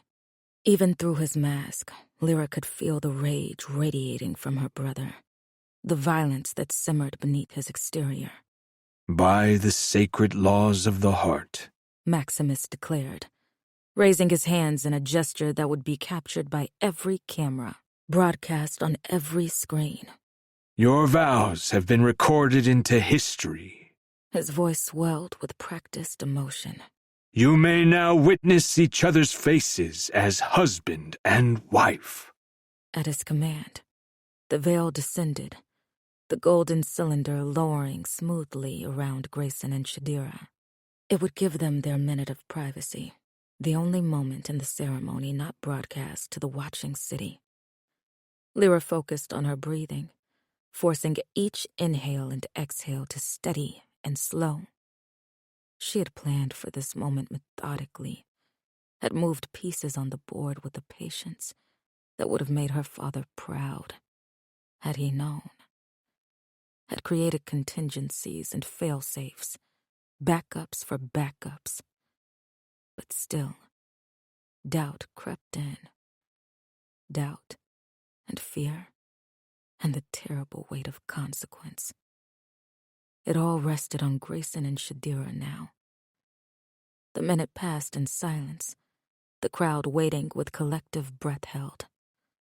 Her father stepped forward again, his posture radiating satisfaction and control. "The veil will now rise on the newlywed couple," he announced, his voice carrying to every corner of the plaza. The golden cylinder began to ascend, inch by slow inch, revealing first Grayson and Shadira's joined hands, then their formal attire. "Citizens of the heart, please welcome Mr. and Mrs.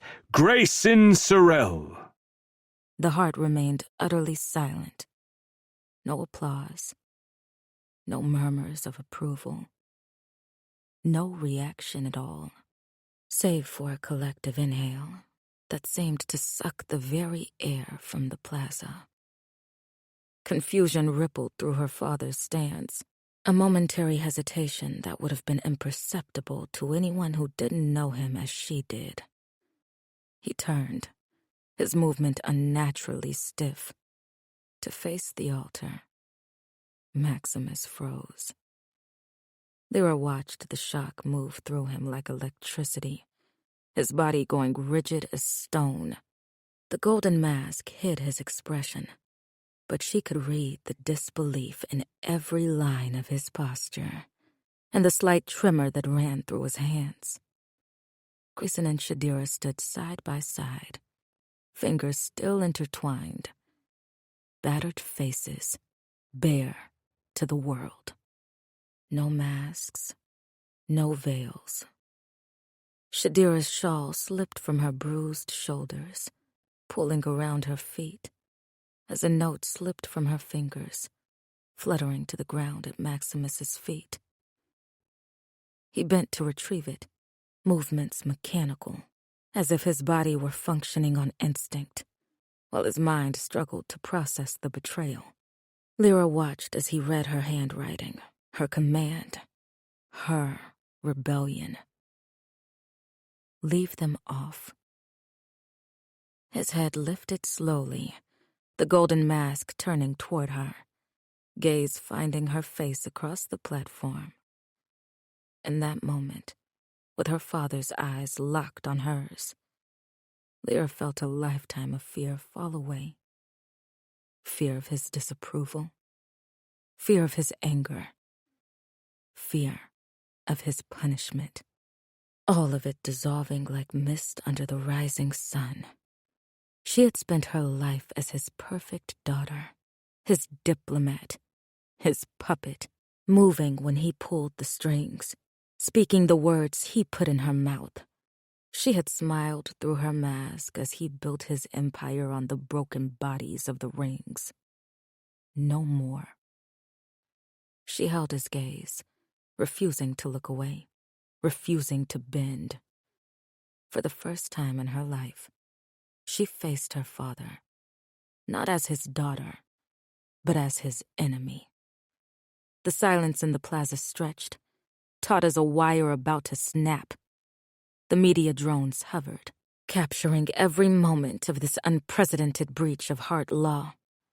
Slowly, Lyra's hand rose, finding the zipper on the front of her dress and pulling it down. The sound of it sliding over the teeth was the loudest thing she'd ever heard. She shrugged out of it, letting it pull at her feet, letting it reveal the white slip underneath. White, the mark of purity required for the vow, the purity that would be stripped from every woman who ever took it just moments later. But Lyra hadn't had to wait for a vow ceremony, for her father to rip everything from her. She'd only had to wait 14 years for that. She swallowed hard, never taking her eyes from her father's, as she reached up and removed her mask. It slipped from her fingers, falling to the platform with a ringing sound that was almost beautiful in its pitch. Then, slowly, she heard it. The gasps that began to flow from the crowd, Gasps turned to murmurs, and murmurs swelled into a growing wave of sound as women throughout the plaza began to move. One by one at first, then in clusters. They shed their dresses. Expensive gowns fell to the ground, revealing white slips beneath. Their hands reached up, fingers finding the edges of their masks, sealing their fates as they showed their faces. Lyra's heart hammered against her ribs as she watched her own rebellion unfold. She had planted the seeds days ago, whispered truths in the right ears, passed messages through networks of women who had suffered in silence for generations. But seeing it now, this mass defiance, stole her breath. Soon, the plaza was filled with the musical clatter of metal hitting stone as women revealed their faces to the world. Some were scarred, burns, cuts, deliberate disfigurements hidden for years behind clothing, behind masks. Others bore bruises, fresh evidence of what happened behind closed doors in the heart's glimmering towers. Her father's body went rigid as he turned to see the severity of her actions. She could feel his rage radiating like heat, the golden mask no longer able to hide the monster beneath. "What have you done?" He hissed, not caring who could hear it. Lyra lifted her chin, rolling her shoulders back as she took 2 steps forward and looked directly into the eye of the media drone. "We are the heart. We are its power. And we are taking it back." Her words rippled through the crowd. Women who had spent their lives as decorations, as possessions, as silent witnesses to atrocity, lifted their faces to the sky. Their expressions ranged from terror to exhilaration. But in each face, Lyra saw the same thing: freedom. Chapter 39. This is what hope does. Callum's world collapsed in front of his eyes. Lyra had just signed her own execution order. Maximus would kill her for this. Not quickly, not cleanly. He would make an example out of her, his own daughter. There was no hesitation as Callum started running. He was out of his office and down the stairs before he could even think about the others. All that mattered was Lyra. He had to get to Lyra. He punched in numbers on his tablet as he sprinted out of his club and onto the empty streets. First Pharaoh. No answer. He tried again. No answer. Second Jameson. He would answer. He had to answer. He had only been floors beneath him, waiting for the signal. No answer. No fucking answer. He tried Jaeger next. The line connected this time, but there was nothing. Nothing but static spewed into his ear. Fuck! The word dragged from his lungs as he rounded a corner 2 blocks away from the checkpoint for the entertainment district. He dialed Brooker. No one answered. His stomach twisted, bile rising in his throat as his feet pounded against the pavement. He had to get to her. He had to stop Maximus before he got his hands on her. Had to get her out. He forced himself to slow as he reached the checkpoint, panting as he approached the guards. "I need to pass," he said, not bothering with pleasantries. "Immediately." The officer tilted his head slightly. "Oh, I'm sorry, sir. The plaza is under lockdown. President's orders. No one in or out." "I'm Callum Thane." He injected authority into his voice. "My clearance supersedes any lockdown." "Not this one, sir." The officer's posture shifted subtly, hand moving closer to his weapon.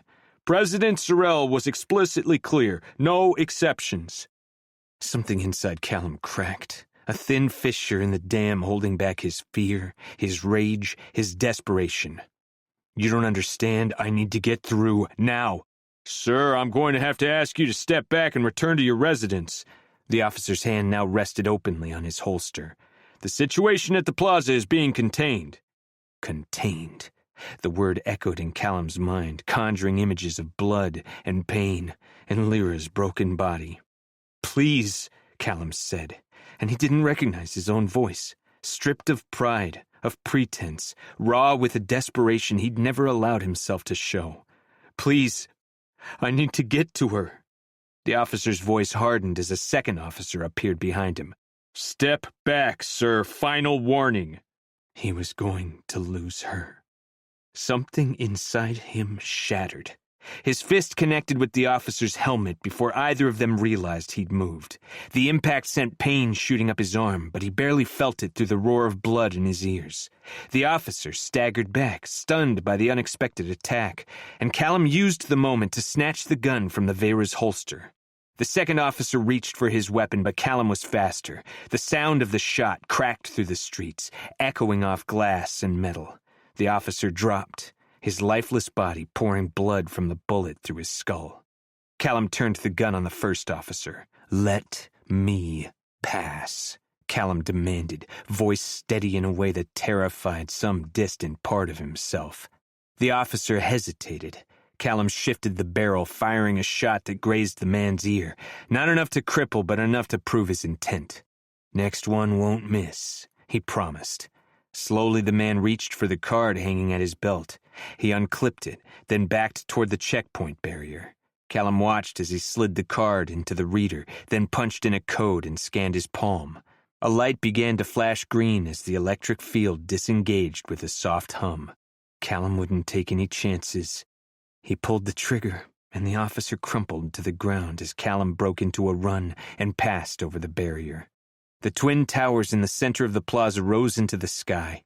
He was so close now. Just 2 more blocks. Just 2 more blocks and he would reach her. Shouts erupted behind him, reinforcements arriving, alerted by the gunshots. He didn't look back. Couldn't afford to waste the seconds. His lungs burned, muscles screaming as he pushed himself harder, faster. He had to get to her. He would do anything to get to her. Maximus's mask caught the sun as he turned toward Lyra, each movement controlled, deliberate, a predator calculating the kill. Shadira recognized that stillness, had embodied it herself before taking a life.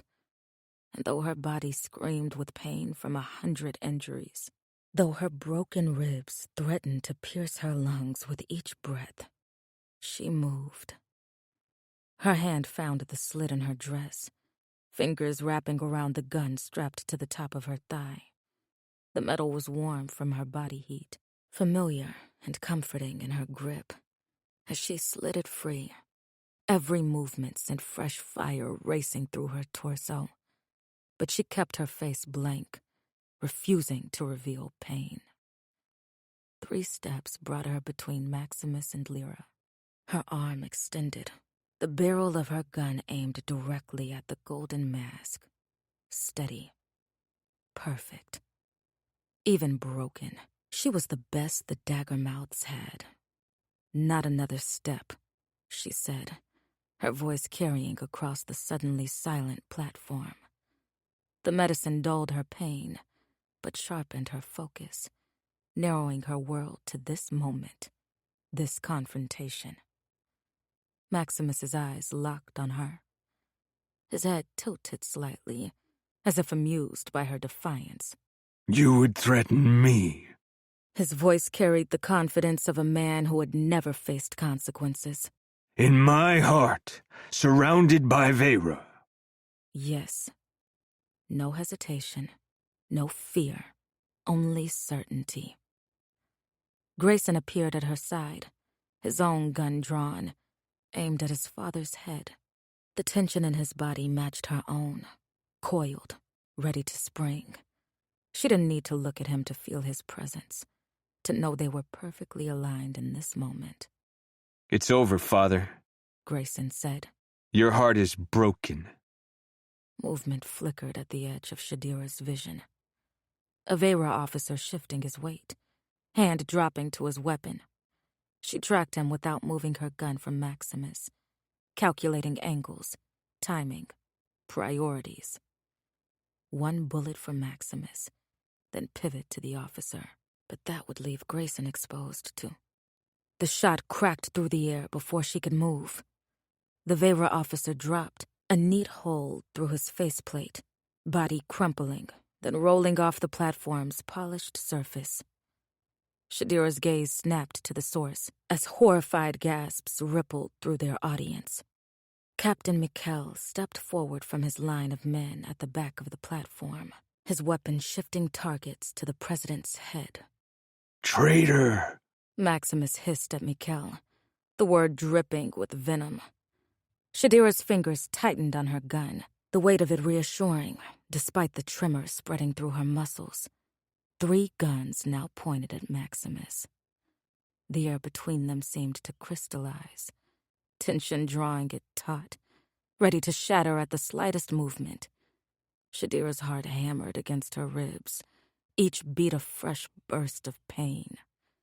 She could feel blood seeping from her open wounds, crimson staining her dress, warm and sticky against her skin. Maximus tilted his head. Then he laughed.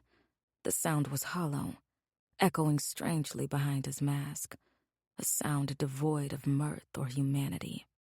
Do you think you've won? He asked, his voice almost conversational now. Do you think this is it? The great revolution, the downfall of the heart? He took a step forward, seemingly unconcerned by the weapons trained on him. Shadira's finger twitched on the trigger, but she held her fire. Something in his confidence made her hesitate. Maximus turned toward Lyra, his eyes fixing on her bare face. I must admit, daughter, I'm impressed. This... He gestured toward the scattered masks on the platform, the unmasked women below. This I didn't anticipate. The only move you've made that I didn't see coming. His words sent a chill through Shadira's spine. What other moves? In fact, Maximus continued, his voice swelling with perverse pride. I'm proud of you. The only one who managed to get away with something under my nose. Shadira saw the slight stiffening of Mikkel's back, the stutter in Lyra's chest. They knew something. Did you truly think I wouldn't know about your plans? Did you think you were so clever hiding the rings underground, thinking it would save them from my bombs? Shadira's heart stuttered. It wasn't just Lyra who'd acted. Jameson had to be a part of this if the boundary was underground. While everyone focused on this spectacle, Maximus said, spreading his arms to encompass the ceremony, the platform. my loyal Vera were busy elsewhere. They hacked into Callum's system using the same techniques he's so proud of. Fed him false footage while we moved undetected throughout the city. Her hand tightened on the gun. The rebels in the entertainment district? Maximus continued, his voice almost gleeful now. Detained. It was bloody, I'll admit. Messy. But we managed to keep some of them alive. For questioning. For examples. Grayson's face had gone pale, and Shadira realized he had been left in the dark like her. The dagger mouths. Maximus chuckled, turning his masked face toward Shadira now. They were rounded up like rats in a trap. Each word was a knife to her flesh, splitting through skin and twisting. And Jaeger Nolan, the wolf. Maximus said, seeming to savor the name. Your leader, your father figure. I have something special planned for him. Something that will make what you endured in that cell seem like a lover's caress. No. Shadira's vision blurred, her heart convulsing as its rate quickened. Not Jaeger. He wasn't supposed to leave the boundary. He was never supposed to leave. Kestrel Ferrum, Maximus continued, his voice softening in a way that made Shadira's skin crawl. Oh, she is exquisite, isn't she? Such fire, such intelligence. It would be a pity to waste her. No, I think I'll keep that one. Find uses for her talents. After I break her, of course. Maximus paused for only a breath, letting his words settle, ferment. And Callum. Maximus turned back to Lyra, whose face had gone ghostly pale. Your lover. Grayson tensed beside her. Your co-conspirator. I'll take my time with him. Perhaps I'll even let you watch as I peel him apart layer by layer, as I extract every secret, every plan, every thought he ever had about you. Shadira watched the gears turning in Lyra's mind, watched as she decided how to respond, choosing between begging for his life and not giving her father the satisfaction of seeing her flinch. She chose the latter, and when she spoke, her voice was steady, cold as steel. "And Brooker?" she asked. "What are you going to do to him this time?" Grayson's vision blurred, the gun in his hand suddenly leaden. What? He breathed, the question directed at Lyra, whose face remained resolute despite the pallor that had crept beneath her skin. It wasn't possible. Couldn't be possible. Maximus laughed, the sound grating against Grayson's eardrums like metal on glass. His father's amusement, his casual dismissal of the pain he'd inflicted, ignited fury in Grayson's chest.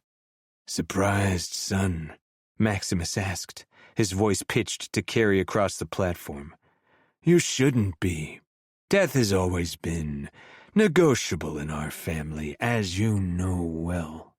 Something in Maximus's words made the Vera surrounding them hold their guns higher. Vera loyal to Maximus formed a perimeter, weapons raised, while those who had sided with Mikkel stood their ground, creating a protective formation around Grayson, Shadira, Lyra, and Alara, outnumbered at least 3-1, but unwavering. The tension in the air was a physical thing now, pressing against Grayson's skin, filling his lungs with each labored breath. A single wrong move, a twitch of a finger, and the platform would erupt in blood and bullets. Maximus raised his hands, the gesture almost benedictory as he addressed the scattered crowd below. "Citizens of the heart," he called, his amplified voice booming across the plaza. "Return to your homes immediately." The crowd hesitated, uncertainty rippling through the gathered masses. Some began to retreat, filtering toward the exits, while others remained rooted in place, eyes fixed on the drama unfolding above them. "Now," Maximus added, the single word carrying the full weight of his authority. The exodus quickened, people streaming toward the exits in growing numbers, desperate to escape whatever violence they sensed was imminent. But not everyone fled. The women who had removed their masks, hundreds of them, stood firm, forming a defiant knot at the base of the platform. Maximus observed them with an air of detached amusement. "Interesting," he murmured, just loud enough for those on the platform to hear. "Your little rebellion has more backbone than I anticipated, Lyra." He signaled to a squad of Vera who moved immediately toward the women. "Deal with them," he ordered. "I'll address their disobedience later." The Vera swarmed around the unmasked women, herding them together like livestock. Some went quietly, others fought, their resistance quickly subdued with practiced brutality. Grayson forced himself to watch, to bear witness to the courage they showed, to memorize each face, each act of defiance. Maximus waited for the plaza to empty before he turned his attention back to them and allowed a light chuckle to slip over his lips. "What does she mean about Brooker?" Grayson growled toward his father. "My poor son," he said, locking his eyes on Grayson. "This is what hope does to you. What love does to you." He shook his head in disappointment. "It makes you naive. It makes you dull and blind and weak." Grayson's finger tensed on the trigger, the urge to end this, to put a bullet through the golden mask and whatever twisted expression lay beneath it, nearly overwhelming. But something held him back, the need to know, to understand. Your brother is indeed alive. Maximus continued, his voice almost gentle now, as if explaining a difficult concept to a child. And he's played you beautifully. Played all of you, really. No, Grayson said, the denial automatic, instinctive. Brooker wouldn't what? Maximus interrupted. Wouldn't serve his father. Wouldn't protect the heart. Wouldn't do his duty. A harsh laugh escaped him. You never did understand your brother, Grayson.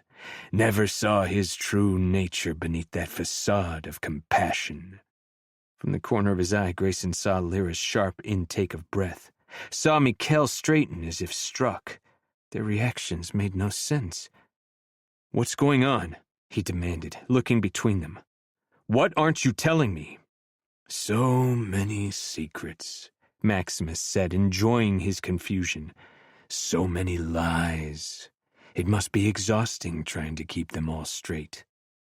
He took a step closer, unconcerned by the weapons still trained on him. I had such fun toying with you, breaking you, he continued. And it was so easy once you thought the Daggermouth killed your brother. He gestured toward Shadira. I didn't have to tell you anything about Brooker. Could have waited until you figured it out on your own, but I enjoyed watching you crumble, watching you try to reconcile your feelings for the boundary trash with the idea that she killed your hero. Maximus shrugged. It was a test of trust, I suppose, and you passed.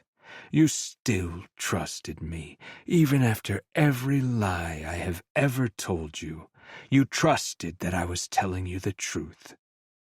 Grayson's stomach clenched, bile rising in his throat as his father's words sank in. Movement below caught his attention, a figure emerging from the perimeter of the plaza, walking with confident strides toward the platform. Grayson's gaze caught on the man, and his world tilted on its axis. Brooker. His brother, alive and whole, a gun in his hand and a smile on his face that Grayson had never seen before, cold, cruel, triumphant.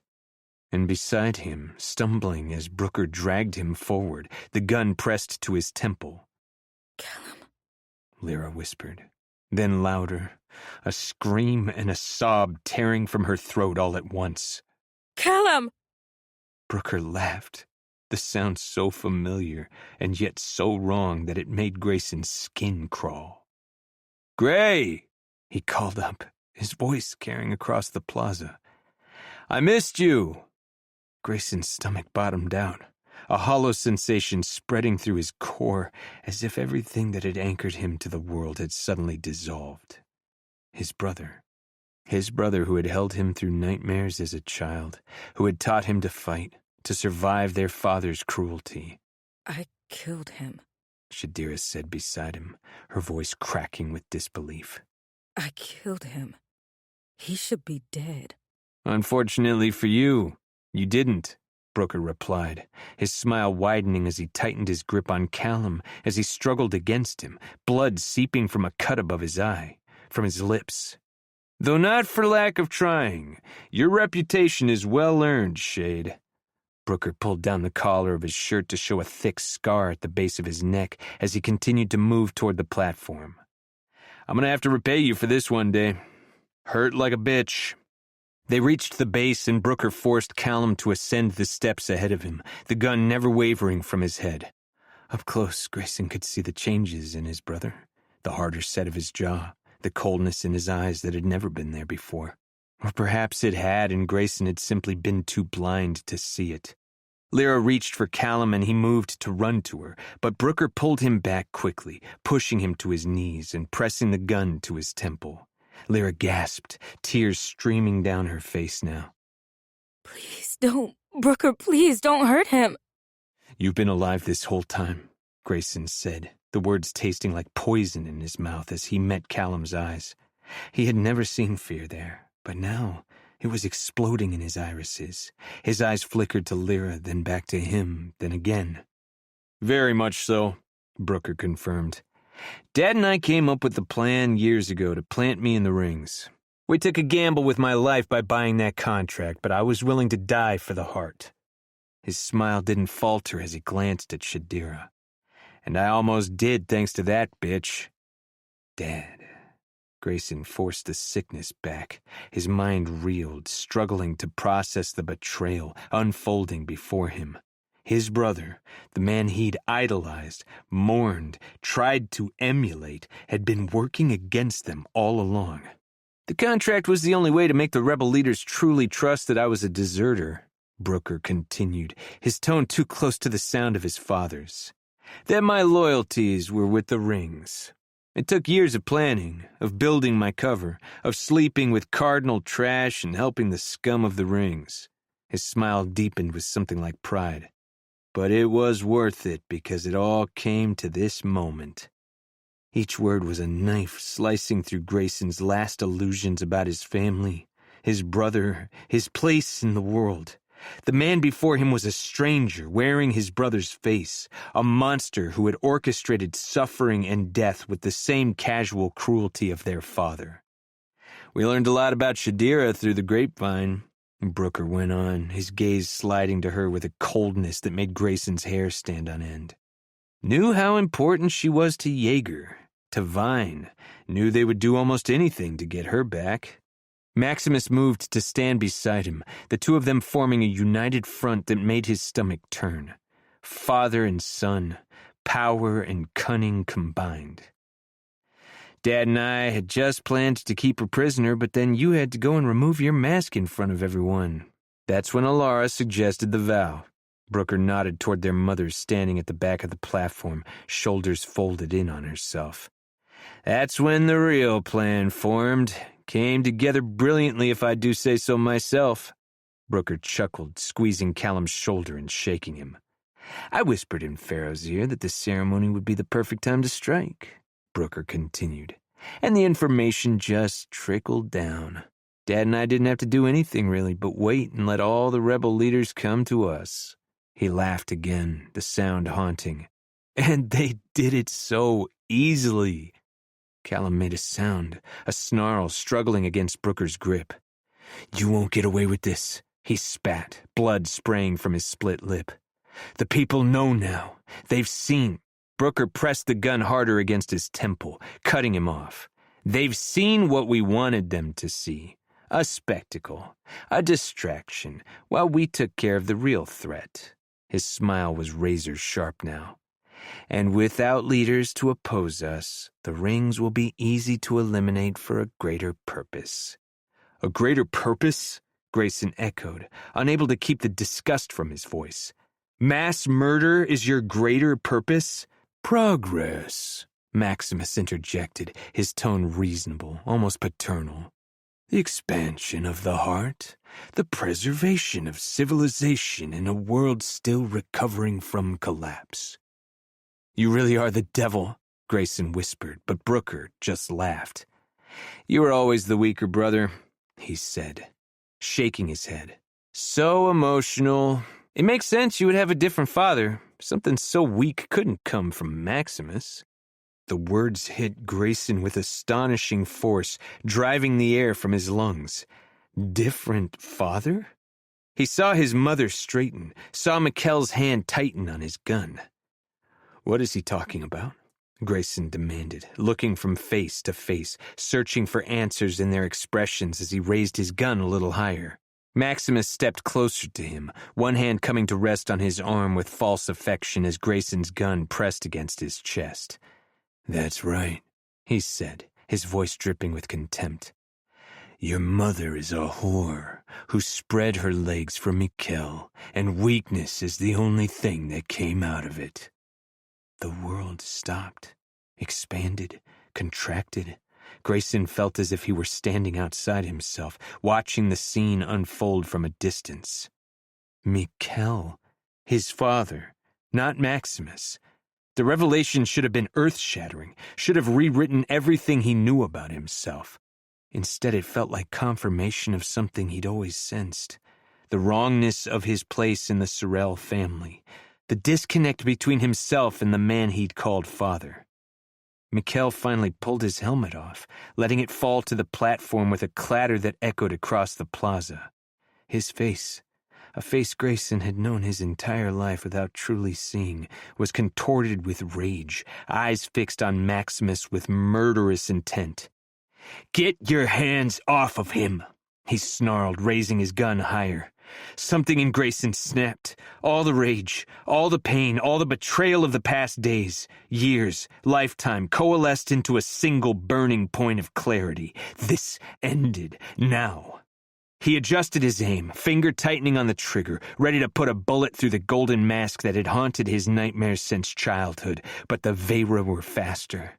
The first shot came from somewhere to his right, one of Maximus's loyal officers firing in Mikkel's direction. Then another and another until the air was thick with the sound of gunfire, the acrid smell of cordite burning Grayson's nostrils.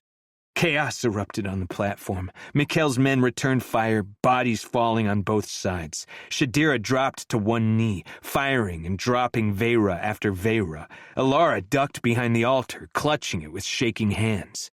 Brooker's grip on Callum must have slackened because in the next breath, Callum twisted away, lunging toward Lyra with desperate speed. He ran for her, reaching for her as bullets whizzed past them. Grayson felt it in the air, felt it shift around him as a scream built on the tip of his tongue, but he was too late. The shot came from Brooker's gun, a single bullet to the back of Callum's head. His body jerked once, then crumpled to the platform, blood pooling beneath him in an expanding circle of crimson. The world stilled, every sound muting except the single horrifying scream that erupted from Lyra's throat. It was a sound of pure anguish, a sound that seemed to tear through the entire city, echoing between its buildings. To Grayson's eyes it was slow, an eternity as she ran to Callum, heedless of the bullets still flying around them. He watched Lyra drop to her knees beside his body, could see her lips moving and forming Callum's name as tears fell onto his body, but he couldn't hear anything now past the static. A bullet caught her in the shoulder, spinning her sideways as every sense crashed back into Grayson's body. He lunged for her, slipping over blood and bodies as he fought his way toward his wounded sister, his best friend. His best friend. A Vera officer tackled him from behind, driving him to the platform floor with bone-jarring force. His gun skittered away across the polished surface, out of reach. He fought, twisting beneath the officer's weight, but more hands joined, pinning him down. Around him, Mikkel's loyal Vera were falling, overwhelmed by superior numbers. One by one, they dropped until only Mikkel himself remained standing, back to back with Shadira as they fired in desperate defense. But it wasn't enough. Couldn't be enough.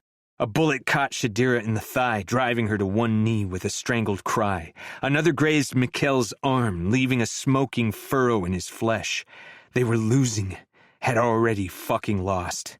"Get my daughter out of here," Maximus commanded, gesturing toward Lyra, who still clutched Callum's body, her sobs transformed to a keening wail that tore something from Grayson's soul.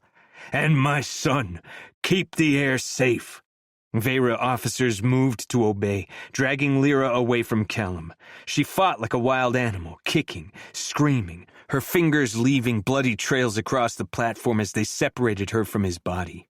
Other officers surrounded Brooker, forming a protective barrier as they escorted him from the platform, away from the violence. No!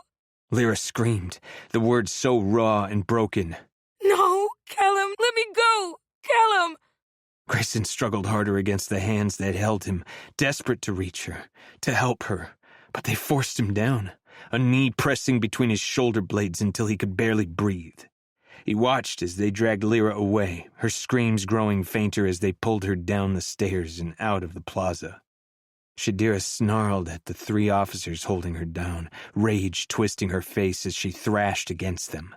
Mikkel stood still, arms pinioned behind his back.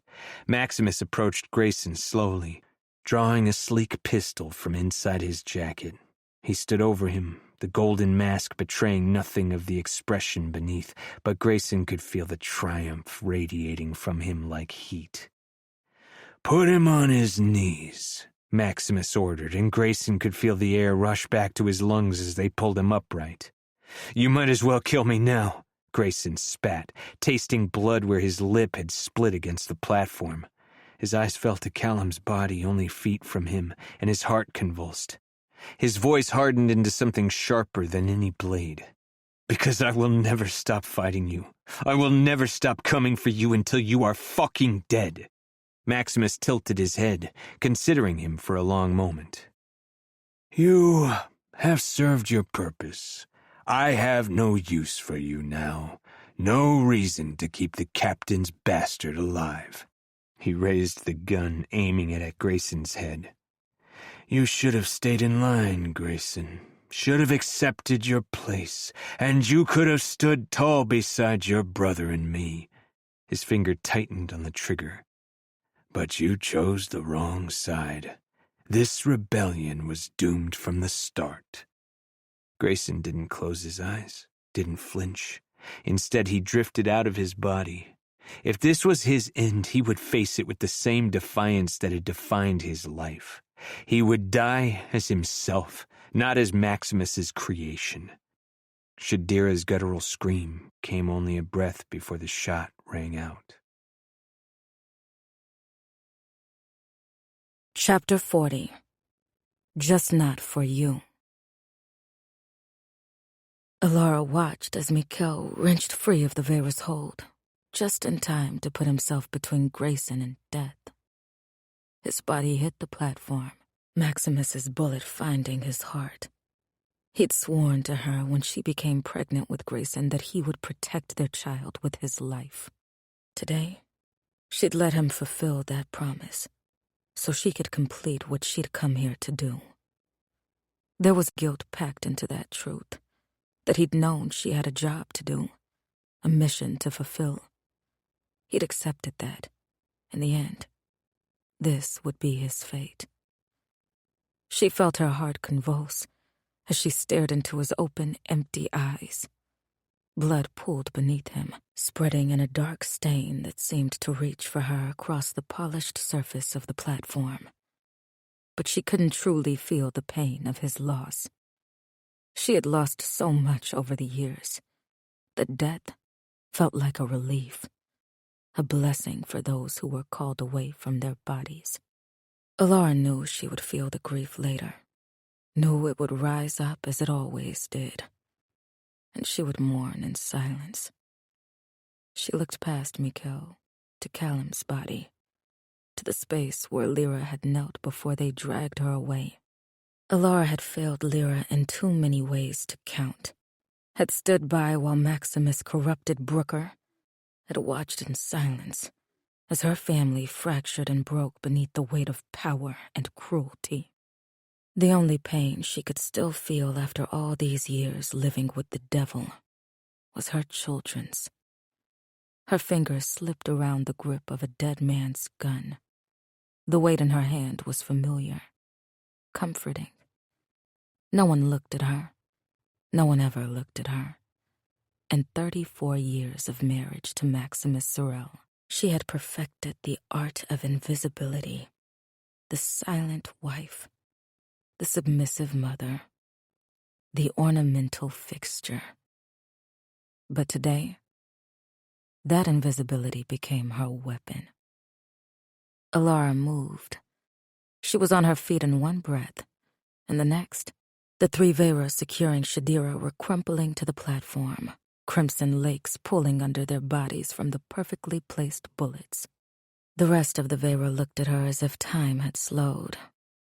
Their hesitation was their undoing. They still saw the president's wife, not the predator beneath. Years of rage coursed through her veins. It was sharper than any drug, clearer than any purpose she'd ever known, as she placed bullets in the heads of the remaining officers and spun toward her husband. Maximus stood utterly still, the mask concealing his shock. But she knew his body, knew the subtle signs of his surprise, the slight shift in his posture, the way his right hand twitched at his side. For the first time in their marriage, she had truly surprised him. Alara, He said, her name a question and a command all at once. She didn't answer immediately. Instead, she reached up with her free hand and removed her mask, letting it fall to the platform with a clatter that echoed across the plaza. "Kneel," she said, pointing the gun at his head. Maximus didn't move. Have you lost your mind? I am the president of... I said, "Kneel." The words were quiet, but they carried a weight that seemed to press him downward. To her right, Grayson rose to his feet. His face, his beautiful bare face, was streaked with blood and grime, his eyes wide with disbelief as he looked at her. Across the platform, Shadira stood slowly, limping from the bullet wound in her thigh, but her gun raised and steady. Her son and her new daughter, standing tall, standing free. Reluctantly, with a deliberation that suggested he was still in control, Maximus lowered himself to one knee. He kept his head high, his golden face gleaming in the sunlight that bathed the platform, as if this were some sort of ceremony rather than his downfall. Alara stepped closer, close enough that she could see her own reflection distorted in his mask, then pulled it from his face and tossed it onto the ground below the platform. "You were never the strong one," she said, her voice carrying to every corner of the silent plaza. "You think strength is about dominance, about control, about making others fear you. But true strength?" She shook her head. "True strength is patience. It's endurance. It's waiting for the right moment when every instinct screams for immediate action." She took another step closer, the gun never wavering. "You never broke me, Maximus. You never took my strength from me. You never stripped me of my fight." Each word had been collected over the years, strung together for this moment. While you were reveling in your power, in your illusion of control, I was watching, learning, planning. Maximus's lips curled. Planning what exactly? This pathetic display? You've killed a few, Vera. The heart still stands. My son, my true son, still lives to carry on my legacy. Alara laughed, the sound genuine despite everything. Men never truly understand the meaning of patience. You see, men like you can't comprehend even the concept of suffering, the lesson to be learned in it, especially not in silence. Her eyes never left his. But women, that is all we do. We endure. We wait. We survive. Still, she moved closer. I have watched you destroy everything I love. I have seen you corrupt our son, torture our daughter, break countless lives across all 3 rings of this city. Her voice hardened. I watched you bathe in your power, like it somehow made you a great man, a great leader. She reached out to him, pulling his chin up toward her. But here I am, the weaker sex, holding all the power, holding the gun, getting the last word. A flicker of something, fear, perhaps, or maybe just annoyance, crossed Maximus's face. And what word is that, my dear? Some grand proclamation about justice, about a new order? No, she stated simply. Do you know who I am? His brow furrowed. What? Do you know what they call me, Maximus? She asked, tilting her head. No.